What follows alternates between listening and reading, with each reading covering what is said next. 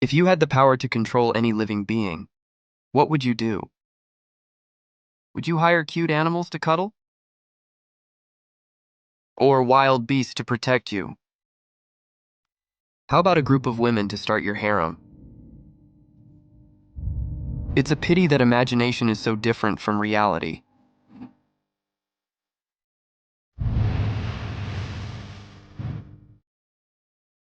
Am I the only one who can see their existence?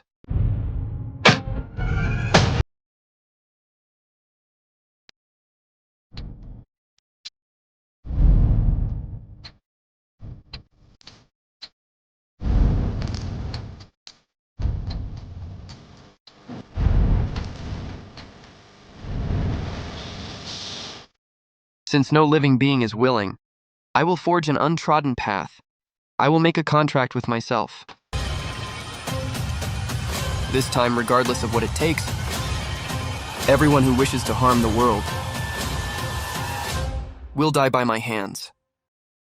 We begin our narrative with a hand being crushed, the hand of our protagonist. He was a paramedic in his past life, but unfortunately died in a work accident. After his death, he was reborn into a fantasy world inhabited by awakened and mutant beasts. In this new life, he is also an awakened. At one point, he was holding a brilliant emerald artifact in his hand when the system announced, "Contract Gem, consumes vitality and mental energy to materialize a contract gem. Once the target voluntarily consumes the gem, their life, soul, and consciousness will be completely bound to the summoner's will." Although this seemed like an incredible power, there was a small flaw that he noticed, which made him remain silent while still holding the crystal. "Hey, Ping, what are you doing?" asked a female voice approaching. He turned around sheepishly, showing the crystal, and replied, "Nothing much. Want a candy, Su Jingyao?" The girl looked at him suspiciously and commented, "Get lost, as if anyone would want to be controlled by you, weirdo." Ping claimed it was just a joke as he threw himself down the stairs. The biggest prank of this contract was that the target had to be fully informed and willing to form the contract. Otherwise, nothing would happen, even if they consumed the jewel. Ping smiled as he thought, the original owner of this body got so frustrated with this power that they almost died of anger. Good thing I'm here now. My old life taught me a thing or two about dealing with stress. Jingyao frowned, trying to cheer up her friend, stating that he shouldn't give up so easily, as this world is vast and surely there must be someone out there who would accept being controlled by him. However, besides himself, who else would say yes to that? With this line of thought, he had an idea. "Wait, me?" he thought, until he said out loud, "Right! Why didn't I think of that before?" Ping got up and immediately put the gem in his mouth, leaving Jingyao surprised, not understanding what he was doing, and questioned him. Suddenly, an emerald green energy began to circulate all over his body and around him, surprising him with the first manifestation of this ability. When everything dissipated and returned to normal, Jingyao asked apprehensively, "Are you okay?" And he, smiling, replied, "I'm great." The girl sighed in relief and asked him not to scare her like that again. Descending the stairs, she informed him that she needed to return to the dormitory as it was getting late. Then she turned to him and said, "I have to report to the city guard tomorrow morning. You don't have to wait for me." He put his hands in his pockets and asked, "You're really going through with this, huh?" The girl looked at him, and at that moment the wind blew strongly as she stated, "I have learned everything they can teach me here. It's time to gain some real combat experience to improve even further." He knew it made perfect sense, as joining the city guard to protect their homeland had always been her dream, and now she would finally have the chance. With a smile and a slight blush, she asked him not to be upset, as when he became strong enough, maybe they could work together one day. The protagonist, with an awkward expression, scratched his head, thinking about his useless ability, and informed her that it was time for him to go to the farm. At that moment, he thought, "Oh well, we probably won't see each other much after this. Still, it's kind of sad to say goodbye like this. Even though she is technically the childhood love of this original body, I really want to give her a hug." It was then that suddenly a green shadow entered his body, and he hugged her, leaving the girl surprised. As the girl allowed herself to be carried away by the hug, she screamed, "Ah!" The green shadow had her hair standing on end and her heart in her mouth. "Did my body move on its own?" he thought. The girl, stunned, could only stammer, I, I, I have to go," pulling away from the warm hug. She ran, distancing herself more and more from our protagonist, who waved goodbye, saying, "Take care." She gave one last look and instructed him to do the same before leaving. Ping looked at his hands, trying to understand. Speaking of which, did my body hug her on its own? Did I just subconsciously command myself to hug her? He stood for a long time, reflecting, and then asked himself, was that a coincidence? I need to find out how much control I really have. At that moment, he imagined various things, even flying like Superman, but ended up face-planting on the ground. He ordered himself to climb an iron mountain and spin in the air, and his body obeyed. This whole situation left him exhausted and face down on the ground. Ping lifted just his head and began to think, okay, so I can definitely make my body do practically anything, as long as it's within the realm of what's humanly possible. No flying, no transforming into another species.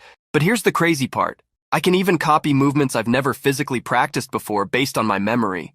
So, theoretically, if I can imagine it, and I have the physical strength to do it, I can master any martial art, any fighting style. All I need to do is increase my physical abilities and I'll get stronger. He got up, pushing himself off the ground, and stated, but there's one more thing I need to test. The next day, our protagonist was beginning to recognize the place he was in. He looked really exhausted, as if he hadn't managed to sleep, and in his mind he thought, where? The cafeteria? A sharp pain hit him, causing him to scrunch up his face. My legs are killing me, he thought. His legs were shaking and aching until he remembered, that's right, before going to sleep I ordered myself to run in the morning. So, my body followed these orders even while I was unconscious. But then the pain turned into satisfaction. Great, it worked. My body can follow commands even when my brain is unconscious. He looked around desperately, happy that no one was paying attention to him. All the attention was focused on Luo Shiyu, who was entering the place, graced by everyone due to her beauty. She was the queen of the campus, and our protagonist wondered why she woke up so early too, until suddenly he heard a noise that made him turn around. In the next moment, his eyes widened and beads of tension started dripping rapidly. What the hell is this? What's going on? He saw a huge monster with sharp claws devouring a human in front of everyone. They can't, he thought, still paralyzed by the situation. The creature was chewing on one of the girls who had been adulating her, while the others only smiled and waved. Terrified by the situation, Ping could only think, that's not Luo Shiyu. The monster grinned, its mouth full of teeth, eyes glowing red. Behind him was the kind girl saying, classmate Jiang Ping, you look a little pale. Are you feeling all right? What he saw was a completely different form, a horrendous creature, resembling a mix between a rabbit and a wolf. Its enormous claws gripped our protagonist's shoulder, and he ordered himself to stay calm. A bit embarrassed and with a trembling voice, he replied, yes, I'm fine. I just had a nightmare last night and didn't sleep well. Anyway, class is about to start. He stood up, informing her that he needed to go. The girl stood there, half monster and half human, questioning herself. That smell of fear, is it just me? As he walked through the academy's corridors, Ping thought, why is there a mutant beast in our school? Has no one noticed them? Am I hallucinating? He decided he needed to tell a teacher about it, so he entered a room ready to reveal everything when suddenly, something completely surprised him. A monster almost identical to the one he had seen before was devouring a person. He ran out, frightened. Sitting on a bench trying to get his thoughts in order, our young protagonist looked desperate, putting his hand on his head and saying, something's wrong, totally wrong. Is this place a hell? He clutched the green crystal and analyzed it deeply, until he said to himself, damn it! In hindsight, I started seeing these things after I ate that contract gem.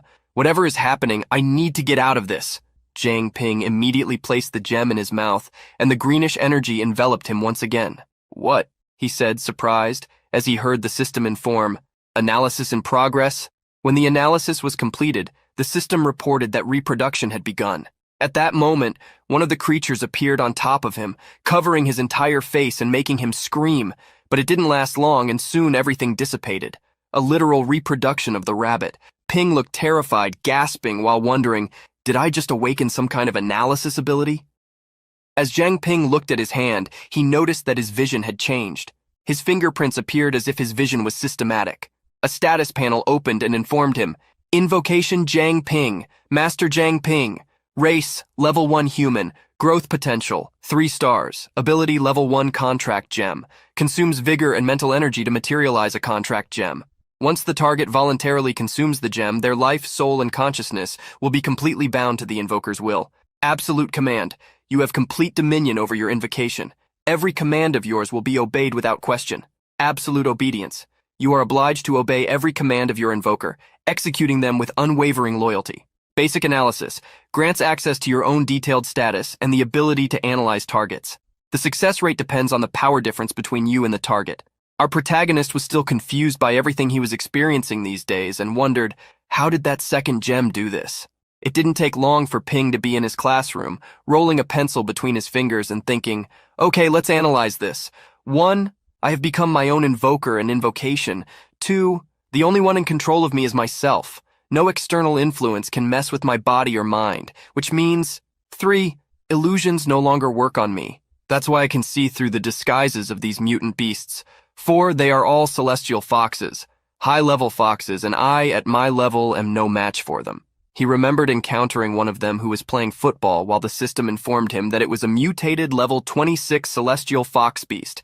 Its main ability was to manipulate the perceptions of its targets, making them completely oblivious to any anomaly. So the 5th analysis was, this cognitive distortion thing, it's a complicated ability. A celestial fox could devour someone right in front of you, and you would think you were just seeing a group of students chatting. He concluded that this was exactly why no one else could see them. Ping took a deep breath, scribbling in his notebook while still wondering, if it's a mind control ability, Su Jingyao's powers are also mental. She's from the psychic class. Maybe she can help. Time passed, and soon after school, Ping was walking in the middle of the street. His emerald eyes were activated, and he couldn't believe that the disguise was not just at school. He saw a happy couple pass by him when, in fact, one of them was a disguised creature. How many of them are out there? He asked himself as he passed the couple. He had finally reached the headquarters of the city guard, a huge and majestic building.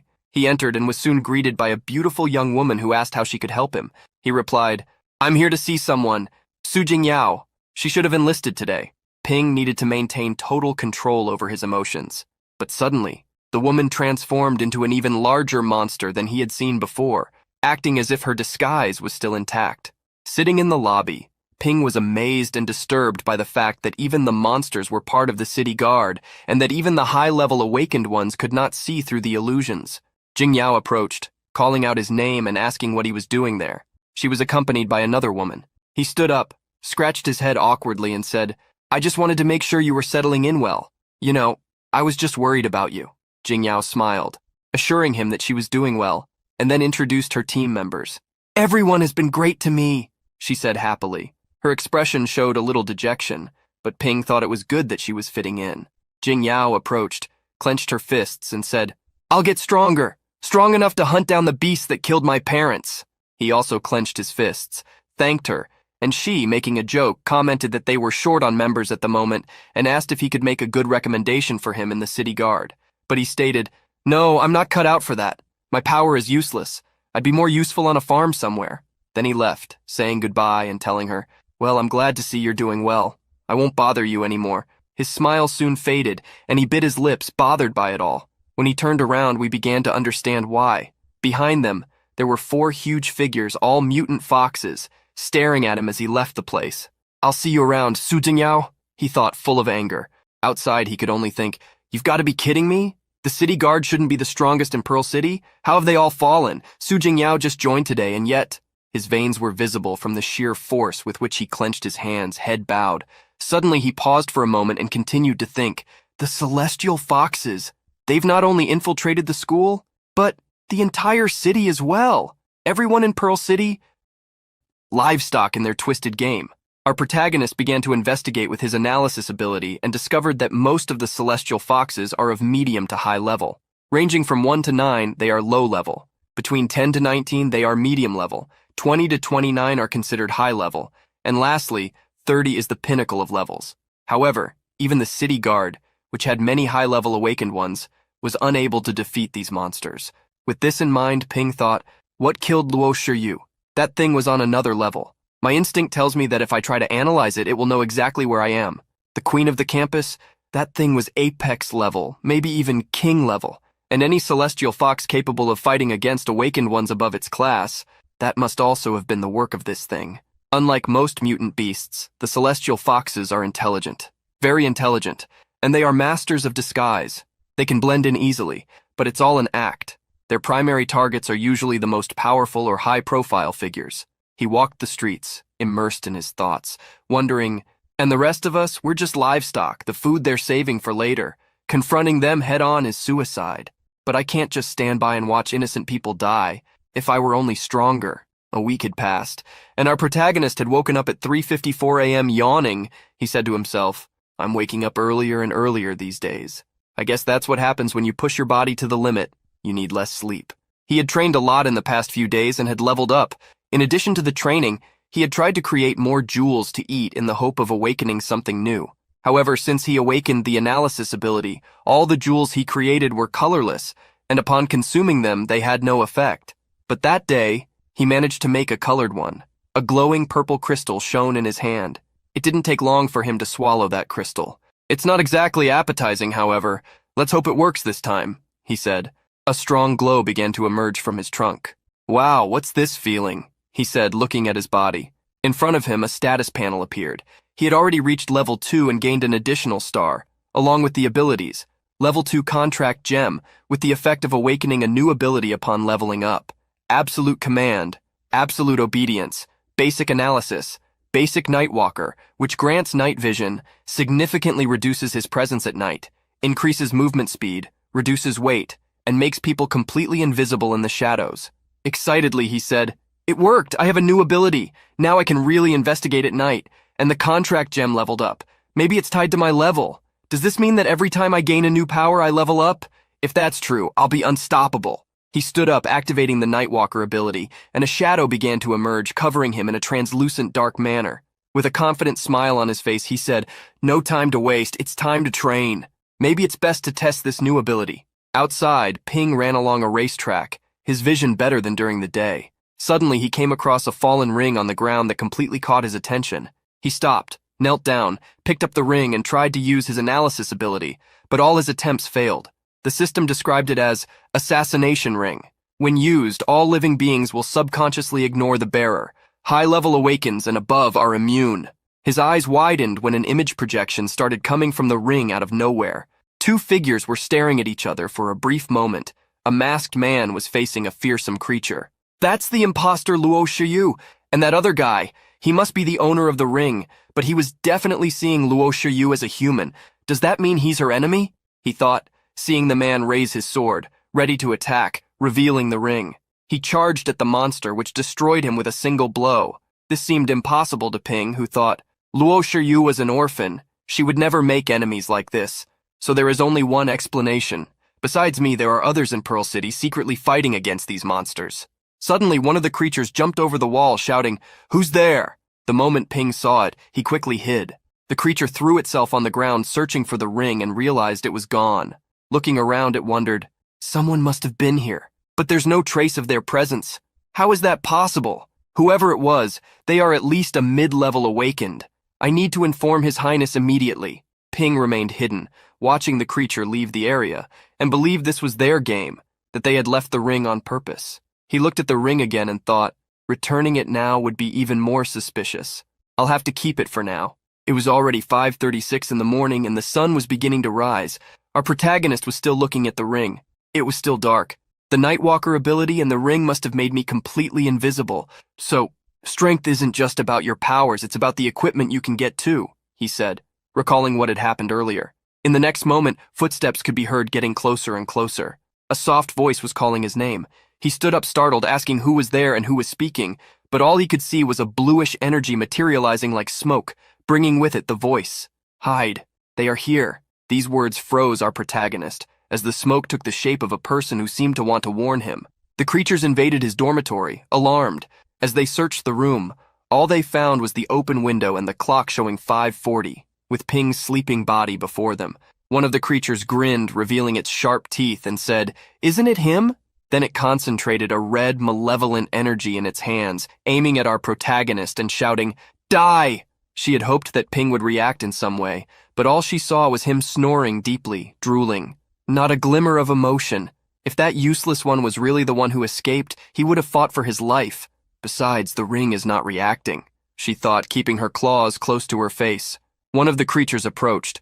"Your Highness, why don't we kill him? This human runs every morning, but not today. Something is wrong." She turned and stated, "It's not him. He is just worthless food. Let's not waste."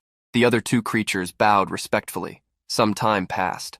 Ping woke up sweating, opened his eyes and got up. He took the ring out of his mouth and sighed with relief. "Just in time. I completely forgot that I run every morning." He stared intently at the ring, thanking for having ordered him to sleep, avoiding suspicion. But when he remembered the figure in human smoke, he thought, "Wait, I heard Zhu Jingyao's voice before. Or was it my imagination? Why am I so sentimental? I need to get stronger, strong enough to avenge her. For now, I must pretend normality so as not to raise the suspicions of the celestial foxes." In the cafeteria, Ping was passing by two girls who were chatting. He heard one say, "Hey, did you hear? The guard found a body cut in half near our academy today. It was the famous Black Death Star guy, the main assassin of Pearl City. He wounded the old lord of the city. The wounds never fully healed. He died young, they say." Upon hearing this, Ping thought, cut in half. Could it be that white-robed person? He reflected on the images in the ring. If she defeated such a notorious assassin so easily, Luo Shiyu's strength is more terrifying than I thought. Why are they displaying the body this time? It must be a warning to those who oppose the celestial foxes. Surveillance will increase. I need to get equipment to protect myself. I'll check the blacksmith shops after class. And he headed in the opposite direction to the cafeteria. Outside, some people were circulating the area. Our protagonist was passing by a shop where one of the creatures, with a megaphone, was calling customers. The analyses on the creatures were flawed, and Ping thought, it seems that all the blacksmith shops in the city are controlled by the celestial foxes. After several frustrated attempts, Ping was surprised when an analysis was successful. In addition to obtaining a more accurate analysis, his skill level increased to intermediate, allowing him to see the growth potential of his opponent. Observing one of the blacksmiths, the status screen indicated, Mutant Beast, Intermediate Level Celestial Fox, Level 15. Skills, Cognitive Distortion, capable of manipulating perceptions, making targets oblivious to anomalies. Growth Potential, 1 star. With his gaze fixed on the creature, she said, "Come in, young man, take a look at the shop." Ping waved his hand negatively, refusing, leaving the blacksmith silent. What he really needed was to find a shop not controlled by them. After much walking, he spotted a shop called Iron Soul Blacksmith Shop. From inside, he heard someone say, "This is a sword of the highest quality. Look at the craftsmanship, the shine." Upon entering, he saw a man wielding the sword alone and saying, "It seems you'll have trouble. If you want to sell, I'll give you the lowest price, even if it hurts." The old man sitting in the chair laughed while smoking a pipe, finding it rude. He puffed the smoke towards the man and commented, "Did you just say that my daughter is waiting for me to eat her?" The man coughed, surprised. "Old man, are you deaf or something?" He then slammed the counter defiantly. Suddenly, Ping grabbed the sword, catching the attention of the blond man, and began to analyze it, touching it with curiosity. The man shouted, "Who is this brat?" Irritated, he fiercely advanced towards Ping, saying, "Hey kid, how dare you steal my things?" The analysis system informed, "Magnificent one-handed sword, quality, common. A weapon that looks good but is useless. It has been broken before and poorly repaired." Ping frowned, asking the boy to wait, but the weapon unexpectedly broke in half, leaving the three in complete embarrassment. With a faltering voice, Ping said, "Will you want?" The irritated man began to transform, energy bolts running through his body as he shouted, "You ruined everything! Do you have any idea who I am?" The bolts started firing in all directions. Exploding, his clothes tore as if he was transforming into the Hulk, and he stated firmly, "I am the direct disciple of Master Ma from the Xingyi Martial Arts Academy. Prepare yourself." Uncontrollably, he rushed towards Ping, repeatedly firing his powers like a pinball surrounding Ping on all sides.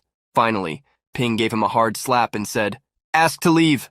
With the man on the ground and a red cheek, Ping asked, "Is that it?"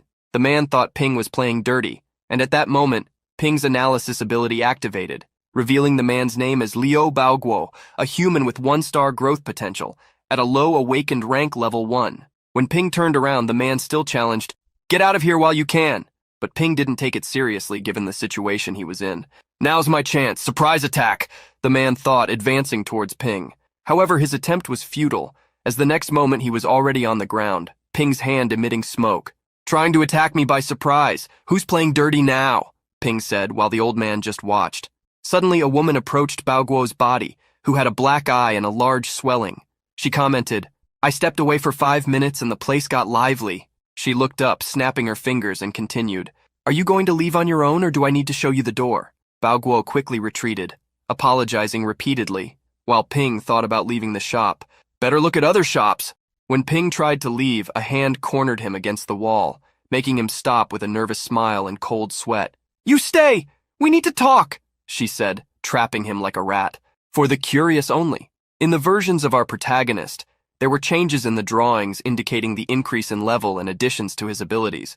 The celestial fox, represented by the campus queen, Luo Shiyu, everything about her is unknown so far, except that she may be around level 40. In the foxes, the face is covered with human skin, which easily helps with cognitive distortion. The City Guard is one of the 3 main organizations in Pearl City.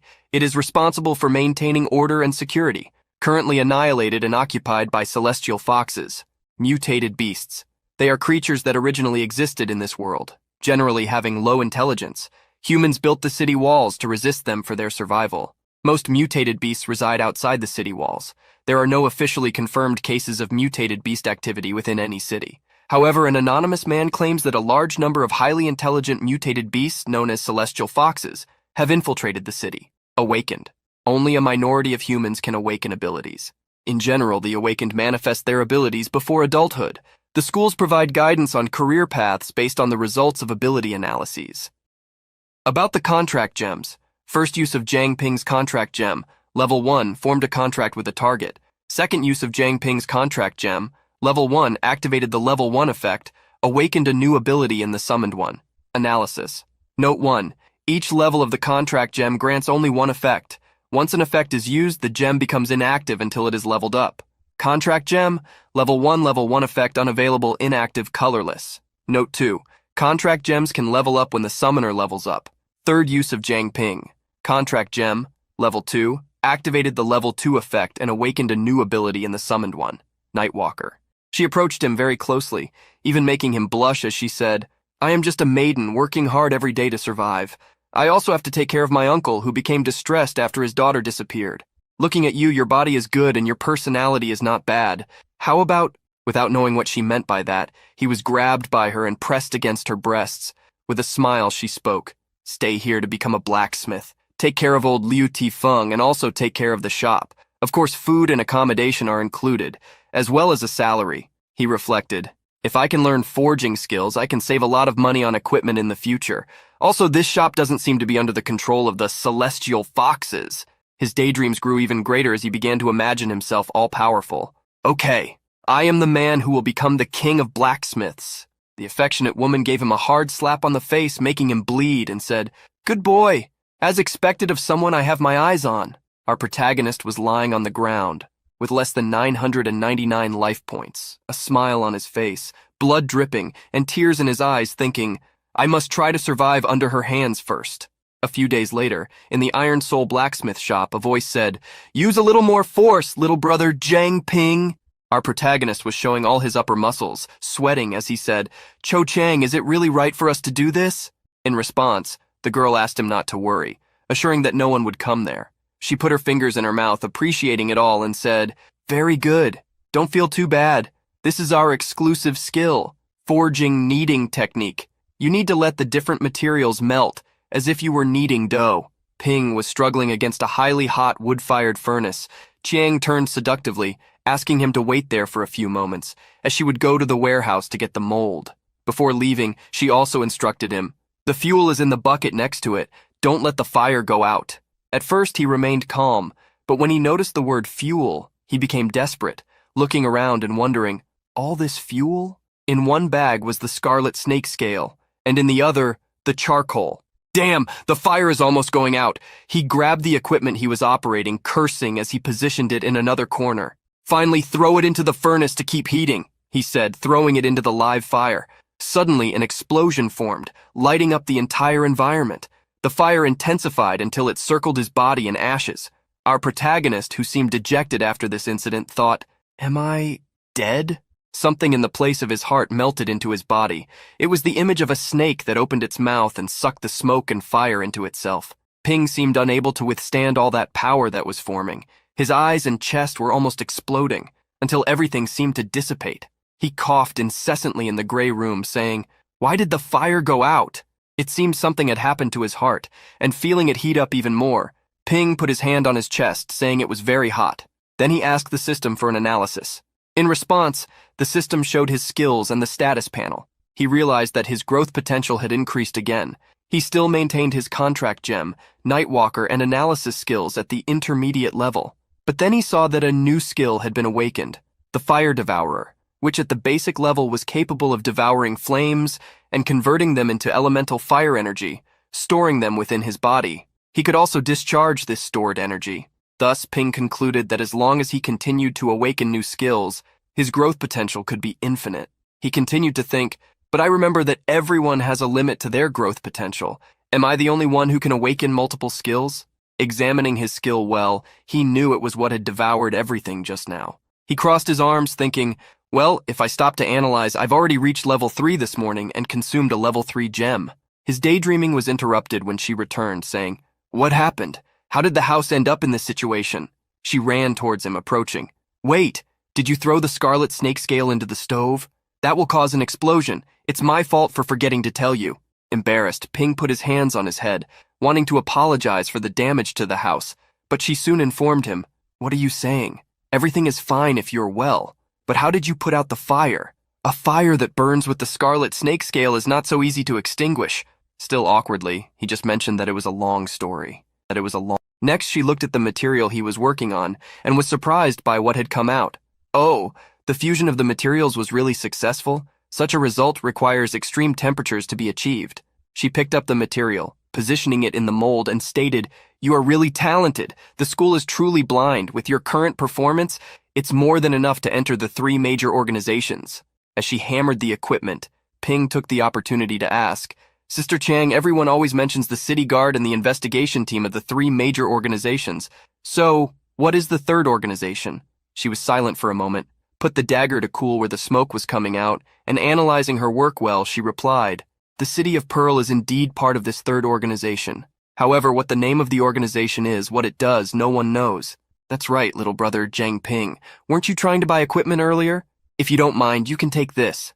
She handed him the dagger she had just created, and he was surprised by the quality, even questioning if it wouldn't be too expensive. The system informed that this was the Tear of Beauty, of excellent quality. It was made of cold iron, able to easily cause damage to mutant beasts that are at the medium level, between 10 and 19 or below. As she said, based on the market rate of the materials, it will cost around $100,000.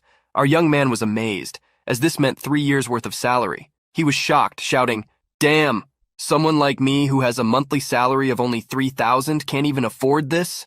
Chang started laughing, stating that he could accept it as a reward for his progress. She then left, bidding farewell. I still have a mission. I'll go first, but will you be okay if you don't go back to school? Ping just replied, don't worry, I've already completed the early graduation procedures. Then with a smile, she asked him to take care of old Liu, stating that he was a bit unstable at the moment, and instructing him not to let the business open. Ping stood thinking, although this blacksmith shop has not been targeted by the celestial foxes because it is not open for business, but with the great commotion that just occurred, this may attract their attention. Since it's already night, I'll use the Nightwalker skill to check the surroundings. Some time passed, a girl calmly swung, enjoying that moment. However, as appearances can be deceiving, she was also a disguised level 3 celestial fox. Seeing her, holding a dagger in her hands, Ping thought, this is the first time I've seen a celestial fox at such a low level. Her level is the same as mine. I'm also strengthened by equipment, so I should be able to defeat her. Although the city guard is completely fallen, the investigation team outside the city should not be affected. He kept his gaze fixed on the girl while still thinking, if I deliver the corpse of a celestial fox to them, maybe I can attract the attention of the high administration. Suddenly, something interrupted him. An ice crystal pierced his body as someone said, are you planning to attack the child? Making him completely frozen. Don't even think about attacking, said the woman whose body was formed by translucent blue crystals. Jiang remained motionless, thinking, this woman, she is much stronger than me. My Nightwalker ability and assassin ring are useless against her. She can see through them. Approaching his face, she declared, meet me at the orphanage training ground if you don't want to die. As beads of sweat ran down his face, our protagonist thought, the orphanage training ground? She disappeared? As he turned, he noticed that she had disappeared behind him, leaving only a few traces of blue clouds. It seems she is not with those celestial foxes. Otherwise, I would already be dead, he thought, observing the now empty space. Later, in front of the iron gates of the orphanage, Jiang thought, I grew up in this orphanage. I spent my childhood practicing my mediocre fighting moves in that little park across the street. Does this woman know me? How else would she know my secrets? As he entered the place, he crossed the garden full of trees and stones, observing the surroundings. Not only that, but she has also been watching me the whole time. That's why she stopped me back there just when I was about to act. She must have brought me here for some reason. Suddenly, his thoughts were interrupted by a large red-skinned animal approaching. A four-legged being with scaly, hard, reddish skin, full of spikes and claws, looked at him with fiery crimson eyes. A mutant beast? Here in the forest? Our protagonist thought, and quickly activated the analysis. The system responded saying, Mutant beast, armored rat with a poisonous tail. Level 5, ability, poisonous tail, has a venom sac that can deliver a powerful toxin through bony spurs at the tip of the tail. Observing the mutant in silence, he thought, it's 2 levels above me, so I should be cautious. I should be able to evade by slowly retreating. Should I go back? Then, taking his weapon called the Tear of Beauty, a blue-bladed dagger with a golden hilt, he thought, no, I can't. If I don't take care of this now, the children of the orphanage, what if they wander through the park tomorrow? It's just a low-level mutant beast. Our protagonist then assumed a fighting stance and thought, with this weapon that Sister Chiang gave me, I can win. And he advanced with a determined look to take down the mutant. Running towards the beast, he continued to think, in all those web novels I read in my past life, the main character always becomes an expert in combat the moment he acquires his powers. Total nonsense. I may not have any combat experience, but I can order the summoned beast of Jiang Ping to fight. However, his reasoning was interrupted when the rat beast leapt, spinning quickly in the air like an armadillo, coming at him at high speed. If he were hit, it would be like being hit by a tire that came loose from a speeding truck. Huh? I didn't expect this move, he thought, surprised. Then raising his dagger, he activated the full defense mode, blocking the creature's attack. Sparks flew as the friction was generated, and Jiang gritted his teeth, putting all his strength in his arms to prevent the advance. The armor is too thick, the Tear of Beauty can't pierce it. I need to be smarter than him, he thought, and in a quick move, he managed to break free, causing the creature to be thrown back. The armadillo rat raised one of its paws and concentrated its energy, creating a series of green spheres. As if I was controlling a video game, but it's me, our protagonist thought, recognizing the attack patterns of the creature, which was launching the green spheres in his direction from the top of a rock. He dodged, predicting, up, down, left, right, left, right. At one point, Jiang started to have fun and even laughed, dodging the deadly attacks, jumping and doing somersaults, even doing a handstand. Then he devised a strategy. The eyes! It's the only part not covered by the armor. It must be its weak point, but when it curls up into a ball for defense, it gets a bit complicated. I need to find a way to break its posture. Then raising his hand, a flame ignited in his fist, and the system informed him. Fire Devourer Basic, capable of devouring flames and converting them into elemental fire energy, storing them within your body. You can also discharge the energy until the stored fire energy in your body is depleted. Current elemental fire energy, 0 out of 100. Smiling, our protagonist thought, got it, first technique of the Pearl Fist, Destroyer style. Jiang again adopted the fighting stance with the Tear of Beauty in hand, saying, I never thought those boring history lessons about Pearl Fist would actually be useful. This technique is about crushing the enemy with brute force, perfect for crushing small opponents. Jiang rushed towards the rat at high speed, dodging the green spheres being launched. A decoy attack first, he thought, spinning the dagger, and then declared with his flaming fist. Let's go, little rat. The rat curled up again like an armadillo, spinning around itself. Jiang was already expecting this and, burning his fist with more intensity, smiled, increasing the flames and thinking, time to crank up the heat. And then he said, no hard feelings, right? Jiang buried his fist in the mutant, setting the creature on fire, which grunted and spun. Now's my chance while he's defenseless. Attack his weak point directly, he thought, grabbing his flaming dagger and burying it between the mutant's eyes. A loud explosion was caused, creating a cloud of dust, and amidst the fire, the mutant was taken down. Jiang took a deep breath, still with steam coming out of his clothes as the dagger was embedded in the rat's eye and the dust settled. He gained points in resistance, strength and agility, and also leveled up. Real combat really evolves faster than training. Come to think of it, it's strange that this poisonous-tailed rat appeared. It's as if it had been planted here. There shouldn't be other mutant beasts within the city walls except for those celestial foxes, he thought, getting up. Then a purple cloud approached him from behind, trying to gradually dominate him. What's happening? He shouted as the smoke enveloped him, trapping him in a black whirlwind. Our protagonist fell into an unknown location, a bright blue dimension, where he heard a voice say, I'll give you 5 minutes. A hand manipulated his energy, lifting Jiang into the air and making him float surrounded by blue energy. Desperate, he thought. That voice, it's the woman from before. The mysterious woman who had approached him earlier appeared again, this time fully formed. She had futuristic glasses, long white hair, and a white dress. She was holding an icy shard sword which she pointed at Jang, saying, "Prove that you are human." Jang was completely immobilized within a cocoon while the girl pointed the ice sword at him. "Prove that I'm human?" he thought, confused. And then he rolled his eyes, suspicious. "But I am human. How should I—" He remained thoughtful, watching the woman standing in front of him with the sword raised in his direction. "Prove that I'm human?" Could it be that she has noticed that there are also mutant beasts hiding within the city, but couldn't identify them? So she's asking me to prove that I'm myself? She may have already suspected me when I was about to make a move on that little natural order fox. Could the poisonous-tailed rat also have been a test of hers? Smiling in a friendly way, Jang asked, "Can you give me some hints?" To which the girl simply replied, 4 minutes left. Jang repeatedly tried to use his evaluation technique to determine who that woman was, but the system continuously showed the following message: "Evaluation failed. Evaluation failed. Evaluation failed." 2 minutes remained. The evaluation attempts had already failed 999 times. It was then that the system showed the following message: "Evaluation technique, intermediate level, has been promoted to evaluation technique, advanced level. Evaluation technique, advanced level, capable of evaluating the faction to which the target belongs. Successful evaluation." Then, finally, the girl's status window appeared. It read, Name, Liu Sishan, level 28. Faction, Purification Squad. Talent, Water Element Manipulation. Able to store elemental water energy by drinking water, and can manipulate the elemental water energy in the surroundings and within the body. Jang soon thought, "She's strong. She's at level 28. No wonder she was difficult to evaluate. And the Night Wanderer and the Assassination Ring were useless for her too. Her faction is the Purification Squad? I've never heard of that. Could it be the third main organization besides the Patrol Squad and the Investigation Squad?" The girl then declared with a frown and an unreceptive expression, "You have 1 minute left."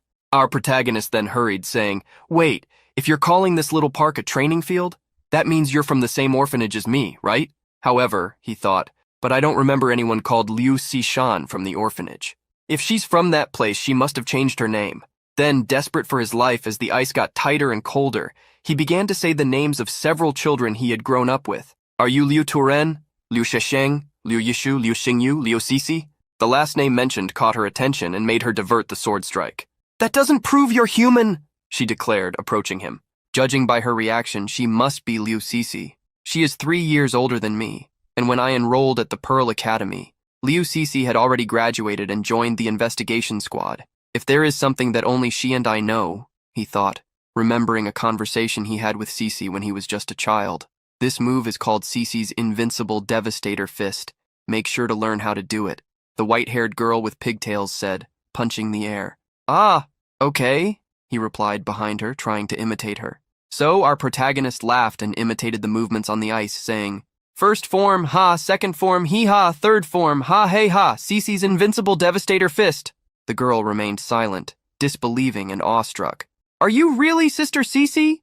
Then you—" he asked, but was soon interrupted by the girl who stepped forward and said, "Second question. Based on the Academy's information, your ability is the contract gem and you are useless, considering that you are unable to meet the requirements to activate it. Well then, what were you doing during that period?" Jang proceeded to answer, 2 weeks ago, I consumed the contract gem and became a summoned beast, and now I can be controlled by myself. This allows me to be immune to the illusions of mutant beasts and expose their disguises. And, based on my recent investigations, there is a large number of natural order foxes hiding in the city. I suspect that the entire tribe has infiltrated the Pearl City. The common talent they possess is called cognitive distortion. Anxiously and in an emergency tone, Sisi approached him, grabbing his shoulders and asking, "Are you telling the truth?" Zhang promptly replied, "In the Happy Commercial District, the female boss of the Wanshang breakfast shop, the owner of the Juan furniture. In the Dragon Pearl District, the 3 blacksmiths in the Long Lance weapons workshop, and that little natural order fox that you prevented me from attacking. They are all low-level natural order foxes. You can verify them yourself." Sisi turned and walked away, saying, "Wait here. I'll be back soon. Jinbo, do you think this information is reliable?" she asked, clicking on a communicator she was carrying in her hands. In another location, a boy in a yellow jacket and hood responded along with a group. "First of all, We can confirm that mutant beasts like natural order foxes have never been discovered near the Pearl City, but there have been reports of the cognitive distortion ability appearing, and it matches Jiang Ping's description as well. I've already sent people to secretly capture 2 of the closest ones. They should be back soon. Jinbo was holding a small blue sphere that he used as a communicator, until a loud explosion interrupted the conversation between the two. Jin quickly turned around, seeing the heat and light emitted. "What happened?" he asked, and 2 other members of the faction came running towards him. "Leader, it's that female boss of the breakfast shop. She went berserk and broke free as soon as we left the city and started attacking us," one of them shouted while running, being chased by a girl dressed in a waitress uniform with a red dot on her forehead. The waitress jumped towards Jin, raising her hands. The boy looked at her impassively and remained calm, then clenched his fist, concentrating his energy into it and saying, "Die!" He delivered a powerful punch to the girl, hitting her squarely in the chest.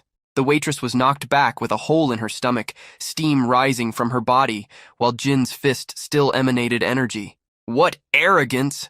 he declared, seeing the damage. Gradually, she disintegrated into dark energy. Her body was dissolving in purple flames and transforming into an armored fox. "It seems the information is legitimate. We finally managed to understand who our enemies are. Inform the other team. Have them eliminate the target immediately," he declared, pointing to the team who, in unison, bowed and responded, "Understood." At the Pearl Academy, Luo Shiyu was resting on the balcony, lying in a lounge chair. Suddenly, something caught her attention. Sitting up abruptly, she startled her assistant. "Master," the assistant exclaimed. Shiyu levitated from her balcony towards the sky, wearing a yellow bikini and a transparent beach cover-up.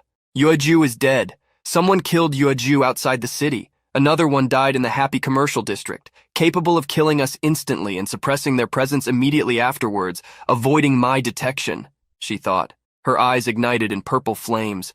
Her purple aura expanded, and she cursed. Her demonic form appeared behind her, a large fox with bones and muscles with red eyes and long claws. "Who the hell is this person?" she asked, her voice dripping with hatred. Back in the dark space where Jiang had been left, our protagonist was conversing with Cece. "Did you verify it?" he asked, now able to move freely. "Yes, but we can't be sure. This sudden ability to see through the illusions of celestial foxes. What if it's a trap? What if they want you to see? That's why you'll be our eyes and ears. I'll protect you in secret for now. If you find anything, contact me at night," the girl responded, standing in front of him. "Protection and surveillance? Okay, as long as we can deal with the celestial foxes, it's fine," he said with a smile on his face while massaging his shoulder. "Here, take this," she said, throwing something at Jiang, who quickly stretched out and caught the object in the air. "This jade pendant comes in pairs. This one is called cold jade. Its companion is hot jade. If you find yourself in danger, simply cover the cold jade with flames, and the hot jade in my possession will heat up. This will alert me to your situation, and I'll be there as soon as possible. That said, I still recommend that you strengthen yourself. When it comes to safety, never rely entirely on someone else." The girl had her arms crossed, and her back turned to him as he warmed the jade with some flames in his hands. Our protagonist, who was just an ordinary person, scratched his head awkwardly and replied, "I was thinking of learning martial arts.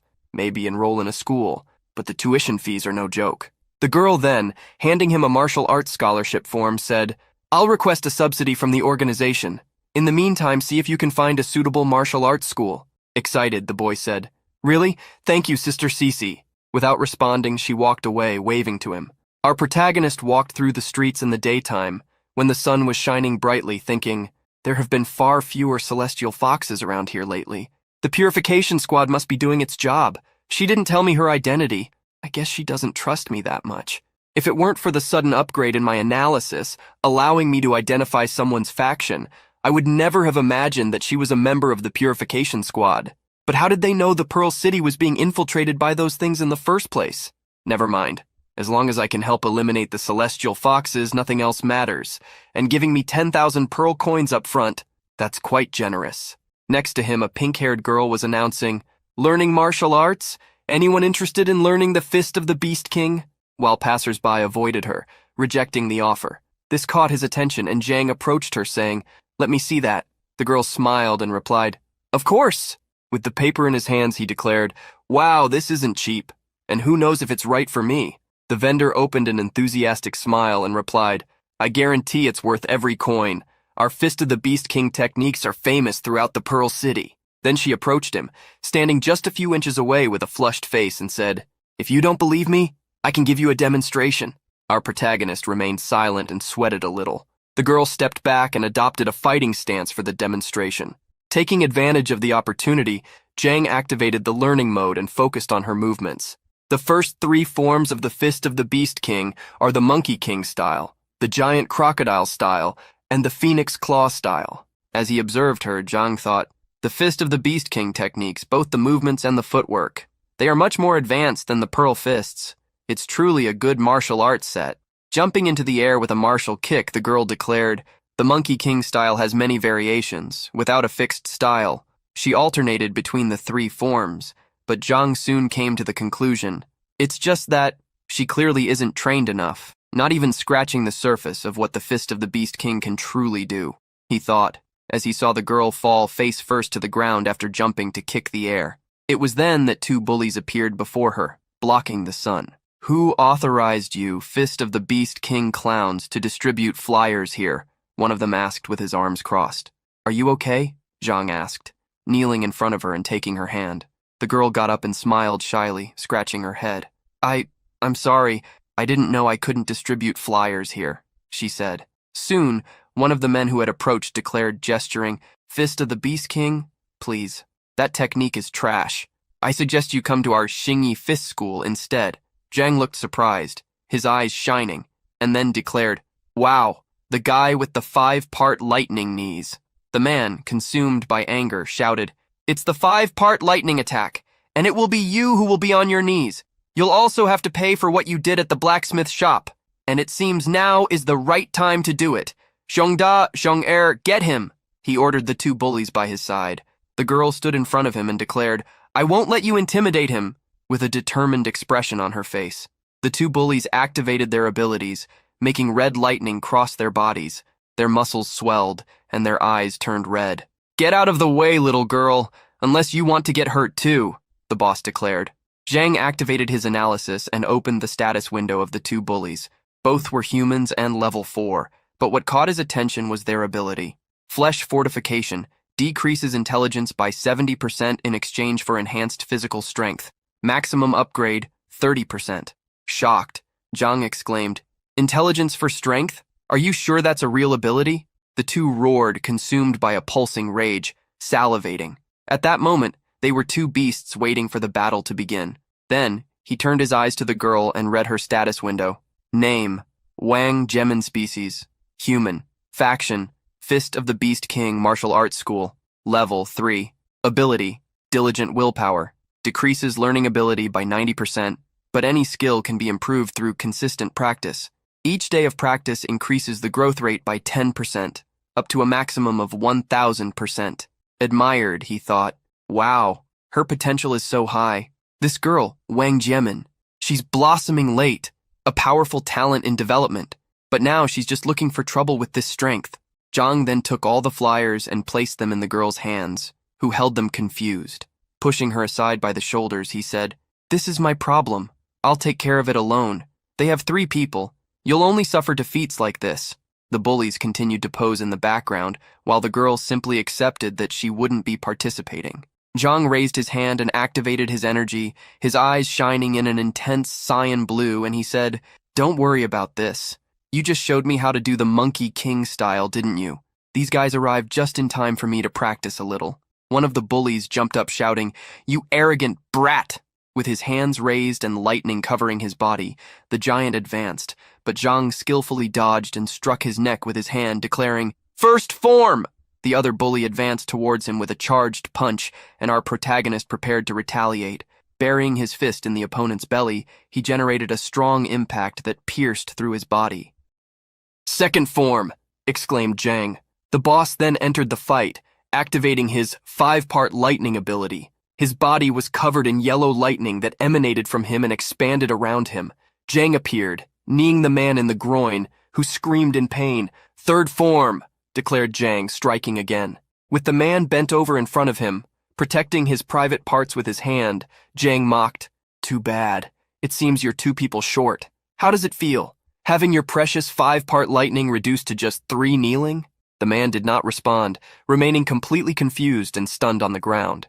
Jang then approached the girl and said, "Come, take me to the Fist of the Beast King martial arts school to enroll." Excited, she asked if he was serious, and he replied that yes, he was.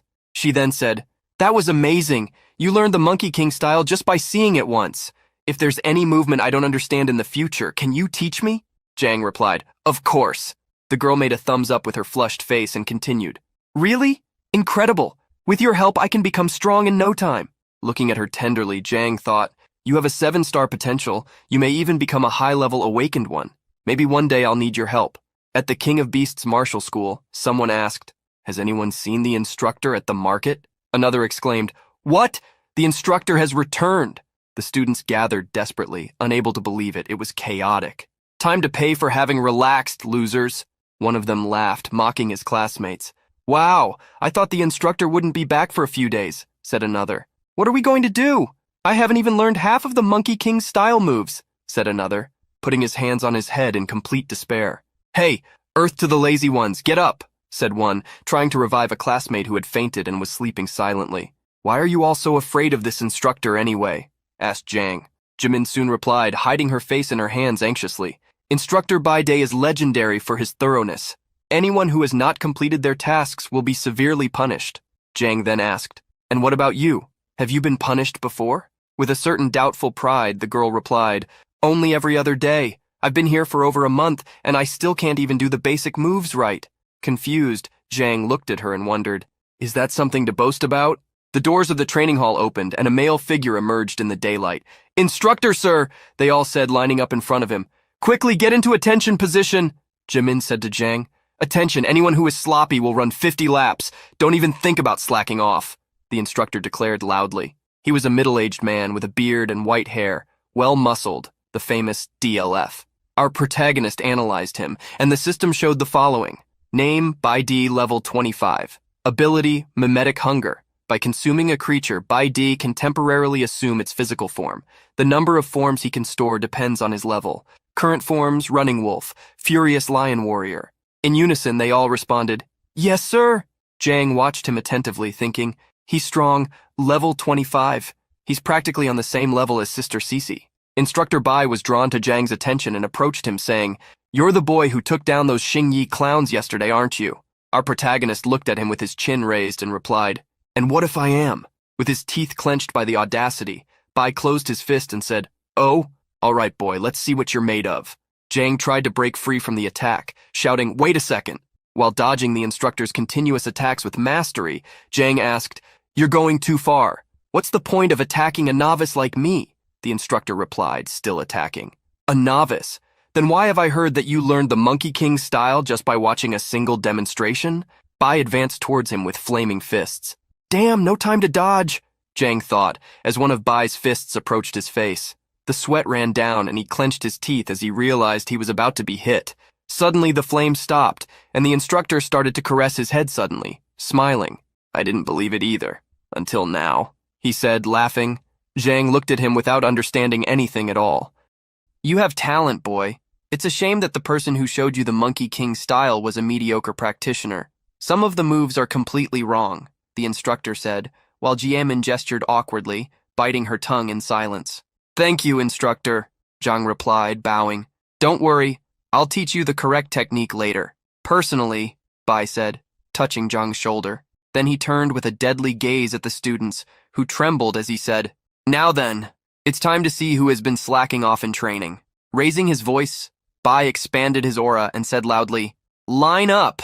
Each of you will train with me. Anyone who doesn't meet my standards will do 500 push-ups followed by a 10-mile run with a weight vest." With an awkward smile, Jang thought, as expected of a master with a body enhancement ability, even his training is brutally simple. Suddenly, Jang felt someone poking him and turned around quickly, asking, "What's wrong?" Jimin was standing behind him with a shy expression and a flushed face.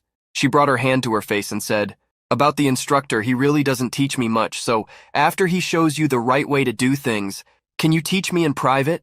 Jang replied immediately, "Of course. Meet me later at the Iron Soul blacksmith shop after class. I'll be your training partner." Jimin reacted brightly, excited. "Really? I thought you would definitely say no." That's when he remembered the girl's status window. Diligent willpower. Learning ability decreased by 90%. This girl's ability is basically designed to torture anyone who tries to teach her.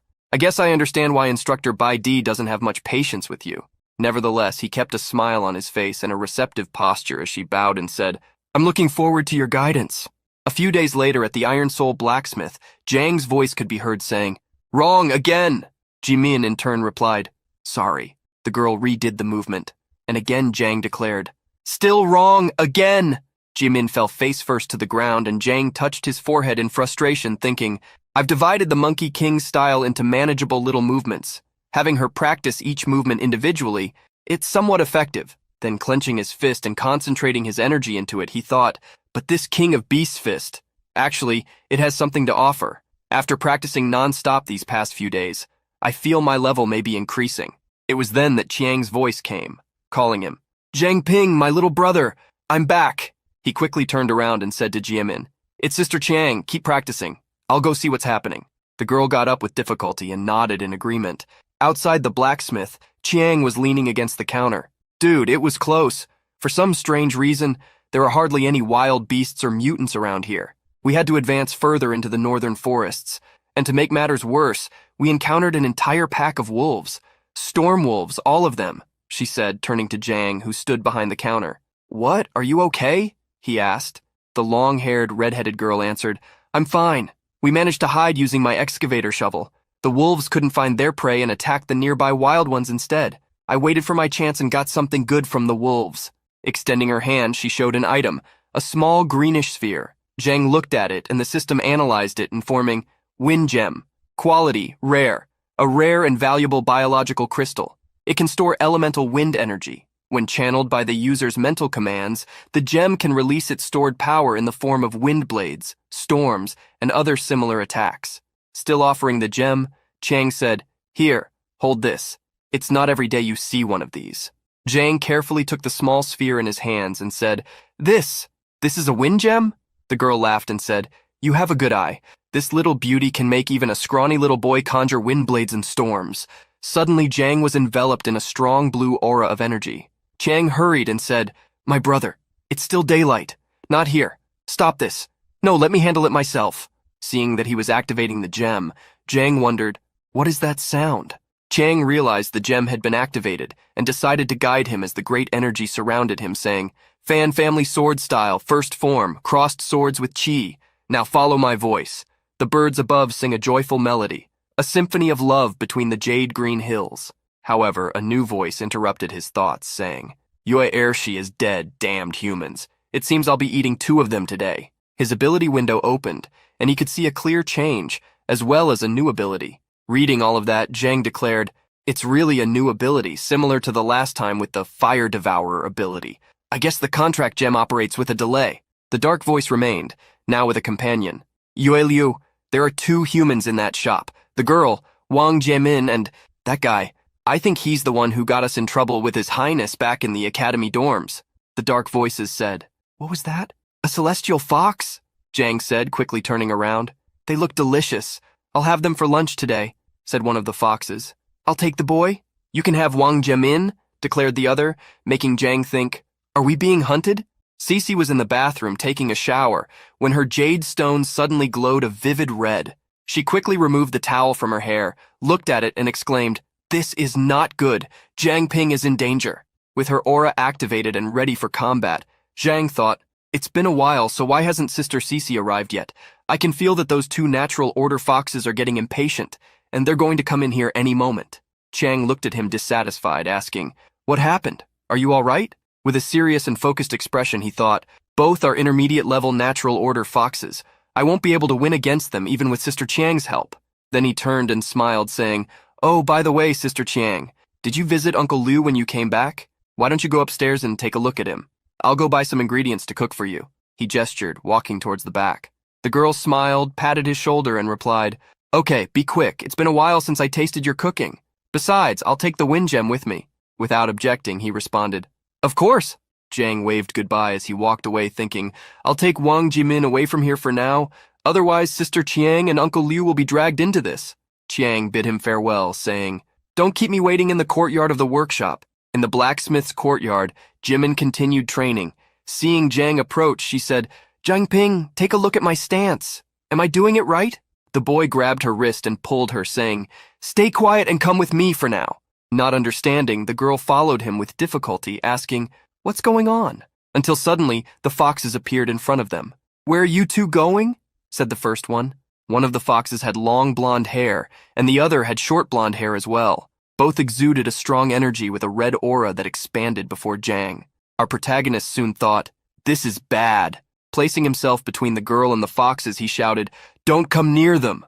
Jimin, on the other hand, smiled and asked, "Mom and Dad, why are you here?" Then she turned to Jang, saying, "Zhang Ping, they are my parents. It's all right." With his assessment, Jang gained access to the status window of the foxes, which read, Mutant Beast Natural Order Foxes, Species Mutant Fox, Classification Intermediate Level Mutant Beast, Level 16, Talent Cognitive Distortion, can change the cognition of the target living being, causing the target to not perceive abnormalities.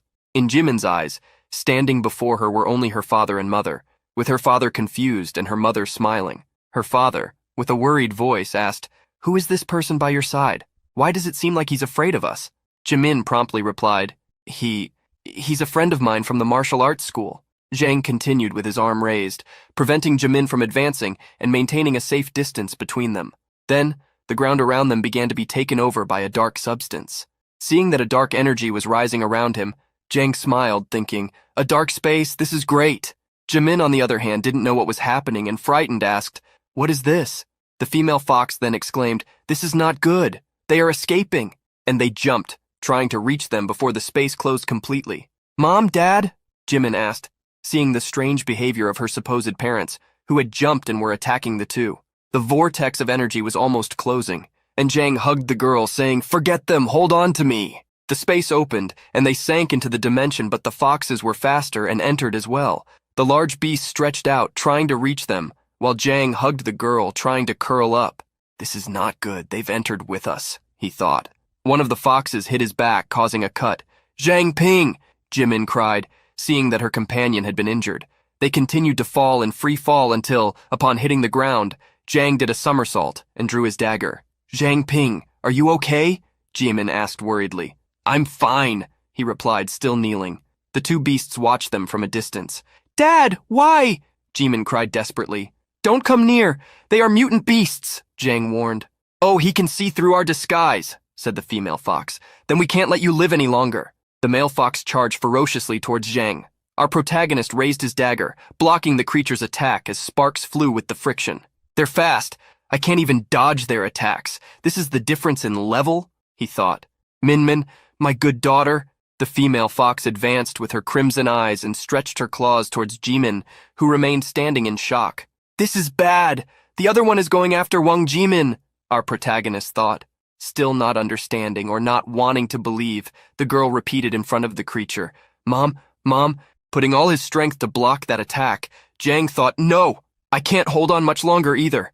It was then that Cece's voice finally emerged, saying, "Zhang Ping, get out of the way." Cece delivered a blow, creating a gust of ice that grew and impaled the female fox in front of Jimin. The ice spikes advanced and pierced the male, also throwing him up in the air. In despair, Jimin cried, "No!" refusing to see her parents being killed. Zhang called out to her, "Sister Cece," but it was ineffective. The girl carried out an attack, breaking the ice spikes and shattering the foxes, which broke into 1,000 pieces. "Are you two all right?" Cece asked. Jimin responded by shouting, "No! Why did you kill my parents?" In front of her, all the girl saw were the lifeless bodies of her parents lying on the ground. Zhang approached her and said, "Wang Jimin, they are not your parents. They are just natural order foxes who wore the skin of your parents." Jimin held her head as tears filled her eyes with despair, saying, "Impossible! You're lying to me. They are obviously my parents." Embracing the girl in his lap, Zhang asked, "Sister Cece, why didn't the natural order foxes return to their true form?" Jimin clung to him, crying profusely, "You're lying to me." Cece then replied, "There may be a king-level natural order fox in the city that is refining their illusion talent, so even those of a lower level were able to deceive a high-level awakened one. The ones we killed could return to their true form because we killed them outside the city." Zhang approached the bodies while thinking, "If that's the case, then maybe I'm the only one capable of exposing their disguise." Gradually removing the skin from the fox's face, vapor rose, and Zhang declared, Wang Jimin, these two mutant beasts killed your parents, and then they disguised themselves as them. This is the truth. On the ground, it was now possible to see the true form of the fox, its long claws and the vapor of blood rising. Still crying and in a state of denial while remembering her parents, Jimin asked, "How can this be? 9 of us, dead in a single week. It seems the humans have discovered a way to counter our illusions," Luo Shiyu declared, seated on her throne at the foxes' meeting. "Your Highness, why don't we exterminate them all and take control of the city?" one of the foxes proposed, to which another, who was sitting gnawing on a bone, responded, "And then what? Are we going to eat grass for dinner?" Shiyu raised her voice and ordered, "Silence!" Then she replied to the first fox, "Fool! Eliminating the humans is inefficient and a waste of food. Our top priority is to lure those who are lurking in the shadows and then eliminate them one by one. Our esteemed deputy mayor, do you have any suggestions?" The deputy mayor bowed reverently beside Shiyu and said, "Your Highness, perhaps it is time to attract other species to the city, to stir things up a bit, reduce the herd, and then it will be easier to catch the strongest ones." The leader then asked, "How can you be so sure that those strongest ones are still in the city?" The deputy mayor then replied, "There are 3 main organizations besides the city guard and the investigation team. There is one more. The lord of the city was severely wounded by the king and fled. I suspect he is hiding within that organization. I'm sure he hasn't left the city and is still waiting for us to show weakness." One of the foxes approached and said, "Your Highness, I think bringing in other species is a good idea." The other agreed, saying, Right, I could use a change of flavor." Shiyu assumed her original form and declared, "Very well, but remember the king is still asleep. You may have earned our gratitude, human, but step out of line, even for a moment, and I won't hesitate to end you. Don't forget your place, Huang Zeming." And she walked out of the room with her long claws. The deputy mayor hurried to say, "Of course, Your Highness, I would never do that. This humble servant has dedicated his life to serving the Pearl City, but it's a pity the previous mayor was incompetent. The city stagnated under his weak leadership. I only hope that Pearl can be dominated by the strong." Still in the dark space, Jimin remained in shock. She crouched down trembling and touched the blood-stained ground, tears running down her face. "Father, Mother, I'm sorry, I'm so sorry. If only I had known," she said between sobs. Cece approached and said, "Even if you had known, what could you have done?" And Jang interrupted, saying, "Please, Sister Cece, don't say that." But Jimin raised her voice, declaring, "Enough! This is all my fault. I'm too weak. I can't even master the simplest martial arts techniques. Why did this have to happen to my parents? Why wasn't it me who died?" she cried out in complete despair, tears streaming down her face. Zhang rushed and knelt down, embracing her tenderly, and said, "Listen to me. This is not your fault. I also lost someone important to me. She was murdered by imposter celestial foxes in the city guard. I still think about it every day. If I had prevented her from joining the city guard, that tragedy could have been avoided. But I know, deep down, even if I went back in time, the outcome wouldn't have changed. Joining the city guard was her dream. No one could have stopped her from doing it. We can't change what is destined to be. The death of your parents, it's not your fault. But we can fight for a better future. We can become stronger, strong enough to protect everyone we care about. I'm sure your parents are watching from heaven. I'm sure they would be so proud of you." Still sobbing and with a red face, Jimin thanked him. Then our protagonist declared, "As for those monsters in the city, I promise I will eliminate each and every one of them." However, as soon as he finished his sentence, he coughed up blood on Jimin's face. The two were incredulous and screamed, "Jang Ping!" Jimin declared, "No way, I didn't realize he was so severely injured." Jang, already losing consciousness, thought, "I ordered my body to resist, but I didn't expect it to last only a short period of time." Sometime later, his vision became slightly blurred and he slowly regained consciousness. "He's awake! Thank goodness!" Jimin said, smiling next to Cece, the two of them waiting for him to wake up. How long was I out?" Jang asked, sitting up. "Don't move. Be careful not to reopen the wound," Cece said. "Jang Ping, I've decided. I'll get stronger. Once I'm stronger, I'll help you eliminate those celestial foxes," Jimin declared, making a determined gesture to him. Jang looked at her and smiled, replying, "I believe in you. I know you can do it." Next, Cece called Wang and said, "Your home is no longer safe. It's better if you stay here for a while. It will be easier for me to ensure your safety this way." However, the voices the protagonist was hearing did not cease. He could hear the chief's last words. "The king still sleeps. Remember your place, Huang Zeming." Immediately, he recognized this was Luo Shiyu. He then commented to Cece, "I have a clue about the celestial foxes." Shocked, she immediately asked what it was. A few moments later, Cece had the image of the mayor in her head as she said, Huang Zeming. He is the deputy mayor of Pearl City. He appeared in a conversation with the celestial foxes and referred to himself as a humble servant, which means he has probably betrayed us. And the king they mentioned, the one who can amplify their illusions. Illusions strong enough to deceive even apex-level awakened ones. That must be the true king of the celestial foxes. If their king is out of action, this may be our chance to counterattack. Jiang Ping, we need your help to identify these celestial foxes. This was what he wanted to hear, so without even thinking twice, he affirmed, I'm in. Meanwhile, the old uncle in the blacksmith shop was smoking his pipe while saying, I'm starving. And the woman just replied, just a little longer. Jiang Ping should be back with the groceries soon. Poor them. Already at the base of the purge squad, 3 women were walking down the corridor. One of them said, first, she needed my help to activate the secret chamber. Now she needs help to activate the celestial curtain. Cece certainly knows how to boss people around. This was Many, a blonde girl. The other, with a bored expression and green hair, was Chen Luowei. A third woman accompanying them pointed out, Hey Many, want a coffee? This might take a while. The cheerful girl said she was fine and had just had one. Then she stepped into a magic circle that lit up, completely enveloping her. Shujie raised her hands and said, Okay, let's begin. Solar charge? Complete. The 3 remained within the circle, which was intensifying more and more. Black curtain, complete. Distortion of light and shadow, complete, they said, each giving their best. Then, that energy covered the sky of the city. After working together for a while, the purification team finally decided to reveal some of their secrets. They are the most secret organization in the city of Pearl, and for good reason. They have sworn to defend the city from any threat, purifying it of all corruption. As the city's secret weapon, they often carry out covert operations. A dedicated branch within their ranks, known as the Barrier Team, supports these missions. Cece had said they have 3 main members. The leader is Many, whose ability is the Black Curtain. That pocket dimension, the dark room space that he had entered several times before, was her work. Then there's Shujie, whose ability is the Solar Charge. She absorbs sunlight and channels it to her team members, keeping them charged for extended battles. And finally, Chen Luowei, whose ability is the distortion of light and shadow. She can manipulate light and shadow to render herself or anything else completely invisible. Together, the 3 can create the illusory celestial curtain, a veil that drags any being below the king level into the pocket dimension, a world of their own creation. They can even transform the environment to confuse their opponents. This is the ultimate weapon of the Barrier Team. Since the celestial foxes use illusions to discreetly kill people, they were going to defeat them at their own game. 2 people were walking together, looking around while whistling. One of them said, Hey, Yuer, what if we captured some of these humans and brought them back? No one could say who they really were. In fact, they were also monsters.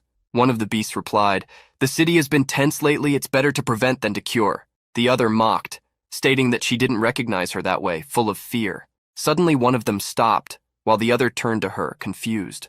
The girl looked up at the sky, feeling something strange, and asked if her companion didn't have the same feeling. In response, she said, There's nothing wrong. You're just being paranoid. Shortly after, she widened her eyes in surprise, because now that she had mentioned it, she noticed something. Then she asked, Where are all the humans? Around them, there was no one else, only the void. A golden, energized hand appeared, delivering a punch aimed directly at those 2 foxes, who, without expecting anything, were nearly hit by a powerful force that shook the entire ground. That power came from a man who had descended from the sky and, still enveloped in that energy, said, What a pity! I couldn't knock you down with just one punch. The fox only cursed, shouting, So it's you who has been massacring my companions in the city of Pearl. The women revealed their true form as they said, Attacking us so boldly, aren't you afraid that we'll call for reinforcements? The man had electricity in his hands, and with a confident smile replied, By all means call them. I'll be waiting. This was Jinbo, level 32. In his thoughts, he reflected, According to Jiang Ping's information, these 2 are only at level 25. I should be able to handle them. The women rushed towards him fiercely, thinking that young man was just an arrogant fool. One of them struck him, but he managed to dodge it easily. However, something hit him, and this was completely unexpected for him. Then, the other fox was already too close, and he put his hand to block her, but again felt the impact. He thought, I clearly blocked that attack. The 2 kept hitting him, and he crossed his arms to try to minimize the blows. They mocked. Is that all? Seriously? Is that all you've got? I really don't know how the other fools were defeated so easily. The smile on the fox's faces was erased when he received a well-energized punch that crushed his entire face. Throwing him away, Jinbo replied, "Now you know." Irritated, the other fox rushed towards him saying, "You bastard, you'll pay for this."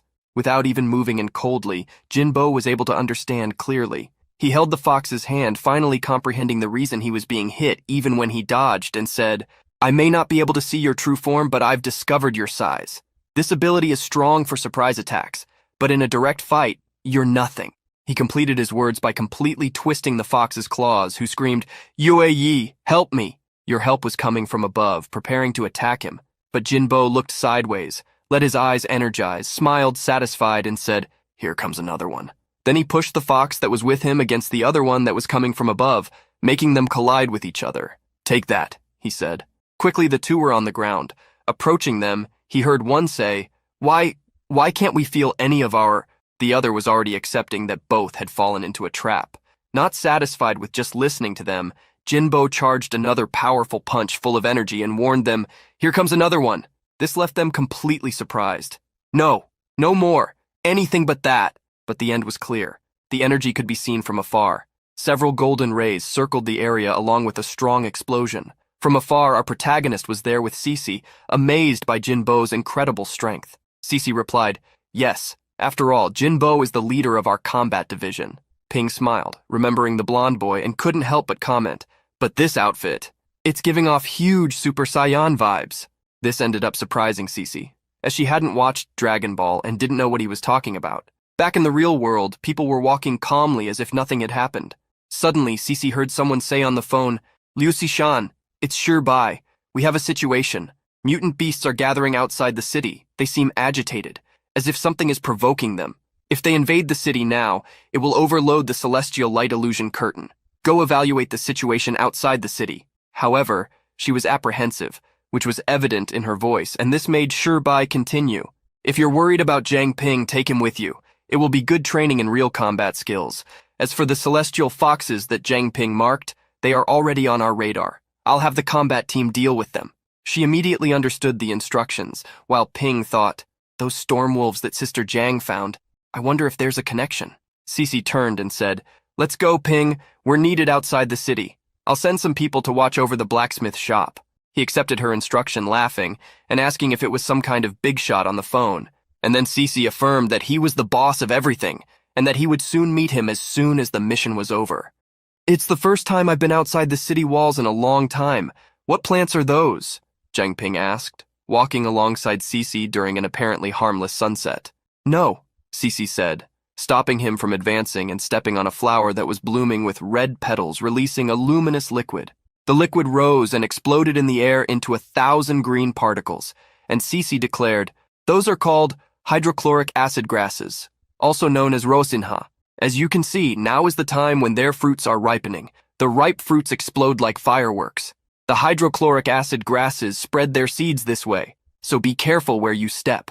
Then Cece pointed down and said, "There's a certain mutant beast that feeds on this grass. Consider this your first opponent." On the ground was a small white rabbit with red eyes. "I'll investigate the situation with the mutant beasts. Don't stray too far," she declared. Jiang used his analysis skill and opened the creature's status window. Name, caustic aqua rabbit. Species, mutant rabbit. Classification, low level, mutant beast. Abilities, aqua sig. Highly corrosive jets of acidic projectiles from the hidden glands in its ears. Level, 9. Jiang ignited his flaming dagger, thinking, "This rabbit seems harmless, but its level is higher than that of the armed poisonous rat, as long as it's not paying attention." Jiang threw the flaming dagger towards the rabbit, shouting, "First attack!" The animal instinctively jumped, dodging the attack, and taking advantage of the opening, Jiang declared, "Pearl Fist!" Igniting his fist in flames with crimson eyes. The rabbit frowned irritably and shot a green substance from its ears at Jiang while running. Our protagonist used the dagger to defend himself, dodging the attacks while saying, "Can it shoot from that distance?" The small creature began to hop away, and he cursed, "Damn! The hydrochloric acid grass has been activated." Several acid spores exploded from the spot where the rabbit had jumped, bursting like green fireworks above him. "Dodge the acid! I need to analyze the situation while my body is on autopilot," he thought, facing a rain of acid.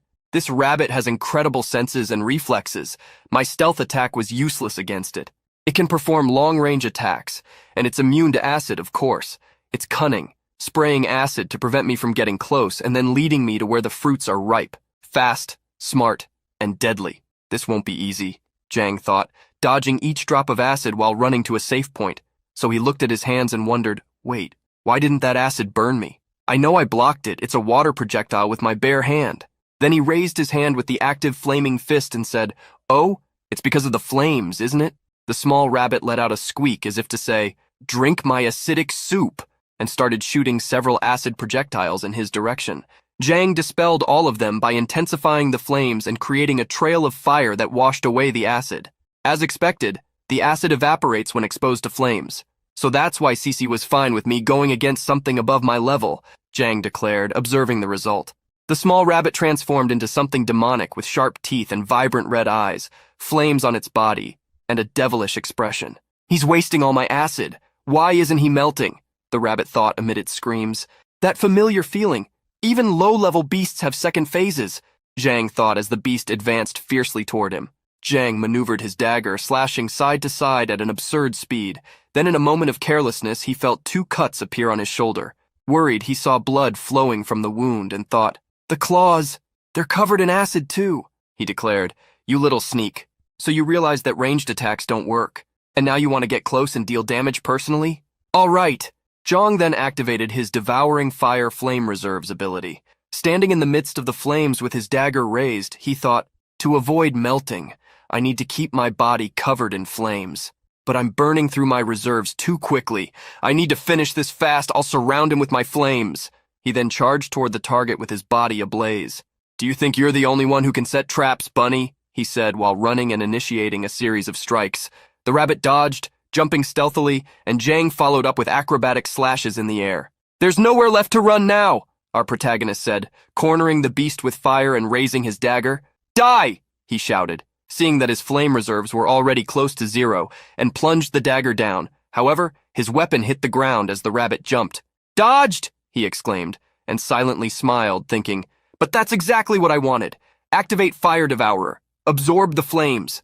The ring of flames around him began to shrink. The flame reserves increased. Jang covered his face and said, "Let's see how you can dodge in mid-air." He threw his dagger again, and the rabbit screamed, now caught in the flames being consumed. After some time, he breathed heavily, hands on his hips, and said, "That was exhausting. My stats didn't increase, which means it's still alive. I need to finish it." Jang approached the body of the small rabbit and stabbed it several times. Then, observing his status window, he said, "Considering what's expected from a base level 9, maybe one of those with just 2 points in each stat. What a shame my level didn't increase." The higher your level, the harder it becomes to level up. That's why it's better to focus on training and defeating enemies without actually gaining a level. The system then gave him a notification saying, "Fire Devourer has reached full flame absorption, upgrading from Initial Flame Devourer to Intermediate Flame Devourer. Maximum flame reserves increased to 300. Jang looked at that and happily said, "Even my Fire Devourer skill leveled up. This little expedition was more rewarding than I expected." And wiping his dagger with fire, he smiled. However, something caught his attention. He slowly turned, and from within a vast darkness, he could see thousands of small, malevolent red eyes approaching. Gradually, thousands of demonic rabbits emerged, coming toward him. "Shit!" Jiang Ping involuntarily declared. "Before we continue with this battle, let's take a moment for some trivia about the universe of I Contracted Myself. Don't forget to leave a like and a comment, as it really helps the channel and motivates the team. So folks, Princess Yue, the Master Fox, doesn't like to eat males. That's why she didn't attack our protagonist, Jiang Ping, earlier. Besides that, some of the high-ranking celestial foxes imitate Princess Yue and exclusively consume female humans. We won't make any jokes about that. We'll leave that task to you. Now back to the battle." "Damn, I'm almost out of flames, and there are so many of these hairs," Jiang Ping said, surrounded by the demonic hairs and seeing his flames nearly extinguished. The hares snarled, drooling as he reached into his clothing and said, "All right, that's enough to activate the pendant." Then the hares charged at him together, and our protagonist made the wisest decision of all. He turned to flee, shouting, "Discretion is the most important part of bravery. Sister, Cece, help!"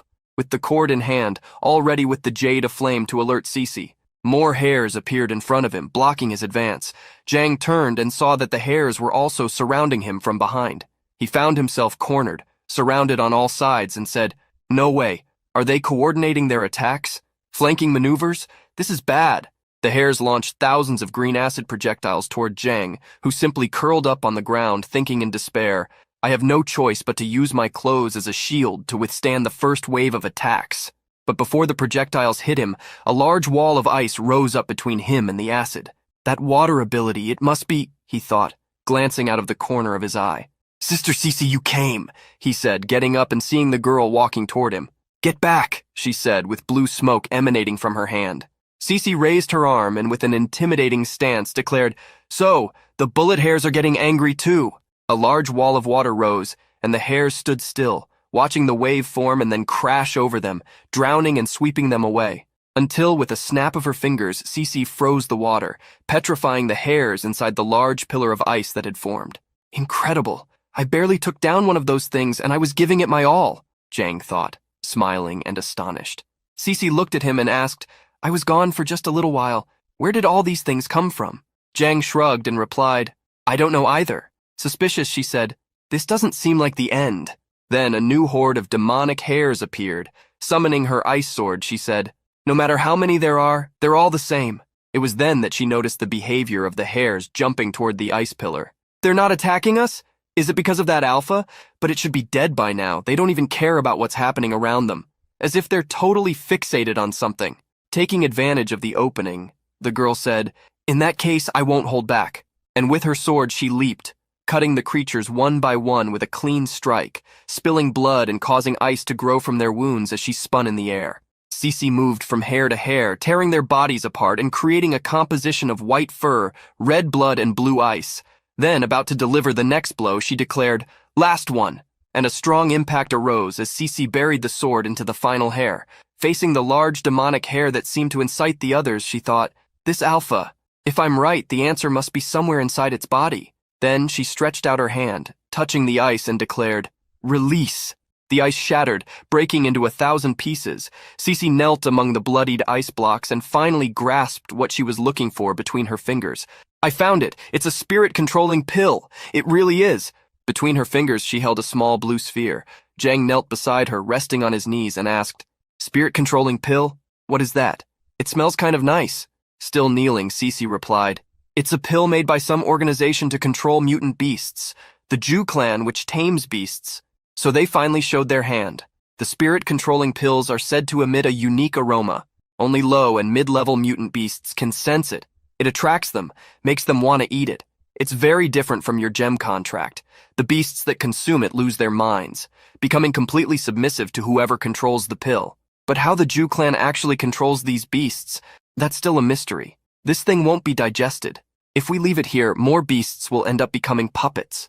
Cece closed her fist around the sphere, squeezing it tightly until it broke. Then she began to walk, pouring the contents onto the ground as Zhang followed her. "There's definitely a connection between these pills and the beast attacks. I'll report back to HQ. Whether the Jew clan is responsible or not, before the investigation is over, you'll train with me outside the city walls." Zhang saluted her, saying, "Yes, ma'am," and she laughed, responding, "That's the spirit." Behind some trees, a masked person in a long hood was watching them hidden. Cece suddenly attacked, startling Zhang, who merely stepped aside as she threw her sword, cutting the tree in half, revealing no one. "What's going on all of a sudden?" Zhang asked, confused, and Cece replied, "Nothing." However, she thought to herself, was it just my imagination? A week later, in the Hall of the Celestial Foxes, Princess Yu was receiving everyone in a meeting while sitting on her throne. "Your Highness, all the celestial foxes living around Artisan Street are gathered here," her subject declared. "Good," she said. Outside, it was a dark night, and she continued to think, the attacks by mutant beasts are becoming more frequent. Could this be the work of Zhang's dong? In any case, I can't rely on him. It's time for me to make my own move. Then, in her human form, she stood up, and all the foxes remained prostrated while she spoke, exuding a strong, malevolent aura. As you all know, humans have discovered a way to break their own weakness, mind control, causing severe casualties among our people. In recent days, I've noticed that most of our feral brothers have been operating near Artisan Street. You, my brothers, who reside in that area, are highly likely to be their next target. I need you to create a scene. You might stumble upon something important. We will make them think you are fleeing. Force them to act rashly. I need to know exactly who we are dealing with." She unleashed her fox claw, creating an intimidating aura. The servant foxes exchanged glances and quickly responded, "Yes, Your Highness." Back in the valley where our protagonist trained, Jang jumped, burying his dagger in the air and attacking yet another innocent rabbit that just wanted to eat acidic grass in peace. His dagger cut the rabbit, igniting it and causing the others to flee. With a cold look, Jang thought, "After a week of just grinding rabbits, I've finally reached level 6. Not only that, but I've also completely mastered their attack patterns and weaknesses." The rabbits attacked together, launching acidic projectiles in his direction, and Jang created a vortex of fire around himself. Step 1. Neutralize their long-range attacks, dealing damage and really making them nervous, he thought, leaping over the rabbits who were now in their second form, already planning. Once they are enraged, they will launch a close-range attack. The acid is flammable, but it burns too quickly to be lethal. Zhang continued cutting and hitting them with one hand, while charging crimson scales with the other, throwing them toward the targets.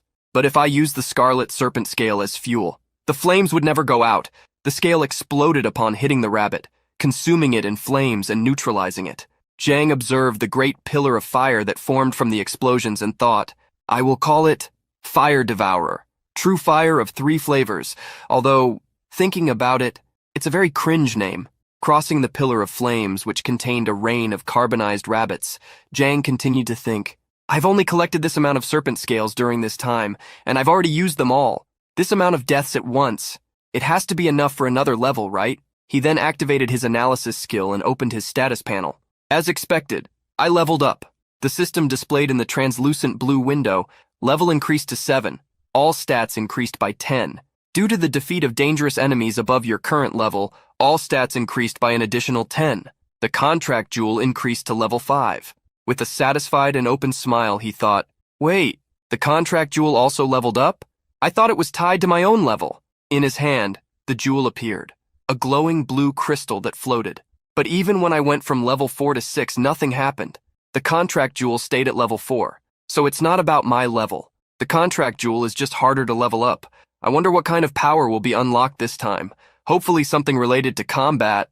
While our protagonist was thinking, a small rabbit that was supposed to be dead emanated a dark and malevolent purple energy. Suddenly, the creature opened its eyes and jumped, intensifying its aura. "That little one is still alive? Come as many as you want. I'm not the same easy target anymore," Zhang said, activating his flames, dagger in hand, and his eyes burning with fire. The rabbit, covered by a black aura, jumped towards him and he said, "Oh, coming straight at me?" He spun the dagger to parry. However, the rabbit created spiritual tentacles that wrapped around his hand, almost disarming him.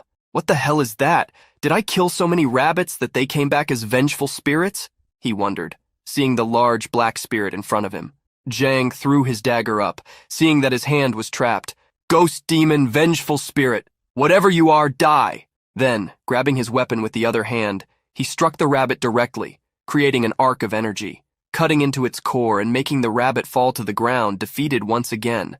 The shadows evaporated from its body, and Zhang observed it, saying, "Since when do bullet rabbits have a technique like that? Don't tell me it's being controlled by spirit powder." Zhang crouched down and cut open the rabbit's body, pulling out a small, glowing purple mass. "There really is something, but it doesn't look like controlling spirit powder," he said, puzzled. Zhang then activated his analysis skill, but it failed. It failed again and again and again. "I haven't seen something so resistant to analysis in a long time," he thought, observing the object. Finally, after much persistence, the awaited response came. "Analysis successful. Nethermist essence. Quality. Unknown. A powerful essence stored in the glands of a nethermist black goat. Consumption will result in unexpected consequences." Intrigued, he repeated, "Huh? Goat?" Sitting by the campfire, Zhang continued his attempts at analysis.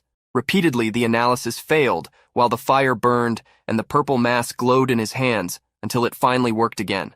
He then activated the playback function and revisited the memory of the creation of that artifact. A skeletal goat covered in muscles with large horns and a dense malignant aura stood before several beasts. The beasts charged toward it, and the goat ran using all the power of its spirit. The boar leading the charge headbutted it, piercing through, and the spirit of the goat roared in attack, until the boar turned, with red eyes and sharp teeth, sinking its fangs into the goat's skeleton. The goat infiltrated the boar's body and then expanded into 1,000 spikes, exterminating both itself and its enemy. Then, the skeleton of the goat fell to the ground. Jang began to wonder, did they both die? That orb? I have a feeling it's something rare like that wind jewel, but how do I activate its effect? Direct contact didn't work. Unlike the last awakening, do I really have to swallow this thing? Jang lay on the ground, manipulating the purple mass in his hand and looking up as he spoke. The truth is, this thing came from the black goat. It's quite disgusting if you think about it. That's when memories of previous confrontations against the foxes came to his mind. The confrontation where Jimin saw his parents attacked and where he had to say goodbye to Su Jingjiao. Then he sat up and said to himself, "You insignificant and weak insect, think you have the luxury of choice?" Our protagonist shoved the purple mass into his mouth and swallowed. What followed was a guttural scream of pain. Jang held his head, screaming and thrashing, his memories intertwined, his childhood best friend in his arms still alive, and then being turned into a puppet by a celestial fox, bleeding, Jang kneeling, prostrated, while she struggled to speak. "Zhangping, promise me, no matter what kind of situation you face, you must survive." The girl looked up, crying blood tears, and our protagonist gritted his teeth with a crimson gaze, saying, "Don't worry, Su Jingyao, I'm not dying," and clenched his fists, supporting himself on the ground. "Not before I kill every last one of those damn foxes," he declared, and the system finally informed him.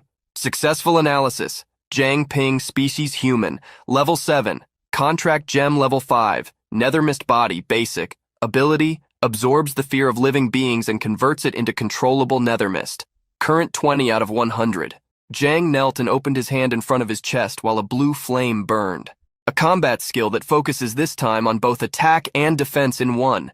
It seems that the power depends on how much nether mist I use. My growth potential has jumped 3 whole stars.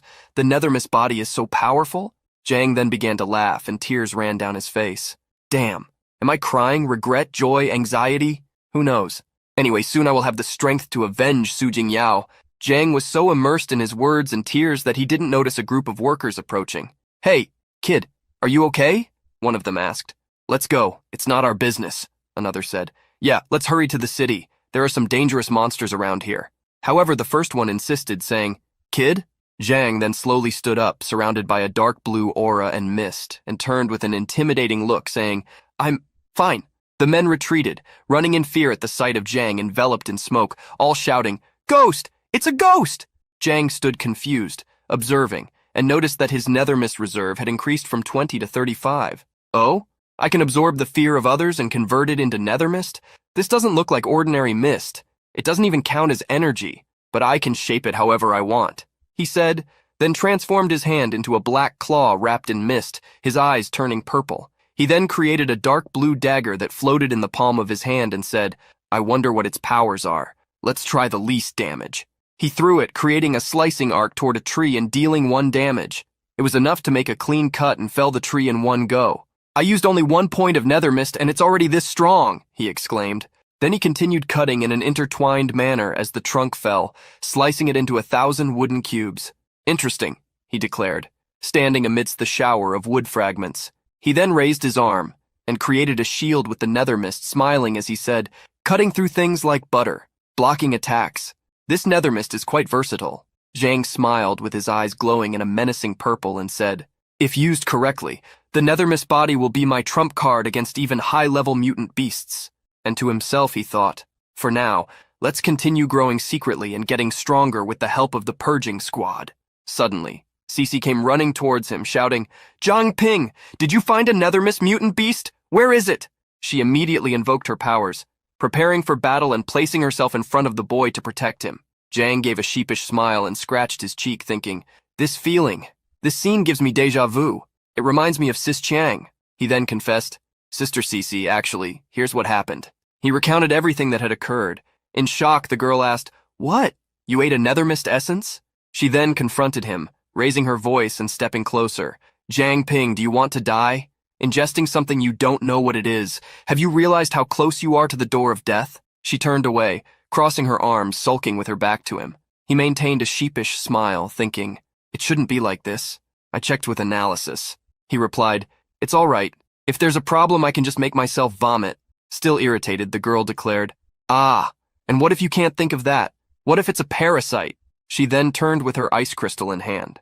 Jang touched his chest and said, Sister Cece, are you saying that what I ate could really be dangerous? With a serious look, Cece said, Nethermist beasts are creatures of unknown origin. They don't have a specific form and usually reside within other creatures. That black mountain goat and that bullet rabbit you mentioned, they were probably puppets controlled by a Nethermist beast, and when the host dies, they burrow into one of its organs, waiting for the next host. The key point is that Nethermist beasts can control their infected hosts. Shocked and wide-eyed, Jang thought, nearly panicking. So does that mean the Nethermist has latched onto me? He began to analyze. The intense pain I felt when I swallowed the Nethermist essence? Was that the Nethermist trying to take over my body? He then said, Since I'm fine, does that mean it failed? Cece turned and said, I don't know. You are unique. Maybe it's because there's no Nethermist beast inside you. Something pure protected you. Or maybe it's because you can exert absolute control over yourself, so you're not affected even if you are parasitized. But if you undergo any mutation, I'll have to cut you. Jang shouted in fright and apologized, saying, I'm so sorry! Behind him, a spider was weaving a web as it descended from the tree, looking at Cece with a surprise, you little rascal expression. The girl panicked, grabbed her sword, and shouted, Aara! A spider! A huge spider! She started swinging the sword frantically and flailing her arms. Then she ran into Jang's arms, hugging him and saying, Get it away from me! Get it away from me! Jang embraced her back with a smile, thinking, Still terrified of insects, I see. Just like when we were kids. A memory came to his mind. When he was little, he ran toward her carrying something, shouting, Sister, sister, look what I found! The little girl in a dress who was reading something turned and asked, What is it? Let me see. And upon seeing that it was an insect, she started screaming, Get that thing away from me! Suddenly, the insect flew away, and little Jang looked sad, saying, the new friend I just caught. You scared it away. Cece comforted him, now smiling calmly and stroking his head. Silly boy, you have so many friends back at the orphanage who can be your friends. Why would you want an insect as a friend? Jang looked down sadly and replied, But they're going to leave the orphanage someday. What will I do then? Little Cece hugged him, and with a flushed face and the genuineness that only a child can have, said, Zhangping, I promise, no matter what happens, I will always be your friend. He smiled and said, Really? No backing out. She replied, Pinky swear. Zhang hugged her tightly with a gentle smile while remembering everything, and the girl blushed, realizing the situation. Then she pushed him away, saying, Why are you hugging me so tightly? Cece turned her back and said, Zhangping, remember this. In nature, never underestimate the danger of something you don't recognize. There's no such thing as a free lunch in this world. You may have been lucky this time, but you should never let your guard down when encountering similar items in the future. Never forget that. She then smiled and fixed her hair. He smiled, seeing her concern, and thought, I thought she had become distant and cold after joining the purification team. I guess I was wrong. She's still the same Cece, always looking out for me, even if she doesn't always show it. Cece's communication jade lit up, and the girl immediately answered. What's wrong? Okay, got it, she said. And then, as she ended the call, she started walking with a serious expression, saying, My investigation mission and your special training are temporarily suspended. We need to return to Pearl City. Jang then asked, What happened? Cece continued walking and replied, The leader of the Jinbo team was severely injured by the crystal lights. I need to go back and provide support.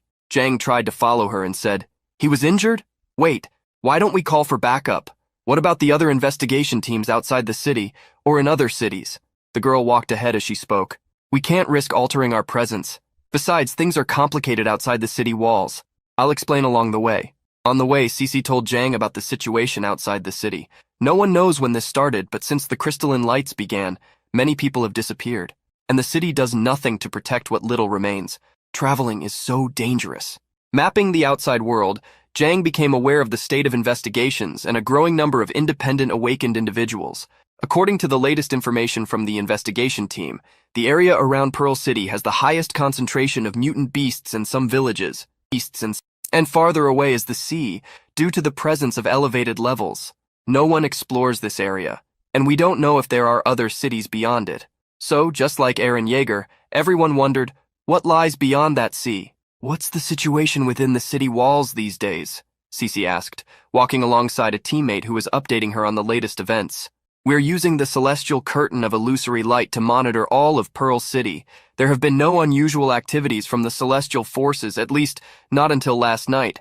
The low and mid-level forces from the officer chamber went out. We confronted them, but it was a trap, and the enemy leader was there too. Team leader Jin Bo was seriously injured while covering our retreat. The captain wants you to take responsibility for Jin Bo and ensure the team's safety. Keep Pearl City secure.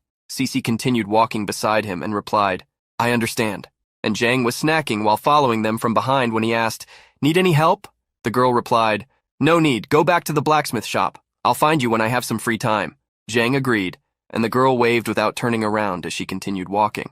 Our protagonist watched her walk away, thinking, Stay safe, brother Jin Bo and sister Cece. As she walked away, Jang stretched and said, Finally, it's time to relax. These last few days outside the city have been exhausting. Walking through the streets, he passed by a food stall where a customer was saying, I'll take this, casually choosing his snack, while Jang remained submerged in his thoughts. I wonder how Wang Jimin is doing in the Beast King art training.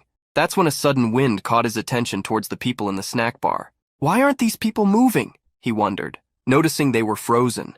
Then a voice emerged beside him. A mysterious person said, Hey kid! Startled, Jang asked, Who are you? And activated his analysis ability. However, after failing several times, the status window appeared containing the following message. Target is using the skill Hidden Identity. Name, unknown. Species human. Faction, unknown. Level, unknown. All other statuses were the same. What's up with these statuses? Jang wondered, confused. The middle-aged man with white hair tied in a ponytail, bright purple eyes, and text underneath a long coat replied, You can't see them, can you? And here you are talking to no one. Still, I must congratulate you. Even a high-level analyzer can use their skills less than 10 times a day. However, you don't have those limitations. With a worried expression, Jang thought, I command my body to forcibly analyze, so of course I can use it indefinitely. How does he know that? A drop of sweat ran down his temple. Old man, can I help you with something? Our protagonist asked, trying to stay composed. This old man, even with his serene expression, the aura he emits sends chills down my spine, he thought.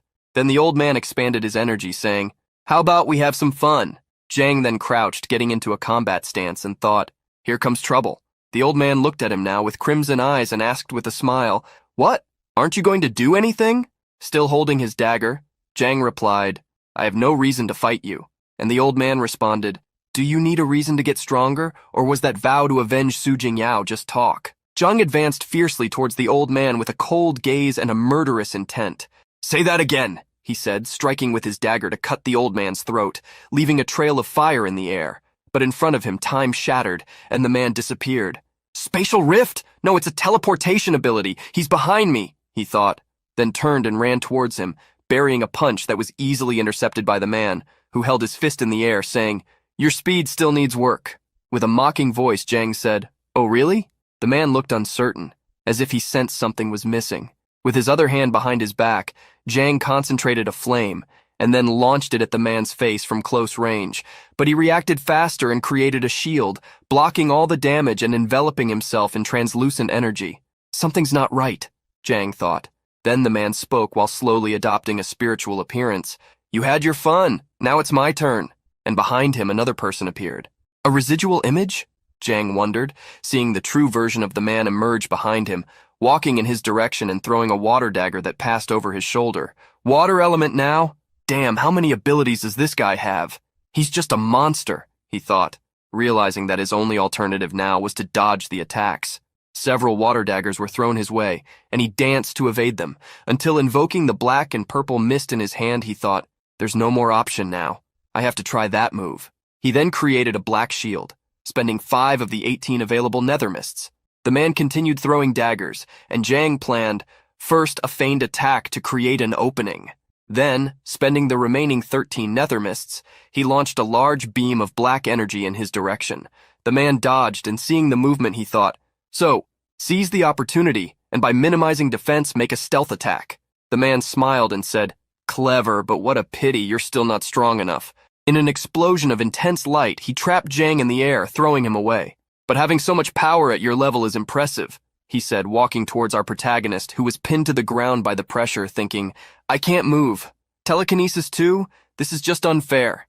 The man then released him and turned, saying, Now, how about we have a little chat? Jang sat up, thinking, I can move again. He went through all this trouble just to test me.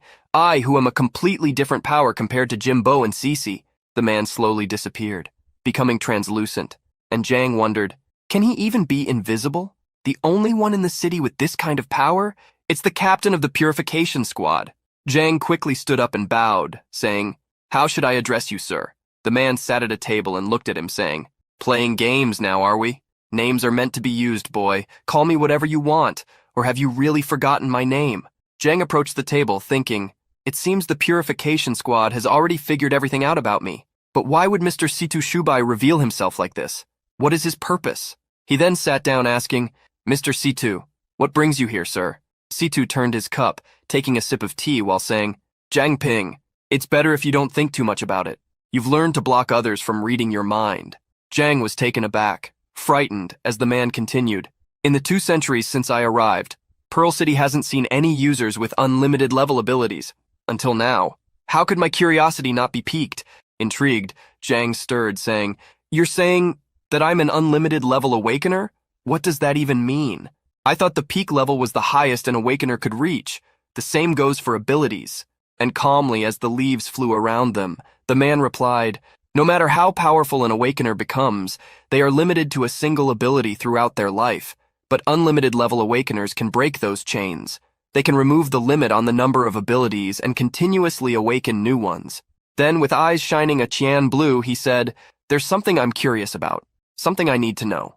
Tell me, Zhang Ping, can my unlimited level ability, Path of Others, copy your unlimited level ability, Contract Gene? Of course, I won't ask you for this for free. Whatever it is, I'll give you something as a token of gratitude, and I will answer any questions you have. Zhang then asked while still seated, what if I refuse? The man replied, you're welcome to, but perhaps you'd like to see my gift first. He then placed a box on the table containing a shining golden bracelet with arcane inscriptions. This bracelet is called the Golden Treasure. It's a piece of equipment I used a lot back in the day. It contains an ability within it, storage. I trust you understand what that means. Enchanted, Zhang declared, Mr. Situ, you are very generous. And looking at the bracelet that shone brightly, he thought, a storage space is exactly what I need right now. Situ extended his gloved hand, glowing blue, and said with a serious look, extend your hand.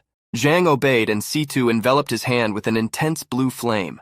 The man remained silent for a few moments and then sighed, releasing our protagonist's hand, who, confused, asked, is that it? Is it done?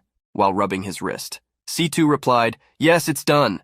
I can't copy your ability. Even those derived abilities of yours, I couldn't copy any of them. You are truly special. Situ then placed his hand over the box containing the bracelet and pushed it towards Zhang, saying, well then, I suppose this is yours now. Zhang then said, thank you, Mr. Situ.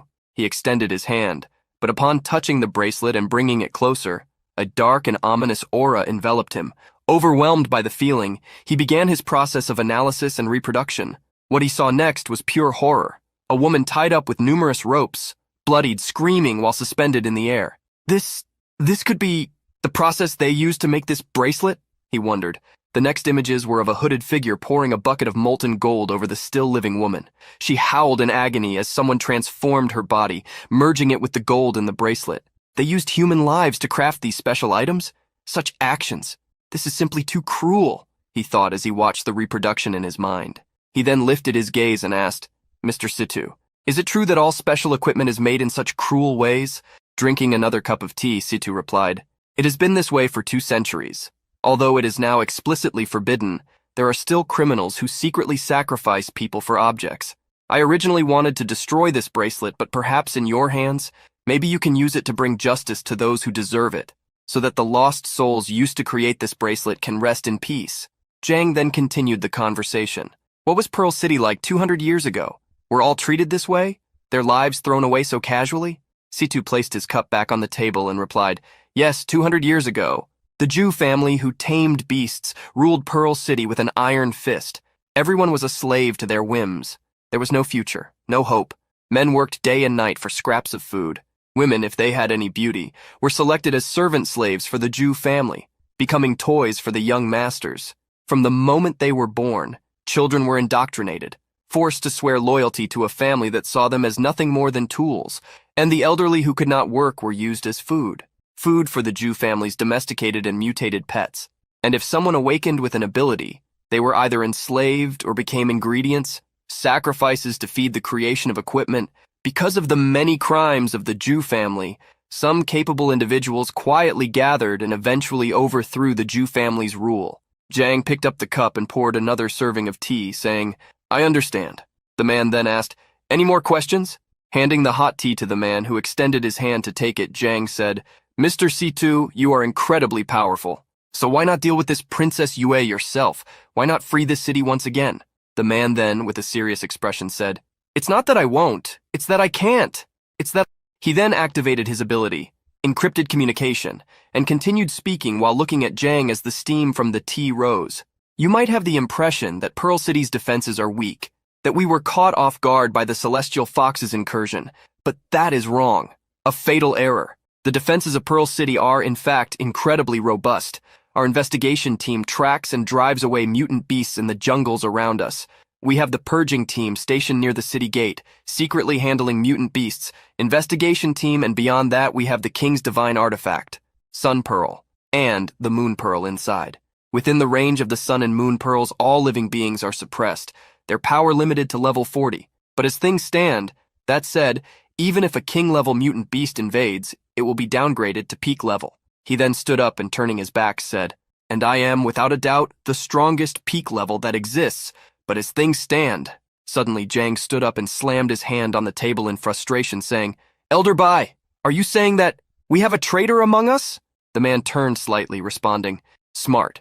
With the city lord still missing, except for me, the only ones who could control the artifact are the remnants of the Jew family, those who have hidden in the shadows after the end of their reign of terror." Clenching his teeth in anger at this new conclusion, Jiang declared with the foxes in mind, "So the Jew family disabled the Sun and Moon Pearl's artifact, and then opened the door for the Celestial Foxes, and this recent wave of mutant beast activities, this is all they're doing, isn't it? Why didn't we eradicate those scoundrels completely when we had the chance?" C2 sighed deeply and replied, "After overthrowing the Jew family's rule, we have been trying to eliminate the remnants. But how can one remove all the weeds? Probably because they have operated in Pearl City for hundreds of years, with deep and extensive underground roots." To himself, Jiang thought, "Right. This Celestial Fox invasion, nothing about this makes sense. What is the true objective of the Jew family? Is the city lord dead or alive? Why instigate a revolt of mutant beasts? What kind of power does the King of Celestial Foxes possess?" Filled with anger, Jiang clenched his fists and teeth, then relaxed a bit and continued thinking. Without answers to these questions, Situ Shibai must act with extreme caution.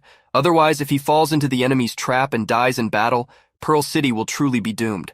Just like the wars in my past life, nuclear weapons were merely a deterrent, to be moved only in critical moments.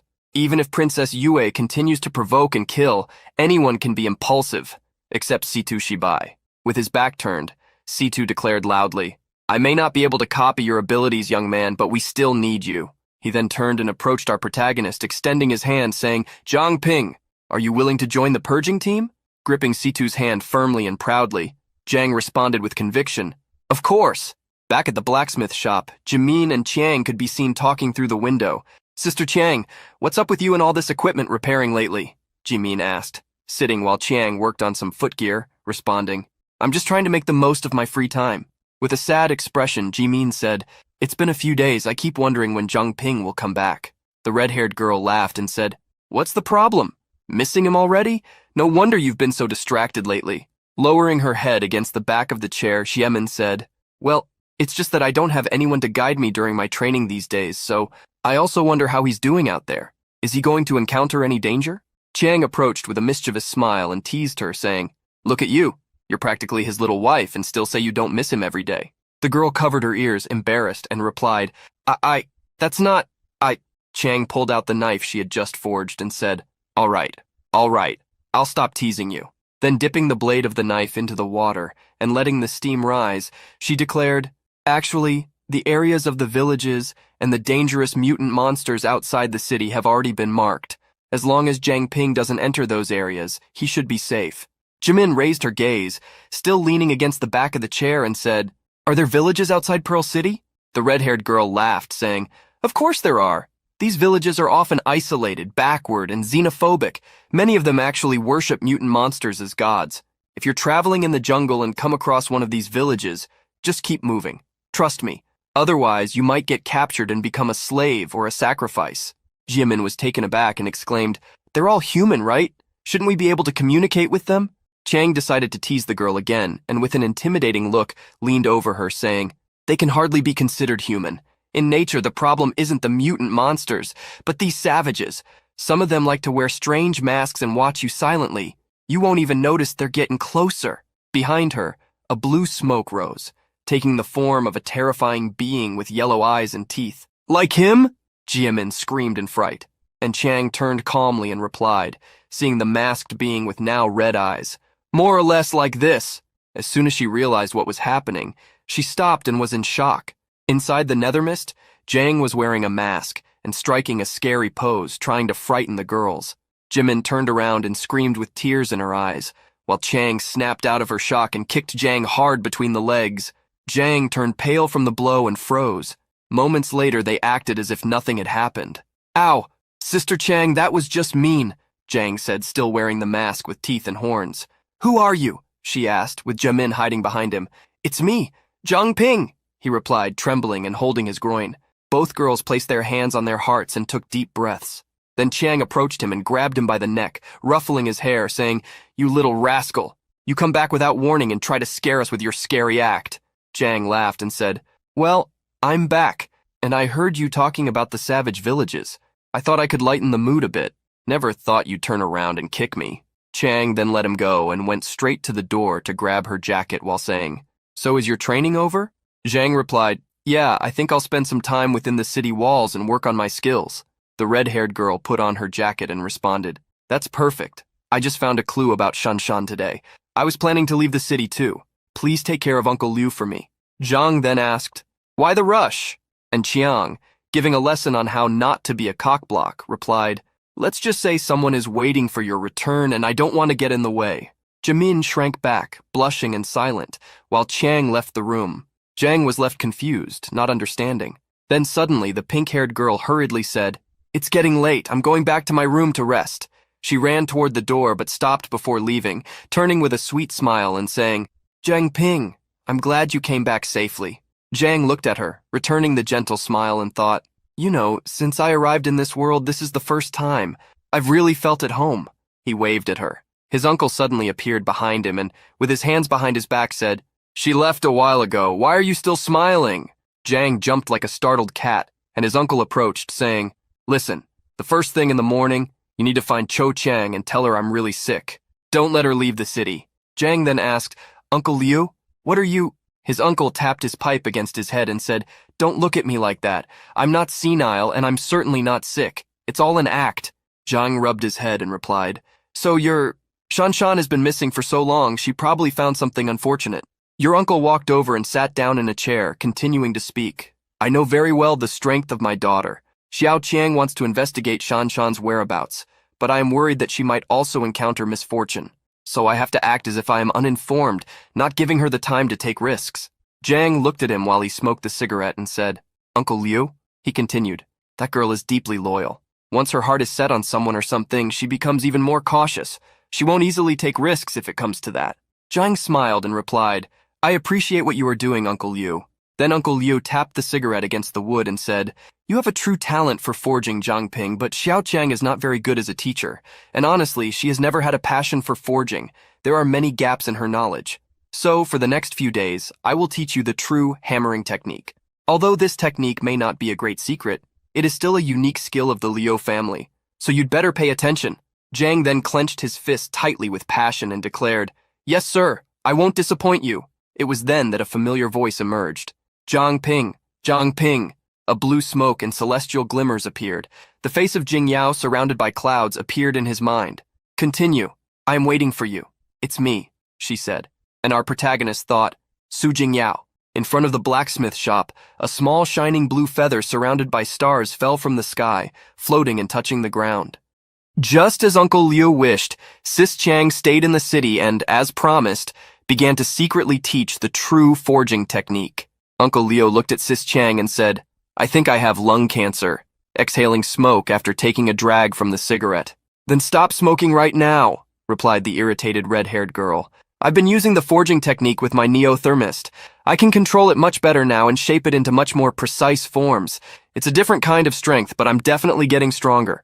Wang Jin has mastered the first 3 styles, including the Blind King's style. That night, I swear I heard Jing Yao's voice. It was familiar. I needed to be sure. I contacted the purification team. Zhang brought the communicator to his mouth and asked, "Captain, are you sure there are no celestial foxes disguised as humans in the blacksmith district? I could swear I heard something." Captain Situ brought the communicator closer to his lips and replied, "Zhang Ping, we have already swept the entire area. There's no way a celestial fox is there." Zhang continued to think. If it wasn't the whisper of the winds that caught that sound, then what was it? Unless, what if Su Jingyao isn't dead? What if she is still out there somehow? For revenge, for answers. I will rip that mask off the celestial fox disguised as Su Jingyao myself. 3 days later, a mysterious figure approached a residence in the middle of the night, sneaking through the streets. He walked silently to the room of a girl who was sleeping deeply. The man smiled wickedly and reached out to her, pulling the sheet that covered her. Out cold.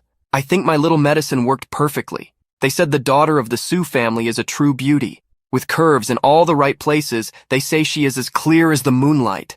Tonight I will try and see if the rumors are true, he said, tracing a line on the girl's arm with his fingers. Zheng Xiaofan, a voice called from behind him as a dark blue cloud filled the room. Who's there? The man turned around startled and asked, with a mask covering half of his face with a pink flower on his forehead. Zheng Xiaofan, also known as Little Bear, 1.50 meters, a face only a mother could love. The voice spoke with a dark, mocking tone. Show yourself, who's there? The man, Zheng Xiaofan, repeated in fear, looking around as the mist spread. Despised by women, more twisted and perverted every day. You have constantly hurt countless women over the last decade? Am I wrong? The mist spoke again, taking the form of a man behind him. Who the hell are you? Xiaofan asked again, terrified. I come bringing a command to take your life, the being declared with a crimson and dark gaze. Xiaofan began running in terror, thinking, the entire Su family should have been drugged by me. So what the hell is that? A human? A ghost? The mist spread, extending towards Xiaofan's body. A shadowy blue spike pierced his leg, sending him crashing to the ground. The mist formed a small vortex and rose up. You want to keep fighting, don't you? The ominous voice declared, as the fear points fed the Nethermist reserve. No, stay away! The man cried, trembling and sweating, his eyes filled with tears. It wasn't as easy to be brave in front of someone who was going to confront him as it was to be brave with an unconscious woman. Xiaofan lost control of his bladder and fainted from fear in a puddle of urine. I thought serial killers were supposed to be tougher, and here this guy is, falling so easily. Zhang walked up to him and kicked him, thinking, I guess this makes my first official mission a success. Then, removing part of his mask, he extended his hand and said, It's time to bring this trash back and deal with him. Our protagonist extended his hand and activated his analysis ability, displaying the man's status window. Name, Zheng Xiaofan, species human, faction, none, potential. 2, classification, mid-level awakened, level 13. Abilities, pharmaceutical mastery. Can analyze and identify the medicinal properties of any substance and use this knowledge to create potent drugs. Zhang observed this and said, using such a useful ability for evil, what a waste of potential. What a loser. Then Zhang took the subject's mask, and a flashback began. Our protagonist saw a woman crawling, begging, Please, I beg you, don't touch my daughter. The killer, Xiaofan, kicked her, sitting at the table with his hands in his pockets, smiling and said, Still so disobedient even after taking my medicine? You can thank your dead husband for that. If he hadn't died so early, I wouldn't have focused on both of you. A member of the city guard, always talking about defending Pearl City. Now he's really dead, how ironic. But I must thank him for leaving you two for me. The girl crawled, calling for her mother, and then the man grabbed her by the neck, choking her and licking her cheek. Don't worry, you'll join her soon, once I've had my fun, he said, looking at her. In his mind, he saw a pile of women in despair. You are nothing but my toys. The man spoke, choking each of them and violating their outer bodies. Zhang finished the flashback completely in shock and stared at the mask in his hands. The killer woke up and muttered curses under his breath, then quickly turned around, throwing a small bag of powder at Zhang's feet. The small bag exploded, creating a huge cloud of smoke, and lightning struck the sky. Where did you come from, kid? How dare you interrupt my fun?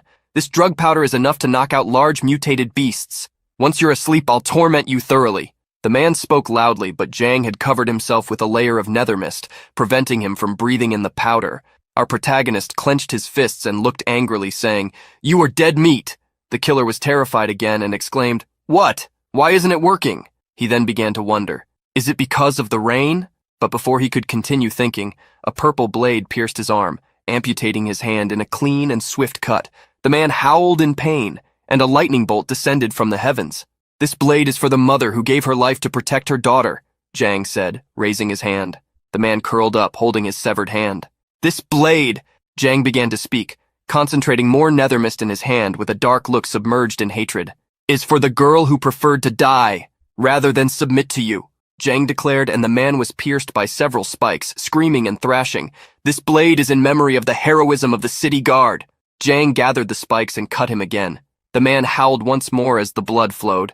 "This blade is for the just detective. Let this knife engrave the memory of that nameless awakened one who fought for justice deep in his soul." With each cut, the man screamed louder, more blood gushing and mixing with the rain. Xiao Fan began to crawl, crying, covered in blood and rain. "Crazy, you are completely insane," he murmured with his 2 legs amputated. Jang approached him, shrouded in nether mist, with a dark aura of pure hatred. "With today's technology, you can still be saved if you receive treatment in time. I will give you a chance. As long as you can make it out that door, I will spare your life," Jang declared, pointing to the door and thinking, "Zheng Xiaofan, I will make you experience the same despair, the same terror you inflicted on those innocents, 100,000 times more. Remember, this is your last chance," Jang declared, pointing to the door, shrouded in a purple aura as the rain poured heavily over them, with lightning and thunder crashing in the sky. The man smiled with foolish hope in his eyes and began to crawl pathetically, thinking, "Once I recover from this, I will kill you, kid. I will peel the skin off your body." Slowly, he crawled like a worm in the rain, leaving a trail of blood and smiling malevolently, thinking of his victims. "I can't die here. There are still so many women out there that I haven't played with yet. Almost. Just a bit more." As he neared the door, he raised his gaze, thinking, "If I can just open this door, I can escape this." He raised his only hand, trying to reach the handles, but like a slug before its disgusting trail, he stretched out without half his legs and could only tremble. "Come on, just a little more," he kept repeating to himself, trying to reach pathetically, until he realized he wouldn't succeed. His body had been reduced to the same despicable shape as his soul. Then, in a fit of rage, he began to pound on the door and curse, "Shit! Shit! Shit! Shit!" Jang began to walk slowly toward him, saying, "You can't even open the door. You had your chance and you blew it. You failed, Zheng Xiaofan." Our protagonist raised his hand, creating a sphere of raw energy that expanded into a large blade. "No!" the man screamed, seeing his executioner approach in despair. Jang declared, "Scum!" and cut with his blade, slicing the man who gushed blood, screaming in pain and agony. In pain. The system then informed Jang, "By defeating an opponent above your level, all stats have increased." Our protagonist remained silent as the blood of the assassin ran down his face along with the rain. I thought eliminating the celestial foxes would be enough to bring peace back to Pearl City, that it would be enough to save everyone. But does someone like him deserve to be saved? He wondered, then looked up at the sky, thinking, "Save my ass. Don't be ridiculous, Jiang Ping. Scum like this deserves to die. No need to get all sentimental." It was then that a voice emerged. "At the Hanai Academy, are you sure? Today is a special day. Find the right opportunity, and take care of it." Zhang looked around, searching for the source of the voice. "What is this? Another Zheng Xiaofan?" he wondered, then searched for his communicator and brought it close to his lips, still with a grim expression. "Captain, the rapist situation has been resolved, but I picked up something else with the whisper of the wind. There's a disturbance at the Hanhai Academy. It seems they are planning to kidnap someone." "Back at the Purification Squad headquarters," Captain Situ responded. "Hanai Academy?" The blonde girl Manny was behind him, eyes closed, touching her forehead with some kind of active spell, a blue aura surrounding her and emanating from her forehead. She opened her eyes again and said, "Nope, I can't sense the situation there. There's some kind of barrier in place. I can't even see through it. They're not playing around." The captain then turned and declared, "Jiang Ping, go there and report the situation in real time. I will contact Liu Sishan immediately. Don't initiate anything until backup arrives. Understood?"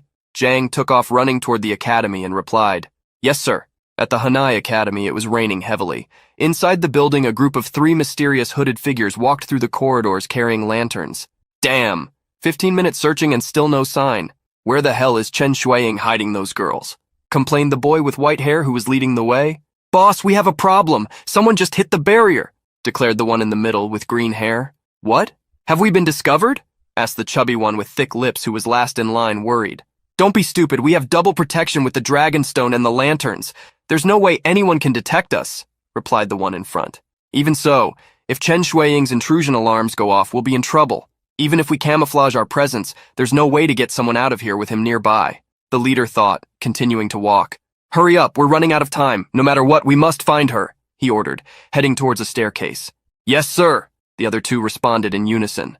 Zhang watched from outside the building under the rain, with lightning and thunder erupting. What is this thing? He wondered, seeing a stone embedded with a black dragon coiled around it right in front of the academy. He initiated his analysis skill, but it failed repeatedly until the status window finally appeared. Dragon Domination Stone, East. Quality Epic. 4 Dragon Domination Stones, when placed at their corresponding cardinal points, generate the dominant Dragon Battle Break Barrier. This barrier is capable of concealing its users while simultaneously destabilizing and nullifying most barriers. Zhang was alert and thought, an epic level item. Touching the stone, he initiated the flashback. A series of people screaming in despair surged in his mind. A bloodbath spilled over a mold until the eye of the dragon formed the stone. Zhang's eyes widened and he thought, the Dragon Domination Stone was also created through human sacrifice, but these things have long been forbidden to possess. They don't seem to be members of one of the 3 great organizations. Could they be remnants of the Zhu family? The Zhu family, beast dominators, the root of all this chaos. What are the Zhu family's motives for allowing the celestial wolves to enter the city and gather these hordes of beasts? This operation at Hanai Academy will provide valuable clues about their objectives, Zhang thought as he approached the entrance of the academy. Zhang Ping began to open the door but quickly turned to the side, thinking, someone is coming, I better hide. He activated Nightwalker mode. The 3 saw the door close and jumped through the window, carrying someone over their shoulders. The one with white hair led the way, watching the stone and looking around, thinking, what entered the barrier? It's already gone. The other, carrying a girl dressed in green, walked up to him. It should be fine now. Turn off the lantern. Conserve the little energy we have left. We're going to need it, the leader said as the last one jumped through the window. I'm going to get the Dragon Domination Stone. We can't leave any trace, he said, heading towards the stone while the others turned off their lanterns. Inside, Zhang watched everything hidden, peering through the window. He activated his analysis and turned on the communicator. Confirming enemy forces as the Zhu family, 1 level 20 with analysis skill, 1 level 17 and 1 level 15 with hypnosis skill. On the other side, the captain responded, understood. Zhang activated his analysis again, and the status window for the lanterns appeared. Nightingale Lantern, masks the presence, scent, and information of the user. He thought, so that's how they hide their presence, but it seems to be almost out of energy. The next target for analysis was the girl they were carrying. This girl, is she the target of their kidnapping? He thought, and then her status window appeared. Name, Chen Junting, species human, faction Hanai, level 13, intermediate awakening, potential 12 stars, abilities, blood of the saint, possesses blood that enhances affinity with living creatures, can pacify and befriend any mutant beast, inspiring unwavering loyalty. As the skill levels up, it can be activated passively and affect a larger area. Note, those who drink the blood of the saint will lose their abilities and suffer continuous misfortunes. Zhang was impressed and thought, this potential is extraordinary. And her ability, it's like an improved version of the contract gem. Who is the Zhu family planning to control with her? Whatever it is, this girl is innocent. I can't let the Zhu family take her. Outside, the 3 walked through the rain as lightning crackled in the sky. Suddenly they disappeared, leaving only a small cloud of smoke where they had been. Analysis interrupted. As soon as the system displayed this screen to Zhang, he ran out of the academy, speaking into the communicator. They're gone. Manny, where did they go? Can you track them? Manny was at the squad's base with his glowing blue aura alongside the captain. I can sense them heading towards the outskirts of the city. At this rate, Cece won't be able to catch them in time. Zhang then replied, I'll delay them. The captain quickly intervened, saying, Wait, Zhang Ping, don't be impulsive. Ensure your own safety first. Zhang looked at the streets as a lightning bolt cut through the sky and replied, The Zhu family is behind all this. I can't let them escape. I may not be able to defeat them, but my nether mist can buy enough time for Cece. The 3 continued running through the rain quickly, arms back in a Naruto style. Suddenly the leader stopped, sensing something approaching. A massive wolf with sharp claws and teeth made of dark blue clouds leaped towards him. A nether-mist beast here in the city. Inside the wolf, Jang thought. Thanks to the forging technique, the nether-mist camouflage is holding up well, but I can't risk being detected by that level 20 analyzer. The white-haired leader activated his Byakugan from Shopi, the veins around his eyes bulging, as he thought, this wolf looks strong, what level is it? But Jang interrupted the analysis, launching a series of spikes in its direction. Damn it! I got cut! The leader cursed inwardly, dodging. The beast leaped towards the man, opening its enlarged mouth, ready to swallow him whole. He stopped in shock, and then jumped instinctively, shouting, Huang-san, hypnotize it now! The other awakened shouted, activating a purple aura around him. The chubby guy with thick lips lit up his eyes with neon purple, and brought his hands to his face, saying, Stop! Zhang's beast became paralyzed, tongue out, as if it were out of its mind. There, it worked, the boy declared, seeing the beast. Inside, Jang was wearing his mask, thinking, my mental energy is infinite. Of course, mental attacks are useless against me. Let's use this to our advantage. The beast remained still as the awakened one began to walk slowly towards it, hands raised and purple energy emanating, saying, Stay still, stay still. Jang planned, let's make him think I'm under his control so I can get close enough. The awakened stretched his hand near the beast's mouth and said, Don't move. Suddenly the beast jumped, slashing him with its claws and roaring, while Jang thought, Now! Surprise attack! The boy threw himself back, saying, Huh? It moved? The beast approached with its mouth open and then sank its teeth into the boy's neck, biting him with all its strength. The boy screamed as his blood gushed out. Boss, help me! He shouted as he was torn apart by the beast. Huang-san, the leader shouted, and the green-haired boy carrying the girl raised his hand, creating a yellow energy and saying, Get out of here! Get off him! Then he threw the beast away with his telekinesis. Jang hit the ground, but at that moment, he gained experience for having taken down the other awakened, and his level rose to 9. His stats increased, as did the level of the gem. The wolf got up as Jang thought, Yes, I did it. Now, if I can hold the other two. Huang lit up his hand again with golden energy and declared, Telekinesis, crushing gravity. This time, even within the nether mist, Jang was affected. He felt a pressure fall upon him, forcing him against the ground. The beast fell with its legs spread, breaking the ground beneath it, completely surrendered to the invisible weight. Damn!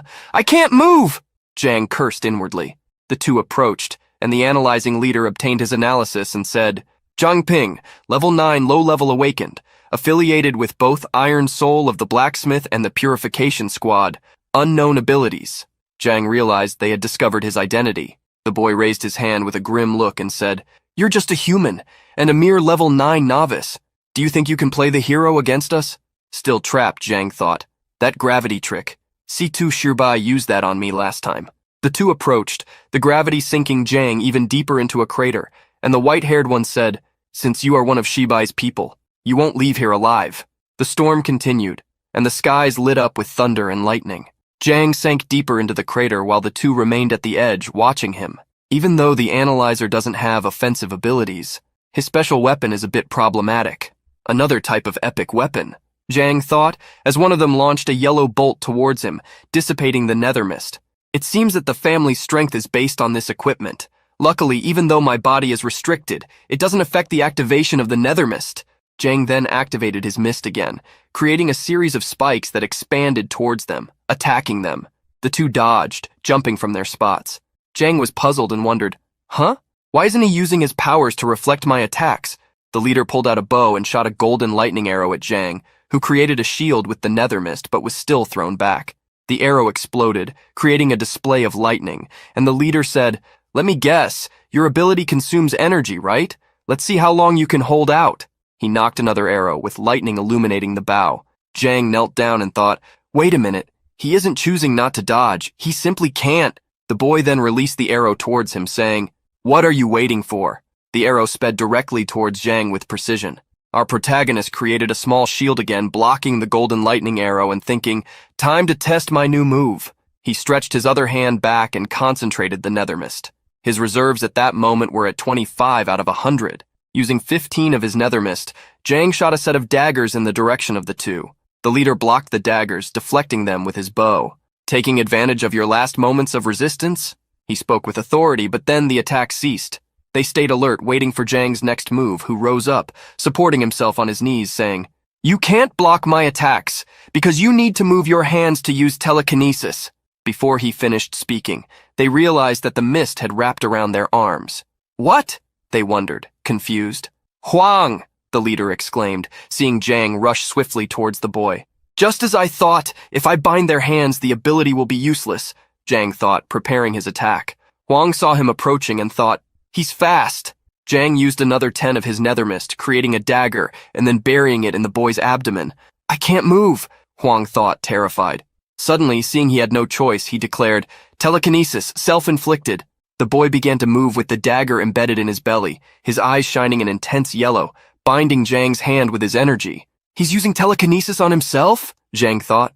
The boy then pulled the dagger from his abdomen and grabbed Zhang's wrist with his hand, saying, nice try. Good thing I forced my right hand to break free from the immobilization. The restriction of the nether mist dissipated from both of them, and the leader turned, smiling, saying, well, looks like you're out of energy. Huang smiled at Zhang and said, do you think you can take my hands?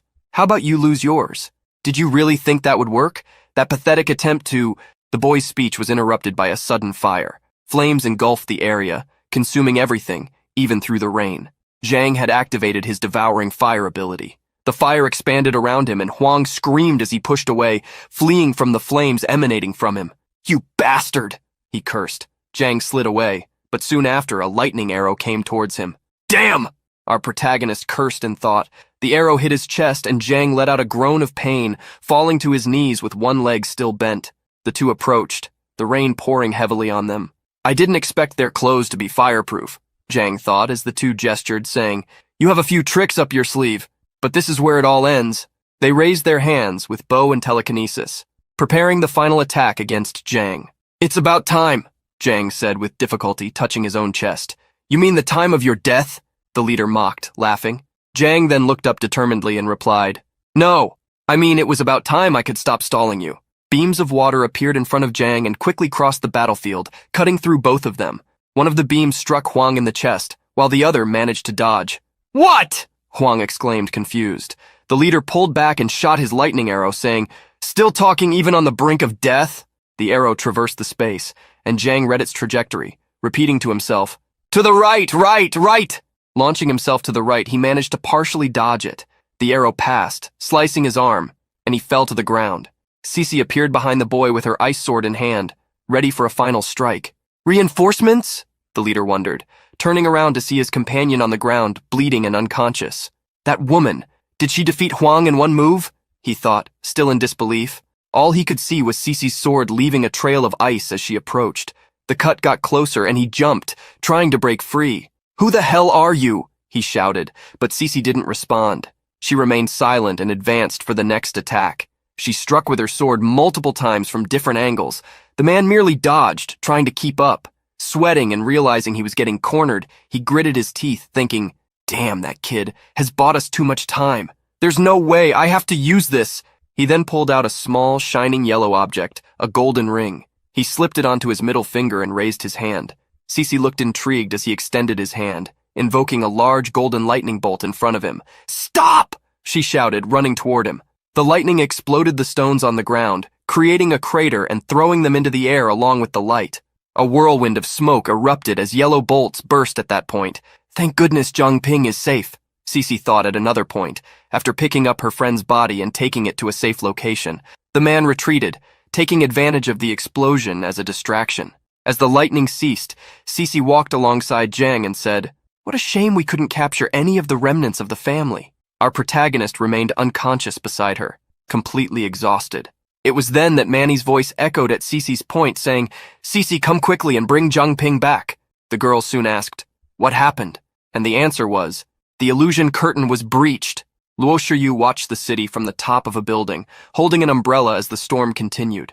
Your Highness, you called for me? Is something wrong? Vice Mayor Huang asked, approaching through the rain.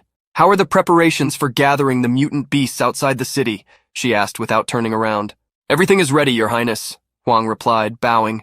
A golden lightning bolt fell from the skies, erupting with thunder and flashes. What was that sound? The fox leader asked, narrowing her eyes suspiciously. Huang panicked and thought, that is the call of thousands of thunders? Jun got into trouble? And of all people, this fox had to notice. He then tried to disguise it, saying, "Probably just a lightning strike, Your Highness." Luo Shiyu turned, revealing part of her original fox aura, and asked in an intimidating tone, "Did you see anything unusual?" The man replied, stammering, "No, Your Highness." Luo Shiyu fully manifested her fox aura, intimidating him even more. "Then, why are you so nervous?" she inquired as her shadow stretched into the shape of a fox. The man bowed deeply and said, "Your Highness, your humble servant has been afraid of thunder since childhood." The fox retracted and laughed, saying, "Useless coward." Then, observing the distance where the lightning might have struck, she thought, "The sound came from inside the city, but I can't see anything now, just like before. When that man was on the brink of death, certain he was going to die. But around the corner, he somehow disappeared without a trace. To think they managed to escape so boldly right under my nose. Thinking now it must have been some kind of high-level illusion." The fox jumped, still holding her umbrella, and began to levitate through the skies with her red eyes in the form of Luo Shiyu, thinking, "Human illusions cannot affect our kind, but they can use them in our surroundings to deceive us. Perhaps this entire city is just a facade." Her gaze intensified, and she exclaimed, "A very clever plan." Then, with a familiar phrase for fans of jujutsu, she declared, "Domain expansion." A huge red tail expanded from her, cutting through the skies. Cece looked up as the blue energy barrier was touched by the red tail. "Where did that girl from the Hanai Academy go?" she wondered, and then said, "I don't know what happened, but the illusion veil is definitely disappearing." Trembling and struggling, Jang began to speak while still on the ground. Cece, use that," and pointed to one of the lanterns that had fallen beside the body of the chubby, awakened one who had died first. "The Nightingale lantern?" Cece asked. "Hurry, grab it," Jang insisted, still struggling. The fox's red tail split into tentacles, cutting through the skies. A massive cloud of dark crimson aura enveloped the city, and thousands of fox eyes opened in every corner. She searched all around until she finally declared, "I found the rat." The survivor of the Jew clan was running through the city with the girl in the green dress over his shoulders, still unconscious.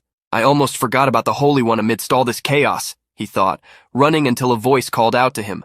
"Leaving the city at this hour?" He immediately froze and cursed in his mind. "Shit! She found me!" Luo Shiyu advanced, leaving Vice Mayor Huang behind. He watched her leave, shouting, "Your Highness, wait!" Then, seeing that she was already gone, he clenched his fist, saying to himself, "Damn it, I couldn't stop her." A voice echoed from the communicator of the cloaked members of the Jew clan. "Urgent report! Urgent report! The Purification Squad has an undercover agent in the city. His name is Zhang Ping. He stumbled upon our operation tonight. Huang San and Huang are dead. The Purification Squad has sent reinforcements, and I had no choice but to use the call of thousands of thunders." The group listening exchanged glances. "Brother, are you saying that Zhang Ping is still alive?" The other replied through the communicator. "Yeah, but I researched him. Besides the police, he has connections to a place called Iron Soul, a blacksmith workshop." The leader of the group then declared, "Understood. For now, focus on extracting the saints from the city." Before they could end the call, the other began to scream, "Luo Shiyu, what are you doing?" The man looked at the jade communicator in his hand and asked, "What was that?" Then there was only a scream of horror followed by silence. "What is happening? Report! Juzejun, report!"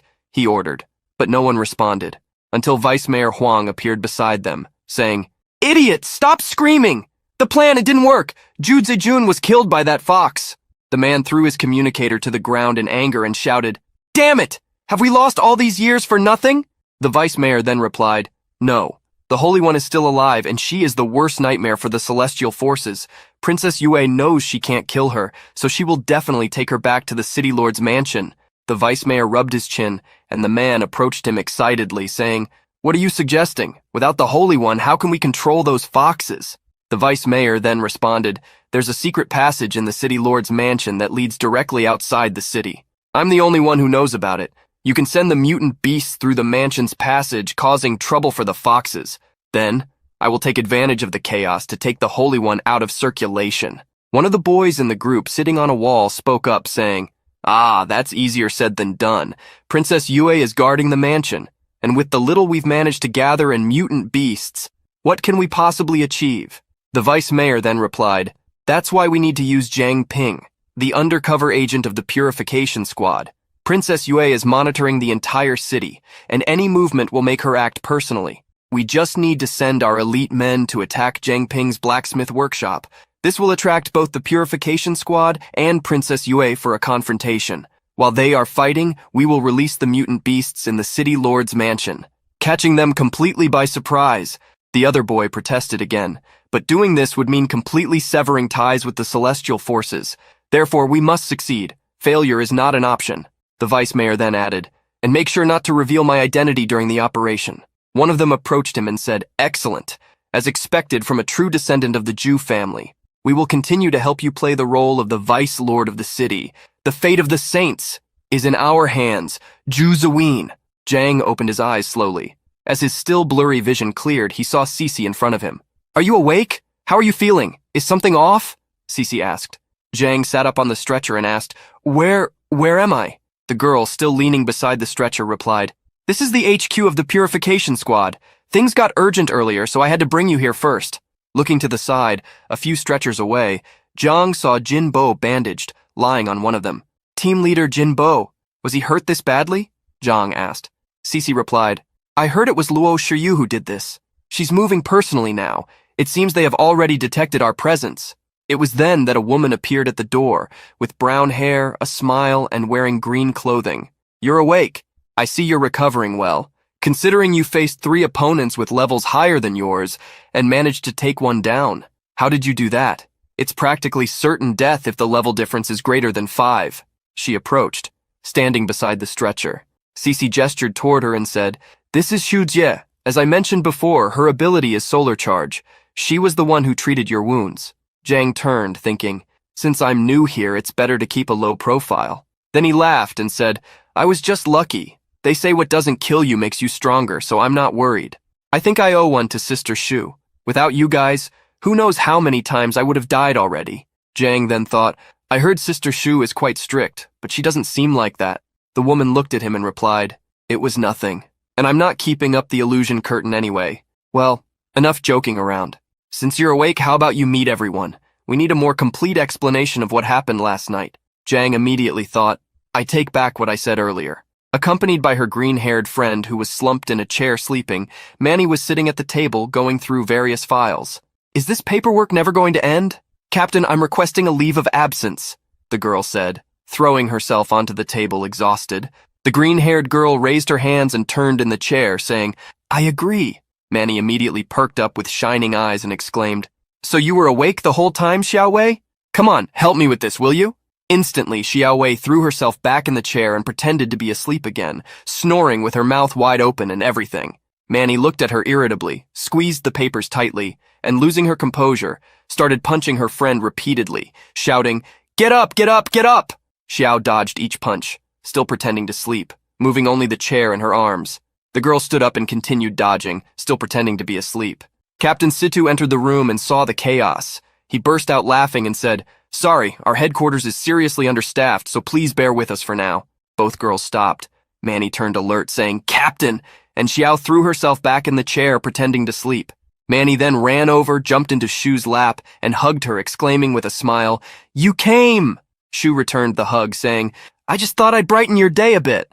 Manny smiled and said, Sister Shu always takes care of me. Captain Situ then took the floor, serious, saying, Let's get straight to the point. We were operating under the assumption that the Jew family and the Celestial Foxes formed an alliance to eliminate their common enemies. But now I believe they are not actually working together. The fact that the Jew family raised a barrier with a shielding effect, a barrier that interferes with our supplies, indicates that they are aware of the existence of the luminous light celestial curtain. However, they did not inform the Celestial Foxes about this, which means they are trying to use the illusion curtain for something. Submission is not the Jew family's style, but at this moment, they are not strong enough to confront the Celestial Foxes directly. This brings us to the girl they took from the Hanai Academy last night. Perhaps she is the key to defeating the Celestial Foxes. Shu then picked up one of the reports and said, The director of Hanai Academy, Chen Shueli, has only one son, Chen Haowen. Records indicate that he passed away 4 years ago. He was never married and had no children. However, that same year, Chen Xuan suddenly announced that he had a granddaughter named Chen Junting. According to our investigation, this girl has no blood ties to the Pearl City. It is very likely that she is from one of the outer villages. And it seems that Chen Xuan has been very protective of his granddaughter, keeping her away from everyone for the past 14 years. Her citizen file is as clean as a blank sheet of paper. There isn't even a record of whether she is an awakened or what her ability is. It was then that our protagonist stepped forward and said, I know what her ability is. I analyzed her before. Her ability is called Blood of Sanctity. Captain Situ lowered his gaze, deep in thought. From outside the village, holy sanctity. Don't tell me it's an ancestral ability. No, it can't be. What a coincidence. Jang continued. What this ability does is, and explained the details. Meanwhile, the girl in the green dress was having afternoon tea with the fox in the luxurious residence of the city lord. This place is huge. Sister, have you always lived here? The girl asked, biting into a donut. The fox, Liu Shiyu, did not respond, remaining serious. The girl then asked, You seem worried. Is something bothering you? Liu Shiyu replied, It's nothing. The girl then stood up with a bright smile and said, I know what will cheer you up. Grandpa always says you should eat something sweet when you're feeling down. Sister, drink some tea. Reaching her limit, Luo Shiyu expanded her aura in a wild attack, saying, Die! Her aura spread across the table, throwing the girl's head back and enveloping her in red energy. Luo Shiyu's eyes shone crimson until the girl's eyes lit up in a bright gold, and she regained her posture, returning to the starting point and acting as if nothing had happened. Aren't you going to eat anything, sister? She said, smiling broadly, and then shoved a sweet into the fox's mouth, saying, I just tried the cookie. It's really good. Confused, the fox wondered, Why can't I force myself to attack? Seeing no choice, it swallowed the biscuit and pretended to smile. The girl clapped her hands and smiled. See, I tried to tell you they're really good. Luo Shiyu looked at her thoughtfully. Suddenly I feel bad for attacking her. What? Why am I feeling bad for the human? The girl took a sip of tea and then spat it out, saying, Ew, this tea is awful.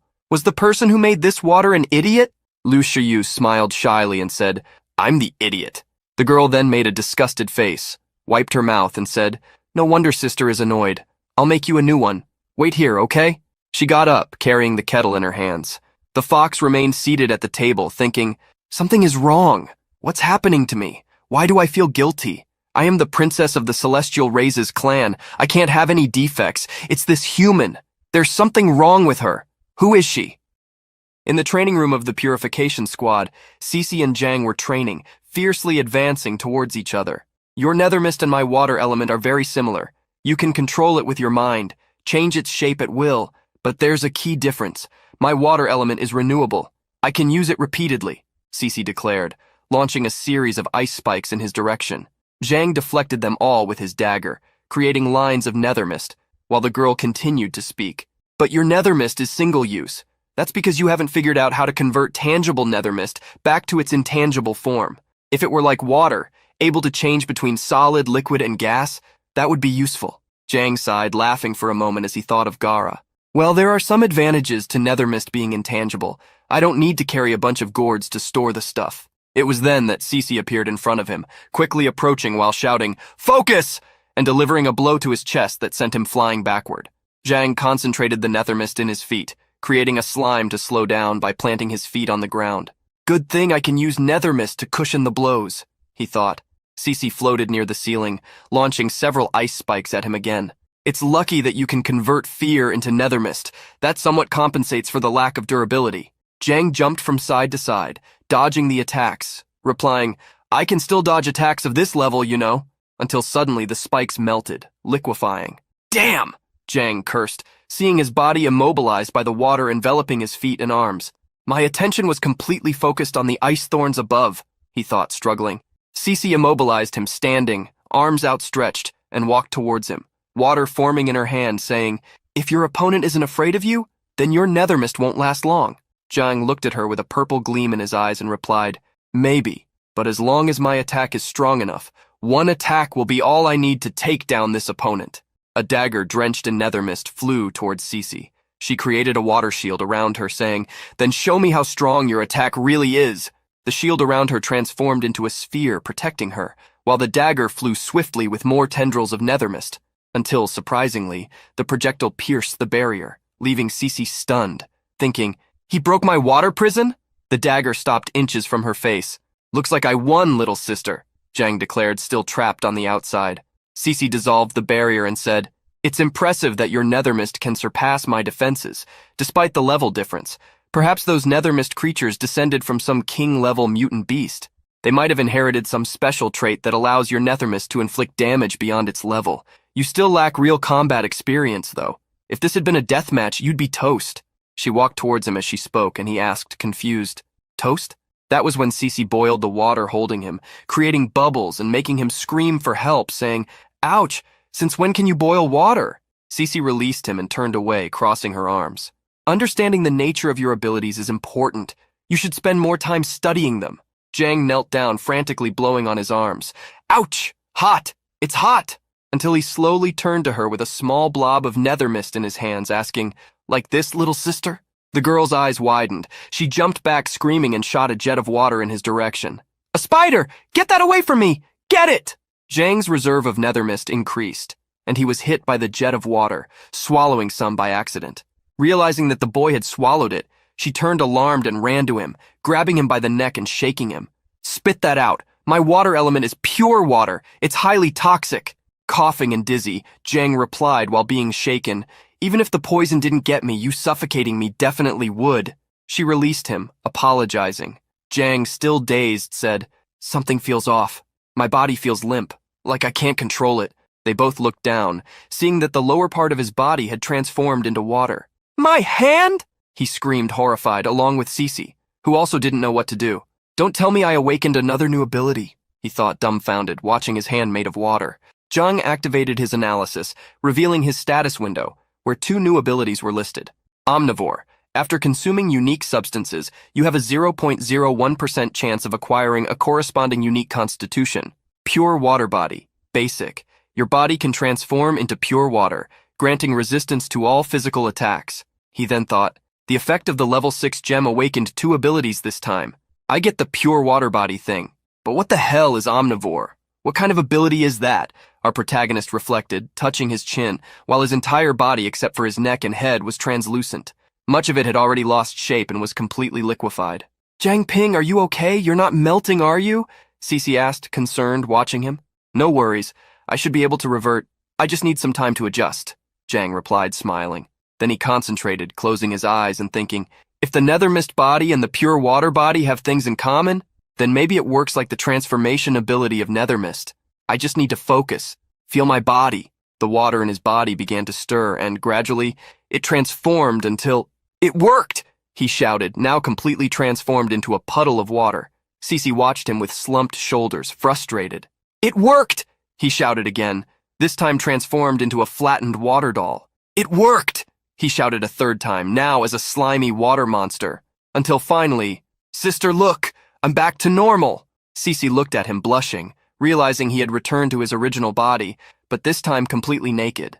She immediately turned her back, touching her forehead and saying, You might want to put on some clothes first. Jang panicked when he realized he was naked and ran to get dressed.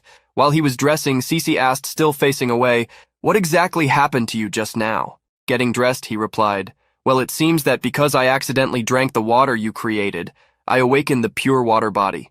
She responded, incredulous, Pure water body? Turning around slowly, still in disbelief, she thought, Jang Ping's growth rate is so fast, especially in this pure water form. It's a power that water element users can only dream of. Still, he awakened it so easily? Is this what it means to be an unlimited level awakened? She found him still blushing and putting on his pants. Sister, are you okay? He asked, also blushing, turning his back. I'm fine, Cece replied, quickly turning her back again.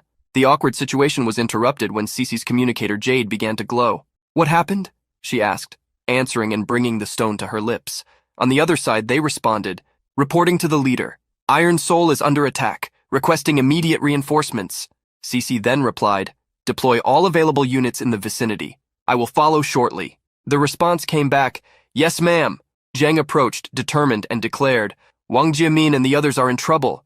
I have to go too. Cece tried to dissuade him, saying, You can't go. It could be a trap. However, Zhang smiled and transformed just his hand into water, saying, Don't worry. I just awakened the pure water body. If things get bad, I can turn into water and escape. Cece began to run, responding, I can't beat you. Just stay close to me. Jang followed her, saying, Understood. The purification squad arrived at the Iron Soul blacksmith shop, along with Cece and Jang.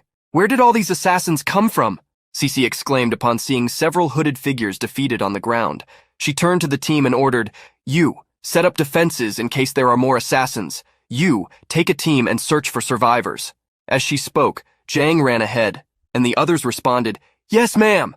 Outside, behind the shop, Jang shouted as he searched for his friends, "Uncle Liu, Wang Jiamin, Sister Chang," until a weak voice approached. "Jang! Jang Ping!" It was Chang, leaning against the walls, speaking with difficulty. "Sister Chang!" he exclaimed, running toward her. The girl was injured, with scratches and bruises on her arms. She turned and pointed to another spot, saying, "Quick! Uncle Liu, Wang Jiamin, they are hurt." Cece appeared as Zhang supported Chang. "I'll check on them. Stay here and take care of her." Zhang grabbed some bandages and wrapped Chang's arm where her hand used to be, now lost. "Sister Chiang, your hand," he said, looking at the blood-soaked bandage. "I'll be fine. Losing an arm won't kill me," she replied, struggling. The medical reinforcement team arrived with a stretcher, and as they took the others away, Cece ordered, "Take the injured back for treatment." Zhang leaned over the stretcher where Jimin was being transported, unconscious, and said, "Wang Jimin," seeking a response from her. Cece smiled gently, touching his shoulder, and said, "Don't worry, they are just superficial wounds. She is unconscious, but she'll be fine." The medical team took the injured inside, with Cece guiding them to the door. Zhang followed until they took Chang, who, lying on the stretcher, commented, "As long as they are okay, I feel relieved. But you need to be careful. Those assassins were after you."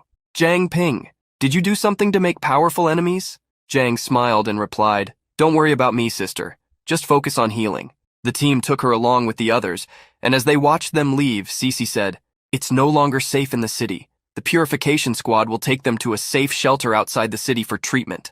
Zhang then clenched his fists, irritated. "Damn it, this is all my fault. The Jew family, the beast tamers, they are the only ones in Pearl City who want me dead." Cece replied at his side, "I'll arrange for someone to investigate immediately." The whisper of the wind brought a voice to Jang Ping's ears. "The energy fluctuation came from this area. So many of my kind were massacred nearby. Are these two humans involved?" Surprised, Jang thought, "That voice, it's Luo Shiyu. The voice in the whisper of the wind is crystal clear. She must be nearby." The whispers continued. "In times like these, it's better to waste food than to let any threat go unnoticed." Suddenly, he felt something approaching rapidly, and as he turned, he jumped, embracing Cece and pulling her away, shouting, "Watch out!" At the exact spot where they were, a massive explosion occurred. A fissure opened in the ground, but the two fell safely a few meters away. "Impressive! You really felt my attack, didn't you?" Luo Shiyu declared, floating higher with her eyes burning a vivid red. "Are you okay?" Zhang asked, standing up. "I'm fine, but this operation was supposed to be top secret. How could she get here so quickly?" Cece replied, already standing beside him. "I think she was already watching the whole city," he answered. Luo Shiyu noticed that he had taken a few steps forward and called out to him, intrigued. "Jang Ping? Well, hello, classmate Luo Shiyu. It's been a while," Zhang said loudly, repeating to himself, "Stay calm, analyze." He tried several times, but after repeated failures, Cece took the lead, saying, "Get out, I'll hold her." Summoning her water element, Cece created blue flames in her hands and unleashed a snowstorm toward Luo Shiyu. Ice shards flew as Cece attacked with all her strength. "Damn! The distance isn't enough for me to analyze properly," Zhang thought beside her. Luo Shiyu raised her red energy shield, blocking the shards while thinking, "She didn't hesitate to use a lethal blow against me. It seems my identity has been exposed." As if floating above the house and creating a fissure in the ground with an attack wasn't enough of a revelation, right? "So you are the ones responsible for all this after all," she said, creating a vortex of dark red energy and launching it toward Cece. Cece raised a snowflake-shaped shield to protect herself, but the shield shattered and she jumped back, covering herself, thinking, "She broke my defenses with a single blow?" Luo Shiyu's strike hit the ground, exploding beneath her. The fox smiled and touched her lips, thinking, "Even if she knows who I am, she still can't see through my illusions. She's just reacting to the changes in the cold air around my attacks, nothing more." Then Luo Shiyu turned, posing, and launched another strike, saying, "Let's see if you can dodge this." Various red tentacles surged rapidly towards Cece, who released cold air, trying to locate where the attack was coming from. She became confused, looking from side to side. Over there, from there too." The tentacles seemed to be coming from all directions until Zhang's voice shouted, "Sister Cece, above and to your left," revealing where the real attacks were coming from.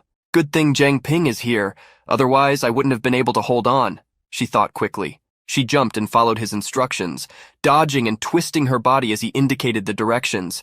"At 1, 2, and 11 o'clock. Cece jumped and drew her sword, cutting the real tentacles, following Zheng's guidance. How does he know? Could it be? The fox wondered, suspicious. Luo Shiyu then directed her attack straight at Zhang, who immediately thought, dodge with everything you've got, seeing Luo Shiyu's sharp tail approaching rapidly. Just as I thought, he's dodging all the attacks perfectly. So Zhang Ping is the one who can see through our disguise, Luo Shiyu thought, her gaze filled with hatred as she watched Zhang expertly dodge without anyone needing to guide him. She raised her hand and shouted, I should have killed you from the start. Let's see how long you can sustain this. While Luo Shiyu was still dodging in the air, she saw new attacks heading towards Cece. Damn, I can't dodge and guide my sister at the same time, Zhang thought. Giving his all to execute the movements, he spun, dodging the attacks while shouting, 3 circles to the left, 3 circles to the right. Zhang landed beside Cece. Zhang Ping! She turned, asking as she saw him crouch behind her, touching the ground and creating a nether mist barrier around the two. Right on time, he thought, smiling. Hey, Luo Shiyu, you seem a bit upset today. Did you get rejected recently? Zhang teased, mocking the fox. Luo Shiyu laughed, showing her sharp teeth, and replied, Interesting. Zhang Ping, you've hidden well. We've tested you repeatedly, and you've always managed to escape our grasp. But this time, there's no escape. You might be able to handle 3 tails, but can you handle 3,000? She launched her 3,000 tails toward the barrier.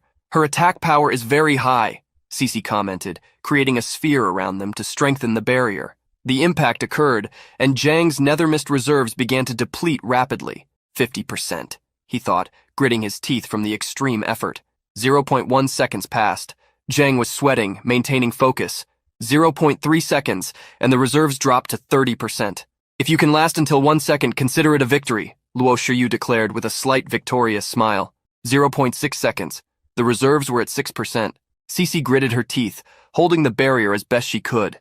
0.9 seconds, and the reserves hit 0%. I released 100% of my nether mist at once, and not even that was enough to slow her down. Is this it? Is this where it all ends? Zhang Ping wondered, when suddenly a voice emerged. The image of Captain Su shone in a golden projection, saying, Boy, listen carefully. I can only create this opportunity for you once. Zhang turned, sweating, and thought, the captain's projection. The 3,000 tails pushed with all their might, concentrating energy on Cece and Zhang's barrier, until a golden lightning bolt appeared, creating golden clouds around the battlefield. What is this? Luo Shiyu questioned, as she saw the shining golden clouds surrounding her.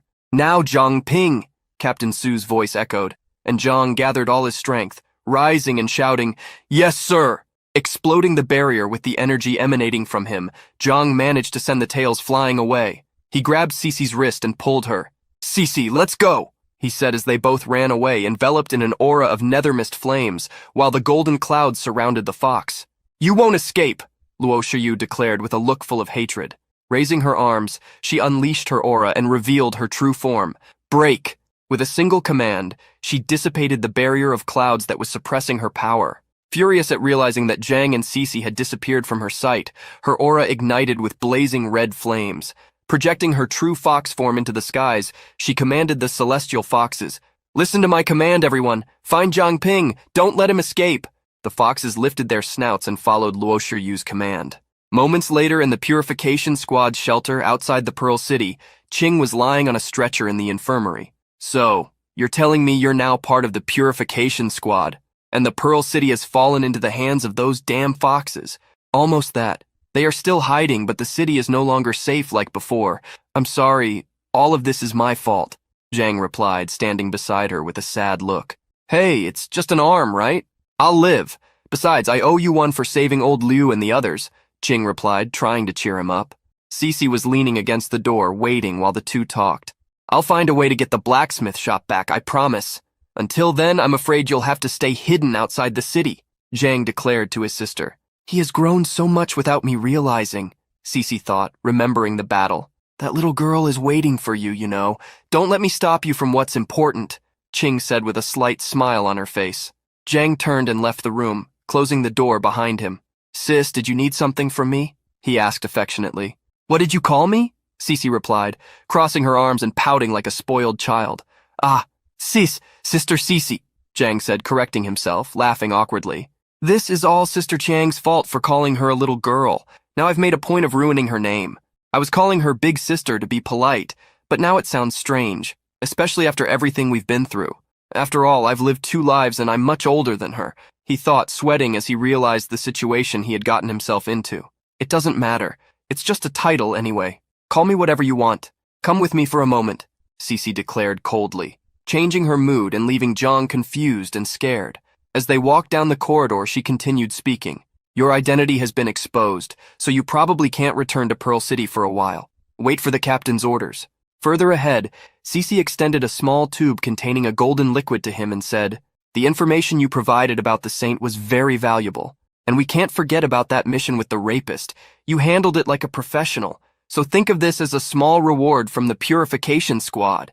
Zhang took the small vial and brought it closer to his face, saying, This is golden blood? Don't tell me it's... Still walking through the corridors and arriving at another room, Cece explained, Golden blood from Jinbo himself. He needs to extract and store it periodically. It has immense healing properties. Normally, we use it to treat our injured or extend the lives of our most esteemed veterans. Try consuming it here in the training field. Let's see if you can inherit some of his power. Oh, and one more thing.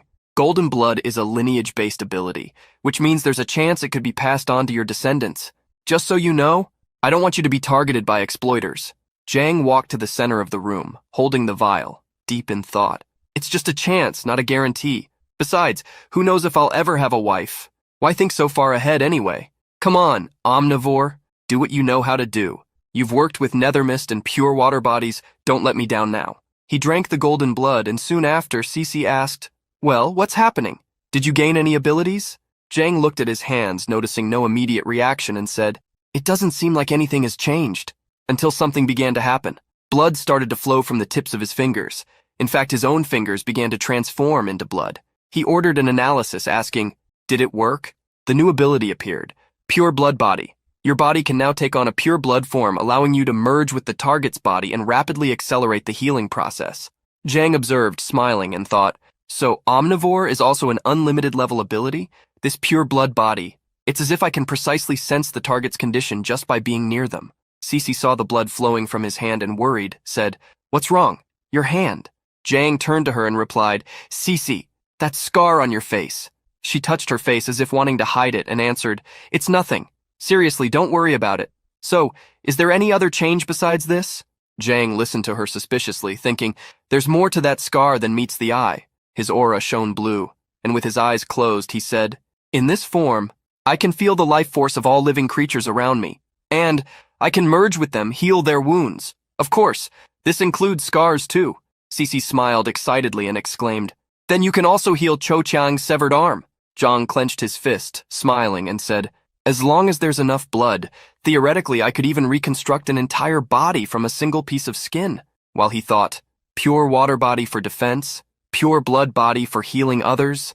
Cece, excited, went behind him and started pushing him, saying, Well, what are you waiting for? Go help Sister Chiang. Zhang walked slowly, glancing at her with a smile, and said, All right, I will. Sister, can we have a proper conversation later? Not as comrades, but as old friends? She paused for a moment in silence and replied, Sure. Meanwhile, in the wildlands outside the city, everything seemed calm for the animals, like deer and others, until a flock of birds announced an imminent danger approaching rapidly. Various mutant beasts were fiercely advancing toward the city, leaping with ferocity. Manny passed by Captain Su, who was going through the squad's files while holding one of his usual drinks. Records from the Sacred Ancestors Village. Captain, what is this for? The blonde girl asked, interested in the paperwork he was handling. You may not remember this. Although they committed many heinous acts while in power, initially the Zhu family who tamed beasts was considered heroic. To help everyone survive the great calamity of winter, the head of the Zhu family, Zhu Qiang, merged with the sun god bird. He flew to the sky every day, bringing light and warmth to the people. He persisted like this for 10 years until he died from exhaustion, Captain Su replied. I know. After Zhu Qiang's death, he was buried in the Sunset Mountains, outside Pearl City. The survivors from outside the city honored him by guarding his tomb. Centuries later, these people married and had children, gradually forming a village now known as the Sacred Ancestors Village. But what does this have to do with the village now? Manny asked, putting the straw in her mouth. Captain Su responded, Every 100 years, a saint appears in the Sacred Ancestors Village. The lineage of the saint can protect the village from any attack by mutant beasts. Manny dropped the straw and exclaimed, No, no, it can't be. Are you saying that Chen Junting is the saint of the sacred ancestors' village? The captain turned to her and said, the Zhu family must be planning to use the saint to control the celestial fox clan. Manny touched her chin, deep in thought, and asked, but why did the saint appear at Hanhai Academy? And how can the sacred ancestors' village stay silent with something like this happening? Captain Su turned to her and said, what if it's intentional? If they claim that the saint is being kept prisoner inside the city, the sacred ancestors' village could use this as an excuse to launch an attack against Pearl City. Manny felt anxious upon hearing the plan and asked, but why would they do that? The captain then explained, 150 years ago, Pearl City had a tyrannical ruler. To prevent the Zhu family's mistakes from repeating, the Purification Squad listed her as the most wanted criminal. In the end, they managed to expel her from the city with the help of the current lord of the city. Later, somehow, she became the leader of the sacred ancestors' village. Perhaps she never gave up on retaking Pearl City. Maybe she is just waiting for the right moment to counterattack. Manny listened, absorbed in the story, sipping her drink through the straw like someone glued to a movie. The Purification Squad set up many safe shelters outside the city. They are well hidden, some built into rocks, others concealed underground or even in the trees, the captain informed.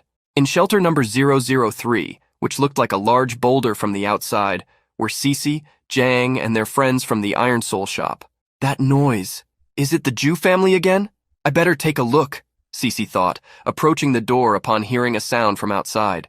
But if this place is discovered, the injured will be in serious danger, leaving Jang Ping in charge. He's the only one who can protect everyone. Can I really do this? Cece wondered, looking at him while the others lay on the cots. It worked, Jang exclaimed joyfully as he lit a lantern using nether mist. What worked? Wasn't that lantern out of power? Cece asked as the boy spun the lantern above his head. It was, but I thought it would be a waste to just throw it away, so I decided to try recharging it, Jang replied. He tried using his flames, controlling water, even bending blood, and finally used the energy from the nether mist. A small purple flame ignited inside the lamp, but it was enough. That was the ghost lantern. It concealed odors and prevented others from identifying user information within a defined radius.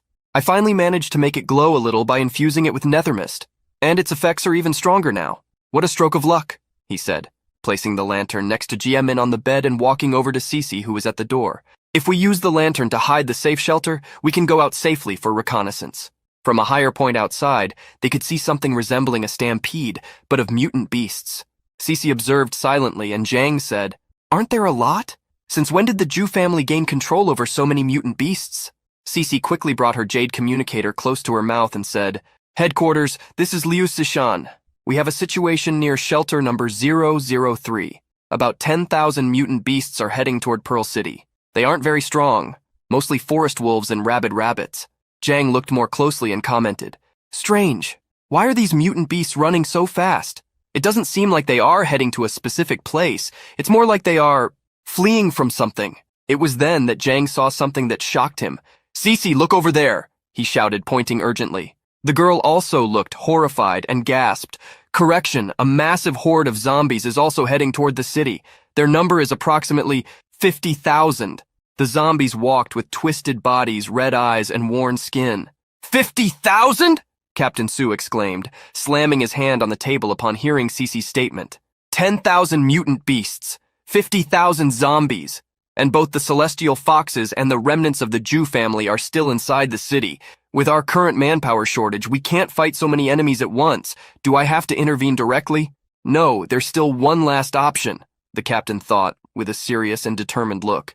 Then he turned to his team and ordered loudly, Manny, Chen Luowei, Shu Jie, get ready to activate the celestial curtain again. Confused, the girls began to question. But hasn't the celestial curtain already been... Manny started. Captain, what are you planning to do? The other one asked. Yesterday I temporarily suppressed Princess Yue to cover Jiang Ping. Her power hasn't fully returned yet. We can't rely on the city guard or the investigation team. But there are still many powerful fighters in Pearl City. We will carve a message in the celestial curtain warning everyone about the zombies. Once all the Awakeners gather in the city, we will blend in with them. This way we can protect Pearl City while avoiding the surveillance of the celestial foxes. Let's go. The message that would appear in the sky would be zombies approaching. The girls then understood and responded in unison. Yes, Captain. The captain turned back to the communicator and said, switch to multiple channels. Liu Sishan, Jiang Ping. I order you to hold the mutant beasts and zombies outside the city as much as possible. Buy time for the city to gather reinforcements. On the other side, both responded, yes, sir. Meanwhile, at shelter number 5, this is the branch, Captain. Your orders. One of the awakened replied, quickly head to the vicinity of shelter number 003. You must provide immediate support to Liu Sishan, the captain ordered. Understood. A young man with a sword on his back, accompanied by a girl and another awakened, replied. Let's go, let's go, let's go! The short, chubby blonde awakened exclaimed, cheerfully walking behind them. The leader followed with 3 floating green swords above his hand, saying, Come on, our time to shine has arrived. In another part of the city, at the city lord's mansion, Vice Mayor Huang walked pensively. The invasion of the blacksmith's shop should have gone smoothly. Taking a communication jade from his pocket, he said, Confirmation that Princess Yue is not at the city lord's mansion, we can proceed to the next stage. On the other side, they responded, Sorry, we had some problems. Confused, he asked, Problems? The voice replied, A horde of unidentified zombies appeared out of nowhere outside the city. They scared the mutant beast and now they're out of control. We don't know who's behind this.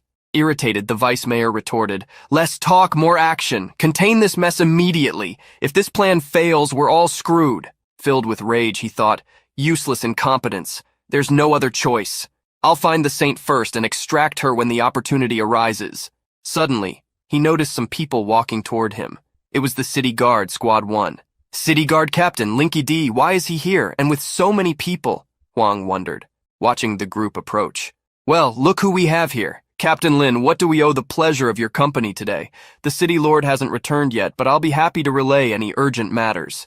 He spoke, addressing the bandaged-faced, red-haired captain. However, everyone continued walking without even looking at him, moving straight ahead. He ignored me, huh? Does he suspect something? Huang pondered. The group opened the doors at the end of the hallway, revealing a bright light.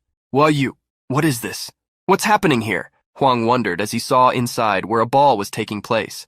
Couples danced to soft music, their long dresses swirling gracefully. And there, in the middle of it all, was Chen Junting, extending her hand to welcome them. We have new friends joining us. Come play with us. Captain Lin was drinking a glass of wine when suddenly he stopped and realized. How did I end up here? He wondered. Her Highness asked us to... Then, spitting out the wine, the image of Jiang came to his mind and he remembered. Ah, right, capture Jiang Ping. Junting walked up to him with a gentle smile, holding a napkin. Seriously, uncle, you're so clueless. He turned, confused, trying to understand. She summoned my people to this place? This feeling... It's just like being near the king of my clan. She approached him, wiping the wine he had spilled on his chest, and said, Grandpa says we should never let anything go to waste, okay? Captain Lin bowed, kneeling, and replied, Yes, Lady Saint. She was surprised and said, Why is everyone calling me that? I consider everyone here as friends. Oh, well, let's dance. And she pulled him to the center of the hall. Huang watched everything in silence, thinking, Lady Saint? The saint can only influence mutant beasts. Could Lin Katie have been replaced by a celestial fox as well? This issue is so important, and that fox didn't tell me. It seems she still doesn't fully trust me. It could be that there are no more living humans in the city guard. In fact, everyone here may have turned into celestial foxes, but it seems everyone is being controlled by Chen Junting, and she herself hasn't realized it yet. If I can persuade her to work with us, the plan could move directly to the next phase. He then approached the girl, a smile on his face, and said, Having fun, little sister Chen Junting? The little blonde girl looked at him, still dancing, then opened a smile and replied, Yes, I was just looking for some new friends to play with. I didn't expect Sister Luo to throw such a big party for me. By the way, why hasn't Sister Luo come back yet? He gestured and smiled broadly, saying, Maybe she has something else to take care of. While thinking, Silly girl, you were the one who called all these friends in the first place.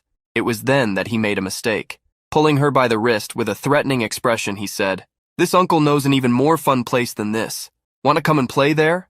The girl, scared, pulled her wrist back and replied, No, I'm not done playing here yet.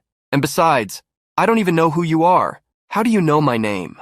Everyone present, who were celestial foxes, stopped dancing and turned their serious, judgmental gazes toward him. He was in great danger. Meanwhile, near shelter number 003, Cece was summoning a large amount of water which exploded around her. Sister, I gathered them all! Freeze them! Jiang declared, his nether mist aura extending to the beasts.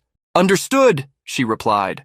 Launching her attack, she froze the creatures in a large glacier of beasts, but seconds later, the beasts themselves broke through, shattering the ice and the wall formed. "Not enough! There are too many!" Cece shouted to Jang, who jumped, responding, "I'll hold them off!" Projecting a multi-headed beast made of nether mist, he charged fiercely, thinking, "Those mutant beasts gave me tons of fear. Now I can use nether mist as much as I want." Jang pushed the nether mist to its maximum potential. Purple tentacles wrapped around him as he ran, a purple light shining in his eyes and his teeth clenched. "Now, unleash your maximum potential, nether mist, full yield. No stopping," he thought, releasing a nether mist dragon, a flying beast of black energy that soared through the skies toward the beasts. "I have to hold out until reinforcements arrive," he thought, flying in the form of the dragon. "All I see is an endless supply of nether mist energy and experience." Jang used his dragon claws to tear through the beasts as he flew. The nether mist and experience points increased more and more as the beasts soared through the air. "Just a few more hundred of these guys and I can boost my stats or even level up," he thought, watching the speed of the slaughter. "Everyone scatter! Avoid the dragon!" one of the beasts shouted in its own language. They split up, veering off in groups to either side and spreading out. "Oh, quite clever, I see," Jang said, observing the beasts' movements. "These mutant beasts are only focused on escaping, with no intention to fight," he thought as he watched them. The beasts continued to run at full speed. One of the leaders announced, "Brothers, there's no dragon in sight." However, they were struck by ice spikes that erupted from the ground, piercing them. "I'll take care of those stragglers," Cece declared, aiming at those who had fallen behind, driving her ice spikes into the rabid rabbits and other beasts. "You lied," one of the beasts complained. "Cece, good job," Jang said, thinking, "If only there were a system to track how many of these things I've already taken down." Cece continued floating with water and glaciers around her as she replied, "Stay focused. Here comes another wave." More beasts appeared, charging fiercely. "Damn! They keep coming!" Jang cursed, ripping them from the ground with his claws, while some managed to rush past. Suddenly, fireballs and ice began to cross the skies toward him. His dragon was hit squarely by a massive fireball. Confused, he wondered, what just happened? Then his gaze met the sources of the attacks. "Those are zombies?" he exclaimed upon seeing zombies manipulating elements. "And they can use magic? I thought zombies just bit people. I guess stereotypes don't work very well in this world," he thought, incredulous. Using his analysis skill, he read the data on the zombies. "The village of the sacred ancestors?" he exclaimed as he saw them leaping toward him, trying to reach his neck and casting spells. "I need to find a way to relay this information to headquarters as quickly as possible," he thought. He then shouted, "Get out of the way!" The dragon shook, spinning and throwing the zombies away. "The zombies don't feel fear. At this rate, I'll run out of nether mist," he concluded, assessing the situation. A wave of water surged, sweeping the zombies off him. "Zhang Ping, keep your distance from them," Cece shouted. "Understood," Jang replied, grabbing some zombies with his claws and saying, "Let's try this move. Take off." He flapped his wings, rising into the air with some zombies in his hands, and said, "Sorry everyone, things are about to heat up a bit." He then set the zombies on fire, gaining more experience points. "Go, zombie fireballs," he shouted, throwing the flaming zombies toward the others like they were living bombs. Jang received a buff for this creative feat and thought, "Perfect. Now my stats are double those of other Awakeners at this level." Meanwhile, Cece was dealing with the zombies in her own way, using the good old blade. Cutting with a trail of water, she said, "Sword technique, blade waltz." She danced among the bodies, taking down each enemy, until more zombies appeared, armed, jumping in from behind her. "Damn!" But then Jang appeared, stomping on the zombies with his giant dragon foot and said, "Take this, Cece's invincible kick, capable of destroying the heavens and shattering the earth." Unbalanced and confused, the girl asked, "Huh? What did you just say?" Jang replied shyly, "Nothing." He released the dragon, returning to his human form, and declared, "That's the first wave of beasts and zombies defeated, about 1,000 in total. The second wave should arrive in about half an hour. By the way, how can these zombies use abilities?" Putting away her sword, Cece replied, "They probably were Awakeners when they were alive. Such despicable methods. It must be the Jew family's doing again, I bet," Jang retorted. "No, I just used my analysis skill on these zombies and they belong to the village of the sacred ancestors." With the communicator active, Captain Su declared, "Exactly. Although the Jew family is ruthless, they see beast domination as a form of cult. They wouldn't stoop to using something as twisted as controlling zombies. Our intelligence suggests that The village of the sacred ancestors is likely connected to this incident. Zhang Ping's analysis confirms this even further. Cece then exclaimed, "Village of the sacred ancestors? In other words, it's that bitch's doing." A green mist began to appear. Sensing the smell, memories flooded Cece's mind. Someone had left her in a room covering her eye, kneeling and turning to walk away. A woman with jades in her hair and earrings. "Zhang Ping, hold your breath. This gas is toxic," she said, covering her nose and shaking her head. Zhang raised his hand as if he could touch the gas and thought, "Hold my breath. That smell. Where have I smelled this before? Smell of rotten eggs? It's hydrogen sulfide. I encountered a large fire caused by hydrogen sulfide when I was on the rescue team. If this gas really contains hydrogen sulfide, it must be flammable." He then guided Cece away and said, "Cece, be careful. This could explode." Still holding her breath, she replied, "What are you planning to do?" With a serious and determined look, Zhang said, "No time to explain, just trust me." Cece nodded and kept her distance. Zhang then ignited a flame on his finger, unleashing his devouring fire skill, creating a massive blaze. Flames and fire consumed everything around. Zhang ignited the devouring fire, with the flames consuming everything around him, while Cece took shelter within her water shield. The flames spread and dissipated the poisonous mist surrounding them. "The second wave of zombies is already here," Zhang exclaimed after disabling the flames. "Didn't you say we would have half an hour?" Cece asked, moving closer. "Wait, what is that?" Zhang exclaimed upon seeing monstrous figures forming on the horizon. He activated his analysis skill, but got no results. "So they managed to neutralize that old man's zombie poison. It seems these two youngsters have some potential," said a muscular man with a beard and jade eyes, sitting atop a massive red giant body. "It's strange. I was able to analyze our captain back then, but as Luo Shiyu, I'm failing to analyze this person. Is my skill not strong enough for high-level targets at a distance?" Zhang thought, touching his chin as he realized his analysis had failed. "In that case, order. Analyze all visible zombies in the field at once." Upon issuing this command, all units within his line of sight had their status windows revealed. The smaller zombies posed little danger, mostly being level 6 and of low rank. However, the larger unit, the muscular man riding the giant body and wielding a sword, was a different story. His status was only revealed after 16,888 advanced analysis attempts. What the analysis revealed made Zhang's eyes widen in shock. Name, Zuo Xiangming. Species, Zombie Fallen. Faction, Sacred Ancestral. Classification, Apex Level Awakened, Mutated Toxic Zombie. Generates a poison that turns humans into zombies under the user's control. The zombies retain their previous abilities and share a collective life force. The user cannot be killed unless all zombies are destroyed. The zombie leader Zuo gestured thoughtfully. "As much as I would love to deal with this personally, this old man has more urgent matters to attend to." Then he ordered the zombies beside him. "Go, bring them to me, dead or alive." Zhang turned to Cece and worried revealed, "The analysis shows that this guy is a fallen level 39. Cece, what does fallen mean?" The girl was in shock for a few moments, the words echoing in her mind. "Level 39? Then she responded, "The abilities of an awakened change over time depending on how they are used. Eventually they evolve into a form that best suits them. But if their mental energy isn't strong enough, they can be consumed by their own power. They become slaves to their abilities. And we call these people the Fallen. And most of the Fallen are incredibly powerful." The zombies were getting closer, moving in unison. "Here they come," Zhang shouted. "We're in trouble." The zombies attacked, their purple inhuman skin on display. Zhang formed a sword with his nether mist and sliced through the creatures. As they fought, a new adversary emerged, a giant green creature, a different type of zombie. "Kill, kill, kill," the creature repeated, swinging its axe. Cece struck with her sword, pulling away from it, and grabbed her communication jade, saying, "Headquarters, this is Liu Cece. A fallen awakened has appeared, riding a huge zombie, and I don't have the strength to stop him. He is leading a horde of zombies towards the north part of the city. He is level 39. I repeat, this is a serious threat." In front of him, Zhang analyzed the monstrous approaching zombie. Status window, species zombie. Faction, Sacred Ancestral Village. Potential none. Classification high, level 29.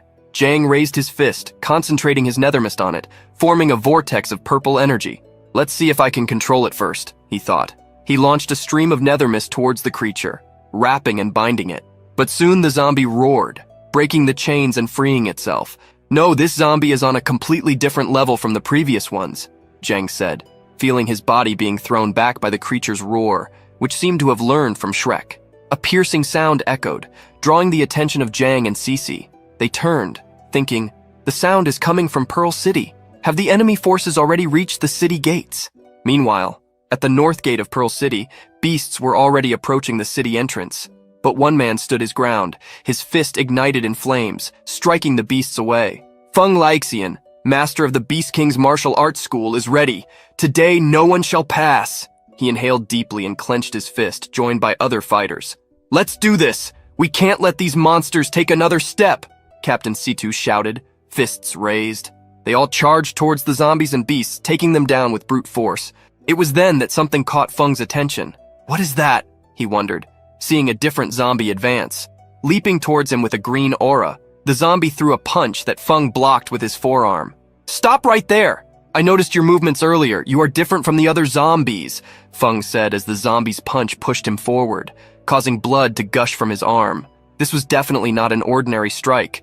The zombie shoved him, releasing its aura and sending Feng flying away.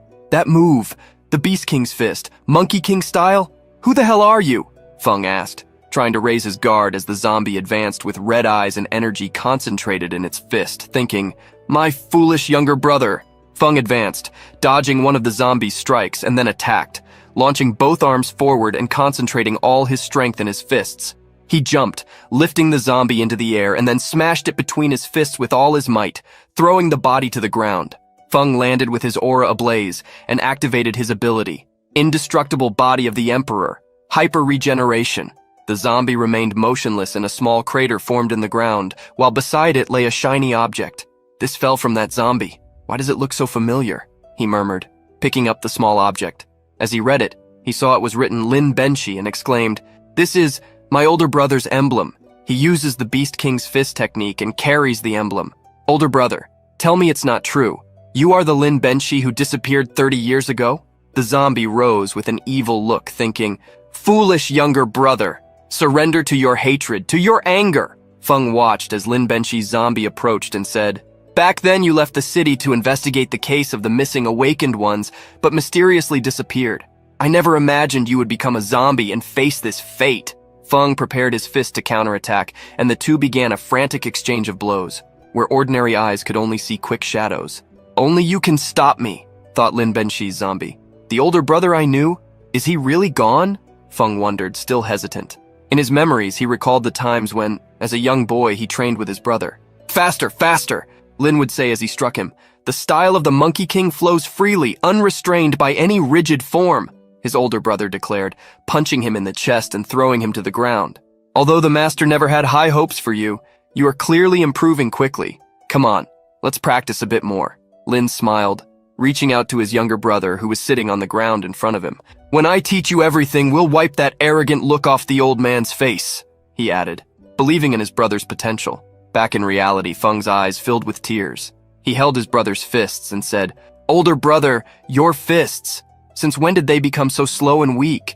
Do not dare to dishonor the Beast King's fist.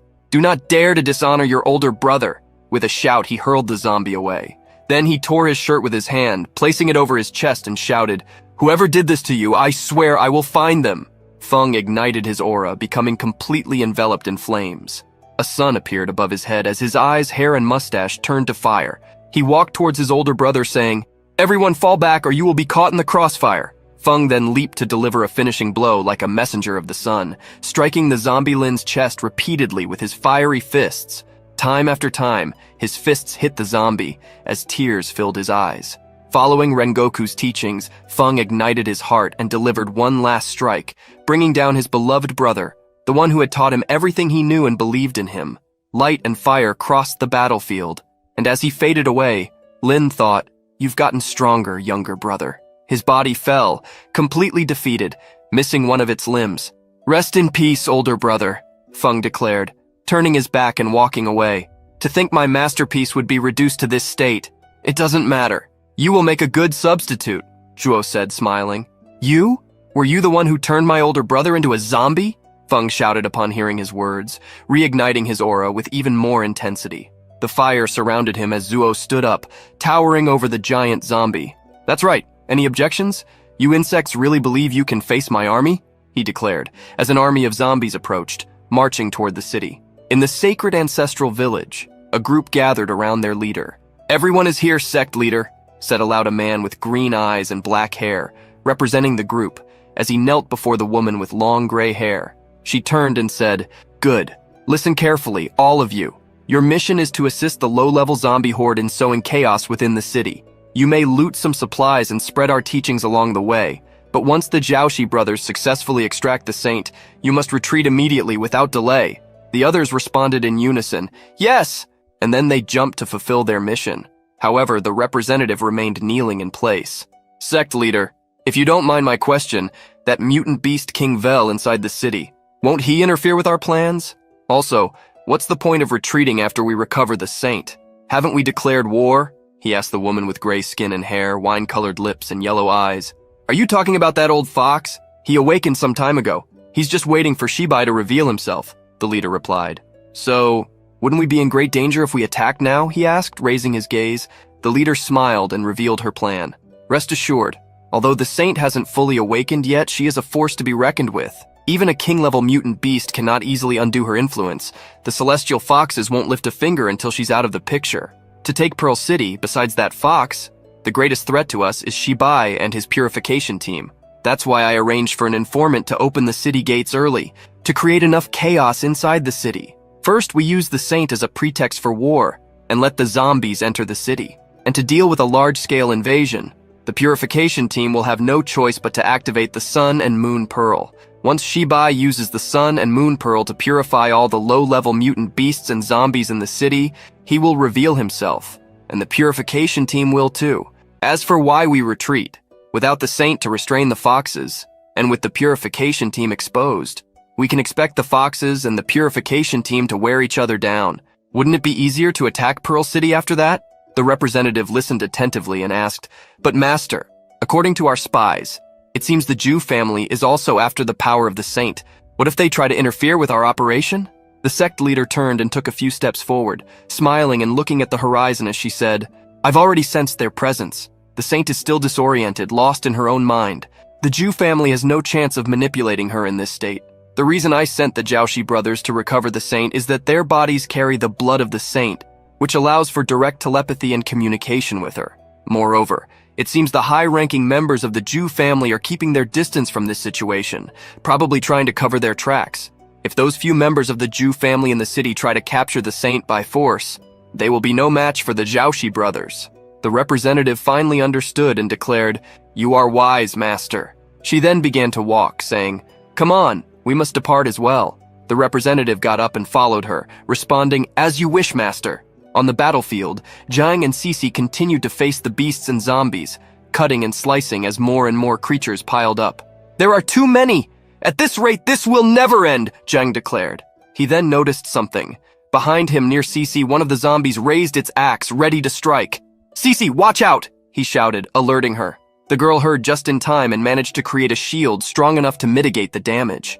Even so, she was thrown back by the impact. The zombie jumped again, raising its weapon, and lunged at Cece, who lifted her sword in an attempt to defend herself.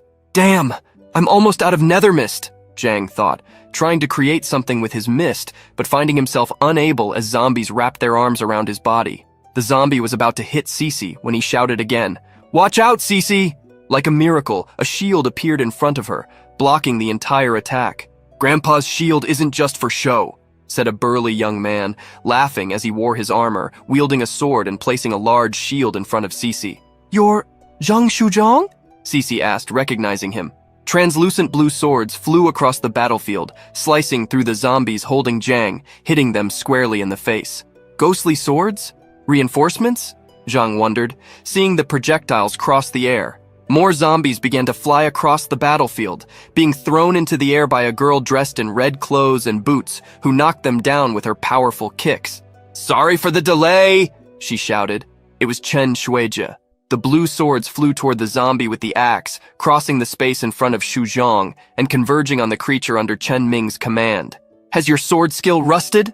Chen Ming, a man with short blue hair and a sword on his back, asked as he stopped next to Cece. "Shut up," she replied, leaning on her ice sword on the ground. "Don't let your guard down.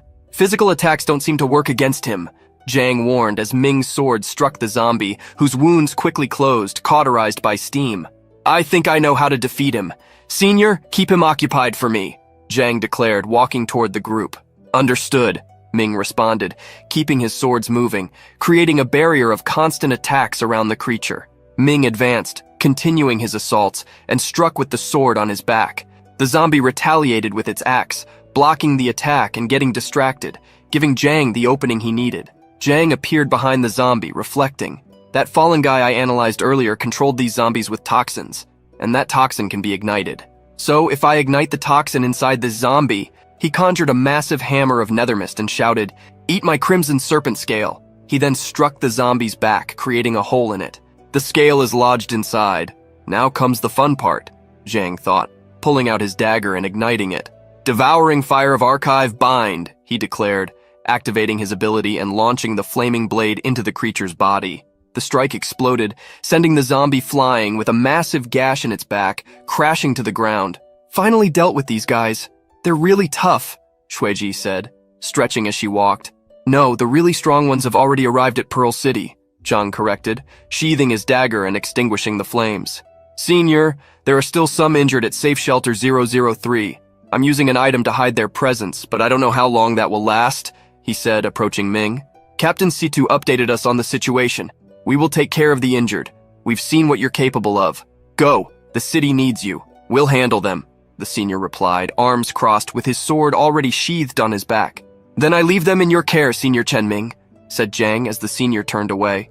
Seeing that Zhang had left and Cece was still in the same spot, Ming turned and declared, Liu Xishan, you should also return to the city. We have enough people here. Cece promptly replied, understood, and ran after Zhang, shouting, Zhang Ping, wait!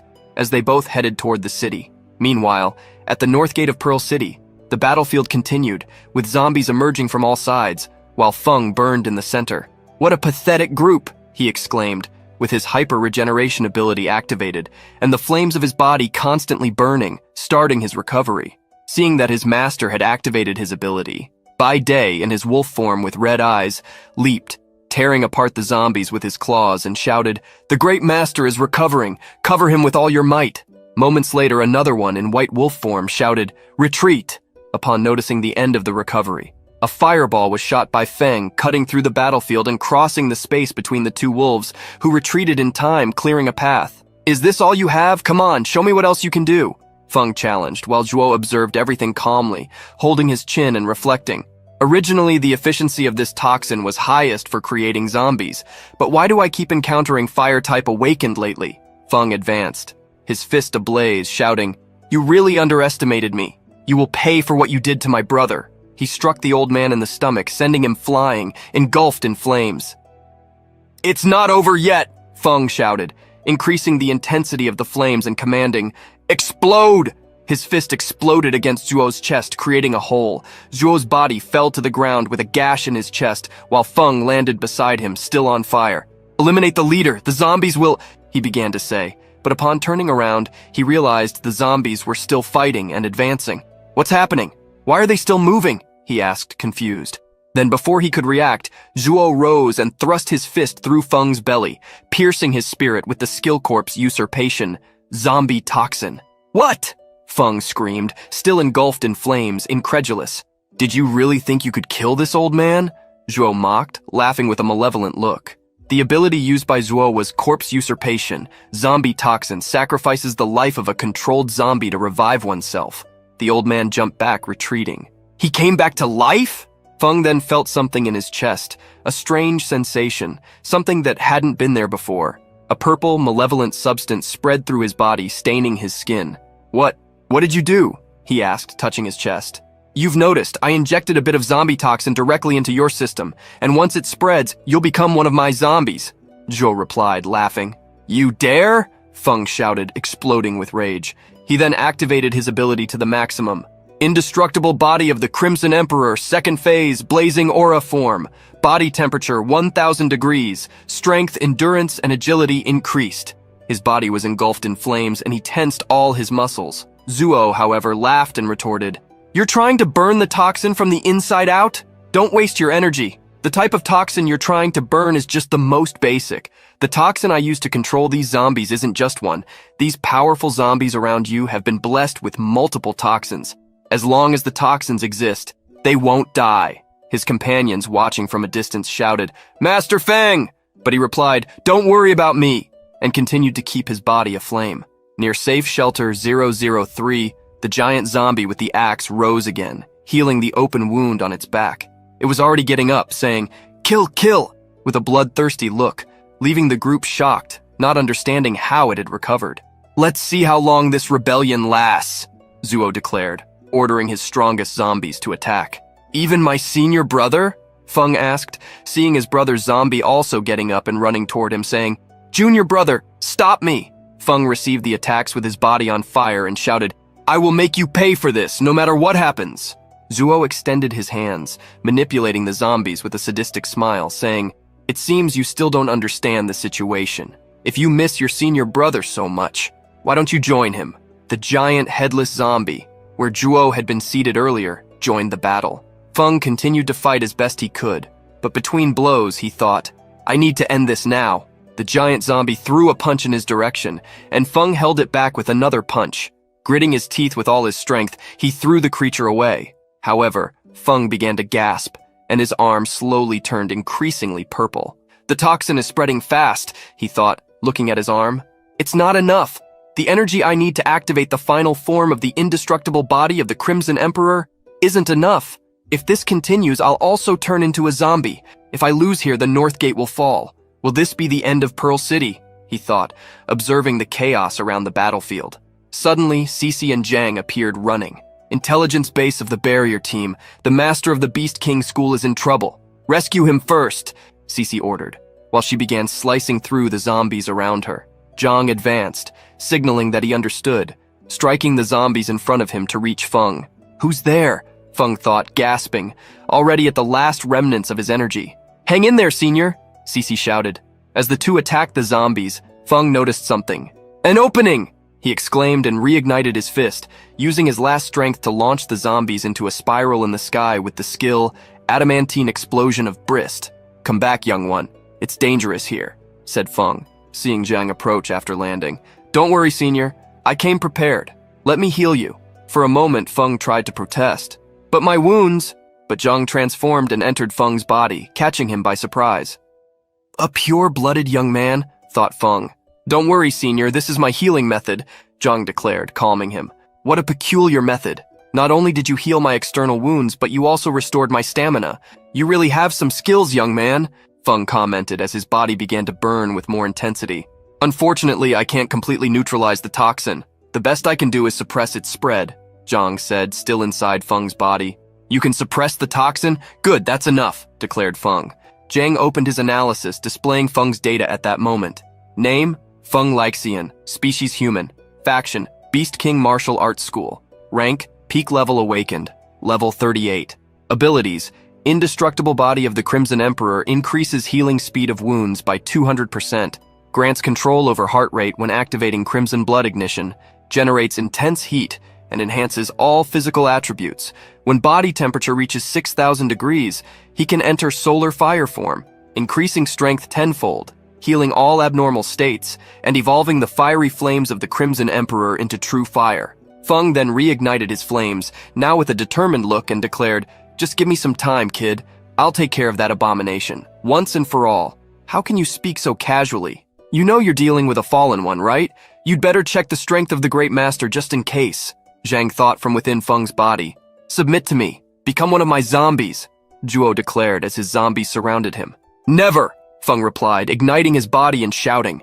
His aura expanded and the flames intensified once again. He propelled himself forward, the ground beneath him cracking due to the force exerted by his feet. And then he swiftly advanced across the battlefield, reaching Zhuo and saying, "Old Grump," as he buried a punch into the man. The blow exploded, and from within Feng's body, Zhang spoke. "Senior, I analyzed him. His life force is linked to the nearby zombies. If we want to kill him for good, we need to eliminate those zombies too." Zhuo leaned in, grabbing Feng's arm, and laughed with a sadistic look. "You can't kill me." The zombies around him leaped toward Feng, and he ignited Zhuo, creating a fireball attached to his arm. He spun on his axis and set the zombies around him ablaze, creating a fiery inferno that sent bodies flying into the sky. "It's not enough, young man. Is there a way to quickly raise my body temperature?" Feng said, standing in the middle of the battlefield. "My flames can't reach temperatures as high as yours, senior. I'm afraid it won't help much," Zhang replied from inside him, until something occurred to him. "Wait, this might help." He then extended a hand out of Feng's body and handed him some small embers. "Why didn't you use those crimson serpent scales before?" Feng asked. "Well, you didn't ask," Zhang replied. Feng then took the embers in his hands and swallowed them. "Wow, now this I call a true fire devourer," Zhang exclaimed mentally, still within Feng's body. More zombies appeared, advancing toward him, but in the blink of an eye, a huge blue pillar descended from the heavens, exploding above Feng and sending all the zombies around him flying. "What's happening?" Cece asked, as she climbed onto one of the zombies she had frozen. "I never thought I'd see the Great Master unleash that form again in my lifetime," Bai Day said, still in his wolf form. Feng smiled and declared, "It seems the battle is about to end." He then activated the indestructible body of the Crimson Emperor, solar fire form, body temperature 6,000 degrees, all toxins were cured. His body was engulfed in blue flames, with fiery wings extending from his shoulders and flames on his arms. It was his final form. "What a dominating form! Even the fire devourer can't consume a piece of that flame," Zhang exclaimed mentally, awed from within Feng's body. "Young man, this final form puts a lot of pressure on my body. I'll need you to keep healing me," Feng said. "Leave it to me," Zhang replied promptly. "All of you fall back. Don't approach the fire line," Feng declared loudly. "You know a character is strong when he has to order his allies to stay away." "Did you hear that? Everyone, retreat to the city!" The Awakened shouted, guiding everyone away. "How is this possible? The toxin I planted in your body has vanished," Zuo said, regenerating and not understanding what was happening. "All units, follow my orders. Defeat him," he shouted, commanding. The zombies began to advance, marching toward Feng, and he unleashed a consuming blue fire called Secret Technique of the Beast King, Unification of Primordial Chaos. Feng spun his body, spreading his fire in all directions, reaching every spot where there were zombies.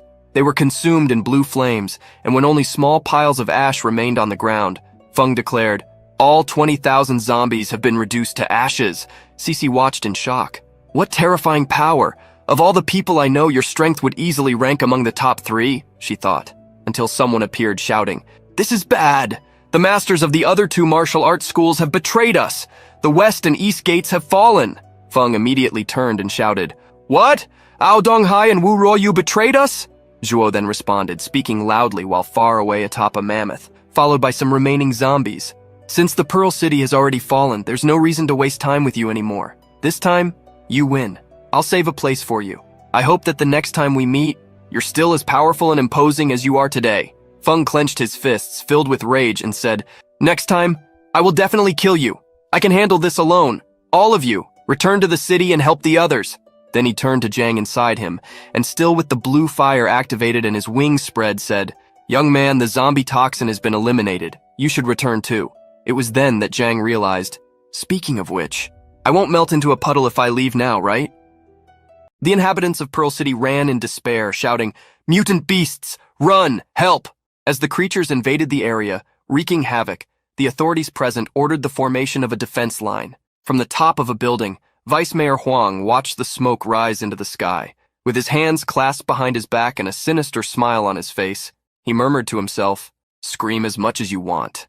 This is the Pearl City of the East, and without us, the Jew family." 2 of his subordinates approached and stood behind him as the buildings burned in the background. Huang inquired about the progress of the plan, and one of them replied, "About 1,000 mutant beasts have entered Pearl City and are under our control." Huang smiled and said, "Excellent. Send them to attack the City Lord's mansion as quickly as possible." One of the subordinates protested, "The City Lord's mansion? Are you serious? Chen Junting is still inside, you know. The mutant beast will be affected by the goddess's blood in her body when they get close." The other agreed. "Exactly. Even the celestial foxes can become her servants. How are we going to get her out of there?" Huang replied, "You really don't understand, do you? Chen Junting has not fully awakened yet. Her mind is like that of a newborn right now. She is unconsciously connected to all the mutant beasts around her. If many of them get close, her power will exceed its limits and go out of control. At that moment, the City Lord's mansion will descend into chaos, and we will have the chance to capture her." In the mansion of the Lord of the City, the fox Luo Shiyu held Chen Junting in her lap, licking the innocent girl, who laughed, feeling ticklish. "Little friend, stop licking, it tickles." Suddenly, something made the girl rub her eyes. A strange sensation took over her, and when she opened them again, she saw several celestial foxes lined up. Where did everyone go? Why are there suddenly so many little friends? The foxes began to shine brightly and multiply. Luo Shiyu looked at the girl in her lap with eyes glowing a sinister shade of red. The girl, lifting her gaze, said, "You look strange. What are you really?" The little one stood up and walked around the throne, observing the foxes. "You all are so cute, too." Huang and his subordinate watched everything hidden behind a pillar. Huang commented, "Just as predicted, the absurd number of mutant beasts is interfering with her powers." Chen Junting went to the balcony and smiled. "Why are there so many little friends out there?" Spiritual bubbles began to emerge as more energies concentrated. She placed her hands on her head, her face tensing. "It's too much. No more friends." The girl then fell to the ground, screaming and clutching her head. "Enough! Stop coming!" Her sharp scream echoed everywhere. Meanwhile, in the city, a child ran desperately, shouting for her mother. "Mom, where are you? Mommy!" A wild beast was chasing her. The creature leaped, opening its mouth to attack her. But before the girl could be caught, Jiang Ping arrived and grabbed the creature's jaw. "Just in time!" While Cece jumped and caught the girl in her arms, the girl curled up, exclaimed, "Big sister?" Jiang Ping made her hands blaze while keeping the creature's mouth open and said angrily, "You beasts! Can't you stay quiet for 2 seconds?" Then she incinerated the creature completely. A woman appeared, screaming, "Niu, are you okay?" The girl ran towards her, crying and shouting, "Mommy!" The woman thanked her repeatedly, looking at Cece while hugging and stroking her daughter. Cece replied, "Quickly, get out of here." As they retreated, Jiang Ping declared, "The desert beasts are just a few meters away. We can't let them advance." Cece took her communicator Jade and said, "Purge team, immediately establish a defense perimeter. Everyone else, take the civilians to a safe location." On the other side, the response came clear. "Yes, ma'am." More beasts approached Cece and Jiang, both from land and air. Cece positioned herself and said, "It's hard to defend against so many mutant beasts without damaging the buildings." Jiang pulled out his dagger and replied, "We'll hold them off as best we can. We just need to buy time for the others to evacuate." Cece agreed, and then several white wolves charged forward, howling at the sky. Jiang was puzzled by their behavior. What's happening with these mutant beasts? On Cece's communicator Jade, a voice informed, "Leader, the mutant beasts on our side have also stopped moving." Confused, Cece asked, "What's going on?" Everyone was perplexed. In the mansion of the Lord of the City, Huang looked up, astonished, with the same question. "What is happening?" He saw Chen Junting floating, a bright pink light emanating from her body. The foxes watched her from the ground as Huang murmured, incredulous, "No way." The girl slowly opened her eyes, and a pulsating pink light began to emanate from her body, as if she were undergoing a transformation like in Sailor Moon. A large explosion followed, causing an impact on the mansion's gates. Inside, the henchmen screamed, "We've lost control of all the mutant beasts in the city." Huang turned urgently and said, "What? What the hell? Has the goddess's blood fully awakened?" He gritted his teeth, irritated. What miserable luck, she had only a minimal chance and hit the jackpot.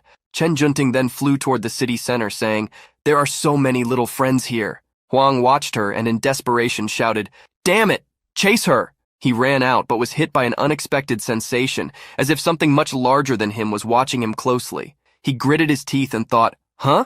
This pressure. Only a king-level mutant beast could make me feel this way. It can't be. The king really awakened?"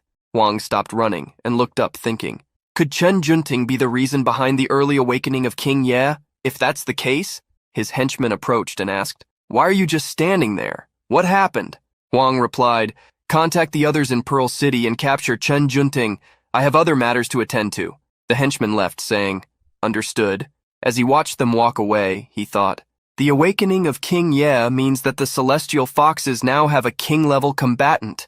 Revealing myself now would be suicide. Better to stay at a distance and observe.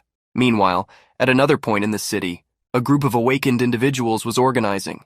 The leader ordered, "Everyone, form groups and find out what's happening." The group responded in unison, "Yes, sir." The gray-haired man turned and asked, "Grandmaster, how is your body now?" Feng, who was beside him, touched his shoulder and replied, "I'm fine, Jiang Ping. My wounds, I just need a little rest." Jiang Ping punched a nearby stone wall, creating a crater, and exclaimed, "Those traitorous dogs! They're worse than animals!" Feng placed a hand on Jiang's shoulder and said, "At this point, our priority is to immediately clear the areas to the south. After that, we should return to the city and provide support. The man sighed. Grandmaster. Smoke rose into the sky in the scene of destruction around them. Feng turned, looking at the debris, and lamented, given the current situation, we can only save as many people as possible. The boys, who had spread out to carry out the orders, returned, pointing and shouting, Look! There's a group coming from the north. Could it be reinforcements? The approaching group marched decisively, saying, Don't let them pass. No one can enter the city. One of the boys managed to identify who they were. It's the Martin Sun Blazing School. And another commented, They came to cause trouble, I bet. The marching group responded in unison. Yes, sir. Feng, irritated, gritted his teeth and said, Wu Ruoyu, do you still have the courage to show your face here? Everyone, prepare to fight. The gray-haired man added, The Martin Sun Blazing School abandoned the western gate without a second thought and allowed the fall of Pearl City. The boys turned, indignant. What? That bunch of scoundrels! The group formed up, and Feng raised his voice, asking, Master Wu, why did you betray Pearl City? Wu in turn responded with another question. Master Feng, have you ever thought about living a different kind of life? Feng inquired. What kind of life? Wu then explained. Look around you.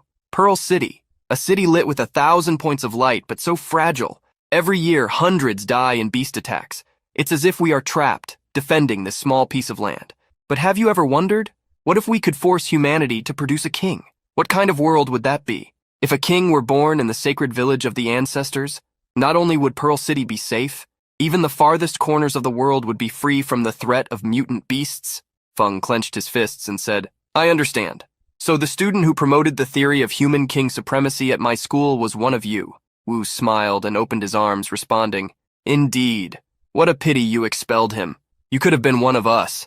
Feng took a combat stance and seriously retorted, One of you and sacrificed the entire city? The two groups positioned themselves opposite each other, ready for combat, with their guards up, while Wu continued, Relax. We are only here to take someone who is crucial for producing a king in the sacred village of the ancestors. We have no intention of destroying Pearl City. Of course, if you just stand there and don't interfere, I won't lay a hand on you. Feng's students also raised their guards, and he replied, And what if I refuse? Wu advanced with his students, saying, Then we'll have to settle this with our fists. Meanwhile, to the north of the city, in the forested area, Chen Junting floated in the sky, bathed in golden light. The mutant beasts gathered below her, hypnotized, as if admiring her. Zheng and Cece observed the scene, hidden behind a bush. Zheng asked, Isn't that Chen Junting? The mutant beast stopped because of her? Analyze. From above, Chen Junting smiled, looking at the beasts, and commented, So many little friends, and they are so cute. Zhang's analysis completed, revealing that, unlike before, the girl's category now indicated human, fallen, level 20. Stunned, he exclaimed, She became a fallen? Cece, shocked, replied, What? How? In the distance, they spotted two figures approaching. Cece noticed the approach and pulled Zhang, saying, Someone is coming. It was Huang's two henchmen, who had arrived and were now walking, talking. One of them asked, What do we do now? Should we go back? The other replied, gesturing, What nonsense are you talking about? Our mission is to bring that girl back to the Zhu family, no matter the cost. From a distance, Cece and Zhang's attention intensified upon hearing the mention of the Zhu family. The two henchmen continued talking. But have you seen? The city is overrun with zombies, and our mutant beasts are under that girl's control. We've also lost contact with the others. There's no way we can complete this mission alone, the other interrupted, saying, Silence! We've come too far to give up. Our lives are at stake. A purple aura surrounded Cece and Zhang, and then a voice emerged from behind the two henchmen, saying, Well, look who it is. The Zhu family, always hiding in the shadows. I never thought I'd find you like this. The two quickly turned, looking around and asking, Who's there? Two figures walked toward them, and one of them said, You have more support than the others from your family that we encountered. I'm wondering if I should turn you into zombies and make you serve us. The two men were accompanied by a tiger and a giant snake. Zhang activated his analysis ability, revealing the status windows. The first was Zhao Yanlong, who controlled the blue sea serpent. Faction, Sacred Village of the Ancestors, level 25. Abilities, Holy Blood. The blood of the awakened contains powerful stimulants, capable of infinitely enhancing physical abilities, and is highly toxic. Advanced abilities, Superior Strength. When emotions rise, blood flow accelerates, stimulating muscles and granting increased strength. Advanced, Miasma of Toxins. The toxins present in the bloodstream are released through sweat, vaporizing due to body heat, creating a large-scale poisonous mist. The second was Zhao Li, who controlled the tiger. Faction: Sacred Village of the Ancestors. Level 22. Abilities: Holy Blood. The blood has a strong fragrance, attracting all nearby creatures. The lower the intelligence, the stronger the attraction. Advanced abilities: Intermediate. Blood Debt. By sacrificing a small amount of their own blood, the awakened can control animals to fight for them. Advanced Unjust Blood. The awakened sacrifices double the amount of blood, and the recipient must repay double the cost. If unable to repay, they must forfeit their life, leading to complete control by the awakened. Already exhaling the poisonous mist, Nether Mist, and wielding his dagger, Zhang took a combat stance, saying, "I've analyzed them. They are from the Sacred Village of the Ancestors, and their powers are similar to Chen Junting's." Cece also raised her guard and said, "This could be our lead. Let's try to capture them alive and get some information." A green aura began to emanate from the two newcomers, but the Jew family members were not intimidated by the threats and said, "Turn us into zombies? So the zombies outside the city were your doing? Which faction of aberrations are you exactly? And why are you ruining our plans? Enough talk, let's settle this. Attack!" They charged towards the two. But after a few steps, a green energy began to infest their skins, taking them over completely. Yanlong placed his hand on his waist with a look of disappointment and said, "Pathetic. Just talk and no power. I thought you would be stronger." The two members of the Jew family had bulging veins, trapped in a green mist, sweating and trembling as they said, "What is this? My body is paralyzed." Yanlong pointed forward, commanding the beasts to advance, and said, "Stop wasting energy. The more you struggle, the faster you will die." The cloud of smoke slowly dissipated as the beasts approached. One of the Jew family members shouted, "Watch out! It's poisonous gas!" The beasts advanced, leaping towards them. One managed to raise his hands and create a barrier of blue light, which was bitten through by the snake, while the other was attacked by the tiger. The snake coiled around his body, while he concentrated the blue energy in his hands, fighting against the animal. Yanlong approached, saying, "You are strong, but unfortunately you won't last long. I suggest you stop resisting and become a zombie." The other was already on the ground, being devoured by the tiger that was biting him repeatedly. It was then that the first one caused an explosion of bright blue light and shouted, "Keep dreaming!" The tiger jumped towards Yanlong while his brother shouted, "Brother, watch out!" The cayenne neon explosion was intense, throwing both beasts to the ground, defeated. Yanlong and Yanhu survived thanks to the sacrifice of the mutant animals.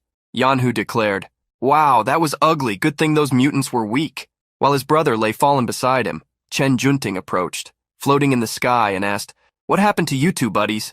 The two knelt and smiling said, "Saint, how did you get here?"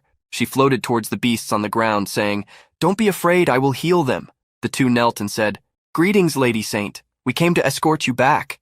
Chen Junting smiled and raised her hands, releasing a green energy that flowed towards the beasts, saying, "There is something impure inside your bodies. Let me remove that for you." The two began to writhe as a red aura enveloped them. Yanhu touched his chest, saying, "What's happening? My powers aren't working." Yanlong's eyes widened as he said, "Didn't they say the saint hadn't awakened yet? How could she?" A crimson aura erupted from their bodies, particles of blood being expelled. The two raised their voices, crying out, "Saint, please stop! Forcing the holy blood out of the mutant animals will cause a backlash for us." Chen Junting didn't care about humans. She cared about her buddies, the beasts. A look of peace and relief spread over the snake and the tiger as Chen manipulated the blood in her hands, saying, "They are much cleaner!" The snake coiled around her, and the tiger rubbed against her body, as a form of gratitude for their liberation. Chen smiled and hugged the tiger, saying, "Don't you like it here? Then let's go. We can join the other buddies elsewhere." They set off walking, with Chen being escorted by the beasts, while Yanlong and Yanhu watched weak from the ground. Yanhu struggled to get up, saying, "That blood pressure, could it be the saint's blood?" Yanlong, leaning on one knee, scratched his head and said, "If that's really the case, we won't be able to guide her back to the ancestral sacred village through the blood connection. Her mind is too far away. Damn it! We have no choice. I need to inform our leader and come up with a new plan." He leaned on his brother, and the two began to walk. Cece, who was watching everything with Zhang, clenched her teeth, tense, and exclaimed, "Leader of the ancestral holy order, don't tell me she has already left Pearl City." Zhang looked at her and asked, "Who is she? You seem particularly worried." Cece turned to him and replied, "Her name is Li Aoxue. She was once the second leader of Pearl City. and she is the most wanted criminal by the Purification Squad. Li Aoxue is dangerous, strong enough to face our captain. We need to find out if that monster is really in Pearl City. We can't control Chen Junting right now, but we can deal with these two. Zhang clenched his fists, invoking his nethermist, and said, Chen Junting and the others are our only chance. Cece drew her ice sword and declared, Let's capture them alive!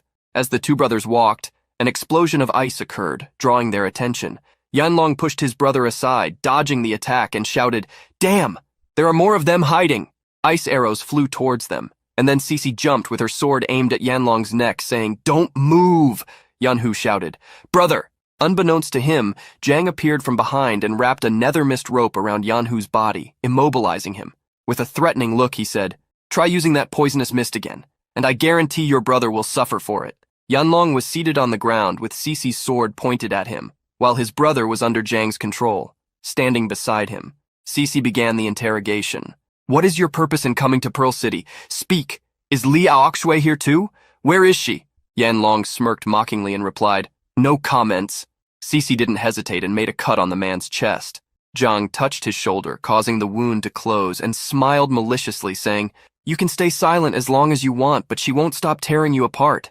I'll take care of the healing part. I won't let you die so easily. The young man, desperate, shouted, You are monsters! And groaned in pain again. It didn't take long for Cece to contact the HQ, saying, Captain, I have vital information. Captain Situ inquired, Liu Xishan? Report.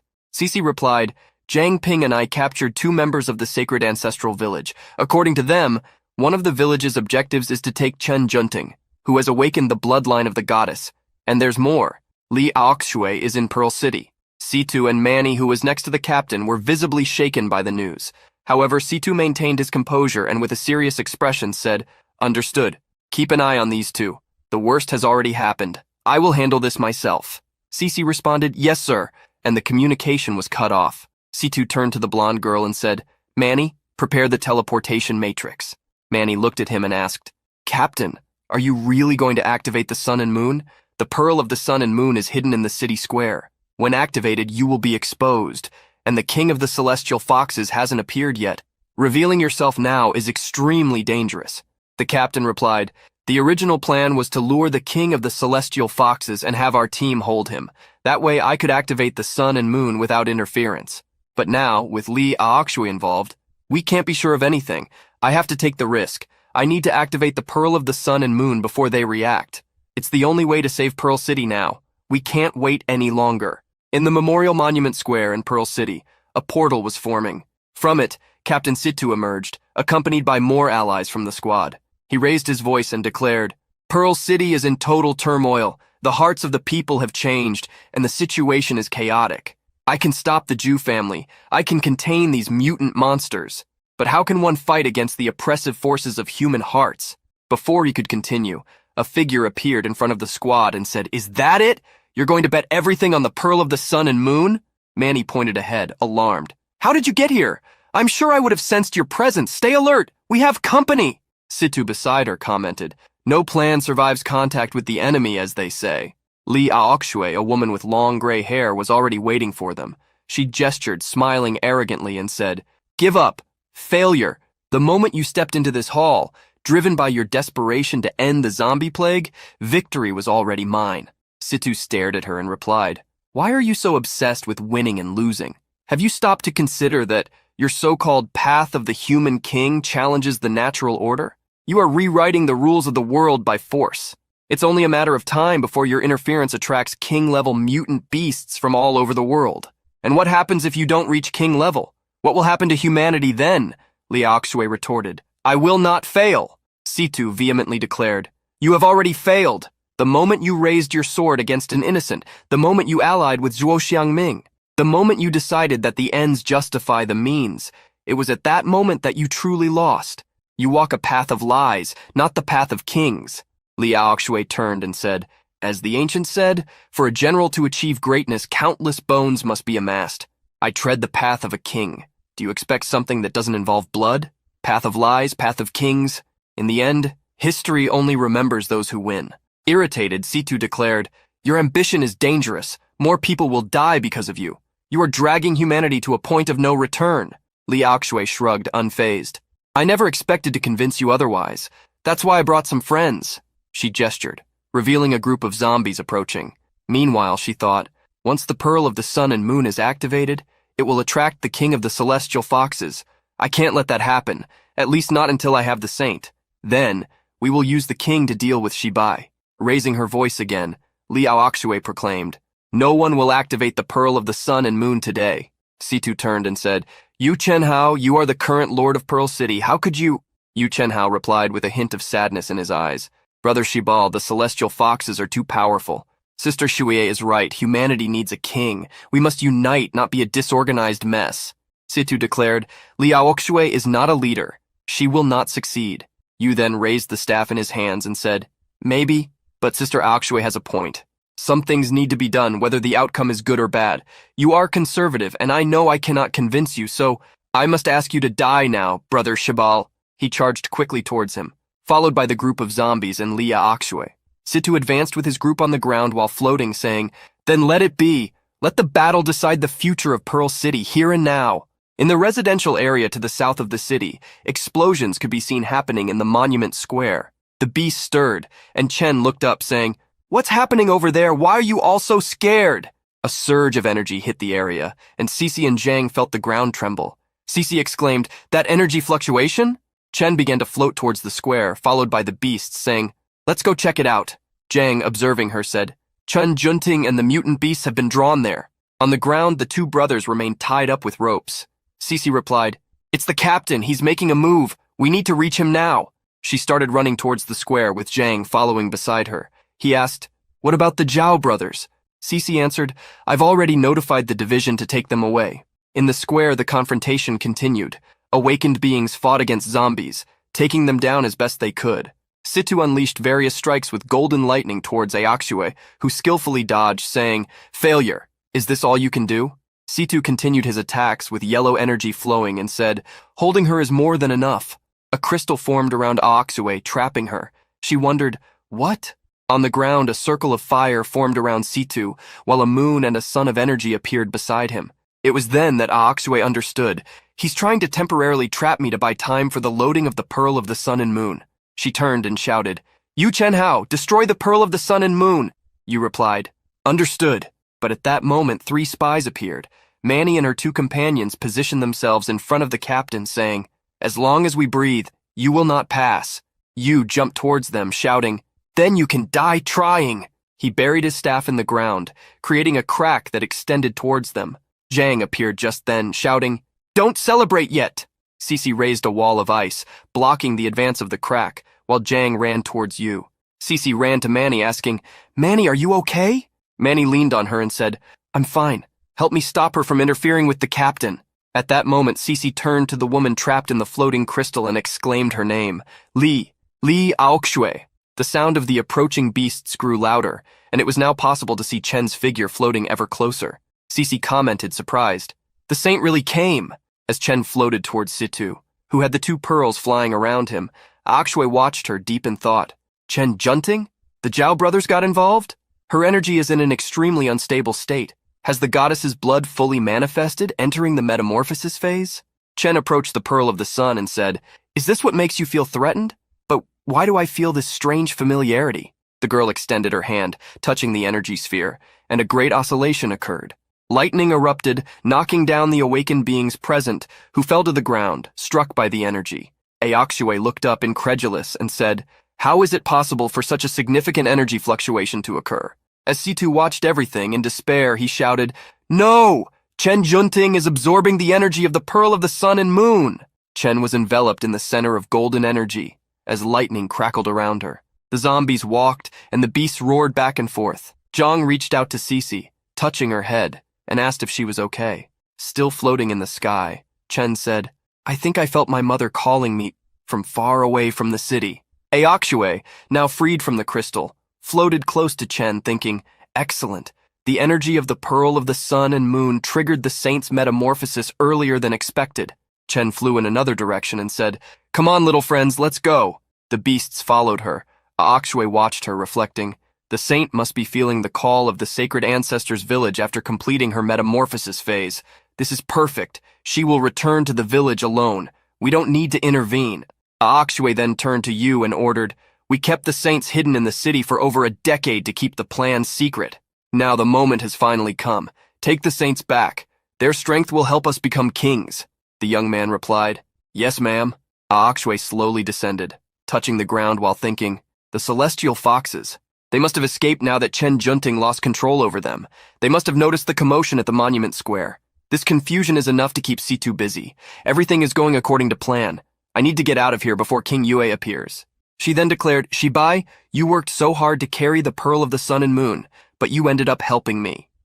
Originally, transforming the saint into a goddess required a complex ceremony in the sacred ancestors' village, but not anymore. This is my destiny. Aokshue began to move away, but Cece pulled out her ice sword and leaped towards her, shouting, you're not going anywhere. I will kill you and avenge my master. Aokshue turned slightly with a mocking smile and asked, you? Really? Then she raised her hand towards Cece, saying, don't overestimate your abilities, little girl. She then threw her with a tremendous impact. Zhang ran towards Cece, shouting her name, and used his nethermist to soften the fall. He caught her in his arms while she still held her broken sword. The nethermist slowed their descent, landing gently on the ground. Aokshue floated through the sky, moving away towards the afternoon sun, and said, until next time, Shibai. One of the squad members asked, Captain, aren't we going after her? Situ replied, we need to resolve the crisis in the city first. Manny ran towards Cece and Zhang, shouting, Zhang Ping! Cece, are you okay? Zhang got up, supporting Cece, and smiled. Yes, we're fine, just a few scratches. Cece squinted tightly and said, I'm still very weak. Suddenly a huge crash echoed. Manny turned, surprised, and said, the zombies and mutant beasts were clearly led by Chen Junting and Li Aokshue, so where is that sound coming from? Situ stepped forward and raised his voice. It's the king of the celestial foxes. Manny, activate the teleportation device. A group of guards approached running, and Manny observed them, thinking, the city guard? No, wait, they are celestial foxes.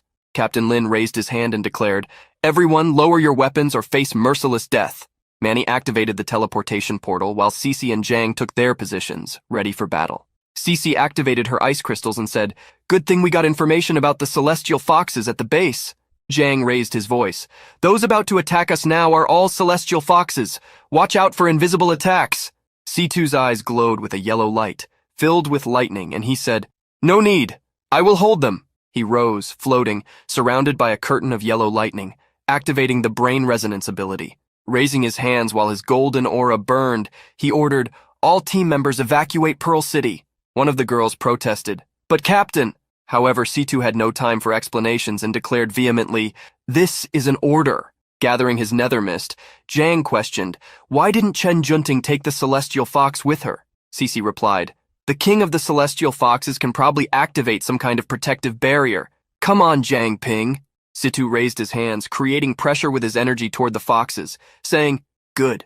As the rest of the squad crossed the teleportation portal, he thought to himself, there's no match for the king. Staying here will only lead to more casualties.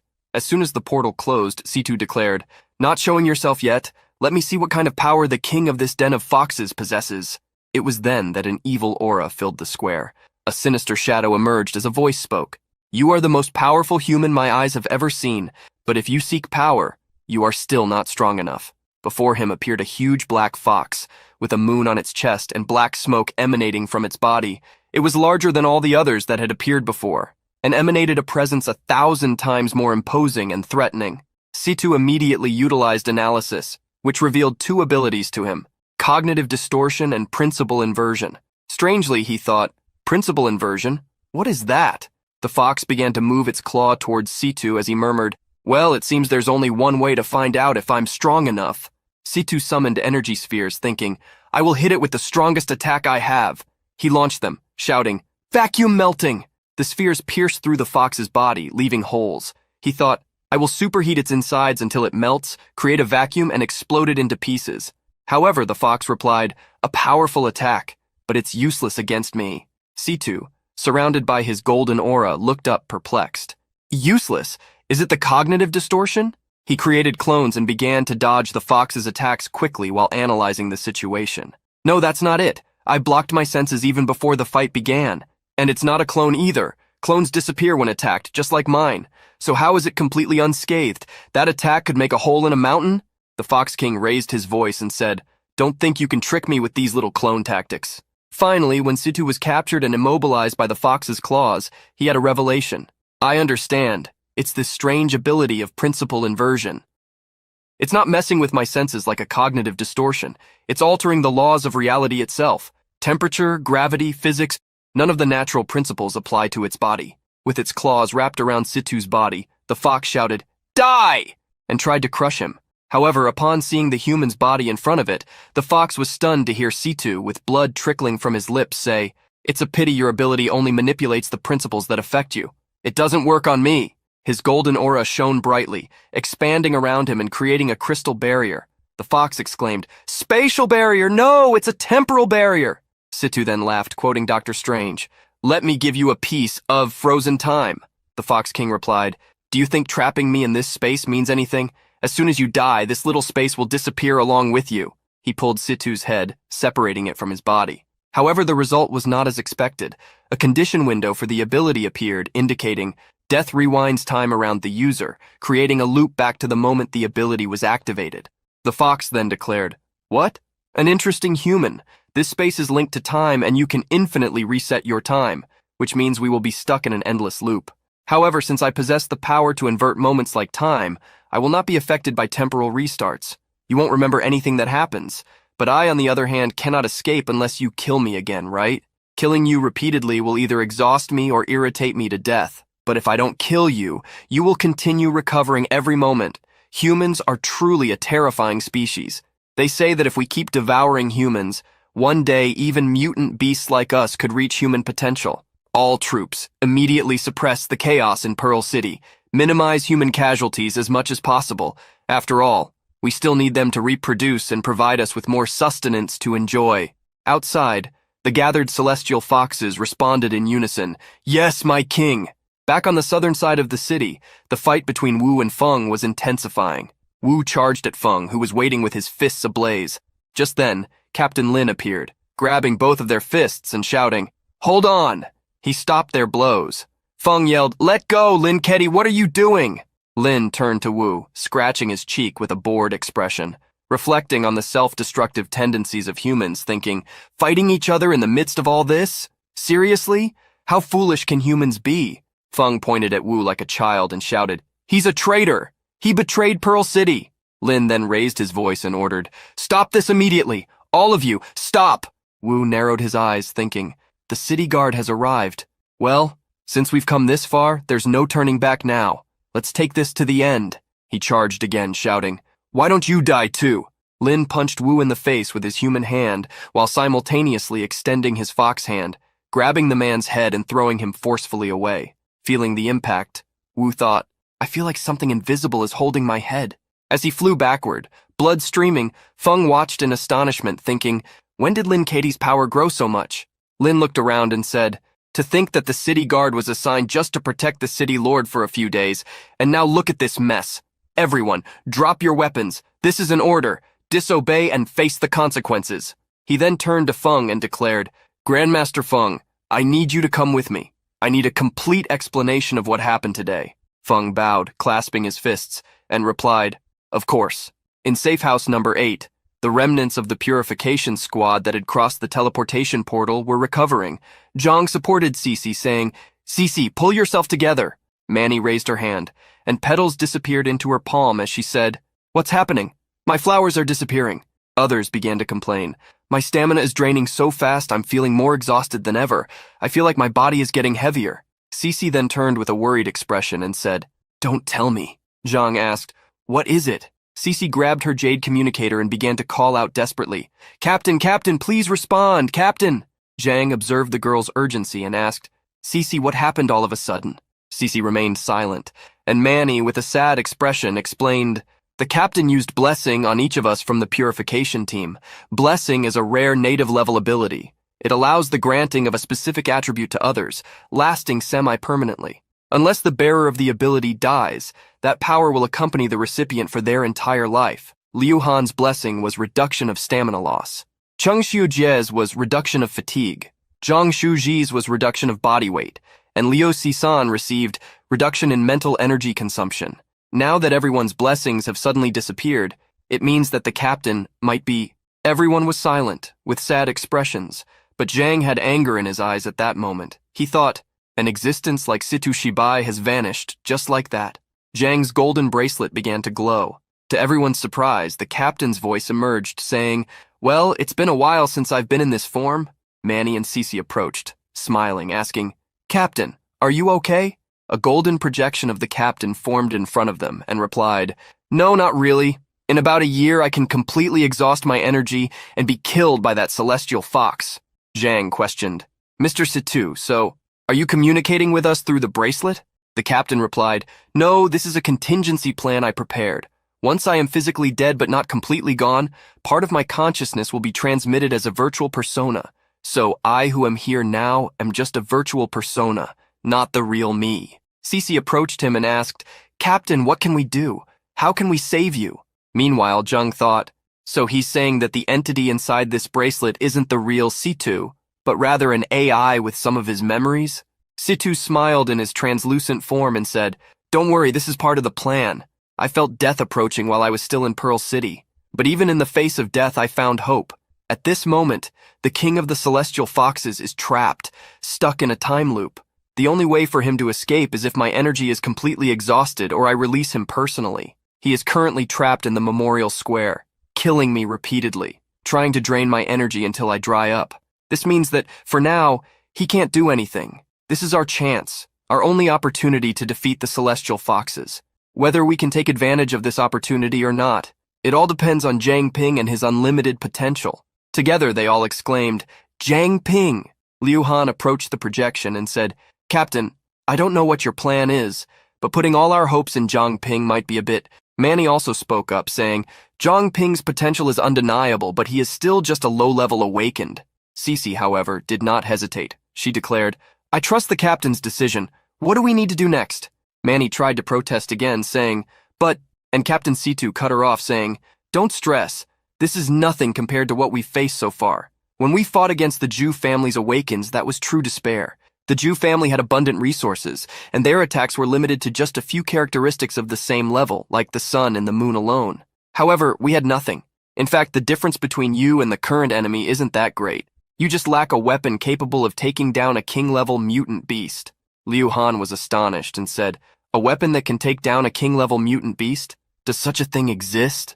Situ replied, "Of course, but only unlimited level Awakens can enter the place where it is kept, and even then they only have one chance, one entry in their entire life. It's where I found the arrow that turned the tide of the war. And this time, it's Jiang Ping's turn."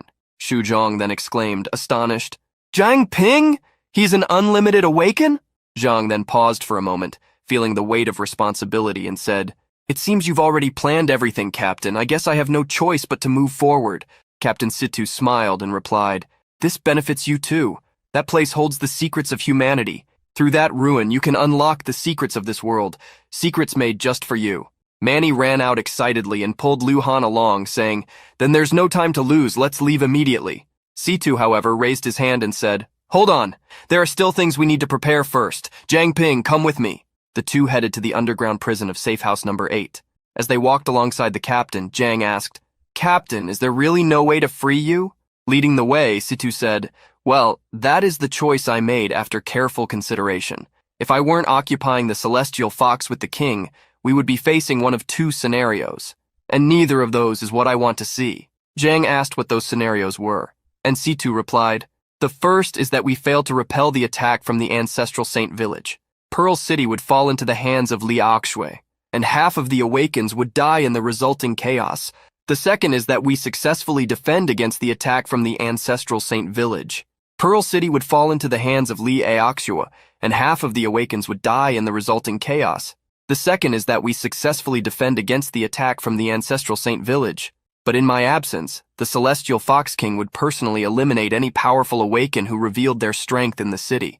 At least 30% of our Awakens would be lost. But now, with the Celestial Fox King being held by me, the strongest among them is Princess Yue. In a one-on-one fight, these powerful Awakens may not be a match for her. However, facing multiple opponents at the same time, even Princess Yue might not come out victorious.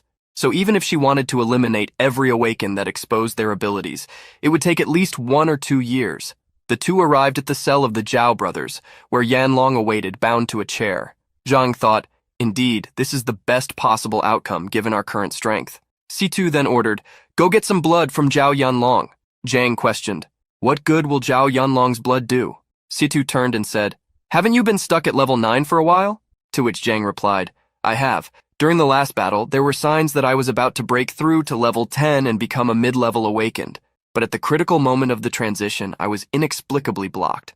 Not only did I not level up, but it feels like there's a knot in my throat, something holding me back. Situ turned to him smiling and said, try drinking some of Zhao Yanlong's blood. Awaken a new ability first, then I'll tell you how to break through. Zhang took some of Yanlong's blood while Situ spoke. There isn't a true bottleneck between the low and mid levels. The reason you can't break through is that you have too many abilities. Single ability awakened don't have many choices and usually decide their path early. Zhang sat on the ground after drinking the blood, and crimson flames began to emanate from his body as he meditated. Beside him, Situ continued, but those with multiple abilities like you need to choose a path among many. Otherwise, this will cause what is called level stagnation during advancement. Once you discover what you truly want and the path you wish to follow, breaking through to mid-level will be easy. As Situ's voice guided our protagonist on his awakening journey, a skill window appeared. Omnivore has been activated, awakening a new ability. Blood of the Ancient King. The body draws strength from its own suffering. The more agonizing the experience, the greater the effect. Note, what doesn't kill you makes you stronger. His body shone, enveloped in translucent energy, and Situ declared, now it's your chance. Use this new ability to feel the changes in your other abilities. Carefully sense each of your abilities. Hold them on the brink of activation. Then look within.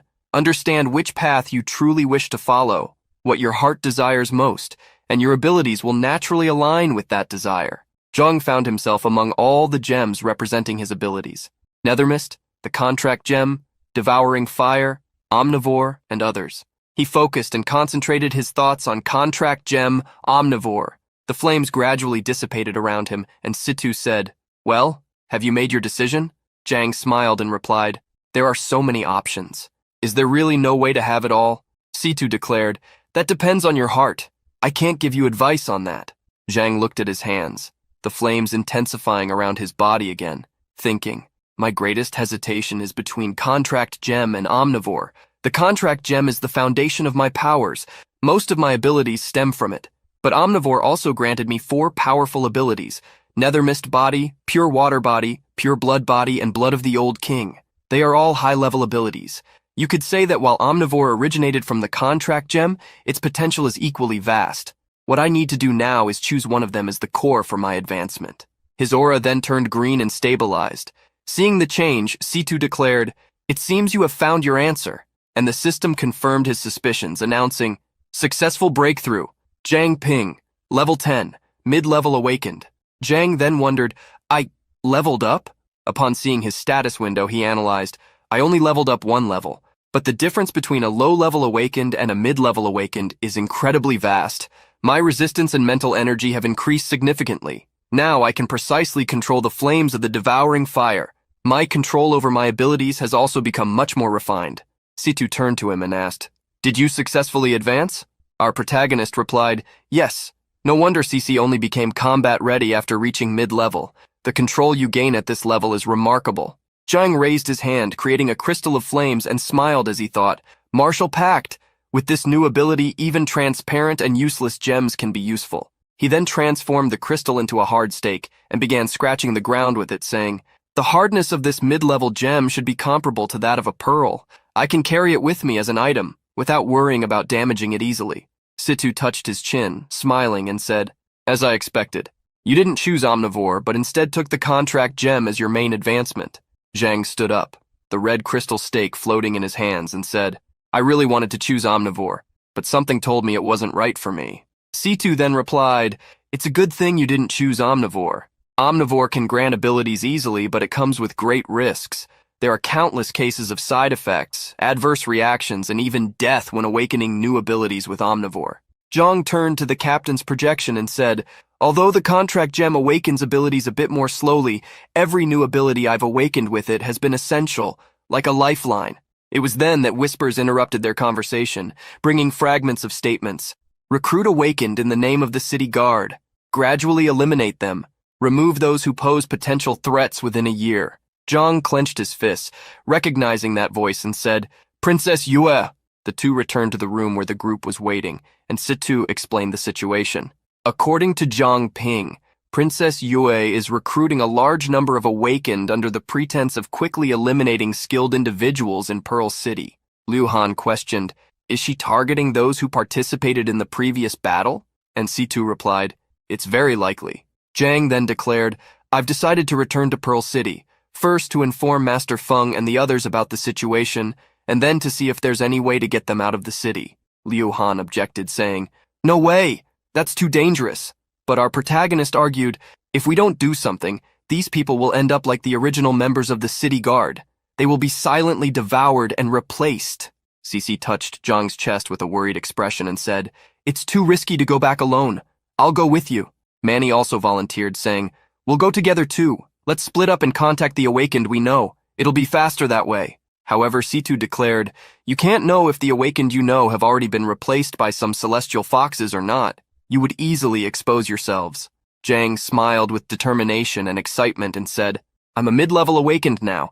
If I sneak in alone, even if they see me, I'm confident I can escape safely. Liu Han vehemently protested, saying, I oppose this. Pearl City is a death trap now. Do you realize how important you are right now?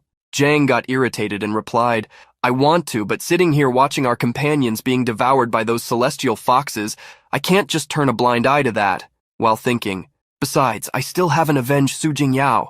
Cece called out our protagonist's name, trying to calm him, but he just looked at her, saying, Don't worry, I have a plan B. Even if I encounter Princess Yue, I'll be fine.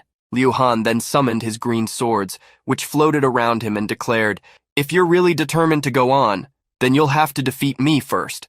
And Zhang replied, All right, let it be your way then. The aura of Nethermist enveloped Zhang, creating flames that extended to Liu Han's body. Quickly, the young man was hit and thrown back. He barely had time to wonder, so fast! When did he didn't even move. Zhang touched his mask, with the Nethermist aura burning in a vivid purple, and said, Looks like I won. Liu Han had the blade of Nethermist aimed at his neck when he thought, Is this the Nethermist? And said, You're definitely stronger now than before you advanced. Situ then took a few steps forward and said, An unlimited level Awakened is not comparable to a common Awakened. It took reaching mid-level for me to gain enough strength to deal with mutated beasts. But Zhang Ping could kill a mid-level Awakened when he was still low-level. He is more talented than I am, and his potential is even greater. Therefore, Zhang Ping, I will not oppose your return to Pearl City. But before that, I have a treasure to give you. Zhang turned to the two, smiling, and said, Wait a moment, please. I need to ask a favor from Zhang Shuzhong. The chubby boy smiled and said, Me? How can I help you? Shuzhong's main ability was adipose technology, allows the user to convert the fat from their own body into material energy and then synthesize that energy into various manufactured products within their understanding. The user can recollect the material energy and their creations back into their body at any time. Zhang guided the boy by the shoulders, saying, You can be a great help, but it's not convenient to talk here. Come with me. The squad group waited in the room while screams came from the next room. Xu Zhang's voice shouted, Huh? Zhang Ping, leave some for me. Zhang replied, Don't be so stingy, it'll grow back anyway. And the boy said, Easy for you to say when it's not your precious body. The group stood in shock, completely still. Manny questioned, What is he asking Zhang Shuzhong to do? It was then that Zhang Ping appeared through the door, saying, Thanks, really? And then the previously chubby boy, Xu Zhong, emerged with a different physique. Slim, leaning against the door, trembling. Manny's eyes widened and he asked, Zhang Shuzhong, what happened to you? Situ and Zhang descended to the secret room of the purification team. There, a vibrant purple energy scythe awaited them in the center. Zhang looked at it and said, Mr. Situ, this is... And he explained, This scythe is called the Reaper of Fear. It not only instills fear in the hearts of the living, but it also evolves by consuming blood. In my younger days, I used it to kill tens of thousands of mutated beasts, and over the years, it has absorbed a sea of blood. Now, in terms of hardness and sharpness, this scythe is incomparable. It wouldn't be an exaggeration to call it a divine artifact. The Reaper of Fear is currently the most suitable weapon for you. Take it with you to Pearl City. It will increase your chances of survival when you encounter enemies. Zhang extended his hand, grabbing the handle of the scythe, and a purple spirit with a malevolent expression emerged from it. Zhang thanked him for the gift. While the boy admired his new weapon, the captain noticed a new presence and commented, "It seems someone is still worried. My energy is running low anyway. I'll return to the bracelet to recharge. You two have a good talk." Cece was standing at the door, this time without her glasses. Zhang turned to her and said, "Sis, the scar on your face." And the girl replied, "Remember what we agreed? Let's talk as friends, not as team members." Zhang Ping and Cece were sitting on a hill, watching the night. Cece said, "I have overcome my inner demons and had the purification team heal the scar on my face. This last incident made me realize how weak I still am. So I will no longer blindly pursue revenge. I will rely on everyone's strength to defeat Aksu together. You are determined to return to Pearl City alone. Is it not because you are also thinking of avenging your friend?" Zhang remained silent and then lowered his head. He closed his eyes and with a smile replied, "I would be lying if I said that hasn't crossed my mind, especially after reaching the intermediate level of awakened. I mean, I could really feel that I was getting stronger. I am no longer the weak one who could only pretend to be asleep when Princess Yue came to inspect and had no way to resist." Cece said his name as if she wanted to catch his attention or ask him not to think that way, and Zhang laughed, saying, "Don't worry, sister. I know what is important now. Saving people. That's why I'm going back to Pearl City this time. As for the revenge for Su Jingyao, if the opportunity doesn't present itself, I won't do anything reckless." Cece propped herself up with her hands on the ground and said, "But I still worry about you going back alone." And Zhang replied, looking at her, "I have that secret weapon from Jiangshu Zhong. I will be fine." Inside Pearl City, foxes roamed freely among the people. There were fewer humans than foxes. Zhang Ping walked among them wearing a long coat and a mask, thinking, "The Celestial Fox Patrols have definitely stepped things up." As he approached the square, he saw two foxes announcing, "The Pearl Square is temporarily closed. Only authorized people may enter." The captain stepped forward from Zhang and said, "Don't worry about me. That old fox won't be able to do anything to me for a year or two. You, on the other hand, have you decided what you're going to do?" And our protagonist replied, "Yes, I have a plan." Later, at the Beast King Martial Arts School in the study room, Feng was sitting at his desk when blue smoke appeared in front of the door. He raised his head attentively, and Zhang appeared saying, "Grandmaster Feng, it's me," while deactivating his pure water body skill. Feng stood up, palm on the desk, smiling, and said, "Oh, it's you, brother Zhang Ping. Where have you been these last few days? I wanted to thank you in person since that day, but I couldn't find you anywhere." Zhang smiled and replied, "Well, it's a long story." Zhang sat across from him at the table and shared what he had to say, concluding with, "So, that's the summary. Grandmaster Feng, will you help me?" Feng listened with his arms crossed and replied, "According to what you said, the City Lord has long betrayed Pearl City, and the Celestial Foxes are really responsible? Your accusations are unbelievable. A voice suddenly shouted from outside the room, "Grandmaster, Captain Lin of the City Guard is here to see you."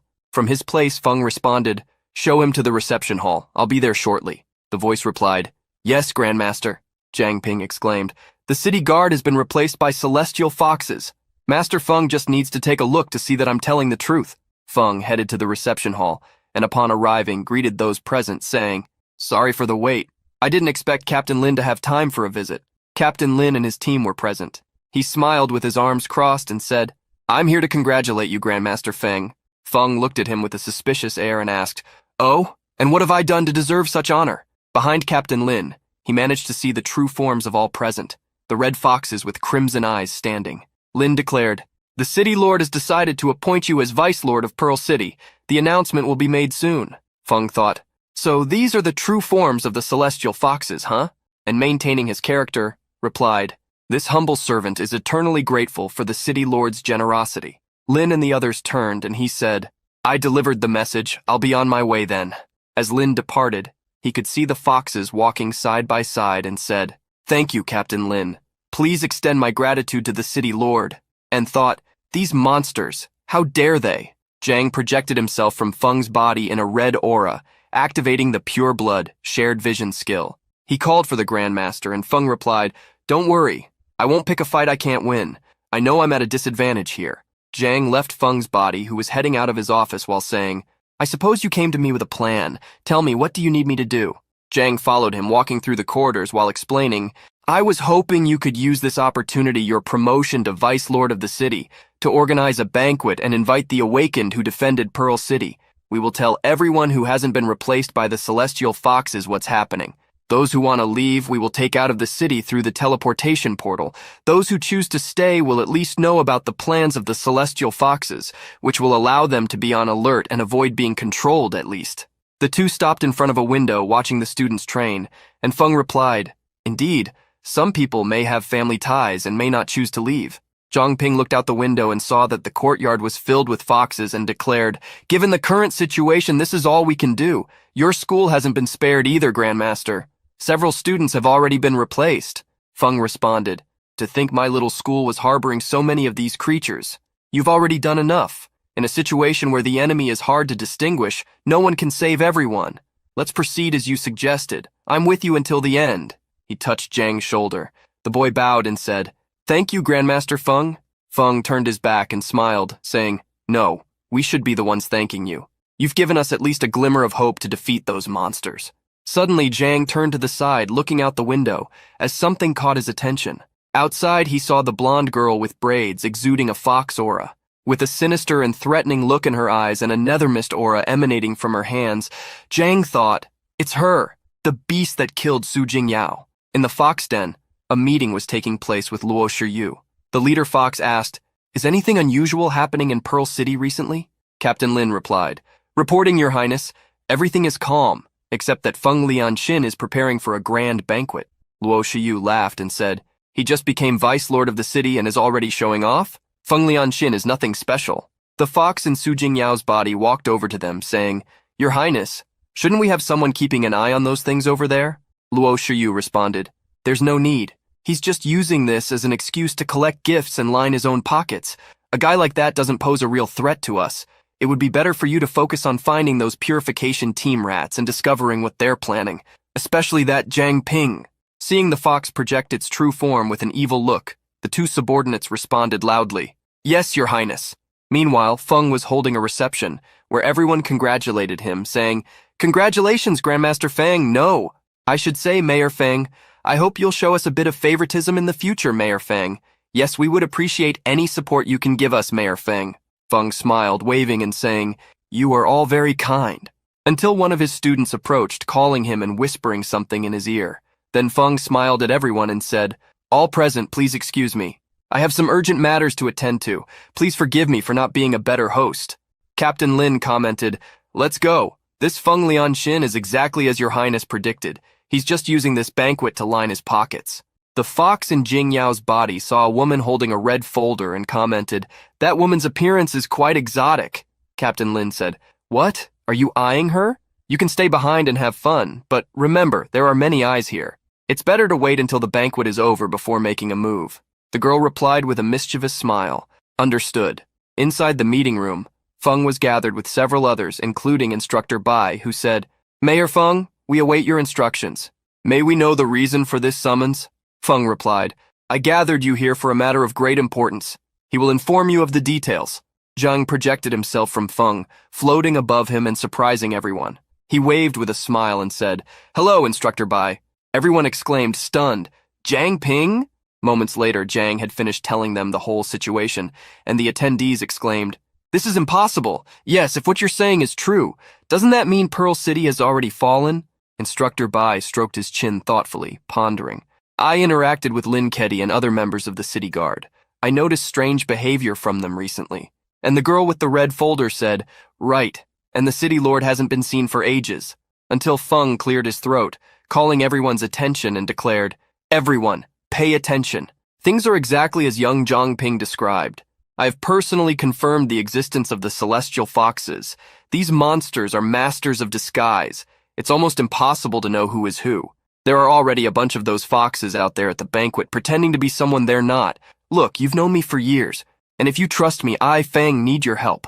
The woman touched her chest and said, "Whatever you need from us, Mayor Feng, just say the word." Bai joined in, saying, "Yes, Zhang Ping is one of my students, and we fought side by side. I trust both of you." Zhang Ping then declared, "To deal with the celestial foxes, we need to act wisely, keep a low profile, and conserve our strength for now. This list contains the people who have not been replaced.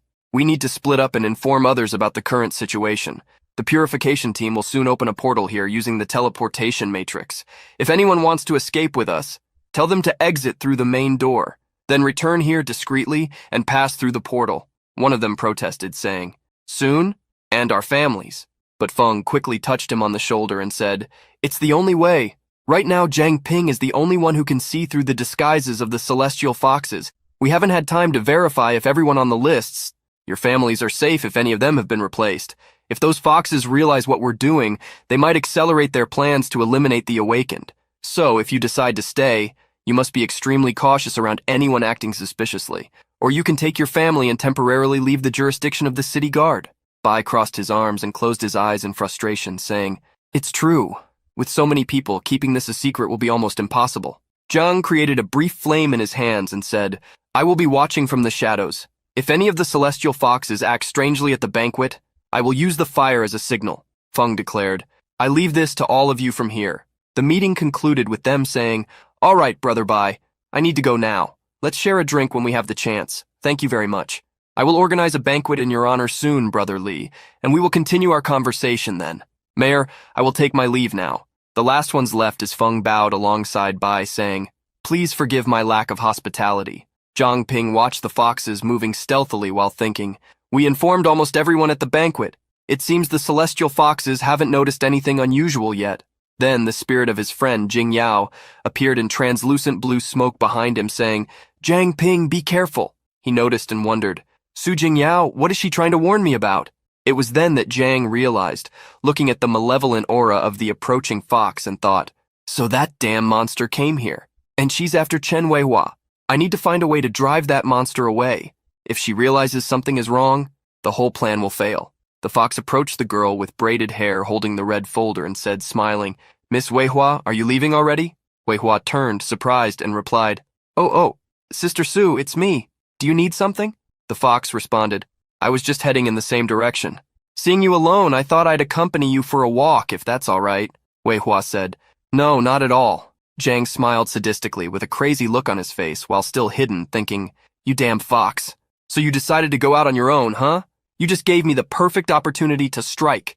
Jiang then stored his outfit inside the golden bracelet and appeared before the fox with the nether mist aura burning in black flames, saying, "What a coincidence, Su Jingyao. Long time no see." Jiang walked up to Weihua and said, "Go find Grandmaster Feng and tell him I've run into some trouble. Ask him to meet me on the west side of the city." The fox looked at him thinking, "Jiang Ping? What's he doing in the city? I just wanted to grab a snack, but it looks like I've caught a big fish instead. Her Highness will be thrilled if I bring him to her." She smiled maliciously, until Jiang suddenly began running as if he was fleeing, and she shouted, "Jiang Ping, where are you going?" Jiang activated Nether Mist Nightwalker, boosting his agility and speed. He ran faster, darting through alleys. The fox followed him, running as she thought, "Strange, how is this kid so fast?" Until he turned a corner. When she followed, she was met with an empty street and thought, "Where did he go?" Jiang appeared out of nowhere with a nether mist scythe in his hands and struck her hard, causing blood to spill. She jumped back and Jiang declared, "Still trying to keep up appearances? Don't worry, I won't let you die so quickly. I won't let you—" His sinister nether mist mask covered his face. Purple flames surrounded him, and the scythe in his hand gave off a malevolent and sadistic aura. The fox looked at him and replied, "It seems Her Highness was right. I'm not sure how you did it, but you can really see through my disguise. I thought your ability was—" Before the fox could finish her sentence, Jiang summoned several nether mist daggers behind her. She turned, wondering, "Is that nether mist? Is he possessed by nether mist?" Jiang lunged, striking with the scythe toward her. He slashed her belly, leaving a deep cut. Jiang summoned several nether mist chains, which emerged as he hovered in the air, shooting toward the fox and binding her arms and legs, as he said, "You know, I didn't know her for long, but she was the reason I accepted who I am now. She was the only one who gave me peace, who stopped me from living in fear." Bound by the chains and with the nether mist daggers crackling with lightning pointed at her, the fox asked, "What do you mean?" While thinking to herself, "When did Jiang Ping become this strong?" Nether mist flames erupted from Jiang's feet and enveloped his body. He approached the trembling fox and said, "To me, she was my childhood friend, the most important person in my life." He stabbed a dagger into the fox's chest, making her scream in pain, begging him to stop as he said, "She only wanted to make her dreams come true. Why would you do this to her?" Jiang pulled out the dagger, tearing through her chest and making blood pour onto the ground. The fox began laughing amidst her wounds and said, "So, that's what this is about. It's a pity. You'll never know it, the look of despair on her face when she died." Jiang slashed her repeatedly, tearing the fox's body apart. She then began to plead, "Kill! Kill me!" She took on the form of Su Jingyao, trying to beg for her life, crying. But Zhang pulled off her mask, revealing her deformed fox face behind it, who screamed his name with a wicked glare and sharp teeth. Zhang drew a nethermist sword with purple lightning and flames forming from his back and said, "The one I want to kill is you, scum!" And then he cleaved the fox in half. He took his friend's skin mask in his hands and looked at it sorrowfully, until behind him, a voice floating in the air said, "To think you took down Ye Shili on your own. You've grown much stronger, Zhang Ping. I didn't expect you to come back. Do you really want to die like this?" It was Luo Shiyu hovering in the sky, with flames coming from her feet and an air of superiority. Zhang looked up at her and said, "How do you know I don't have a trick up my sleeve?" Zhang tried to use the analyze ability, but it failed multiple times as Shiryu said, "Still fighting, even at death's door, huh? Well, I'll let you die knowing." Finally, when the fox released a bit more of her aura, allowing a wicked expression to take over her face, the analysis succeeded. His status window appeared. Mutant Beast, Celestial Fox, Princess Yi, Species, Mutant Fox, Faction, Yi Clan, Classification, Apex Level Mutant Beast, Level 39, Abilities, Cognitive Distortion, able to manipulate the target's perceptions, making them completely unaware of any anomalies. Illusory Fox, Majestic. Upon reaching adulthood, the tail can transform freely and gain several special functions. The scale of transformation and the types of functions are related to the user's level. Naturally possesses a unique charisma of leadership and can sense the life and death of her clan. Shiryu attacked with one of her tails, and Zhang created a nethermist shield beside him. The tail broke the shield, and he had to reinforce it using more nethermist. Stretching out his hand, he declared, "Release, Scythe of Fear," and the weapon that Situ had gifted him appeared in his hands, blocking the advance of the tail. He was thrown back by the impact and hit the ground, thinking, "She destroyed my nethermist as if it were nothing? I analyzed her before. Her main weapon is in her tail." The fox unleashed more tails and pierced Zhang's body, who quickly shifted to his water form and ignored the damage, thinking, "My pure water body negates all physical damage, so her attacks are useless against me." She floated and said, "Oh? It seems you have more than one skill up your sleeve, but you really don't think this will save you, do you?" She then struck again at the puddle of water that was Zhang's arm, now with her tail in a more bluish color. He cursed while trying to break free, and she said, "No matter how many skills you have, it won't make up for the power difference." He looked at the puddle of water that was becoming solid and thought, "She's supercooling her tail, freezing my pure water body." While restraining Zhang with her cooled tails, Shiyu floated closer and said, "There's something I'm really curious about. Even if Situ Xian can't see through the king's illusions. How the hell are you doing this?" Zhang thought, "even though I can't use two skills simultaneously." She touched her feet to the ground and a red line extended to them. She wondered, a red gem? Zhang stood up enveloped in golden flames, his body ablaze, thinking, "The Martial Pact can handle this." The skill was Martial Pact, Fire Devourer, Contract Gem, Martial Pact. The user can temporarily infuse attack skills into the gem. Destroying the gem releases an amplified version of that skill. Smoke spread as Zhang freed himself from the fox's grasp, and she declared, "Cute trick, but that allowed you to break free. What's wrong? Aren't you going to run away anymore?" She turned and saw him standing behind her at a distance. He then declared, "On my own, I fear it would be impossible to escape. That's why I chose to call for reinforcements." It was then that Feng appeared, shouting, "Zhang Ping, Dr. Chen Weihua said you were having trouble. What exactly happened?" Instructor Bai came running beside him, saying, "Everyone has already evacuated. You're the only one left." The fox looked at him intently and thought, "Feng Lianxin, did the explosion call you here? So he is working with Zhang Ping.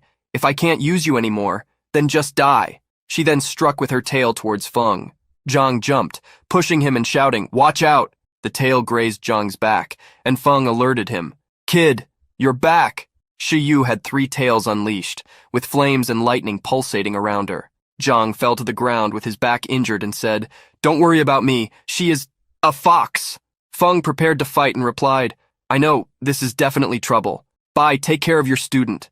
The instructor then declared, "So this is a celestial fox, but she looks..." Zhang began to transform his body into water and then stretched, merging with Bai, who exclaimed, startled, "What? Kid? What are you doing?" He replied, "Don't worry, instructor, I won't hurt you. Look closely at her now." In front of him, Bai saw Shiryu's true form and exclaimed, "My God!" Zhang had activated the blood-pure body shared vision.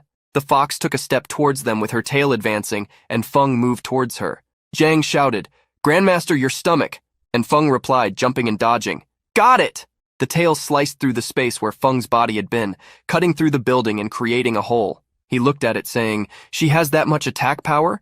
Zhang declared, "Instructor Bai, extend your left hand palm up." And Bai replied, "Like this?" turning his palm upward.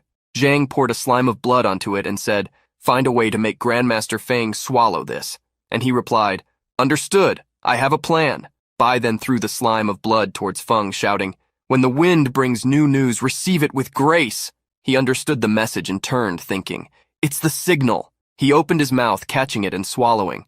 Then he turned to the fox and said, "You beast, now I can see you." The fox struck with her tail, trying to hit him in the legs, but he quickly dodged.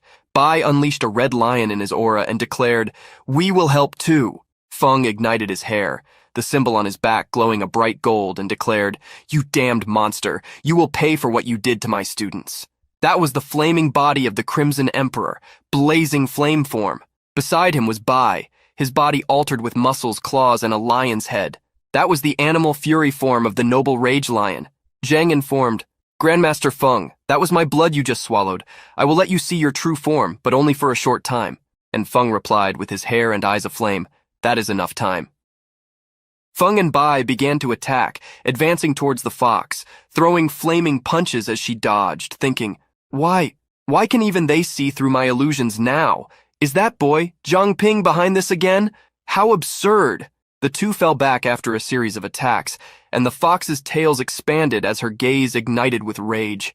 She thought, "Very well, I don't care about your methods. I will simply kill them all." She turned and ordered, "Shadow Yue, time to work." An exact copy of her, in fox form, emerged from the shadows at her feet, responding, "As you command, Your Highness." Feng declared, "Be careful. I can feel that the fox emerging from her shadow is extremely powerful." Inside him, Zhang thought, "This isn't an illusion. How can that celestial fox hide within her shadow? It's hard to believe we never even noticed this before. Damn, I can't use analysis while I'm in my purified blood form. What kind of power does that fox possess?" Zhang projected himself out of Bai's body and said, "Grandmaster Feng, this is the last snake scale I have with me." Feng replied, "But even in my solar form, it will be difficult to defeat them both." Zhang handed the small red scale to Feng and said, "Don't worry, Grandmaster, I promise we will escape from Pearl City. Just give me a moment, that's all I ask." Feng placed the scale in his mouth and said, "Since you are so confident," the temperature, resistance, strength, and agility of Feng surged. His temperature reached 4,000 degrees, and his flames turned blue. He raised his arm and declared, "We entrust our lives to you." The fox attacked, striking with her tail towards Feng and saying, "Let's kill one first. Starting with you." She changed her course and attacked Bai, who was caught off guard. Shadow Yue attacked him with her claws, and he crossed his arms in front of his body to defend himself. Then he leaped, roaring towards the shadow, and struck her. She retaliated, raking her claws across his chest, leaving 3 open scratches. The shadow surrounded the lion man, who looked at his wounds, wagging his tail excitedly from the hunt. Zhang used his blood ability to heal Bai's chest, and from within the instructor's body spoke, "Instructor, I'll take care of the wound. Don't worry about it. It seems that this fox can attack you through your own shadow." He replied, "I understand." Meanwhile, Feng advanced towards the original body of the fox, who attacked him with her tails interspersed. He struck with his fists, thinking, "We can't stay on the defensive any longer." Then, without diverting his focus from the battle, he turned to Bai and shouted, "Lao Bai, execute the 3-1 tactic." The tactic was 1 to group the enemy, 3 to sacrifice themselves. Bai glanced sideways, confirming he understood. The shadow continued to attack Bai, and he kept defending himself, but now with taunts. "Do you think this is enough to kill me? It feels more like you're tickling me. Not bad speed, but you hit like a kitten." Until she finally got angry and charged, shouting, "Shut up, you bastard!" and pierced Bai's chest with her claw. Bai spat blood as the fox's hand sank into his chest.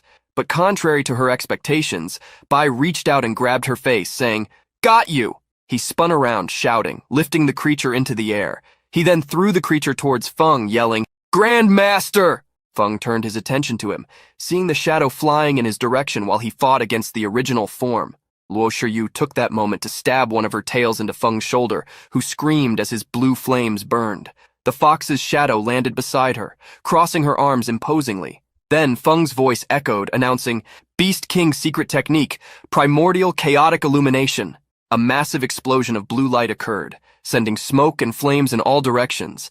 Jang projected himself out of Bai's body, which was already next to Feng, and said, "Now is our chance. Hold these stones and don't let them escape."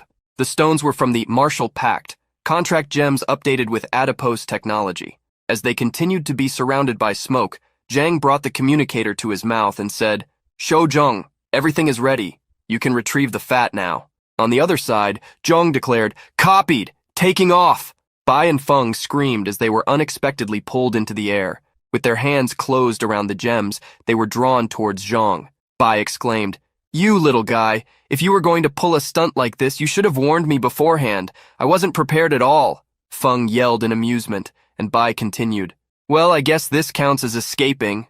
Jang was pale, bleeding from his mouth, and with lifeless eyes as he thought, "I used too much energy healing with my pure blood body. I'm starting to feel exhausted." Then he said, "This gem, it will take you to the base." And he released the gem, falling from high in the sky while the two men remained on the return path, shouting for him. At night, in the lost mountains outside the Pearl City, Jang had fallen into a forested area. The wind blew and leaves flew above him until a small leaf landed on his face, waking him up. With tired eyes, a haggard expression, and full of bruises, he slowly regained consciousness. Seeing the night above him, Jang realized he was awake, sat up pulling the leaf and wondering, "Am I still alive?" Until a voice came from the golden bracelet on his wrist saying, "You are finally awake." Jang recognized the captain's voice, who informed, "You were severely injured and have been unconscious since then." The scratches on Jang's face were still red. Our protagonist gritted his teeth, thinking, "Ouch, it hurts so much." The captain continued, "I did what I could to stop the bleeding, but I'm pushing my limits here." Jang replied, "Sorry, I need to sleep a bit." The captain then declared, "Why are you apologizing, Captain? I would probably be dead by now if it weren't for you. Rest and don't worry." Jang pulled the communicator from his pocket, saying, "I need to contact headquarters quickly." He held it to his mouth and spoke, "Headquarters, this is Zhang Ping. Do you copy?" There was no response, just the sound of the wind in the forest. Jang waited and then said, "I guess I'm on my own for a while." Our protagonist found a cave to shelter in where he made a fire. Sitting in front of it, he took off his shirt and began to prepare bandages, saying, "This pure blood body can heal others, but I can't heal myself with it. So that's what they mean by doctors can't heal themselves, right?" He wrapped the bandages around his body while thinking, "I'm low on energy for attacks. If a mutant beast shows up now, I'm finished. At least this cave seems safe enough. I'll try to heal here. This forest is like a maze. Even in broad daylight, finding the exit in this condition will be difficult. I can only hope my teammates find me soon." He manipulated the flames to surround him when suddenly something fell from his clothes and caught his attention. He looked at the small object and thought, "This is Su Jingyao's hairpin." Su Jingyao? He gripped the hairpin tightly in his hands, trembling, and then punched the ground, venting all his frustration, saying, "I finally got my revenge for you after all this time, but why am I not happy? I kept telling myself that all of this was for you. In the end, it was just my obsession. I spoke of noble ideals, but my heart sought nothing but fame and worldly glory." Jang released the hairpin, revealing the wounds on his hand caused by the punch, kneeling as he thought, "What is the use of all this revenge after all? The dead can never come back. Not even some miraculous worker could change that." It was then that an idea sprang to Jang's mind. "Wait, can't I really bring Su Jingyao back? I used the pure blood body to heal the sister's gang before, and her severed arm regenerated.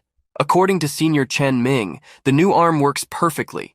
Sister Chiang had no rejection symptoms, and her new arm looks almost identical to the old one. And then, there was that time I was connected to Grandmaster Feng's body. I discovered I could replace his organs and keep him alive. If my theory is correct, maybe I can resurrect Su Jingyao." He sat cross-legged in front of the face skin of Jingyao, which he had taken from the fox. Then with 2 fingers together in blood, he said, "The pure blood body is limited to healing specific targets, but now, with only Su Jingyao's face remaining, I don't even know if this is possible." He sank his fingers into the face skin, linking the blood to the skin mask and activating the pure blood body. Jang gasped, sweating, and said, "I'm a bit tired, but it's working." His arms began to flow with blood towards the mask, forming small waves as he thought, "Now I just need to channel all my energy, push the regeneration to its limit." Su Jingyao's body slowly formed, glowing as the blood surrounded her and points of light emerged. Suddenly her hand began to corrode and disintegrate. Already in his translucent blood form, Jang exclaimed, "What is happening? Is it because I'm injured that I can't fully restore her body?" He then shouted, "No! I won't give up. I refuse to lose you again, even if it takes the last drop of energy." and a tornado of blood formed around Su Jingyao's body, aligning the points of light. Bai and Feng continued cutting through the air with translucent wings created by the gem. Feng declared, "Something's not right with this thing. Prepare for impact." Bai replied, "Understood." Suddenly the wings released them from above, and they fell among leaves and trees. The two landed without difficulty, and Bai brushed off his shirt, saying, "Seriously, that kid is as reliable as a screen door on a submarine." Cece, Zhang, and Ming appeared walking towards them. Ming declared, "I presume you two are Lord Feng La Kan and Lord Bai Di? We've been waiting for you." Zhang activated his fat recovery ability, and the material that formed the translucent wings flew in his direction. He absorbed them and now, with his chubby body again, smiled contentedly, saying, "To be honest, I grabbed the fat as soon as I received the message from Jiang Ping. I didn't account for the landing, though. Sorry for scaring you, seniors." Feng laughed and clapped him on the shoulders, saying, "A little mishap like this isn't enough to scare us, but it might not be the case for others. You should work on that, young man." Zhang chuckled awkwardly and replied, Sure. With a worried tone, Cece asked, "Where's Jiang Ping? He didn't come back with you." Bai looked away, saying, "Actually, that's what we wanted to talk to you about." After Bai Day explained everything about Jiang Ping falling into the forest, they continued the conversation. With his arm over Zhang's shoulders, Bai declared, "This place is called the Lost Grove because of its complicated terrain. Once you enter, it's hard to find your way back. We lack means to navigate. If we blindly go in looking for Jiang Ping, we'll probably get lost." Ming stroked his chin thoughtfully and replied, "The Purge Team badges have a tracking function. We can always use them to find our way back once we're inside." Cece said, "I can too." And Feng added, "I didn't notice Jiang Ping's injuries, so I'm responsible as well. Bai Day, you'll take care of your wounds." Bai tried to protest, but Feng cut him off, saying, "Don't worry. My wounds have already started to heal on their own, just at a slower rate than during the day. Those mutant beasts in the forest are no match for me." Ming then declared, "All right, then it's settled. Liu Shisan, Lord Feng, and I will go after Jiang Ping. Chubby, you take Elder Bai back to the base." Zhang, flattered by the nickname, replied, "Me?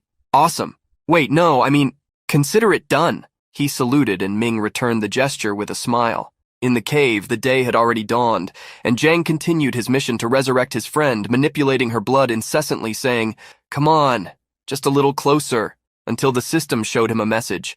"Mastery of human anatomy and the circulatory system achieved.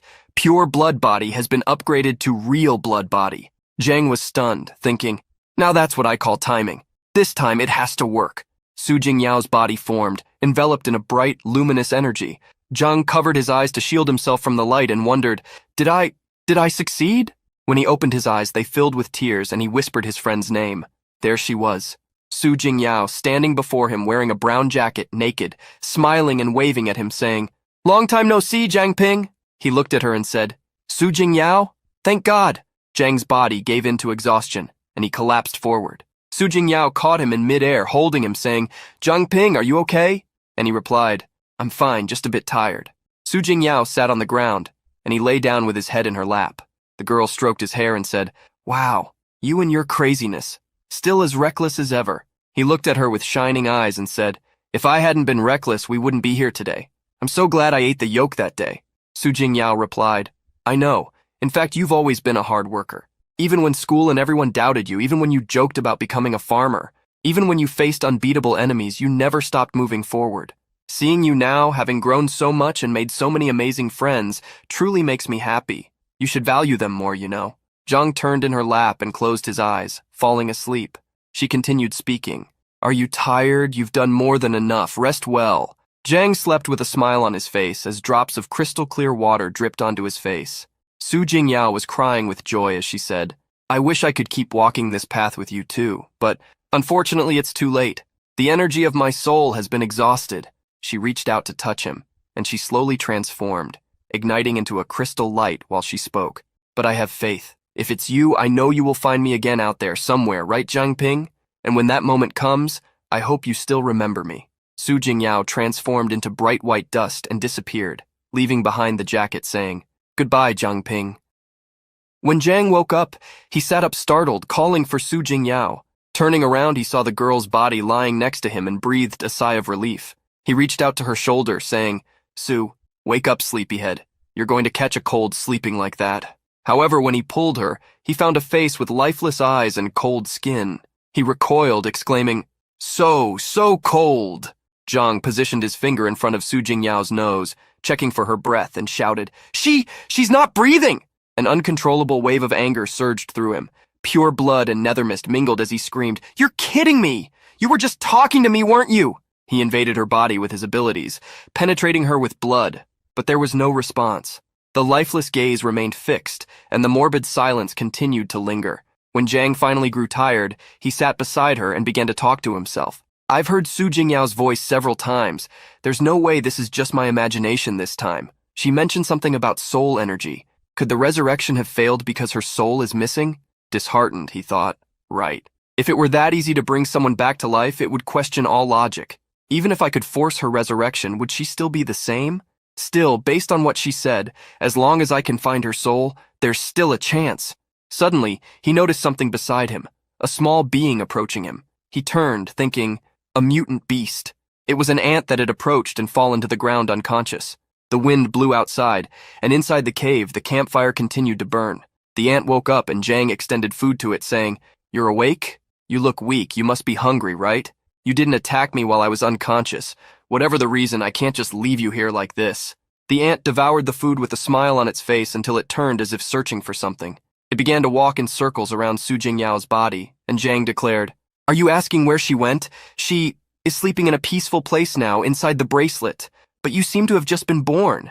Maybe you don't understand the concept of death yet. The ant then pushed the leftover piece of food toward Zhang, and he said, Are you giving this to me? He smiled, thinking, It's the first time I've encountered such a friendly mutant beast. You're telling me to cherish the present, right? You're right. No amount of lamenting will change what has already happened. Then he turned and said, By the way, I still don't know what kind of ant you are. Activating his analysis ability, he opened the status window that read, Mutant Beast, Mobile Fortress, Ant Queen, Species, Mutant Ant, Classification, Low-Level Mutant Beast, Level 5, Abilities, Steel, Iron, High Body Resistance. Defense increases with size and level. The abdomen has a nest-like space that also expands with the growth of the body. Majesty of the Queen Majestic. Upon maturity, the queen can reproduce asexually, producing mutant ants within the restricted space. The queen can fully control the colony of ants and has a strong intimidation over foreign species. The strength of intimidation correlates with body size. Zhang smiled in surprise, thinking, A majestic level ability? This little thing has the potential to become a king-level mutant beast? I just got out of that princess and now I found another one. I'm not sure if this is destiny or not. Suddenly, a sound from outside caught his attention. He wondered what it was and activated his analysis ability, which displayed the following status window. Mutant Beast, Black Mountain Arch Ant. Species, Mutant Ant. Classification, Low-Level Mutant Beast, Level 6. Abilities, Black Mountain Ant. Legion individual ants possess exoskeletons with sharp spikes, high defense, and highly corrosive formic acid. The ant colony can share information and march in unison. Seeing the panel of gathered ants outside, he said, Mutant ants? Hey, little one, it looks like your friends are here. However, the ant trembled, closing its eyes. Zhang picked it up in his hands and stood up, saying, What's wrong? Don't tell me. The ants invaded the cave, forming a black carpet, but Zhang easily escaped, transforming his body into pure water and flowing out as a puddle. He projected himself out of the puddle, holding the ant, and said, They don't seem very happy to see you. Did they cause those wounds? One of the ants spotted them talking, and the black carpet of creatures changed its trajectory. Zhang ran out, carrying the ant, saying, Damn, they spotted us! While thinking, the majestic ability of this queen should intimidate the colony, maintaining order and stability, but since her level is so low, are they interpreting this as a challenge? It seems her majestic ability needs a bit more work, poor thing. He jumped into one of the trees to escape, thinking, I need to find a way to hold them off. Spotting a bear below them, Zhang touched it, waking the beast from its slumber, and jumped to the opposite side. The beast ran toward the ants while thinking, This should keep us safe. But a few seconds later, the bear was transformed into a skeleton wrapped in blue smoke, causing Zhang to exclaim, Are those ants? The birds flew through the forest under the moon as Zhang continued to run swiftly, thinking, Thank goodness these ants can't fly. Being in an elevated position gives me an advantage. But they are relentless. They're knocking down trees like they're nothing. As he landed on one of the branches, a sound caught his attention, making him wonder what it was. The ground shook and he thought it was an earthquake. Zhang exclaimed, bewildered, Huh? What the? But what is this? In front of him, a giant tree appeared with a face. The tree lifted one of its trunks and began to stomp on the ants, saying, "Where do these insects come from? How dare you interrupt my sleep?"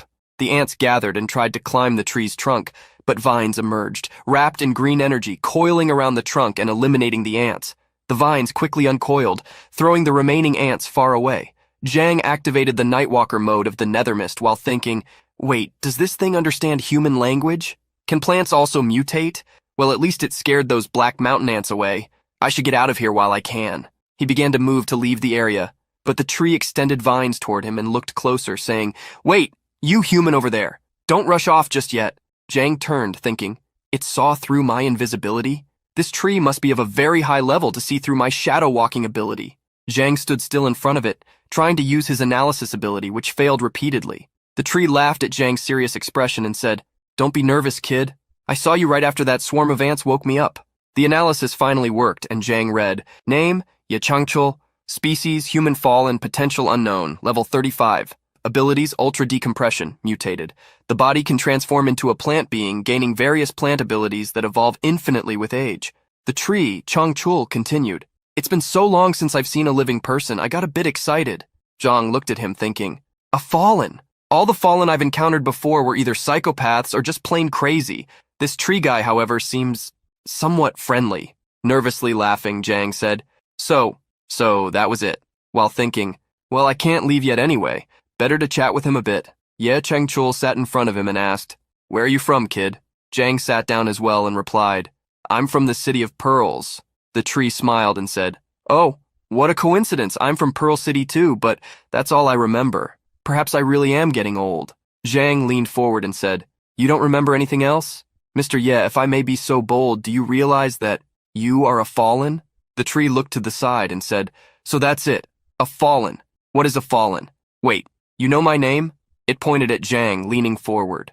Our protagonist sincerely replied, To be honest, sir, I know a bit about analysis arts. It showed me that your name is Ye Changchun." Zhang's golden bracelet began to vibrate, and he became worried, thinking, "The captain woke up?" Situ's voice emerged, saying, "Ye Changchun? Is that you, Uncle Ye?" Zhang said, "Captain, you finally woke up?" The captain replied, "I woke up when you two started talking." Ye Changchul declared, "Our friend here can really reside within this bracelet. Very remarkable. By the way you speak, it seems you know me. Could you tell me about my past?" The bracelet shone brightly, and the captain said, "Back then, to overthrow the tyranny of the Z family, we joined forces and formed the Resistance Army. You were one of our most valued members. You were not only incredibly strong, but also highly skilled in the art of disguise. That's how you infiltrated the Jew family and became our spy. During one of your missions, you were discovered and met a tragic end. To think I would see you again." Ye Changchul looked at the bracelet and said, "The Resistance Army? That sounds impressive, but I don't remember any of this." The captain projected himself out and said, "Jiang Ping, there's something I need you to do. This fallen thing is actually a way of losing one's essence. Like Mr. Ye here, due to living in tree form for so long, his mind gradually accepted this form as his new reality, while his human memories slowly faded. This condition causes him to unconsciously forget his former self. Furthermore, the fallen are no longer ordinary humans. Their mental presence surpasses that of common people. Normal mental control methods have no effect on them. There has never been a recorded case of a fallen being cured, but you might be different." Zhang declared, "You're saying that you want me to give a contract gem to Senior Ye?" And Ye Changchul exclaimed excitedly, "Do you think you can cure this fallen thing?"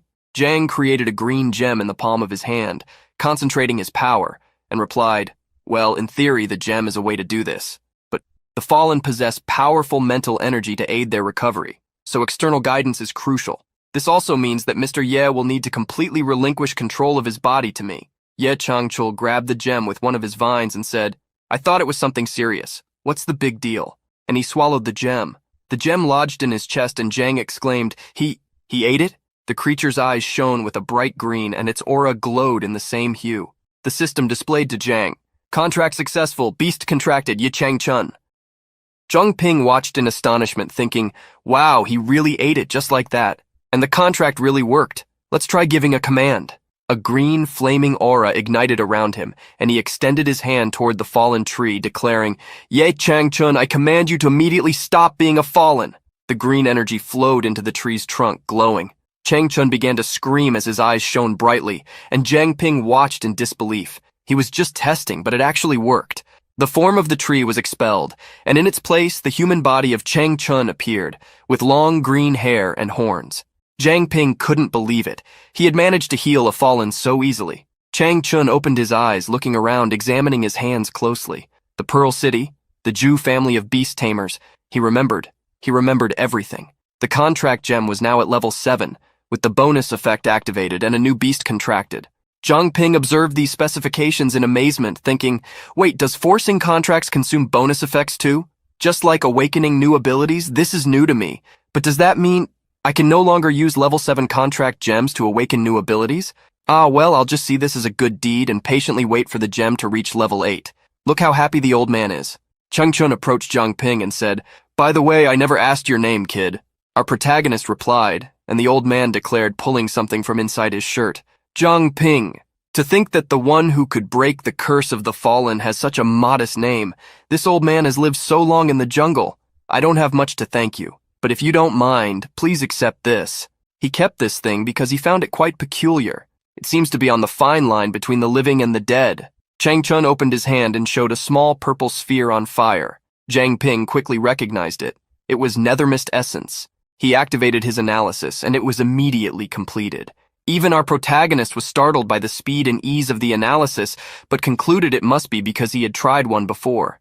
Jiang Ping took the item in his hands and read the description. Nethermist Essence. Quality, unknown. Concentrated power stored in the gallbladder of a nethermist bear. Consuming this may lead to unexpected results. Jiang Ping observed, thinking, a bear's gallbladder, huh? Well, at least it's not sheep testicles. Chang Chun apologized, saying he wished he had something better. But Jiang Ping replied, don't worry about it, Senior Ye. This thing will be incredibly useful. Besides, I helped you of my own free will. Jiang Ping looked closely at the item, thinking, Cece mentioned before that nethermist creatures are similar to parasites. So as long as I don't let this dominate my mind, I should be fine. With my previous experience, I'm sure I can handle it this time. Besides, the basic nethermist didn't even scratch Princess Yue. If I want to defeat that thing, I need to get stronger. He then swallowed the sphere, toasting. Energy flowed through his body, purple lightning forming. He repeated to himself that he could do it. He could definitely do it. Giving it his all, he strained, and suddenly, a beam of purple energy descended from the sky, hitting him squarely. The nethermist essence was successfully absorbed. Jiang Ping touched his chest, breathing heavily, gasping as the purple flames dissipated around him, and the status table showed basic nethermist body being updated to intermediate nethermist body. The nethermist could now be replenished by absorbing rage. Current nethermist reserves, 199 out of 300. Level increased to 13. Contract gem updated to level 9. Jiang ignited his hand with an intense burning purple flame and watched it burn, thinking, just like last time. But I didn't expect this to elevate me 3 levels at once, not to mention that the contract gem also leveled up. Chang Chun crossed his arms, impressed, and declared, Pearl City really is a talent pool. Who would have thought that thing was edible? Jiang Ping smiled shyly, thinking that he was probably the only one who could achieve that and still survive to tell the tale. Then Chang Chun asked, well, old Su, you've been watching for so long, aren't you going to come out? Suddenly a voice emerged from the ground saying, you're too trustworthy, you know that? Jiang Ping jumped in shock at the sight of a face imprinted on a stone speaking, thinking it was another fallen. However, Chang Chun reacted calmly, saying, he's just a tired old man. What's there to be so afraid of? Getting back to the point, old Su, are you really satisfied staying like this? A fallen? The face of old Su, imprinted on the stone, replied, fallen or not, what's the difference? The life we lead now isn't free and easy? Chang Chun sighed and responded, it seems you've also forgotten some important things. Don't you really want to see your family again? The words echoed in old Su's mind, and he slowly rose, revealing himself to be a large golem. Jiang Ping tried to analyze him, but it failed repeatedly. The golem kept repeating the word family, until the analysis was finally successful, revealing its information window. Name, Su Qingbo. Species, human fallen. Faction, none. Potential, NA. Classification, Peak Awakener level 35. Abilities, Ultra Mimicry, mutated. The body can merge with any inorganic matter in the natural world, gaining its properties. Cannot merge with objects smaller than the user's size. Chang Chun raised his gaze, pointing at the giant golem, and said, look at you can still look human? Jiang Ping commented that the name sounded familiar. Captain Situ appeared, explaining, I'm not surprised you've heard of him. He's one of the founders of the investigation team, a legend in Pearl City, but he also disappeared many years ago. I never thought I would find him here in the jungle. Zhang Ping remarked on the fact that two seniors, both fallen, were there, adrift in that desert. He wondered if it was really just a coincidence. Chang Chun stroked his green beard and replied, I was severely injured by the Zhu family and expelled from the city, where I had to transform into a tree to heal. Over time, well, you saw what I turned into. Back then, Lil Su was still just a young man. I doubt these two things are connected. Still, I never expected that boy to end up having a family of his own. When I first met him, he couldn't stop talking about his lovely granddaughter. The Golem Su lifted him in his hand as he spoke, and at that moment, hearing those words, something caught his attention. Granddaughter. It was then that he said, Oh, now I understand. Chang Chun asked if something was wrong, and Zhang Ping raised his hand, projecting an image, saying, Senior, do you recognize this person? And right in front of the Golem Su, the image of Su Jingyao appeared, floating. A man approached a door and heard a woman's voice saying, Daddy, is that you? They're all inside. The voice of old Su echoed in his mind, wondering, was someone calling him? He saw a young woman with a baby wrapped in a pink towel saying, She just woke up. Old Su wondered who those people were, and looking closer into the blue eyes of the girl, he heard the mother say to her, Yao Yao, Grandpa came to see you. Old Su's mind was flooded with questions. Who was she? Who was he? The golem brought his hands to his head and began to scream, collapsing. Chang Chun was startled and said to Zhang Ping, Su, don't tell me that girl is... The golem fell to the ground, supporting himself on his arms, and began to repeat, Who? Who is she? Su's mind started to be invaded by words. Zhu family of beast tamers, family. Pearl City, someone cannot be forgotten. The investigation team, a traitor. He raised his face, his green eyes glowing, and shouted, Who am I? Zhang Ping turned to Chang Chun and said urgently, This is bad. He's going to completely lose himself at this rate. Chang Chun turned to him and replied, Kid, we need to get him out of this. Think of something fast. Zhang Ping was in a dilemma. The contract gem had just leveled up, but once the contract was formed, he couldn't awaken new abilities. He forced himself to push aside any doubts and formed a bright green gem, thinking, What are you waiting for, Zhang Ping? Saving him comes first. Zhang Ping ran towards the golem, shouting, Senior Su, swallow this. I can help you break free from this curse. But Su pushed him away, hitting his face and calling him a liar. Chang Chun shouted for Zhang Ping, worried, while the golem continued to scream angrily, You're all trying to deceive me, Ma Bin. You won't get away with this. Get out of Pearl City. He had lost himself, and Chang Chun helped Zhang to get up, shouting back, Enough! Open your eyes and see. There's no Ma Bin here. This is your granddaughter, your family. Zhang stood up, saying, Get a grip, senior. It was only then that Su turned his gaze to the image of Jingyao, which shone in gold, and said, My granddaughter. Chang Chun walked up to him, offering the green gem, saying he should eat it and remember everything. The golem finally extended his hand, touching the gem, slowly speaking, My family. He swallowed it, and the contract was successful. Su Qingbo was classified as a summoned beast, and Zhang Ping raised his voice, commanding him to stop being a fallen. A light enveloped him, and the stones dissolved, falling to the ground and revealing his human form hidden inside the golem. Su Qingbo leaned toward his granddaughter, his aura shining, and said, Yao, Yao Yao, how is this possible? Who did this to you? He then fell to the ground on his knees, crying, and continued, crying, and Grandpa is so sorry. I couldn't be there for you. Don't tell me. Ma Bin did this to you. From within Zhang Ping's golden bracelet, Captain Situ declared, After you disappeared, Ma Bin became the leader of the investigation team. Did you two have some kind of misunderstanding? Su Qingbo became agitated and replied, Misunderstanding? It was more than that. He was one of them. One from the Zhu family. How could they let him become a leader? Damn, he really got away with it. Now, not only Pearl City, but I couldn't protect the person I loved the most. And he punched the ground, venting all his frustration. Zhang Ping turned, tapping his chin thoughtfully, and said, No wonder the investigation team remained silent amidst the chaos in the city. I had a bad feeling about this, but to think it was the Zhu family all along. They failed to capture Chen Junting last time. Could they have something else in mind? Chang Chun was lost in the conversation. He raised his hand and asked, Kid, what are you talking about? This is all confusing me. Zhang Ping turned with a serious look and said, Seniors, I know you just regained your memories, but I have bad news. The current Pearl City is on the brink of disaster. He shared all the updates and concluded, So that's what happened. I was seriously injured during a rescue mission and had to take refuge in this forest to recover. If it weren't for Senior Ye here, that little one and I would be lost. Zhang pointed to the small ant beast hiding in his chest and smiled. Chang Chun sat down and commented, "To think so much has happened." Su Qingbo crossed his arms and asked, "You said you've been hearing Yao Yao's voice repeatedly, even seeing illusions of her?" Zhang Ping replied, "Sometimes I feel like she's guiding me, but I'm sure I saw her with my own eyes." Old Su said that it might not have been an illusion. Zhang Ping reacted in surprise, asking what he meant, and Su explained, "Yao Yao was incredibly talented and awakened her ability very early. Her ability was similar to astral projection, but what's truly surprising is that she could enter the dreams of others. I suspect that before she was killed, she managed to separate her soul from her body, and what you saw as illusions was likely caused by her powers. If my theory is correct, Yao Yao might still be alive, that's more likely. But since her body was destroyed, she was forced to remain in soul form. However, a soul wandering without an anchor for too long, she probably already—" Zhang Ping understood without him needing to finish. Su Jingyao could have become a fallen. He paused and began to think. So at that time, what she meant with those words was that she didn't want to be a burden to me. Then he laughed at the situation, touching his forehead and saying, "How foolish.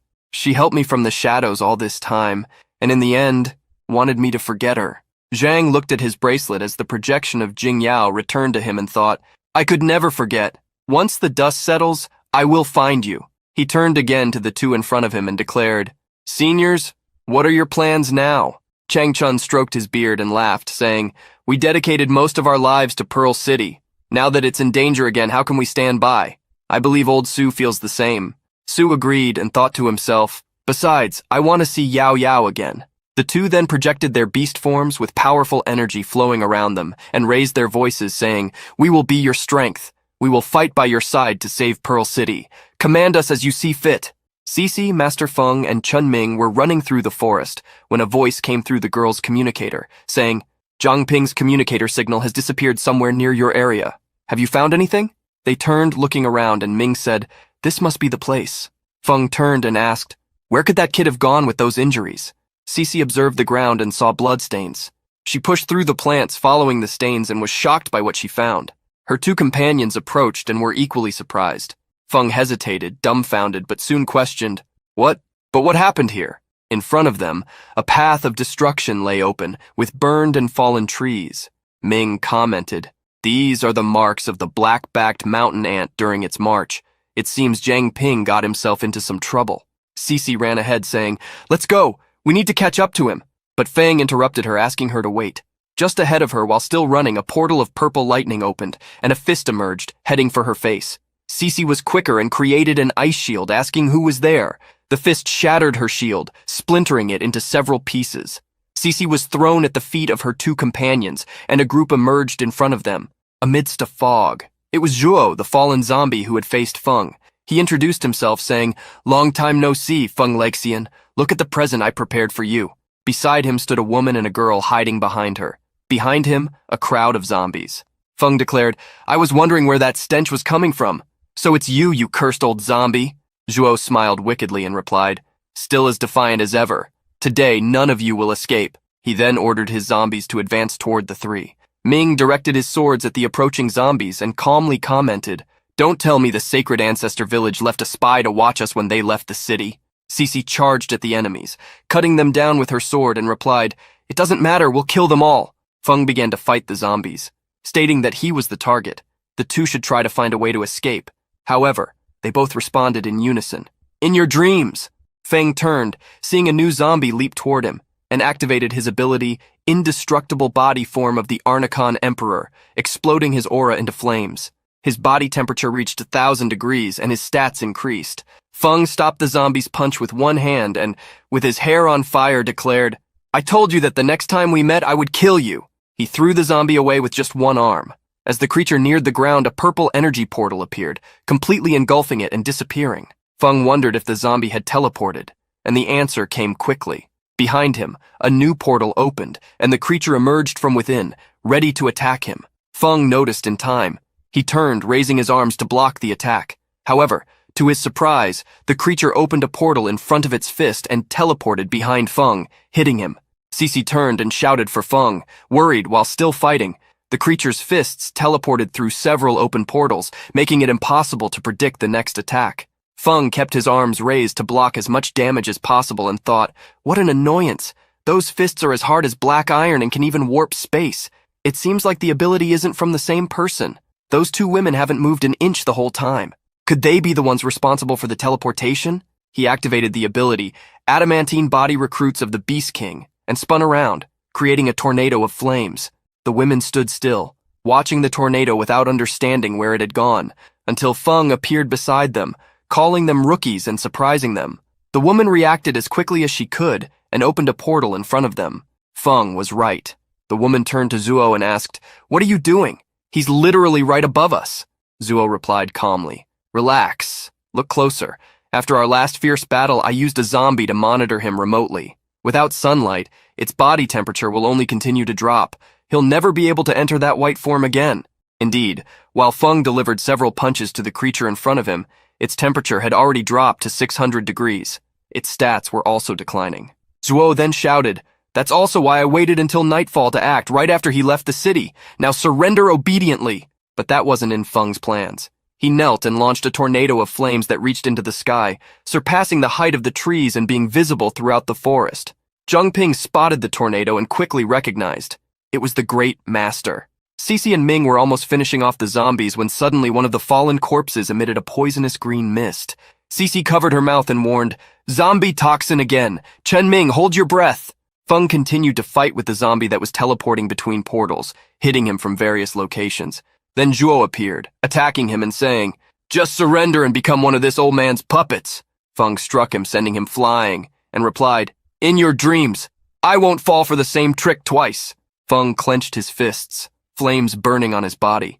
Zhuo landed on the ground with several creatures behind him in a curtain of smoke and said, "I didn't expect you to fall, but your friends may not be so lucky." Feng turned and saw a portal opening behind Cece. He shouted, trying to warn her, but one of the creatures emerged, crossing the portal and hitting the girl. The portal closed, and the creature vanished the same way it appeared. Cece stood up again and Ming asked, worried if she was okay. Cece had blood on her mouth when she replied, "I'm fine. Watch your back." Ming turned just in time to see a portal opening. He used the skill Sword Technique, Position X, to lock the portal with two swords. Another zombie appeared, growling as if to say, "Just bark and don't bite." The punch hit Ming's crossed swords, sending him flying backward. Feng rushed toward the two. He knew he needed to help them. However, Zhuo ordered his creatures to follow him and said, "Still have time to worry about others?" Feng jumped over the creatures, cursing Zhuo and striking them with his flaming fists. Zhuo raised his hand with a crackling green sphere and declared, "Time to end this." However, before he could use whatever that was, Chang Chun appeared in his giant tree form behind him, lifting his foot and stomping down with all his strength. Zhuo escaped, dodging closer to his accomplices. He questioned what that was, not understanding where the creature had come from. Feng had time to reach Cece and Ming and asked if they were okay. Cece replied yes, and a voice emerged behind them shouting, "Great Master Feng, Cece, I finally found you." They turned immediately, and Cece quickly recognized the voice. It was Zhang Ping, speaking from atop the giant tree's shoulders. Cece's eyes sparkled and she declared, "Zhang Ping, thank heavens you're okay." Zhuo wondered if those were reinforcements. Before he realized it, Su appeared behind him and thrust his hand through his chest.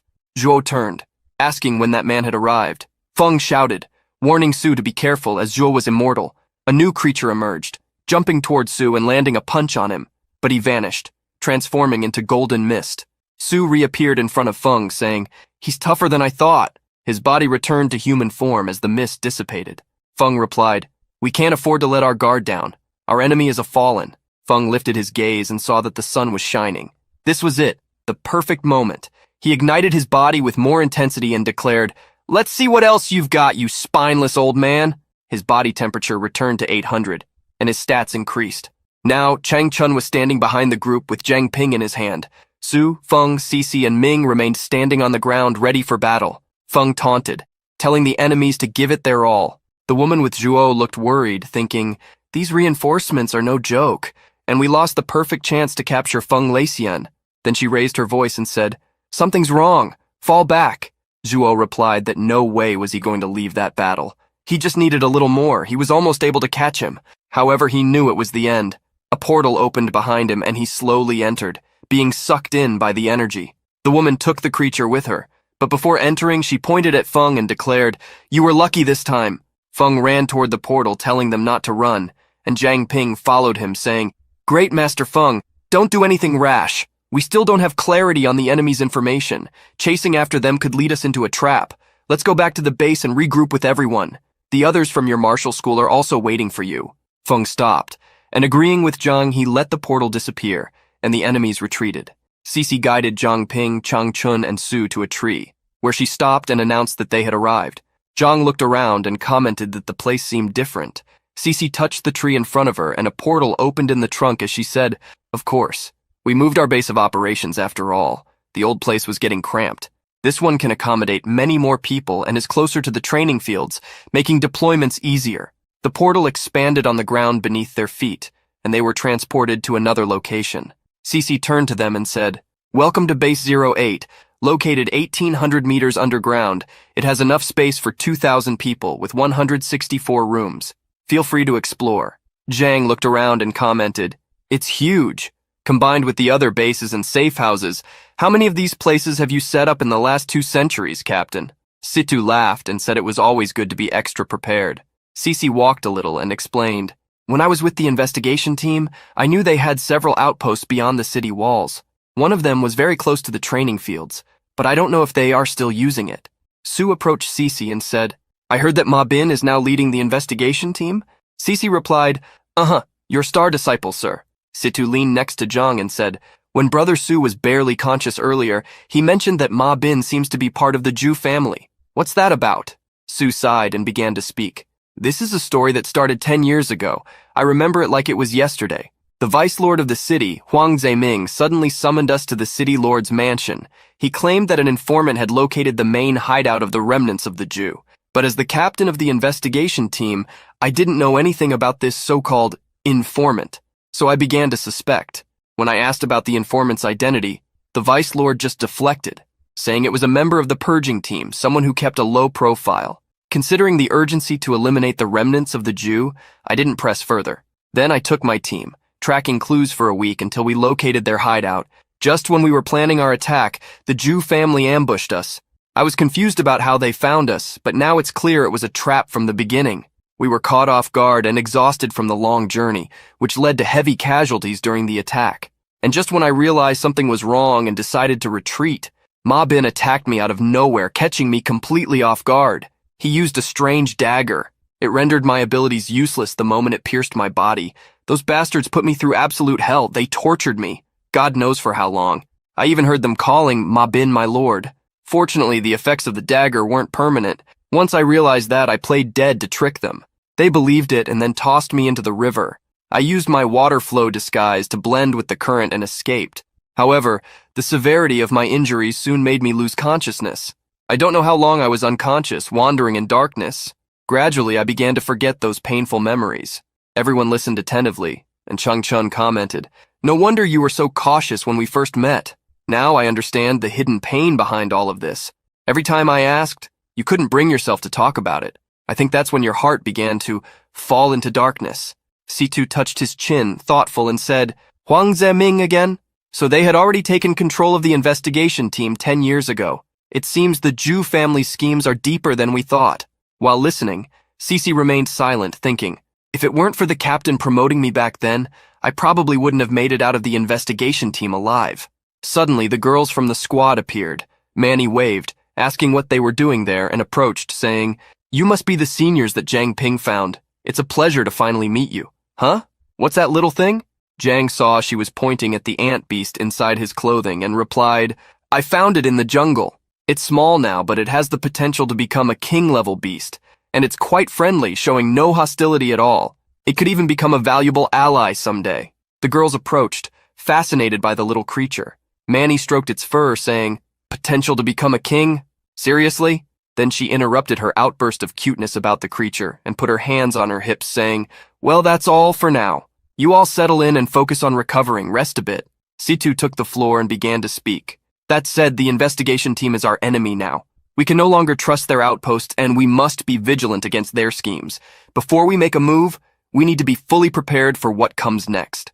Manny ran after them, shouting, "Since when did the investigation team become the enemy?" The girls followed her, and Jang replied, "It's a long story. We'll cover all of this together later." And everyone went to settle in. Meanwhile, in the sacred ancestors' village in a sand-colored stone fortress, guards watched over the walls from atop, surrounded by beasts. In the courtyard, soldiers lined up listening to the instructions. Given the special circumstances, the sect master has decreed that no outsider can approach within a 10-mile radius. Stay alert during patrol. Suddenly a portal opened, swirling in a vortex of energy, and Zuo was thrown out, landing on the ground next to the man giving the instructions. He sat up complaining, "You despicable woman! Why did you ruin my plans? I knew I should have refined you first." The woman and the child stepped out of the portal as he spoke, and a voice emerged saying, "Who is causing all this commotion? Calm down, old friend. Temper, temper." It was Liaoxue. She descended the stairs, and everyone knelt, saying, "Long live the sect master." Zuo began to complain to her, irritated. "This is not what we agreed upon. I let you mobilize my horde of zombies, and in return, you promised to provide materials for my corpse refining. Don't tell me you're going back on your word now." Aoxue replied, "I, Liaoxue, always keep my promises. You won't be losing out, not at all. You are well aware of the current situation. Those two newcomers are as powerful as Feng Leixian. I doubt you can capture him alone without dealing with them first. Besides, the sun is already high. Feng Leixian could transform into that white form at any moment, and your zombie toxin won't affect him if that happens. But don't worry, capturing Feng Leixian is just a matter of time. Now that the saint has returned to the village with her help, I'm confident I will reach king level soon. Until then, you are free to use those high-level awakened ones for your refinements. I will be reclusive for a while. All of you, behave. Understood?" Zuo knelt as she returned to the entrance, and despite hesitating, he responded in agreement. A week later in the training room, Jiang Ping advanced alongside Jiamin, attacking Instructor Bai, who had his beast form activated. The instructor easily parried the attacks, blocking each strike and saying, "So weak! Have you eaten anything?" Jiang jumped away, gaining momentum in the air with his nether mist, and spun, using Beast King Fist style, Adamantine Body, Nether Mist Edition. He launched a tornado of purple energy towards the instructor, but Bai stopped the attack with just one hand and mocked, "Just barking with no bite." Jimin then appeared behind him using Beast King Fist style and embraced him, holding him in place. Jiang's tornado buried itself in the ground above him, lifting him into the air and enveloping him in a wave of constant damage before slamming him back down, causing an explosion. Bai sat at the edge of the crater after the attack passed, and while the nurse tended to his wounds, he commented, "You two little punks hit so hard. Trying to get back at me, huh? My old wounds just healed, and now I have new ones." Jimin apologized, worried, claiming she got carried away, but our protagonist merely grimaced and said it was the instructor who called them weak. Bai stood up angrily and began shouting, "What did you say? Feeling brave now, huh, kid?" The nurse tried to calm him down, saying, "Don't move so much or your wounds will reopen. Please don't increase my workload." Zhang pulled Jim in and said it was lunchtime. They should leave. Bai crossed his arms and smiled, thinking to himself, "It's only been a few days, but their fist techniques have improved so much."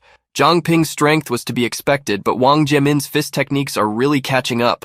Seems I really underestimated her potential before. Zhang Ping and Jimin entered the gym where they were greeted by a voice that asked, "Yotilda Zhang Ping, finished your training?" Zhang quickly replied, "Team leader Jin Bo, are you going out for rehab today too?" And Jin Bo, while lifting some weights, responded, "Yeah, it's really stuffy in that hospital room and I needed some fresh air." In the back of the room, Feng was guiding the team in weightlifting, which had already reached 999. Finally, upon reaching 1,000, he raised his arms in celebration and announced, "All right, quick break, then next set." All the boys in the room celebrated the well-deserved break except for Ming, who sighed, going against everyone. Meanwhile, in the Purge team's blacksmith workshop, Jiang Ping entered the room and asked, "We're going to need your help again today, Shou Zhong." The chubby guy looked at him curiously and replied, "Huh? Did you destroy the training room again?" While Chang and Uncle Lu worked at an anvil, Jimin smiled and bowed, apologizing while Jiang turned to leave. Jiang complained, "I can't do anything with you guys." Jimin left them and followed Jiang, asking, "Where are you going? Aren't you going to have lunch?"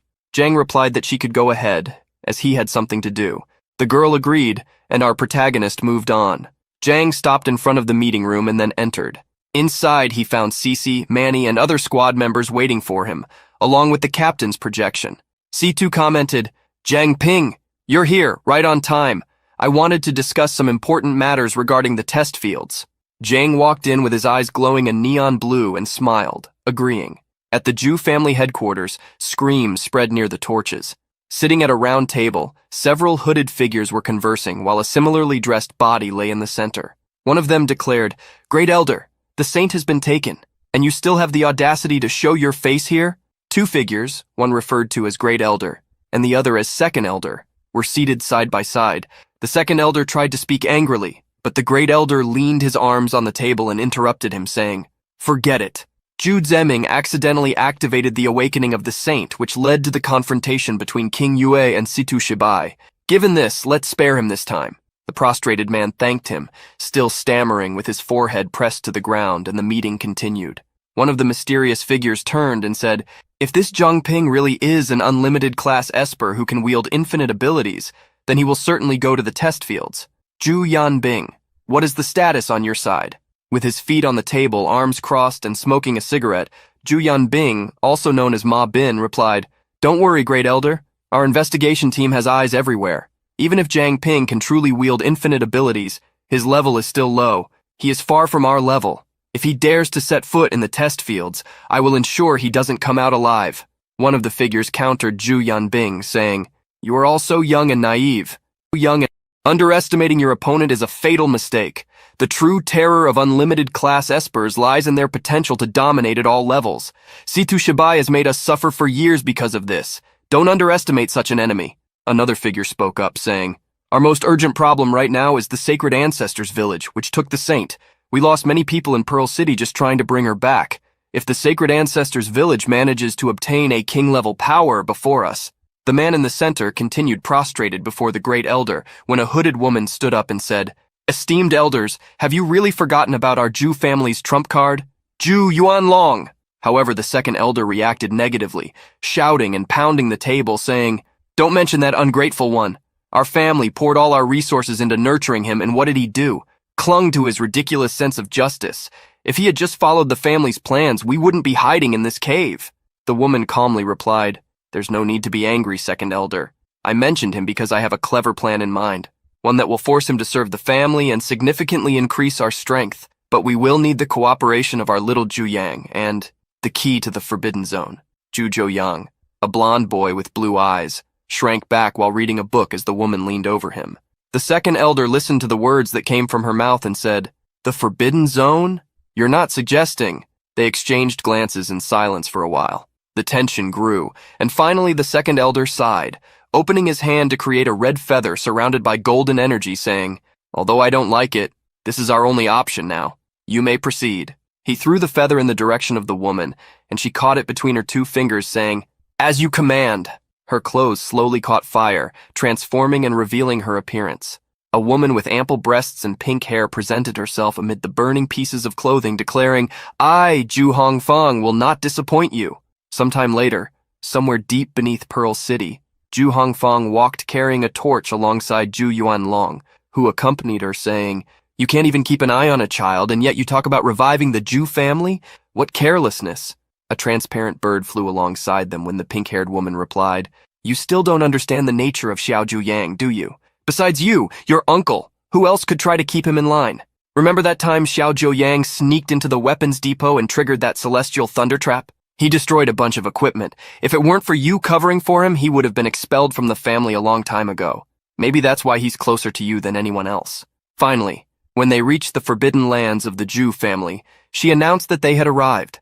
The two stopped in front of a large locked gate, and Yuanlong crossed his arms, saying, "These are the forbidden lands? They don't look like much." Hongfang held the torch, making the feather levitate, and commented, "First time here, right? If I remember correctly, you've never really gotten involved in family matters before." The feather ignited, and the gate opened, revealing a strong light. Yuanlong replied, irritated, "Don't put me in the same category as you. You treat other people's lives like trash. Do you really think things will end well like this? It's because of you that the Ju family has fallen into disgrace. Evil cannot suppress righteousness. This is an immutable truth."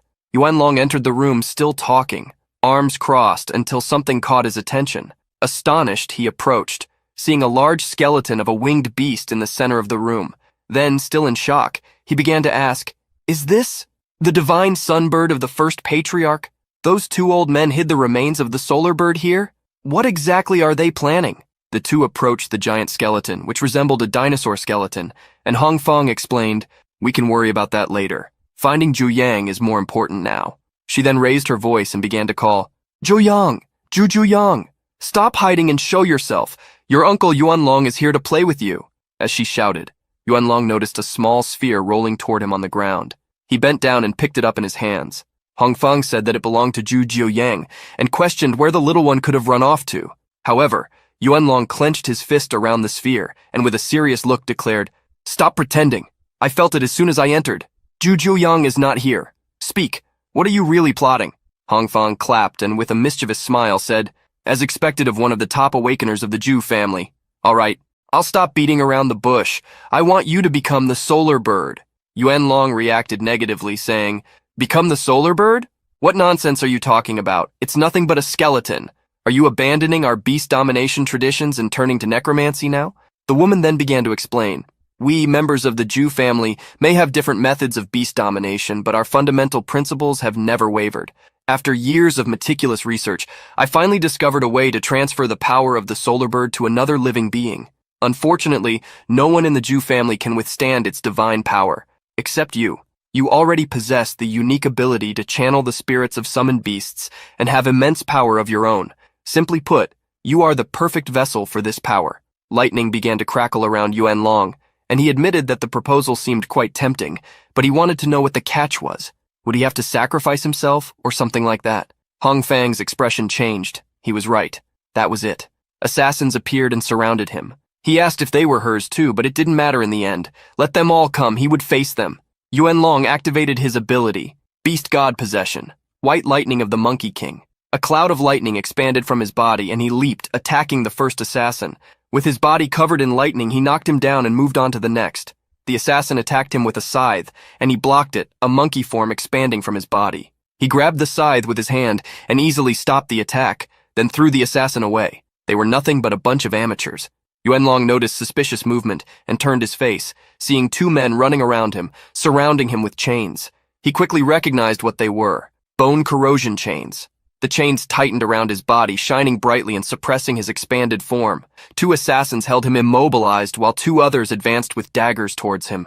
The daggers were about to be buried in his back, creating an explosion of blue light, when he turned his face and said, "A separating blade, two bone corrosion chains, and two demon sealing daggers. You really went all out, huh?" Yuan Long once again expanded his aura, shouting and breaking free from the chains, throwing everyone away. He turned to Hong Fang and questioned, "Is this all you have?" The woman looked at him irritated until a laugh echoed in Yuan Long's mind. A distorted face with an evil smile appeared on his chest, and energy strings extended from his body to Zhu Yang's fingers. He immediately recognized that feeling. It was Zhu Yang's puppet ability. Yuan Long fell to his knees on the ground, touching his chest and saying, "In my chest! That's where I placed that coin I found." Hong Feng ordered the guards to advance and shouted, "Now is our chance! Start the ritual! Now!" Yuan Long lay prostrate in the center of the skeleton, screaming, wondering, why? As lights and lightning exploded around him. Why? Why would he betray him like this? Yuan Long shouted for Zhu Yang, and a massive crimson explosion occurred. In the meeting room of the purification squad, a tremor could be felt. Everyone stood up in alert, and Zhang Ping asked if it was an earthquake. While in his mind, he hoped it wasn't another wave of beasts. A flock of birds flew out of a tree as the tremors spread. The purification squad's shelter began to crack. Manny opened a portal and guided the retreat. The first aid group carried the injured first, and Manny asked everyone to remain calm. She indicated the way as everyone withdrew, but thought to herself, a normal earthquake can't shake this base. But what happened? Jiang waited alongside Sisi, Qingbo, and Cheng Chun when Jinbo came running, saying, "I just did a sweep. I think we managed to rescue everyone. Let's move." However, Captain Situ spoke from inside the bracelet, saying, "Wait, where are the Zhao brothers? They know a lot about the sacred ancestors' village. They are still valuable." Jinbo paused for a moment and analyzed in silence, then replied, "Captain Situ is right. Zhang knew they were the enemy. Saving them carried risks." He interrupted Jinbo and declared that he would go himself. Leader Jinbo didn't have rescue skills, while Jiang had the pure water body, so it would be less dangerous for him. At least that was the reasoning of our protagonist. Cece tried to protest, but Zhang transformed his arm into water and smiled, saying, "Don't worry, I'll be careful. If things get ugly, I'll use my pure water body to get out of there." Cece wasn't convinced. With a closed expression, she began to speak. "Those two are both high-level awakeners. Even if your pure water body protects you, what if they decide to take you with them? We're 1,800 meters underground. 100 meters. Have you thought about the consequences? If the portal collapses, you'll be trapped." Chang Chun spoke up, saying, "That's easy to solve. Sue and I will go too. We'll make sure those two punks behave. Besides, we already formed a contract with Jiang Ping.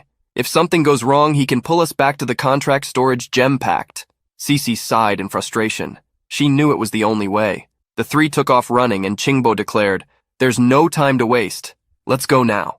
Zhang said goodbye, saying, "Cece, you guys go ahead. I'll join you later." Jinbo watched them move away, wondering if Captain Situ had any other motivation for saving the Zhao brothers, while Cece quietly wished for them to be even more cautious than usual. In an armchair, Zhou Yang was sitting, laughing as he read a book, accompanied by a man and a woman standing behind the piece of furniture. Zhou Yang looked at the pages while saying, "I was wondering why Uncle Yuanlong never came to play with me. It seems he's having so much fun out there. I'm so jealous, but it's not right to stay away from home." On the pages, he saw a firebird printed. He turned with a sadistic look and said, "Don't you agree? Mommy, Daddy." The couple sat beside him in the armchair, and he declared, "After all, our Zhu family is the best family there is." It was then revealed that the two were merely puppets with twisted smiles plastered on their faces. Zhou Yang watched the book, now showing Yuanlong on the ground, trying to get up. The boy laughed at the scene while Yuanlong was possessed by flames, screaming on his knees. In the room where the entire confrontation had taken place, Hongfeng stood with her arms crossed in front of a group of assassins, saying, "Stop struggling. The ritual has already been completed. No matter how strong you were still just a mortal. Now you can become part of the divine solar bird itself. What's so bad about that?" The firebird spread its wings in the room, with translucent flames burning intensely. One of the assassins accompanying Hongfeng asked, "If you could revive the divine solar bird this way, why did we have to unite with the celestial foxes in the first place? And why go through all the trouble of kidnapping the saint from the sacred ancestors' village?" Hongfeng laughed, and as the bird spread its wings amidst the smoke, she replied, "You fool! We allied with the celestial foxes because only King Yue could contain Situ Shibai. According to the elders, in the centuries that the Zhu family fought against Situ Shibai, he displayed over 10,000 different abilities. Even if he hasn't broken through to the king level, his strength rivals that of a true king. And because of our long-standing conflict, we discovered his few weaknesses. In the early days, our Zhu family lacked strong mental controllers. That's why he didn't realize that his resistance to mental abilities is actually quite weak. Therefore, we spared no expense, finally finding the celestial foxes, that endangered species, and formed a pact with King Yue. That's how we managed to seriously injure Situ Shibai. Now, if it weren't for the current urgency, I wouldn't have chosen this method to revive the divine solar bird." The assassin asked what she meant, and Hongfeng showed a crimson sphere floating in her hand, explaining, "This drop of blood, I spent 40 years just refining it. During all that time, I couldn't use my beast control arts and endured constant humiliation. Even so, even after all that, the blood control abilities of this lineage are still inferior to that of the saint. Now that the saint has returned to the sacred ancestors' village, and Zheng Ping from the purification team can also enter the testing fields and gain king-level power, if either of them reaches king level first, our Zhu family will be finished. Although I know that my blood pact may not fully control the divine solar bird, I am forced to risk everything." The bird's eyes changed, a provocative aura enveloping them. Yuanlong leaped, breaking the ground in his firebird form and reaching the surface. There, flying freely in the sky, he spread his wings with a golden light shining intensely and emitted a loud sound. His light shone so brightly that it outshone the sun. At the base of the 8th purification team, Manny covered his eyes along with his companions and asked, "Why is the sun so bright today?" Feng turned and looked at the sky suspiciously. He knew something was off. He was the first to spot and announce it was a mutant beast. He saw the firebird soaring through the sky. He wondered if that had caused the earthquake earlier. Everyone looked on in disbelief, unable to believe it. Could it really be the divine solar bird of the Zhu family? They recognized it immediately. Hongfeng appeared atop a rock, accompanied by her henchmen shouting, "I did it! I did it!" With the divine solar bird revived and Situ Shibai contained by King Yue, Ani is no longer a threat. The bird appeared before her, its flames burning intensely, and she declared, "From today on, the Jew family will rule everything. But the truth is that everything that goes comes back." She widened her eyes and tried to question, but there was no time. All she could see was the bird's claw approaching, burying itself on top of her and crushing everyone. The bird then took flight, leaving a crater with bloodstains that painted Yuan Long's revenge. Meanwhile, in the dungeon of base number 8 of the Purification Squad, the Zhao brothers were sprawled on the floor side by side. The place was collapsing. An earthquake was creating cracks in the walls. Yanhu asked his brother, "Well, it seems that brute force won't solve this. Are we going to die here?" Yanlong replied, "We should have foreseen this the moment we were captured. Don't be afraid, little brother. Your brother is here with you." Suddenly, a boulder fell from the ceiling, crashing down toward the two.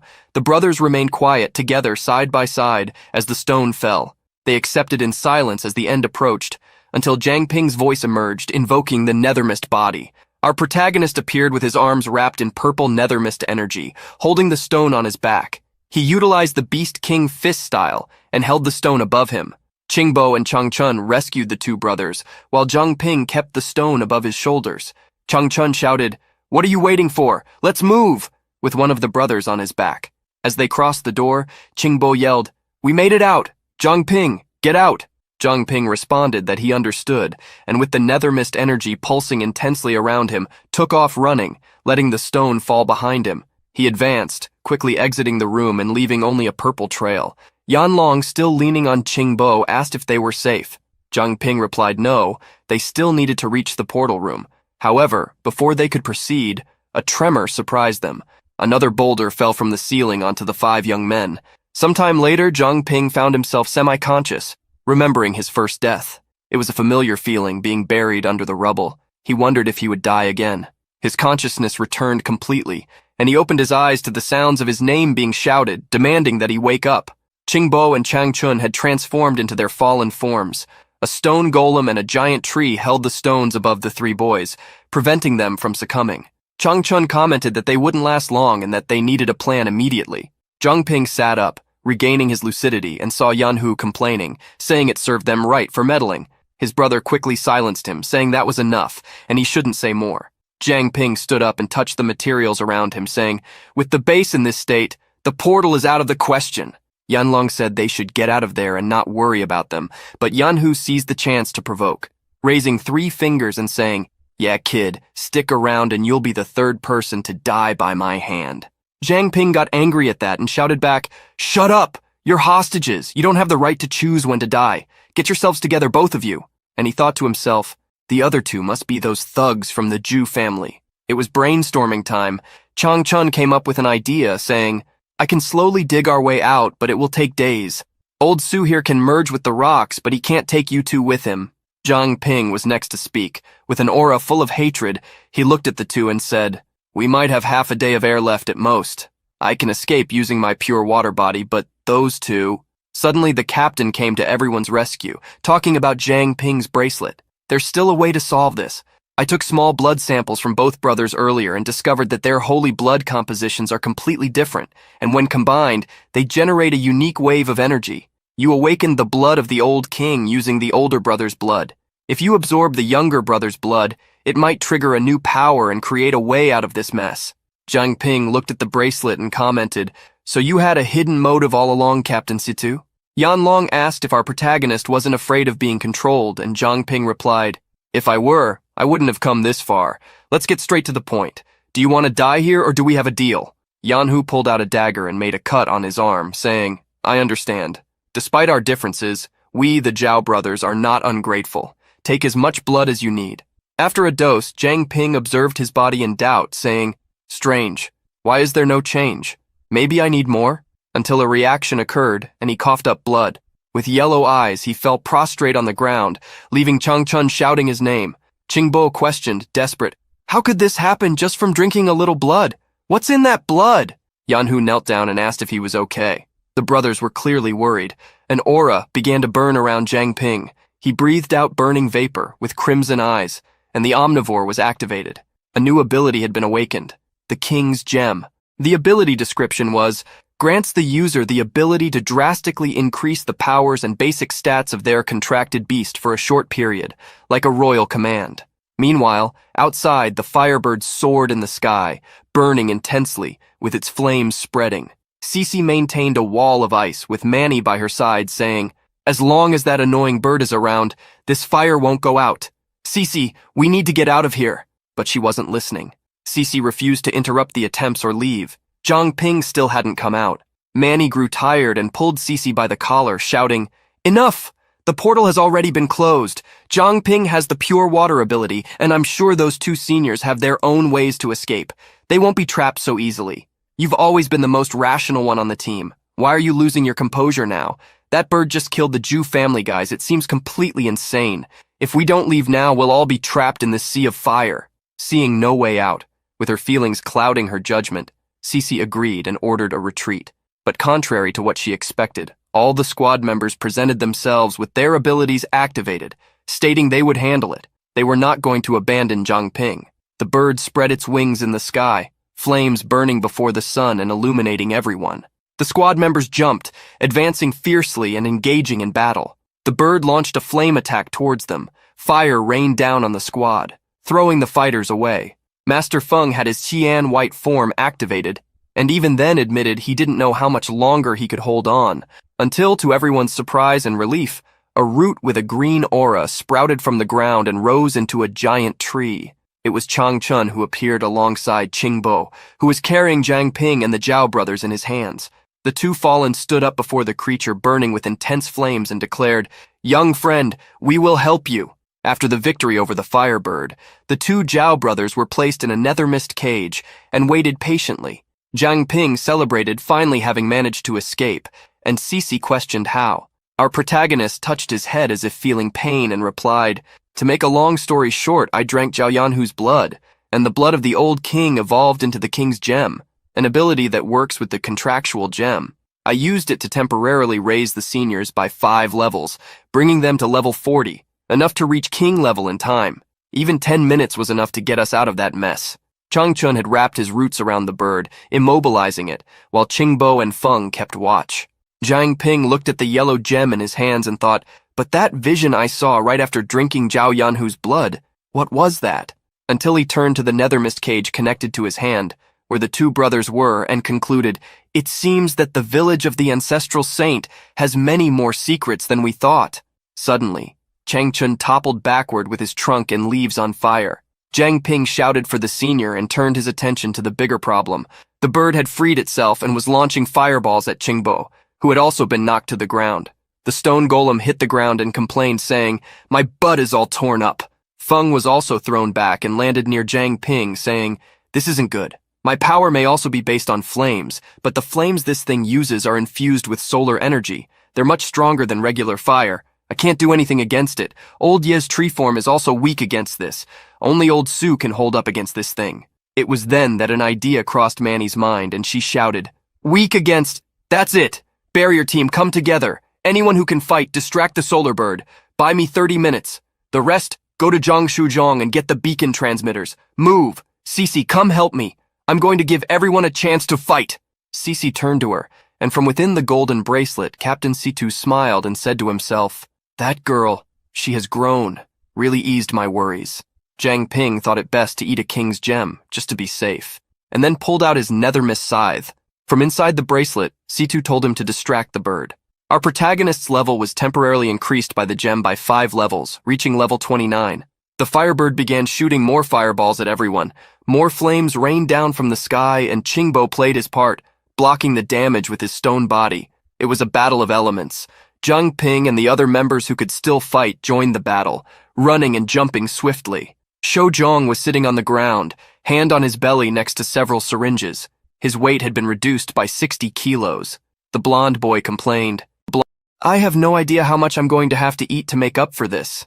Meanwhile, along with Cece and the others accompanying her, they listened to Manny's plan as she pointed to a map, explaining, "Liu Xishan's power isn't strong enough to directly combat the divine solar bird, but she can suppress its solar power for a short period. While she does that, the barrier team will help set a trap to restrain the solar bird. These beacon transmitters should increase our effective range. Once we obtain them, Bury them at the designated locations shown in the unfoldings.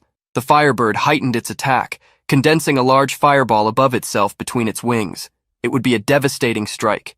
However, the fireball dissipated, leaving the bird surprised. Jiang Ping had transformed into a water sphere and wrapped around the bird. Our protagonist shouted to Chang Chun, "I've temporarily sealed the air around it. It can't make fire in a vacuum. Brother, yeah, attack while you have the chance." The fallen one replied that he understood and stretched his arms into long roots, commanding the bird to descend. He grabbed it with all his strength, shouting and throwing it against the ground. The bird hit the earth, and Jiang Ping's vacuum effect was deactivated. This was the moment to attack. Feng, Bai, and more fighters jumped, shouting and crashing down on the bird, striking it with all their might. The impact generated an explosion that released a curtain of smoke. Nearby, Ming performed a series of hand seals, and a blue vortex formed above him. As the energy accumulated, he declared his chant, "Agile as the wind, silent as the forest, standing before you in the day, behind you at night. Dragon Abyss Sword, released." An energy sword of blue formed from the center of the vortex and embedded itself in the ground. Jiang Ping emerged with his Nethermist mask activated and hands wrapped in dark energy as he manipulated it, thinking, "The bloodline of the Zhao brothers has merged with mine, allowing me to reach level 19 in a single blow. With the King's Gem and the Nethermist Fog, my attack power is close to that of a peak level." The sword was enveloped by several strips of Nethermist, and Jiang Ping announced he would help Chen Ming. The two joined forces, half shadows and half blue flames, and struck with the sword in an attack that sliced through the sky towards the bird that lay in a crater. The sword sank into the bird, creating a massive explosion of energy that burned the creature in neon flames. A burning feather flew between the sword with Nethermist, and Feng asked if it was over. Jiang Ping observed closely, thinking, "The fight has been too intense. I didn't have a chance to analyze the divine bird. I hope it's really over." A curtain of smoke formed in front of them, leaving only the question, had they truly brought down a being of king level? The answer was no. A small spark formed in the sky, swirling and pulsing with flames. Everyone lifted their eyes in fear as a sphere of flames formed in front of them. Captain Situ spoke from within the bracelet, explaining what he knew. "No, it's far from over. After the first patriarch of the Zhu family died, the divine solar bird disappeared. The legend says it transformed into a guardian spirit, staying beside its master's tomb, never leaving. For years, we thought it had truly died. Now it's back, proving that another long-standing legend is true. The divine solar bird is an immortal spirit." The bird resurfaced from the ashes, burning intensely. This was the current task of the Purification Squad, to kill a phoenix. The phoenix began to fire several fireballs towards them. Flaming meteors descended from the sky, heading straight for the awakened ones. Qingbo leaped, transforming into mist and propelling himself into the air, using his ability to suppress the flames with gas. Chang Chun stretched his trunk-like arm and penetrated the chest of the bird, which was petrified by the gas cover. However, as soon as he touched the interior of the creature's body, it transformed into flames and broke free from his body, making him scream, "The fire clearly went out, so why is it still so scalding? It evaporated instantly." Jiang Ping appeared in his Nethermist dragon form and attacked the bird, sinking his teeth into its neck. Holding it with his two paws, he pinned it by the wings and shouted for his companions to hurry and attack. They all advanced and buried their strikes into the creature's chest, creating an explosion of energy. But contrary to their expectations, their weapons shattered upon touching the flaming body. Even Commander Zhang felt the impact and shouted that the heat was more intense than his solar fire form. Another beside him commented that what they were facing was not just a simple fire burn, but actually a radiation of heat coming from within its body. Jiang Ping added that his ability was not limited to fire explosions. That bird could likely manipulate the temperature around it as well. As they talked, analyzing the situation, the phoenix emerged from its immobilized state and began to condense a fireball in its beak. After a few seconds, it shot a beam of flames that crossed the space, landing right on Feng, who screamed for everyone to be careful. Instructor Bai shouted for Feng, worried about his friend, who fell back due to the heat exceeding his solar fire form. Chang Chun stretched one of his trunks and caught him in midair, preventing his fall, and then placed him on the ground with his hand already starting to catch fire from Feng's activated form. Qingbo regained part of his human form on his shoulder and declared, "It seems our enhancements are over." Jiang Ping landed, bringing Instructor Bai and others. Bai ran alongside the others, shouting towards Feng, who was lying on the ground. He was spitting blood, feeling the effects of the battle and admitting he had almost lost his life. Bai supported him with his arm, and Jiang Ping lifted his gaze, realizing the severity of the situation. Even Master Feng was in that state. Notifications began to appear for him, informing that the effects of levels 9 and 10 were not activated. Seeing that, he began to think, the gem leveled up twice, but I felt no boost after absorbing it. Is there really nothing we can do? Bringing him back from his thoughts, a voice emerged calling his name. He recognized it immediately. It was Cece. The voice was calling him through the communicator, warning that the trap was set. It was time to hurry and lure the divine bird. Jiang Ping replied that he understood and began to attract it, flying in his dragon form. The phoenix released several fireballs that followed him along the way. He turned and shouted for Chang Chun to hurry, but before he could do anything, Chang Chun was hit by one of the attacks that pierced his chest. Manny ran and shouted that this was the time. Her companions activated the arcane circle alongside her, and Cece unleashed a glacial storm towards the creature. The phoenix became trapped inside a tornado of ice that enveloped it, freezing its body. The bird was covered in ice until it was completely frozen, in a paralyzed form. Manny ran towards Jiang Ping, accompanied by the girls, saying, "This trap won't hold for long. We need to go now." Jiang protested, calling out Chang Chun's name, but soon noticed that he was emerging from his giant tree body, being supported by Qing Bo as he spoke. It's okay. Luckily, he didn't hit anything vital." Jiang Ping then turned, holding his green gem, and declared, "We need to escape now. We still have a long way to go. Elders, why don't you rest in the gem for now?" Qing Bo admitted that they were indeed exhausted and accepted the proposal. Jiang Ping activated the contract gem with the storage pact, where the gem could envelop the contracted beasts and shrink them down to the size of a grain of rice for storage. The maximum storage capacity was 10 cubic meters. Chen Shuiji approached and asked, "You say escape, but with the base destroyed, where should we go? Everything around is in ruins. There's nowhere to hide. Once the sunbird breaks free, it will find us in the blink of an eye." The area around them had been reduced to ashes and flames. Captain Situ then spoke from within the bracelet, saying, "There's only one option left. Let's head to the testing grounds. There's a backup base nearby for non-combatants. Let's move, everyone." The group ran, all following as fast as they could towards the location indicated by the captain. The ice around the bird began to crumble, slowly melting. Manny noticed and turned around, worried. Jiang Ping realized that the girl had stopped running and asked what was wrong. She replied, "Only half an hour has passed, and the trap is already crumbling. We need to find shelter. Now!" She began to look around desperately, and then Jiang Ping said he had an idea. He released a piece of equipment from the golden bracelet and pulled out a nether mist lantern, which released a dark mist throughout the area. He then raised it and declared, "This lantern can mask our presence within a certain radius. Stay close, everyone, don't wander off." After walking a bit more, the group arrived at a cave. Upon entering, Feng commented, "Finally, we got rid of that annoying bird." Ming said, "All right, everyone, let's take a break here and conserve our energy." Cece turned, noticing that Jiang Ping was resting on his knees, panting, and asked if he was okay. Our protagonist wiped his chin, drying his sweat, and looked at her, responding, "Yes, I'm just a bit tired from using the nether mist too much. I'll be fine after a short rest." Ming approached him and asked, "Jiang Ping, once we get to the deep ruins in the testing grounds, aren't we going to attract the sunbird there too?" Jiang Ping acquired a worried expression and replied, "That's possible. The ancient ruins are part of humanity's history. We can't let the sunbird destroy them." Seeing the state of the group, Captain Situ projected himself from the bracelet and with a smile said, "Don't worry. The testing grounds are enveloped in a mysterious energy that blocks all external detection. The sunbird won't be able to perceive us. The problem is, that place is also a base for the investigation team. And according to Su Qingbo, the investigation team has already been infiltrated by unknown forces.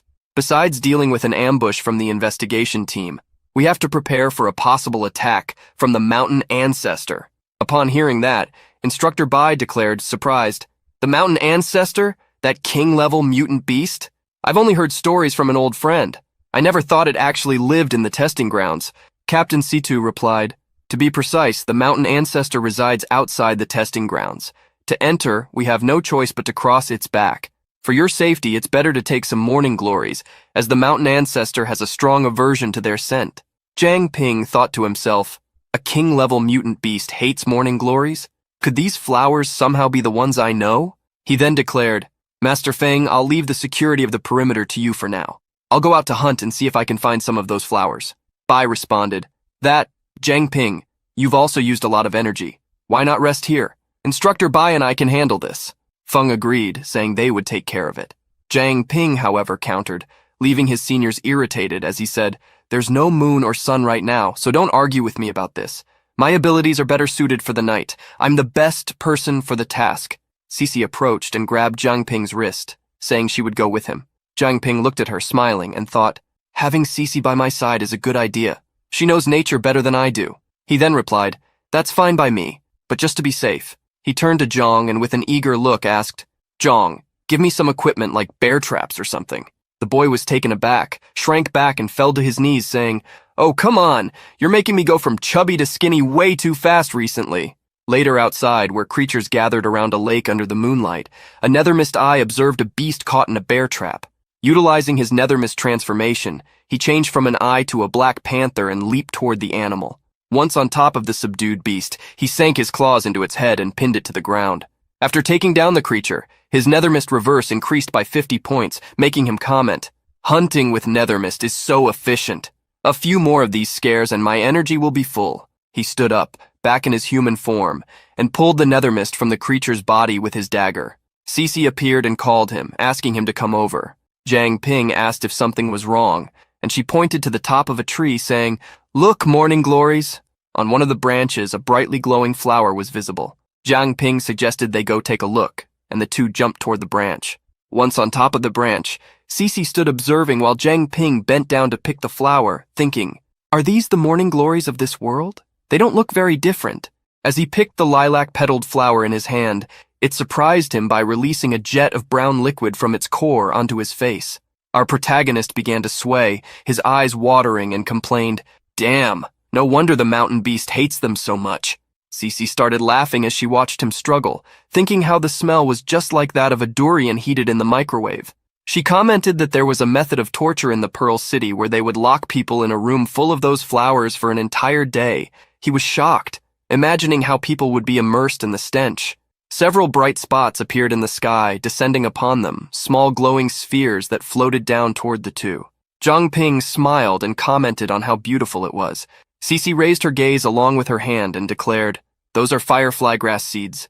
Each season they go with the wind so they can take root and sprout in new places. If it weren't for all this chaos and fighting, life could be so peaceful. What a shame. Happy endings are so rare. The morning glories sacrifice their fragrance just for a moment of peace. The firefly grass is beautiful but always adrift, never finding a home."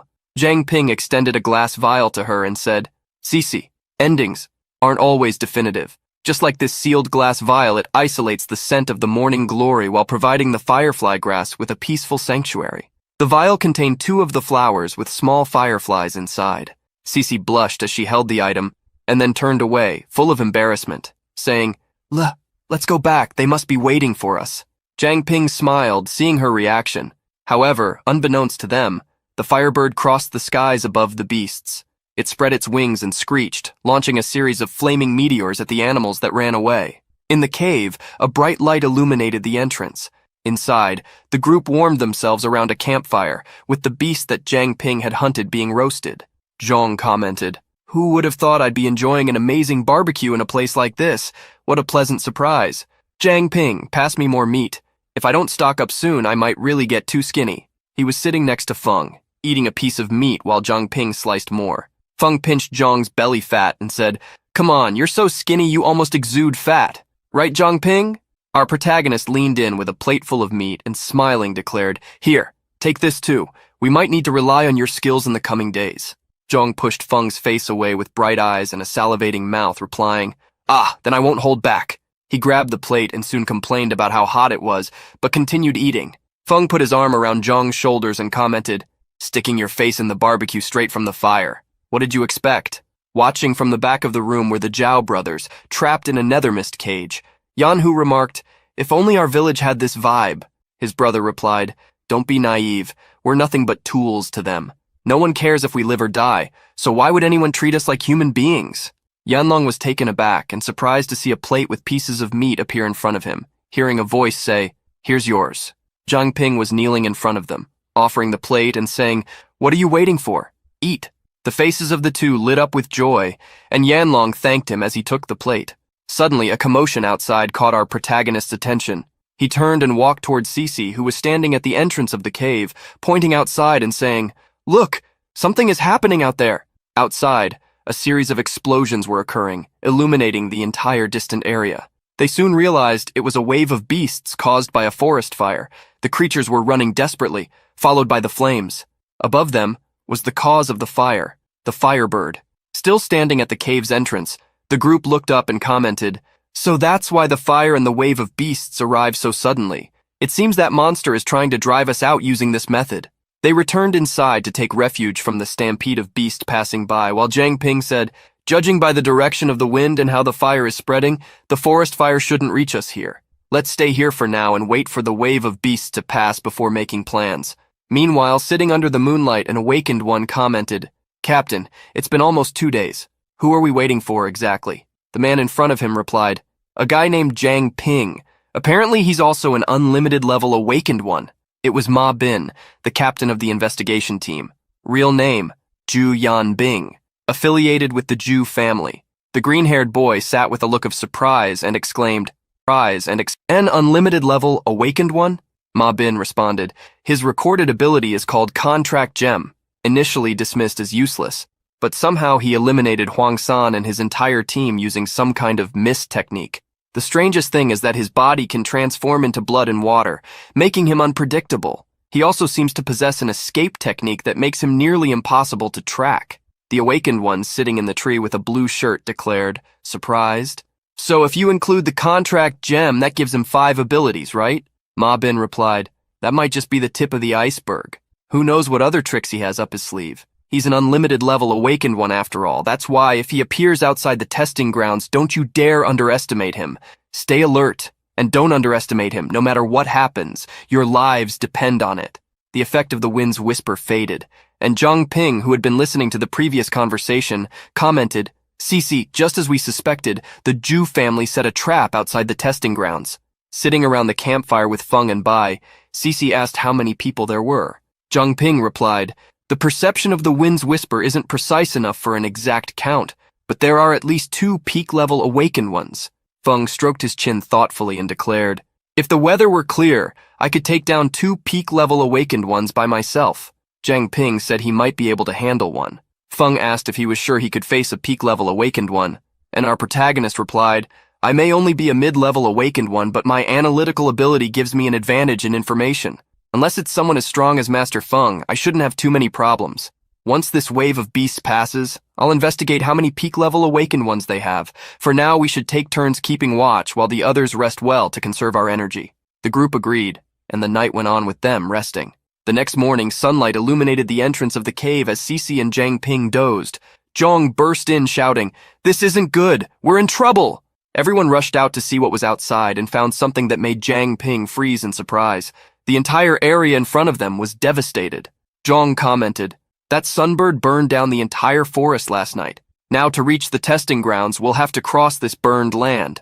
Jiang Ping touched his chin and remarked that the creature was smarter than they thought. Captain Situ projected from the bracelet and declared, "Ahead is the only path to the testing grounds. We can't go around it. I estimate it will take half a day to cross if we move at full speed. Jiang Ping, will that lantern hold up?" Jiang Ping replied, "I'm not sure. The lantern's durability is almost used up.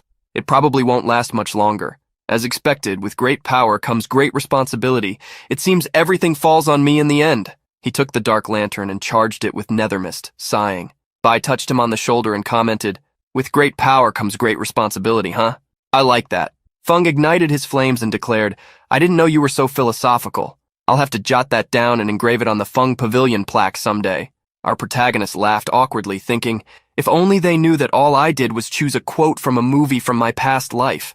Outside, they shouted again, "With great power comes great responsibility." Ming listened from inside the cave, and the 2 brothers exchanged glances, trying to understand what the repeatedly echoed phrase meant. They sat back to back, and Yanhu commented, "In the village, we were never seen as anything but tools. But Jiang Ping, he risked his life to save us. Even when we were enemies, he treated us with respect." Yanlong replied, "I thought he was just strange at first, but now I understand. He's not an idiot. It's just that..." The 2 visualized Jiang Ping as their savior and shouted in unison, "With great power comes great responsibility." Jiang Ping turned with Feng upon hearing Ming's voice resonate from inside the cave, asking, "What are you two plotting?" The Zhao brothers came running out of the cave, followed by Manny, who was desperately trying to keep up, while Yan Hu shouted, "I have an idea! Big brother Jiang Ping, I know how to help!" Yan Long knelt in front of Jiang Ping, startling Zhong, and said, "Please give us a chance, we're willing to follow you. I, Zhao Yanlong, swear by my life to serve Lord Jiang Ping. May the heavens burn me if I break this vow." Yan Hu knelt behind him and said the same for himself. All the devotion and pleading received a response of complete shock and doubt from the group, who stood paralyzed, wondering what was happening. The two prostrated themselves with their faces touching the ground before Jiang Ping and said, "Great brother Jiang Ping, I am willing to eat your gem to prove my sincerity. I am also willing to ingest the gem and pledge my loyalty to you." Our protagonist questioned, "But I'm curious, what is behind this sudden devotion?" The two raised their faces, and Yan Long replied, "Chief, you risked your life to save us. If we do not follow you, wouldn't that be a betrayal of your kindness? You have earned our trust and deserve our loyalty." Yan Hu added, "Yes, rather than being treated as tools back in the sacred ancestor village, we prefer to follow you, great brother Jiang Ping. Even if it costs us our lives, we will not complain." Jiang Ping approached them and said, "Do not be so quick to swear loyalty. Stand up first. There is something I need to know. How many people have you killed so far, and were any of them innocent?" The two stood up, and Yan Long replied, "All I killed were enemies from outside the sacred ancestor village who threatened the village. As for whether they were innocent or not, I cannot say for sure, but they all died by their own choices." Yan Hu was next, saying, "I only killed 2 people. They were from the Zhu family, guilty of numerous crimes. They deserved what they got." Jiang Ping scratched his face with an awkward smile and said, "And the other villages? Ah, right. They are basically savages. It's hard to say who is innocent in the conflicts between the sacred ancestor village and the other villages. The grudges and enmities are like fog in such situations, impossible to discern clearly." He then stretched out his hand, showing 2 green contract gems, and said, "Think carefully about this. The contract gems have an absolute binding effect. Once you swallow them, there is no turning back. Are you absolutely sure?" The two decisively replied that yes, they were sure. Jiang Ping handed the gems to them, thinking, "Well, these level 9 and 10 gems didn't give me any abilities anyway. This is a good way to finally make use of them, forming a contract with these guys." The two swallowed the gems, and a notification appeared informing that the contract had been established with the beasts Zhao Yanlong and Zhao Yanhu. Green flames spread around them, enveloping Jiang Ping and then dissipating. The two joined their hands in front of their chests and said, "From today onwards, we brothers will go through fire and water for you, great brother Jiang Ping. We swear by our lives that we are at your service." Jiang Ping smiled and replied, "There's no need to go that far, just consider yourselves my comrades. We're all part of the same group, nothing more, nothing less." They smiled enthusiastically and said they understood. Our protagonist commented that they had mentioned a way to help them, and Yanlong made a gesture with Yanhu, saying, "Please wait a moment, my brother and I will be back soon." The two ran off, and Bai commented, "Are they in their right minds? They seem too simplistic. Can we really count on them?" Feng crossed his arms and said, "Some savages adore mutant beasts, acting very much like these two brothers. Don't tell me they really think Jiang Ping is some kind of god." Chen Xueji frowned and said, "But why do they—" Zhong walked up to Jiang Ping and asked, "Jiang Ping, did you use some kind of mind control ability on them? They seem to be totally adoring you." Jiang Ping looked at him with disgust and replied sincerely, "Dude, seriously? If I had mind control powers, I'd be using them on Cece or Sister Xueji, not on 2 damn men." Chen Xueji touched her face dramatically and said, "Oh, Jiang Ping, you little rascal. I think you've had your eye on me all along, haven't you?"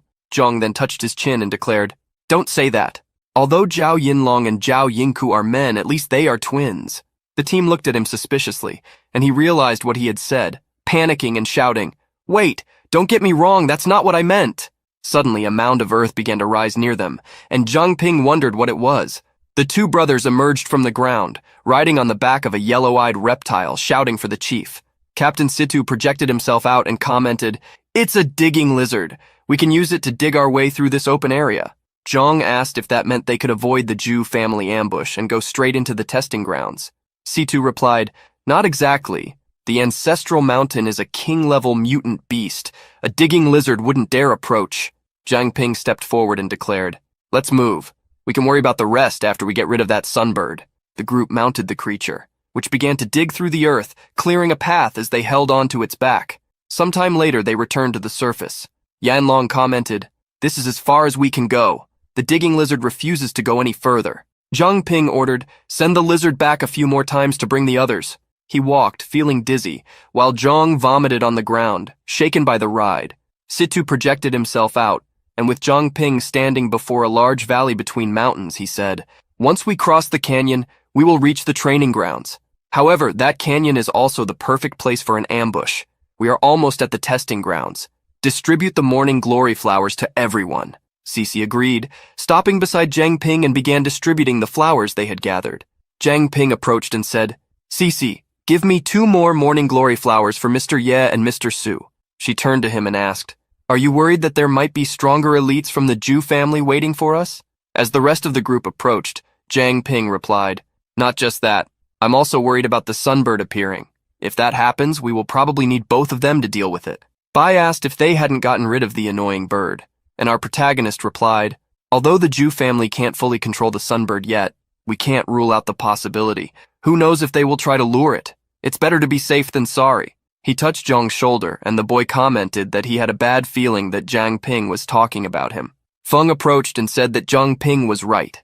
Bai expressed his concern, stating that even at their best, Elder Ye and Elder Su would struggle against the sunbird, especially now that they were recovering. Zhang Ping's eyes glowed a deep green, and flames of the same color erupted in his hands. Then, with a determined look, he declared, "Don't worry, I have a plan. We couldn't deal with the sunbird before, but that doesn't mean we can't handle it in the testing grounds. The path ahead is unpredictable. Sister Luowei, Sister Xu Jie, take all those who are injured or not in fighting condition to the nearest shelter." Above them, unbeknownst to them, a bird circled in the sky. The golden-eyed creature observed everything, and through it, a girl with purple hair said, "Captain, Zhang Ping and his group are resting not far from us." Ma Bin smiled with a cigarette between his lips and said, "I never thought they would be lucky enough to escape the sunbird's pursuit, but their luck is about to run out. Everyone, get ready. The massacre is about to begin." The team gathered, and they all began to walk, following him. A few moments later, on the outer perimeter of the testing grounds, the purification squad was following a path between the mountains, with Zhang Ping leading and saying, "They're probably hiding somewhere nearby. Everyone, stay alert." Small, rodent-like creatures watched from the branches of the trees, then jumped down and transformed into black beasts with red eyes, attacking them. Zhang Ping shouted for his companions to be careful as he noticed the threat.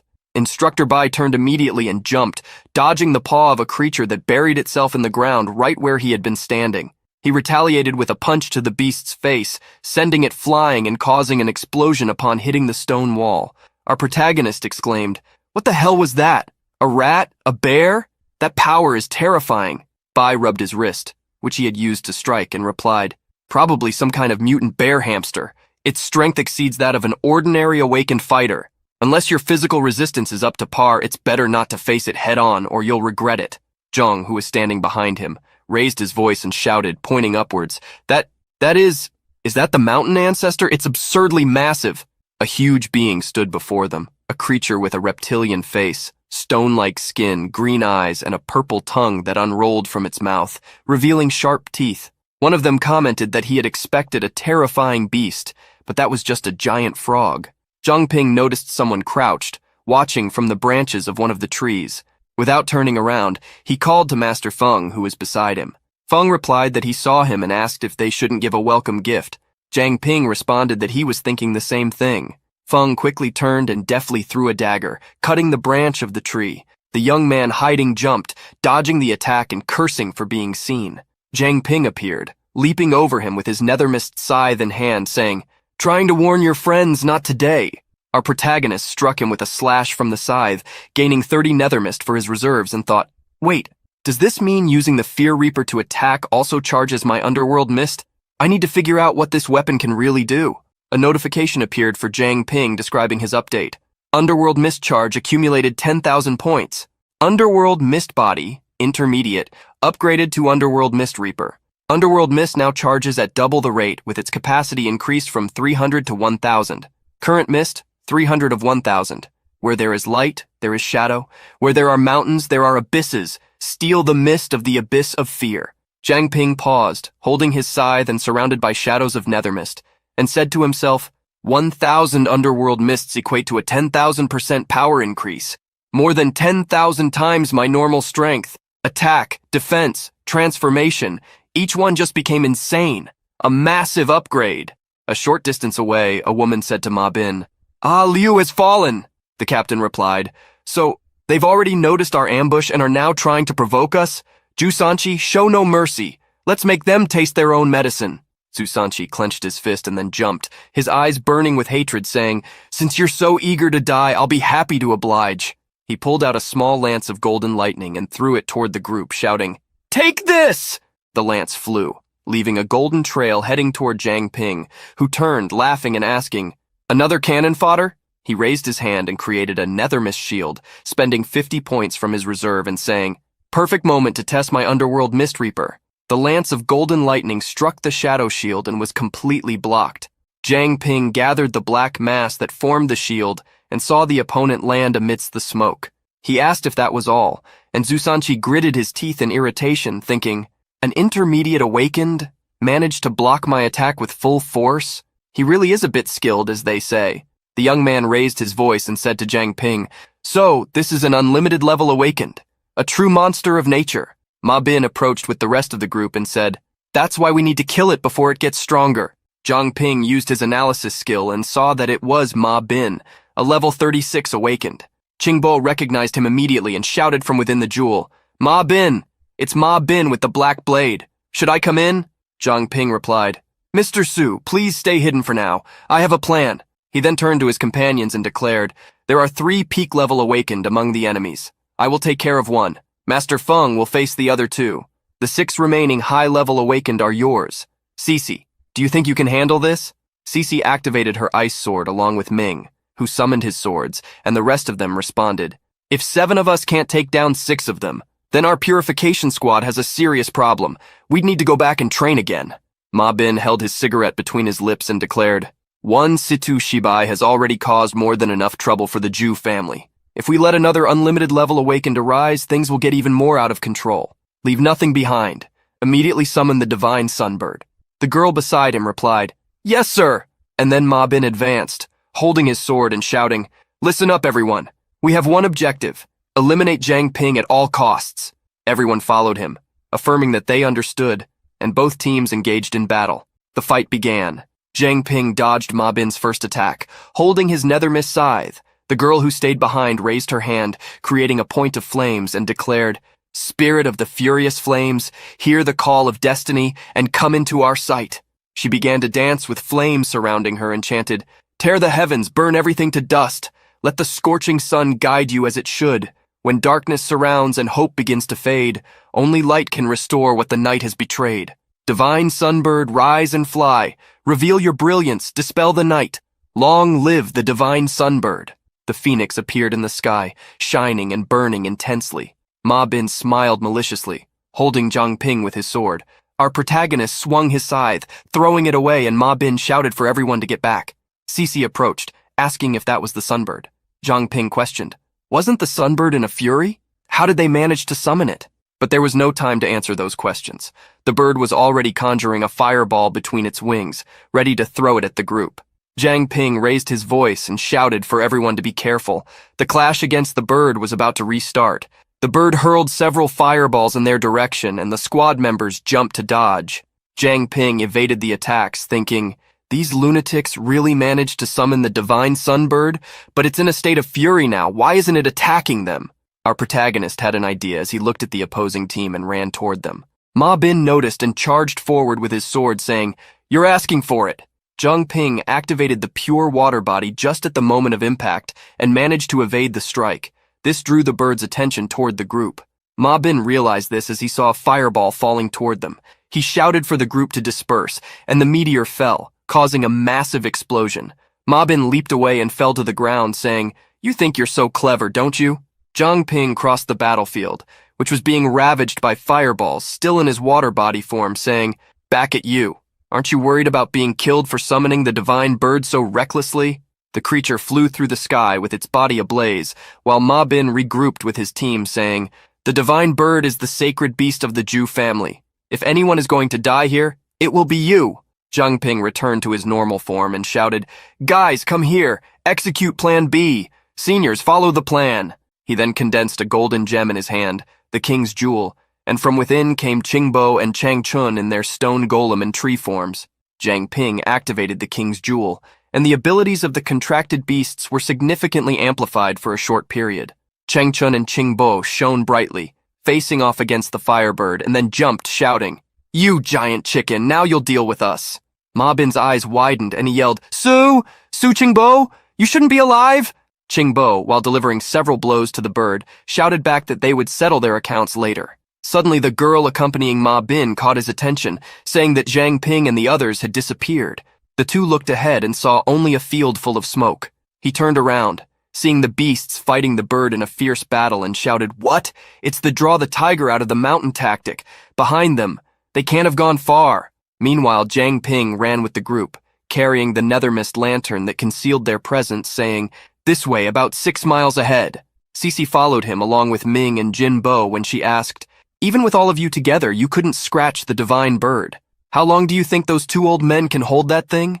Jiang Ping turned with a smile and replied, "Don't worry, I've already anticipated all of this. The mountain ancestor is a territorial mutant beast.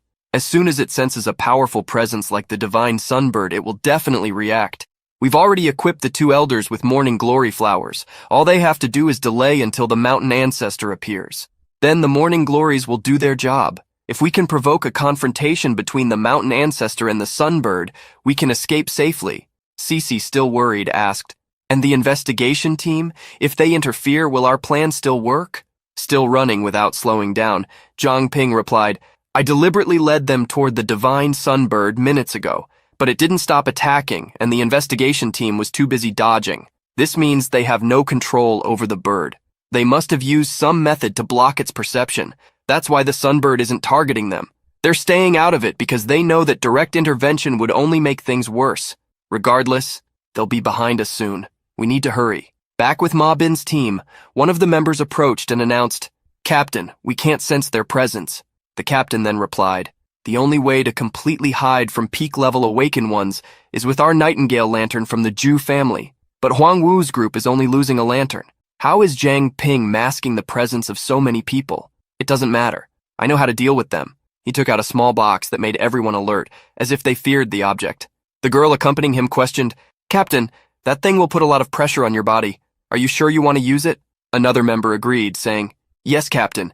Jiang Ping only has 1 peak level awakened with him now. Feng Laxian, there's no need to go that far." But Ma Bin ignored their pleas and opened the small box, revealing an eye emanating dark energy, saying, "Since when do I need you to worry about me? Can you bear the consequences if Jiang Ping manages to escape to the testing grounds?"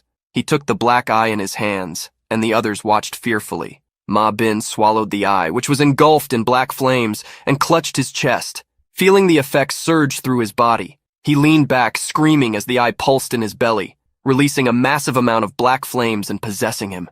He raised his voice and commanded, "Release all the stored souls!" His eyes shone with a deep purple, and several black souls flowed out, escaping from his body. That was the sinister embryo. 3,000 vengeful souls had been unleashed. He turned, now with the souls flying swiftly ahead, and ordered, "They may be able to hide their presence, but their souls leave an undeniable trace. Go, follow the vengeful souls." It didn't take long for the vengeful souls to reach the purification team. Jiang Ping turned and said, "What is that? It's very similar to my underworld mist." The souls intertwined with their bodies, and he realized what they were, shadow beings filled with resentment that followed them no matter where they went. The souls took on human forms, with elongated claws, and prepared to attack. Jiang Ping sensed the intent, and dodged the strike from one of the souls, crouching down. Feng threw a punch, trying to hit it, but the soul dissipated just at the moment of impact as he said, "First it was zombies, now vengeful spirits. How dirty are these guys?" The souls opened up, and they turned to hear someone shout, "Let's see you escape from this." Ma Bin's squad had caught up with them. They began to attack. Ju Sanqi threw a spear of golden lightning, while the girl summoned a fireball. Feng and Jiang Ping deflected the spear with their fists and the nethermist spear. Feng felt the impact on his hand, and thought about how the guy shouldn't be underestimated. Before he could speak to Jiang Ping, the girl threw the fireball she was charging at them, shouting for their death. The two took the hit, creating a massive explosion of flames. However, the girl was left in shock, watching Feng's voice echo even after the explosion, saying, "Not bad, young one, your fire really has some intensity." As the flames dissipated, Feng emerged with his immortal body of the Minsan Emperor form, which transformed his body into a blazing point of fire. Next to him, Zhang Ping also activated the devouring fire with flames surrounding him. Feng raised his voice and declared, "Perfect! Exactly what I need to activate my Scarlet Emperor immortal body." The girl became anxious and thought, "Are my flames useless? How many abilities does Zhang Ping have up his sleeve?" The two stood before them, engulfed in flames, when someone approached and said, "You two, take care of the other distractions. Zhang Ping will die by my hand." Ma Bin had appeared completely transformed. Leaning his sword on his shoulder, he had long platinum hair flowing over his shoulders, and his body had grown. A bloody aura surrounded him as he presented himself for battle. Feng activated the Beast King's fist technique, Adamantine, and a tornado of flames rose, dissipating the vengeful souls. The girl turned to Ju Sanqi and commented, "He's somehow suppressing my powers. I'll leave this fight to you." He agreed and shot another spear of golden lightning towards the fire tornado. The spear pierced through the fire, penetrating the tornado, and he shot several more afterward. Feng jumped away, shielding himself with his arms and feeling the spears approaching, while wondering, "Can these fragments really pierce my skin?" Ju Sanqi advanced, appearing in front of him, breaking through the wall of flames and heading toward him. He grabbed Feng by the shoulders and buried 2 spears, one on each side of his body. Feng looked at him with his hair on fire and said, "Not bad, kid. You have real strength. I think I'll play with you for a while." Meanwhile, the purification team was trying to deal with the vengeful souls accumulating around them. Ming, Cece, and Jinbo were striking, trying to push them back, while one of the girls from the enemy team watched with a malicious look. She threw her fireballs at them, and the sphere of flames exploded, hitting the ground. Zhang Ping turned and shouted for Cece, worried about what had happened. Ma Bin struck him with his sword, saying, "Do you think you're in a position to worry about others?" Our protagonist jumped, dodging the attack, but was caught by one of the vengeful souls in the air. Ma Bin charged, wishing for his death, and buried a strike with his sword, jumping over him. Zhang Ping used the pure water body to dissipate and escape the attack. Zhang Ping moved away from Ma Bin, who was covered in a bloody crimson aura, and while in his water form, he thought, "Why is this guy suddenly going berserk? This rage, is there some hidden power in that armor taking control?" He watched Ma Bin covered in shadows and blood, and saw the eye in his chest move on its own. He dodged another attack from a vengeful soul, thinking, "Does he have a consciousness of its own? What is that thing? Escaping seems practically impossible now." Zhang Ping delivered a nethermist strike that created a dark tunnel around Ma Bin, spending 200 of his reserve. From within the nethermist tunnel, several red jewels emerged on the tips of spikes aimed at Ma Bin's body, who soon realized what they were. Zhang Ping entered the tunnel and traversed the nethermist, saying, "Martial Pact, release the water element from Cece." The jewels pierced through Ma Bin's body, and ice explosion points formed on him. Zhang Ping cut him with a nethermist scythe attack, and Ma Bin fell to his knees. Zhang Ping turned.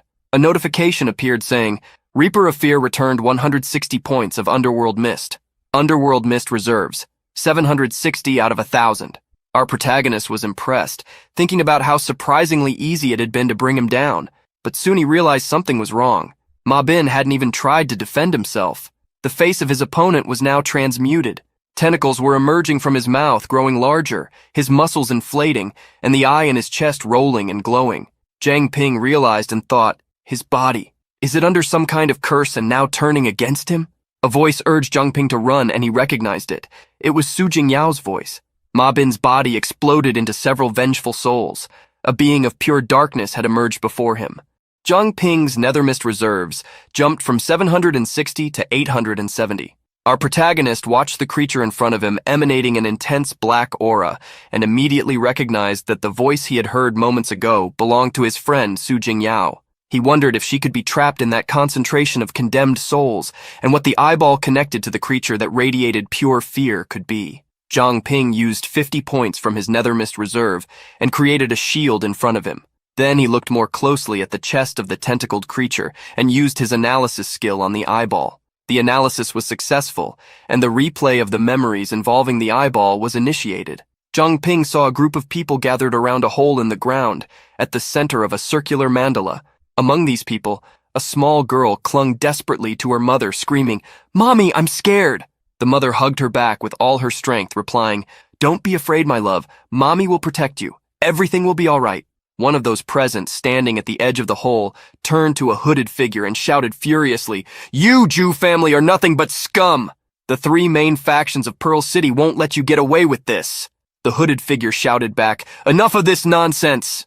and kicked him straight into the hole. The man fell freely, screaming, and another hooded figure told the leader that everything was ready. The leader replied that it was time to begin, and the hooded figures agreed. The remaining prisoners were thrown into the hole. One of them raised his gaze to the top and saw the leader of the hooded figures, now with his face exposed, and immediately recognized him, exclaiming, Captain Ma Bin?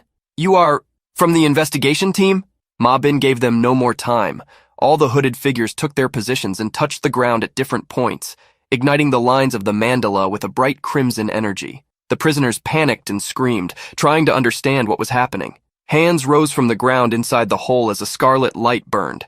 Their eyes were filled with horror as they realized the hands were pulling them down. The prisoners began to be swallowed by the ground while screaming for help, pleading for their lives in deep despair. The little girl screamed in fear, her face pressed against her mother's, both about to disappear into the ground. The man beside them, about to be completely engulfed, shouted, "What exactly are you trying to do? Why are you doing this to us? Stop this right now and let us go." Above them, a series of black souls emerged, burning and floating with sadistic smiles.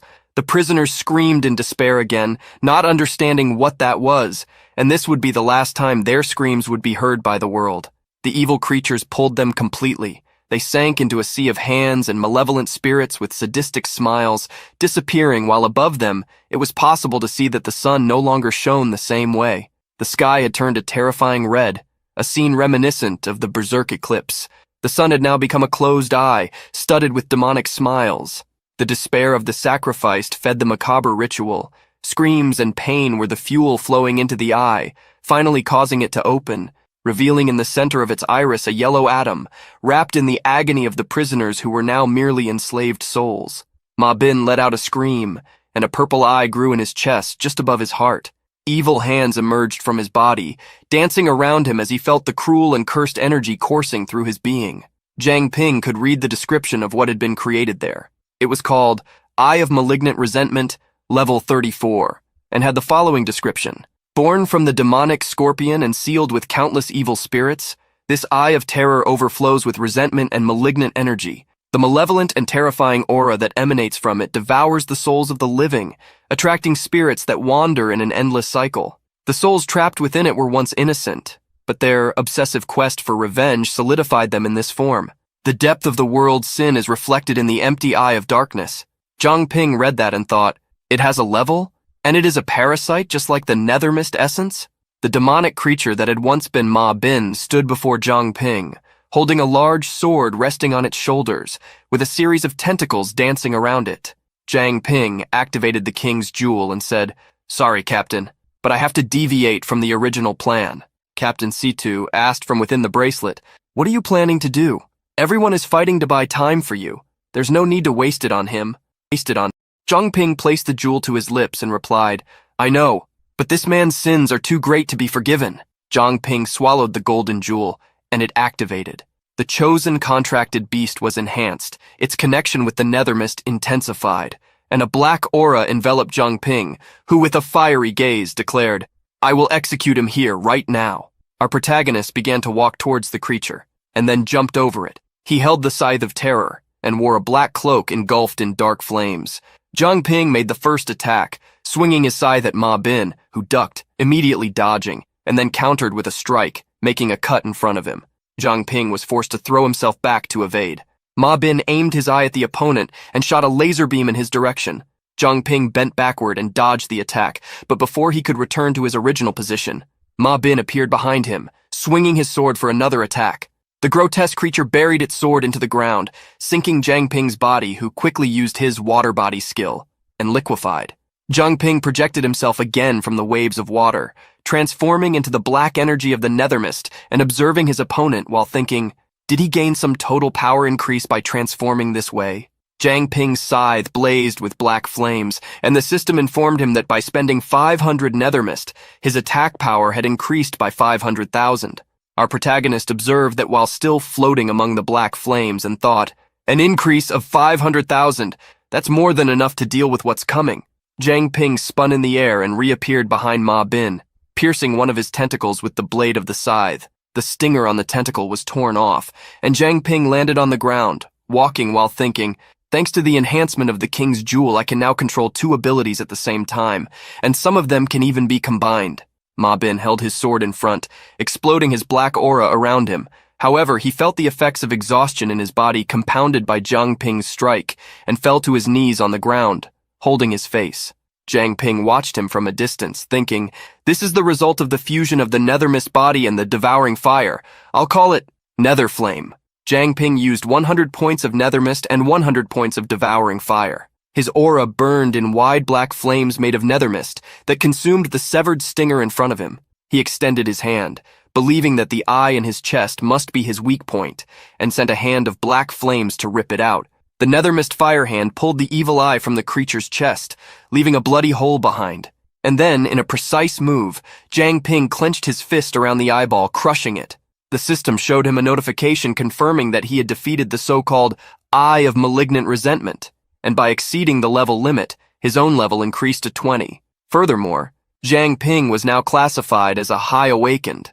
Jiang Ping observed everything, thinking, "Taking that eye really pushed me straight to the High Awakening level." Additionally, another notification appeared informing him that the King's Jewel had unlocked its additional effect limit.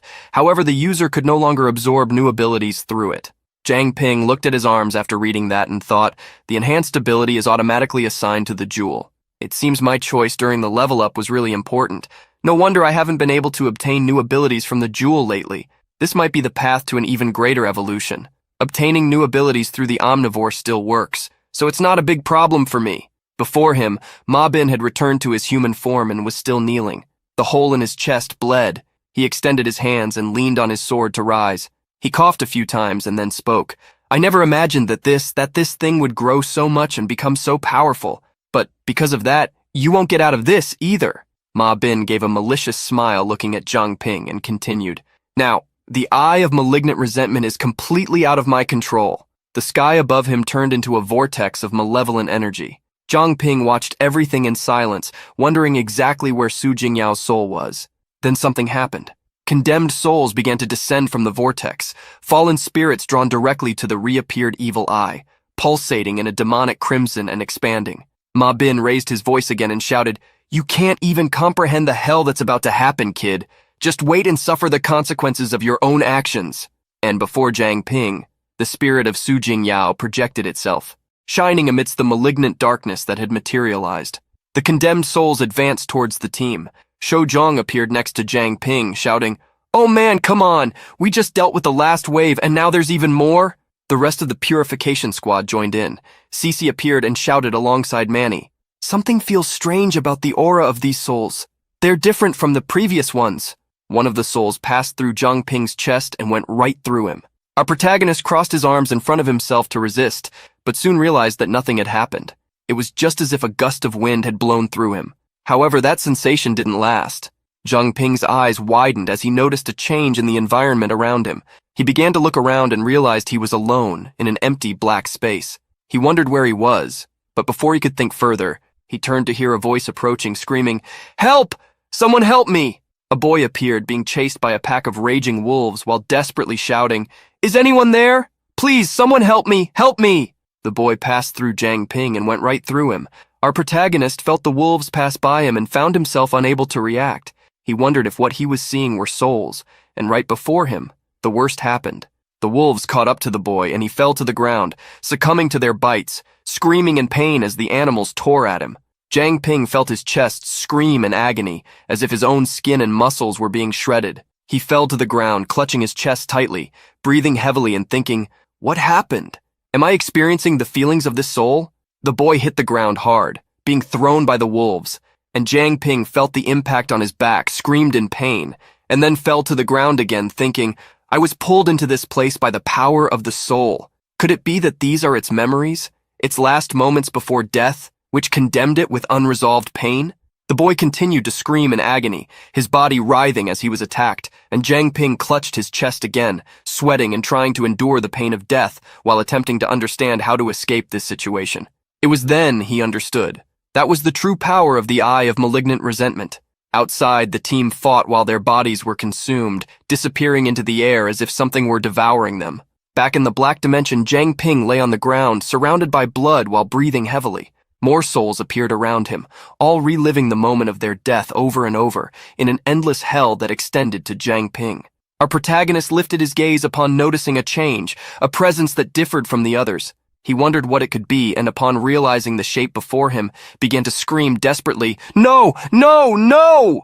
He now saw Luo Shiyu in her natural fox form, standing in front of his friend, Su Jingyao, who was sleeping silently. The fox touched her face with its giant claw, and Jiang Ping screamed, pleading for her to stop. However, it was useless. He would see her die again. The fox bit into Su Jingyao's neck and sank its teeth into her skin.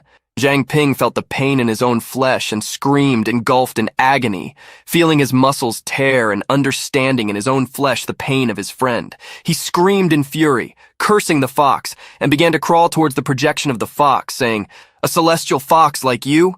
I could easily—" Jiang Ping stretched out his hand, and it passed through the fox.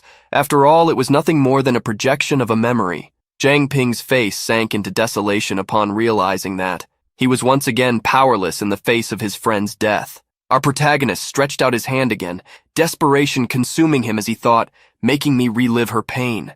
Is this my punishment? My karma?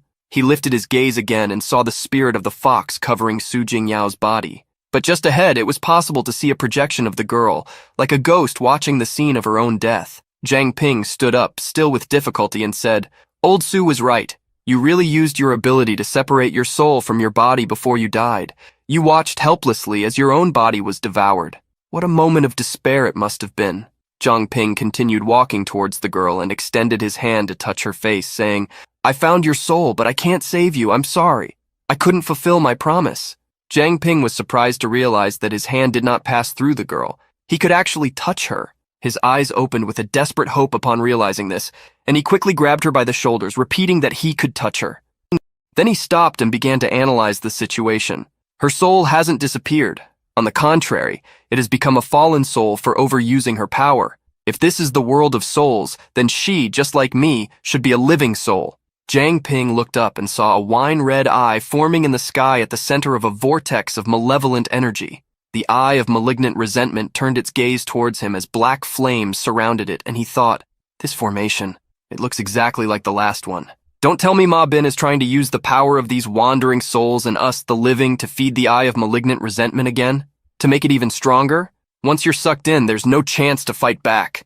Jiang Ping opened his hand. It shone brightly, holding the golden jewel. He sent it towards the projected image of Su Jingyao that floated before him, now surrounded by small golden flames, while thinking, "This time, I have to give everything I have. I can't fail, no matter what happens. I have to make a contract with Su Jingyao and free her from her decaying state." The souls began to fall from the heavens. Jiang Ping collapsed with them, all descending like raindrops from a blue arcane circle that had formed. Streams of nethermist energy emerged from Jiang Ping's waist and anchored themselves to the ground. He turned and grabbed Su Jingyao by the wrist, starting to speak. "You're not one of the lost souls. You're not dead yet. So come on, wake up. Have you forgotten your dream? You once wanted to join the city guard and protect our home. How can you forget that?" Upon hearing Jiang Ping's shouts, Su Jingyao opened her eyes and, as if recalling a distant memory, asked, "My dream?" The fall continued. Jiang Ping was being pulled forcefully downward, and the black chains began to break. Giving everything he had to pull her from that passive state, he shouted, "You wanted a future where we would fight for the same cause. Every time I faced impossible odds, weren't you always there to protect me?" Jiang Ping's body was increasingly being dragged to the ground, but he did not let go of her. Su Jingyao began to regain her color. Her soul slowly started to resemble a living body again. He pulled her closer with all his strength and offered her a golden jewel. With a gentle smile on his face, amidst all that chaos, he said, "Take this, Su Jingyao. Don't lose yourself anymore." This made her remember an old memory, kept inside her heart. Jiang Ping offering her a green jewel and asking if she wanted a sweet. The girl shrank back, making a disapproving face, and replied, "Get lost, as if anyone would want to be controlled by you." The girl stared intently at the shining jewel in her friend's palm. Her eyes reflected its form as she considered silently. Finally, she reached out and took it. The golden glow transformed into green. She brought the jewel to her lips, and at that moment, the nethermist chains broke apart. Right there, the system confirmed. Su Jingyao had become a summoned beast, and the contract had been made. Jiang Ping then looked at her and with all the hope and feeling he had, declared the key words for the situation. I command you, free yourself. A few moments later, Su Jingyao opened her eyes, slowly regaining consciousness to realize she was in Jiang Ping's arms. She recognized him and asked if it was really him. However, when she turned, the scene that greeted her terrified her. She screamed, questioning what was happening upon seeing Jiang Ping trapped with half of his body sunk into the arcane circle. Only part of his torso and one arm were free. He gave a bright smile and replied, Thank God, you finally woke up. The people around them were sinking, screaming as they were consumed by the circle, and Jiang Ping calmly explained, This formation seems capable of refining souls, and once devoured by it, there's no escape. I'm glad I woke you up. At least now we can say goodbye without regrets. Jiang Ping lowered his gaze as his body sank further into the energy, but the dramatic farewell he expected didn't last. Su Jingyao pinched his cheek, floating in front of him, and shouted, Don't give up so easily, idiot! Jiang Ping smiled and thought, You're still optimistic in this situation. You really are unique. He asked how, and then realized something. Su Jingyao was standing on the formation. He shouted, asking how she could do that, and without even a warning, the girl yanked him by the arm with all her strength, throwing him out. Jiang Ping fell freely, flailing his arms in the air desperately as Su Jingyao descended right behind him. Our protagonist hit the ground face first, while Su Jingyao landed gracefully beside him. Jiang Ping got up once more, massaging his head with a pained expression. He sighed and mumbled, Wow, I'm already sore all over. Couldn't you have found a gentler way to do this? However, before he could continue his complaint, something unexpected caught his attention. His injuries, which had been evident before, had completely disappeared. Surprised, he looked at himself and questioned, Wait, how is this possible? Why am I already healed? The girl beside him chuckled softly, crossing her arms confidently, as if she had anticipated that question. Then, in a calm yet proud tone, she explained, No matter how strong an awakened one may be, without soul-related abilities, the growth of their soul and spirit will always be limited. Physical strength has its limits, and even the most powerful eventually reach a point where they can no longer evolve. She paused briefly before continuing, her smile becoming even more confident. But I am different. Since childhood, I have been training my soul and developing my connection with the spirit. Now my capacity has expanded so much that I can even influence the souls of others. Jiang Ping's eyes sparkled with a mix of fascination and apprehension as he heard those words. The girl moved a little closer and concluded with a firm and confident tone. Or, in other words, as long as your consciousness hasn't completely disappeared, no matter how damaged your soul is, I can bring it back. Jiang Ping felt his soul burning with healing power around him. Su Jingyao looked up, saw the arcane circle spinning in the sky, and said, This formation clings to souls. It may be too much even for an ordinary awakened one, but for me, it's nothing. This formation has trapped countless souls, feeding on their resentment to remain active. As long as we free these souls, the entire formation should collapse, but taking them all out one by one will take an eternity. When I healed your soul, I strongly connected ours. Now you can borrow the power of my soul to reach other souls. Try using nether mist and see if you can extract them. Jiang Ping smiled and activated a purple flame in his hand, saying, All right, it's time to free them from their prison. And around him, a series of nether mist chains emerged, rising from the ground and reaching up to the sky. The chains anchored themselves, piercing through the arcane circle to reach the souls. Sometime later, Jiang Ping appeared in a cloud of nether mist and announced that they were back. However, he looked around and saw no one from his team. He wondered where they could be, and suddenly a familiar voice reached his ears. Jiang Ping turned and saw Su Jingyao sitting on the ground, wearing a cloud outfit, her translucent appearance as she spoke. Seriously, you don't know how to hold back, do you? You drained so much energy from my soul all at once. How strong are you now? Jiang Ping scratched his head and laughed, saying, Well, it was you who told me to take them all at once. But speaking of which, you finally returned, Su Jingyao. You kept me waiting long enough. Jiang Ping gave a bright smile and faced her. Su Jingyao laughed back and replied, I always knew you could do it. Suddenly, Jiang Ping's attention turned to his golden bracelet. He activated it, and the bracelet began to emanate energy as it said, Ah, right. This is the body I reconstructed for you before. Now it's finally time to use it. Su Jingyao's body materialized outside from the bracelet. The girl recoiled in disbelief and said, You carried this body with you all this time? I mean, I'm glad you never forgot, but it's a bit strange, don't you think? She approached and floated above the body, saying, "Actually, I've been with you the whole time. You just couldn't feel me in my soul form. When you reconstructed this body for me, I tried to merge with it, but..." Su Jingyao attempted to touch the body, and sparks flew at the moment of contact, repelling her hand away as she spoke. Well, that was the result. Although my ability allows me to separate my soul and reach someone's soul and spirit directly, I cannot take on another body. If I try to force it, I'll be consumed by their power, and my soul will end up trapped forever, with no way out. Maybe, unconsciously, I still saw this body as belonging to someone else. That's probably why my soul rejected it. The girl seemed disheartened by the whole situation, but Jiang Ping was clearly excited, with a smile on his face, saying, "If that's the case, the solution is simple. I command you, recognize this body as yours and return to it." As soon as the command reached Su Jingyao's ears, the girl was pulled into the body as if there were some kind of magnet. She screamed for a moment and then disappeared in a beam of light that entered the body's chest. After a few seconds, the body opened its eyes, and Su Jingyao smiled, looking at her hand and saying, "Huh? Is it that easy?" And here I was, overthinking everything. The girl then stood up and hugged herself, covering her breasts and saying anxiously, "You're not going to make me do strange things later, are you?" Zhang Ping looked away, embarrassed, and replied, Of course not. What kind of person do you think I am?" Finally, a cloud of purple smoke appeared in the sky, and the members of the purification squad began to fall from it, being launched back to the ground. Shou Zhong fell on his butt, while everyone from the squad landed perfectly. As soon as their feet touched the ground, Master Feng shouted, "Damn! Being stuck there, unable to do anything! What a frustrating situation." Jiang Ping crossed his arms and smiled, saying, "Thanks to the energy of your soul that broke this formation, everyone is safe and sound." And Su Jingyao, with her hands on her hips and a smile on her face, replied, "That's a gift. Something like this is no match for me." Suddenly, a look of concern crossed Jiang Ping's face, and he commented, "Now that everyone has returned from the realm of the soul, does that mean Ma Bin and the others are..."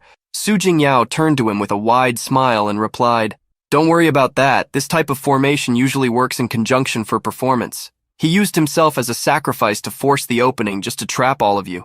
Too bad he didn't expect me to break it, and he definitely didn't expect you to pull me out of my falling state."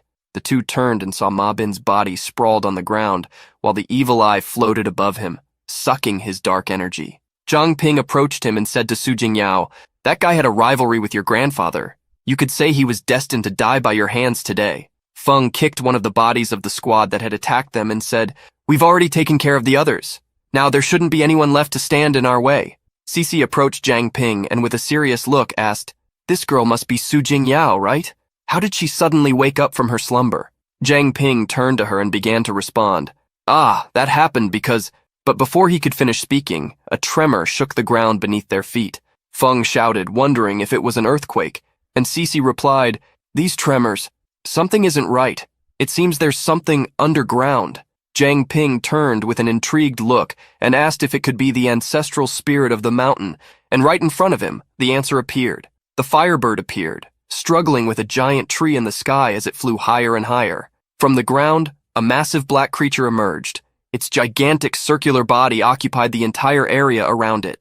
The impact of its movements caused waves of tremors. Even the firebird flew up to gain distance. Then it spread its wings and began shooting a sequence of fireballs at the creature that had just appeared. The fire spheres hit the being, but its body didn't seem to be scratched at all. It opened its eyes, revealing yellowish irises, and stared at the bird.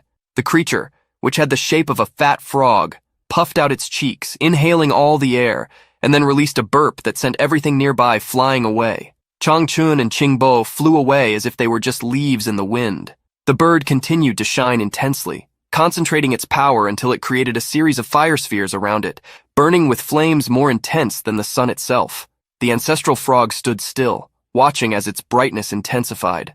Chang Chun and Qing Bo landed nearby and watched everything as Chang Chun commented, "These morning glory flowers are really very useful." The two then turned and began to run in the opposite direction while he said, "Zhang Ping and the others must be waiting for us. No more delays, let's go."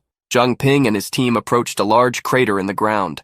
Captain Situ stepped forward again and spoke. "This is the entrance to the trial field." Inside the crater, a mist could be seen evaporating. Shou Zhong looked anxiously from side to side and asked, "Entrance? Where's the entrance?" Captain Situ replied, saying, "What you see is just an illusion. Only Jiang Ping can open the entrance, but we need a little more time to prepare." Cece and Su Jingyao observed the inside of the crater next to Zhang Ping, who after a few moments turned to them and said, "Okay, good. Let's all breathe here for now. With the mountain moving, Senior Ye Changchun and Senior Su Qingbo should join us soon." Su Jingyao stuttered upon hearing her grandfather's name and repeated it to make sure she heard correctly. Zhang Ping gave a wide smile and revealed, "That's right, your grandfather. He was the one who told me about your ability." Cece looked at her with a gentle smile on her face upon seeing the girl's shock of joy, and Zhang Ping continued speaking. "And that's also why I was able to quickly assess the situation and help you break free." While they were talking at the edge of the cliff, a group of hooded figures holding a lantern watched them from the top of a nearby mountain, saying, "Stay alert, we cannot let the captain's death be in vain." After sunset, the group set up camp. Zhang Ping pulled out some monster meat he had stored and made a fire where he roasted the meat on a stone. The smoke with the delicious smell of barbecue rose through the forest, along with the heat of the flames, while not far away, Master Feng, Jin Bo, and Instructor Bai were doing push-ups. Feng commented, "Even if we're not fighting, we can't stop training." And Jin Bo agreed, using Chen Ming as a weight.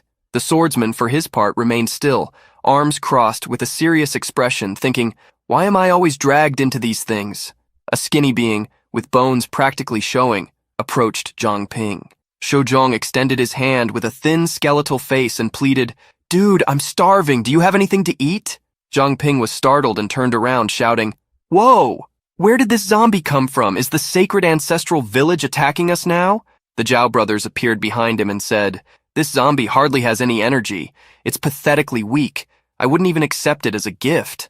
Who has such terrible taste to actually try to refine a corpse like this?"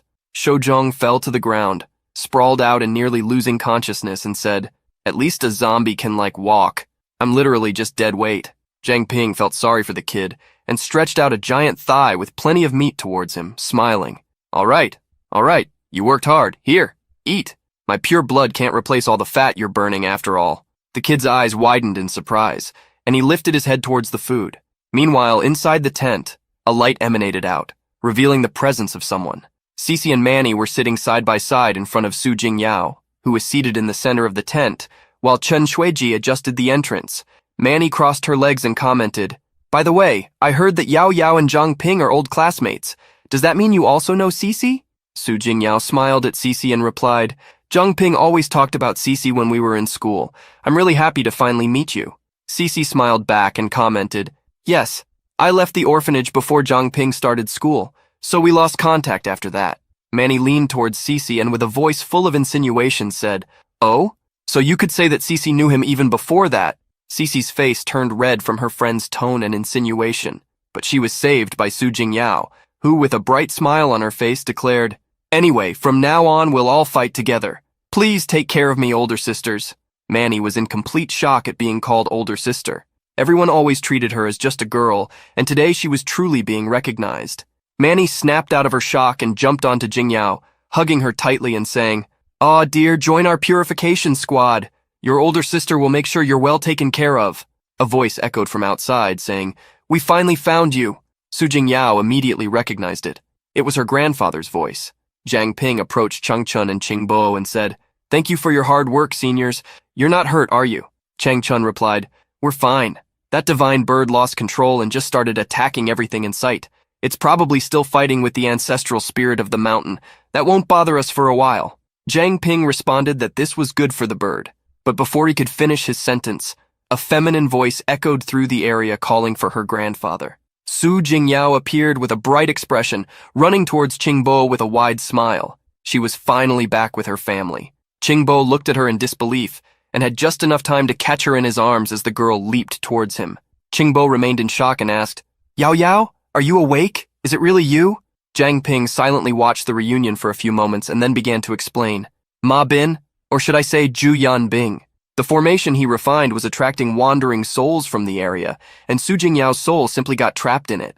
Once you told me that Su Jingyao wasn't dead but in a fallen soul state, so I took the opportunity and freed her from that state. And thanks to the body I reconstructed for her, the real Su Jingyao is now before you." Reality sank in for Qingbo. He finally accepted and understood what was happening. The man hugged his granddaughter with tears streaming down his face and said, "Oh, thank God, Yao Yao." Su Jingyao raised her gaze, equally wet with tears, and replied, Grandpa, we thought you were gone. Mommy and Daddy are... Qingbo pulled her close again before she could finish her sentence and said, "It's all my fault. I failed to protect you. I'm so sorry. If it weren't for that scoundrel, I wouldn't have left you, and you wouldn't have had to go through this ordeal." Qingbo grew angry again at the mention of his rival and released his granddaughter, shouting, "Where is Ma Bin? Where is that bastard?" Su Jingyao wiped her tears and with a smile on her face said, "Don't worry, Grandpa. Zhang Ping told me everything. He's dead. I avenged you, Grandpa." Su Jingyao delivered the news with a proud smile on her face, and Qingbo turned to her, returning a smile filled with pride and saying, "Good girl, Yao Yao, you've grown so much." Qingbo's body suddenly fell backward after speaking. The senior hit the ground hard, and everyone rushed towards him, shouting in concern. Zhang Ping knelt beside him and transformed his blood body to connect his arm to the inside of Qingbo's abdomen. He supported Qingbo with his other arm and said, "There are some internal injuries, but none are life-threatening. He probably fainted from exhaustion, nothing to worry about. I can only offer basic treatment for these injuries. He needs rest to fully recover. Senior, yeah, I'll examine you too. Then you both can rest inside the contracted storage pact." Chang Chun agreed and thanked the protagonist for his help. Sometime later, the team had settled down, and Chang Chun was supporting his friend Qingbo when Zhang Ping declared, "For tonight, you all rest a bit. I'll keep the night watch." At a certain distance away, the group of hooded figures gathered, watching from among the trees. The one with glasses said, "Hey, Bai, they're all sleeping. Shouldn't we take this opportunity?" The other replied, "No! Don't you see that Zhang Ping is the one on watch? His abilities are no joke. Don't forget how the captain died. We don't have a single apex-level awakened one on our side. If we alert the others, we're all dead." Another hooded figure approached and said, "Bai, the headquarters sent some reinforcements, but these guys seem strange. They haven't said a single word since they arrived." Next to him, there was a group of hooded figures with a different aura, all lined up with empty and dark gazes and a mark in the middle of their foreheads. Bai, the hooded figure who seemed to be the leader, commented, "If they are from the main family, they must be powerful. But the best option now is to let the octuple judgment weaken them and then we advance. Remember, no one moves without my orders." The next day, the purification squad was once again gathered at the edge of the cliff. Captain Situ projected himself from the bracelet and began to speak. "The judgment field has 8 trials, each with its own challenge. They are the tropical forest of serpent worms, the poisonous swamp, the desert of flaming scorpions, the snowfield of the pack, the island of monsters, the lost plains, the plateau of corpses, and the sky-piercing peak. Only by completing the first 7 in this order will the 8th trial be unlocked. This is a pattern I discovered long ago. Since Zhang Ping is only at level 20, the trials won't be too difficult. Time flows 30 times slower in the testing fields than in the outside world, so we can go at our own pace." Zhang Ping stretched out his hand and, using his blood body ability, let a stream of red liquid spill over the judgment core floating in the cliff. His blood bathed the energy sphere, and it opened before everyone, revealing a different plane inside as if it were a window. As soon as this happened, Captain Situ spoke again. "One more thing. If there are multiple people, they may see different landscapes.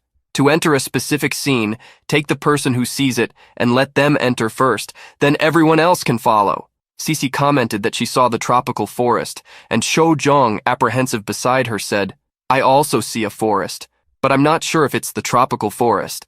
The boy saw Cece and Zhang Ping holding hands in front of him and shouted, "Hey, you two lovebirds, you're already holding hands? You totally ignored what I just said, didn't you?" What the boy hadn't noticed was that everyone else was also holding hands, creating a connected line. Chen Ming turned to him and said, "Looks like someone doesn't want to go.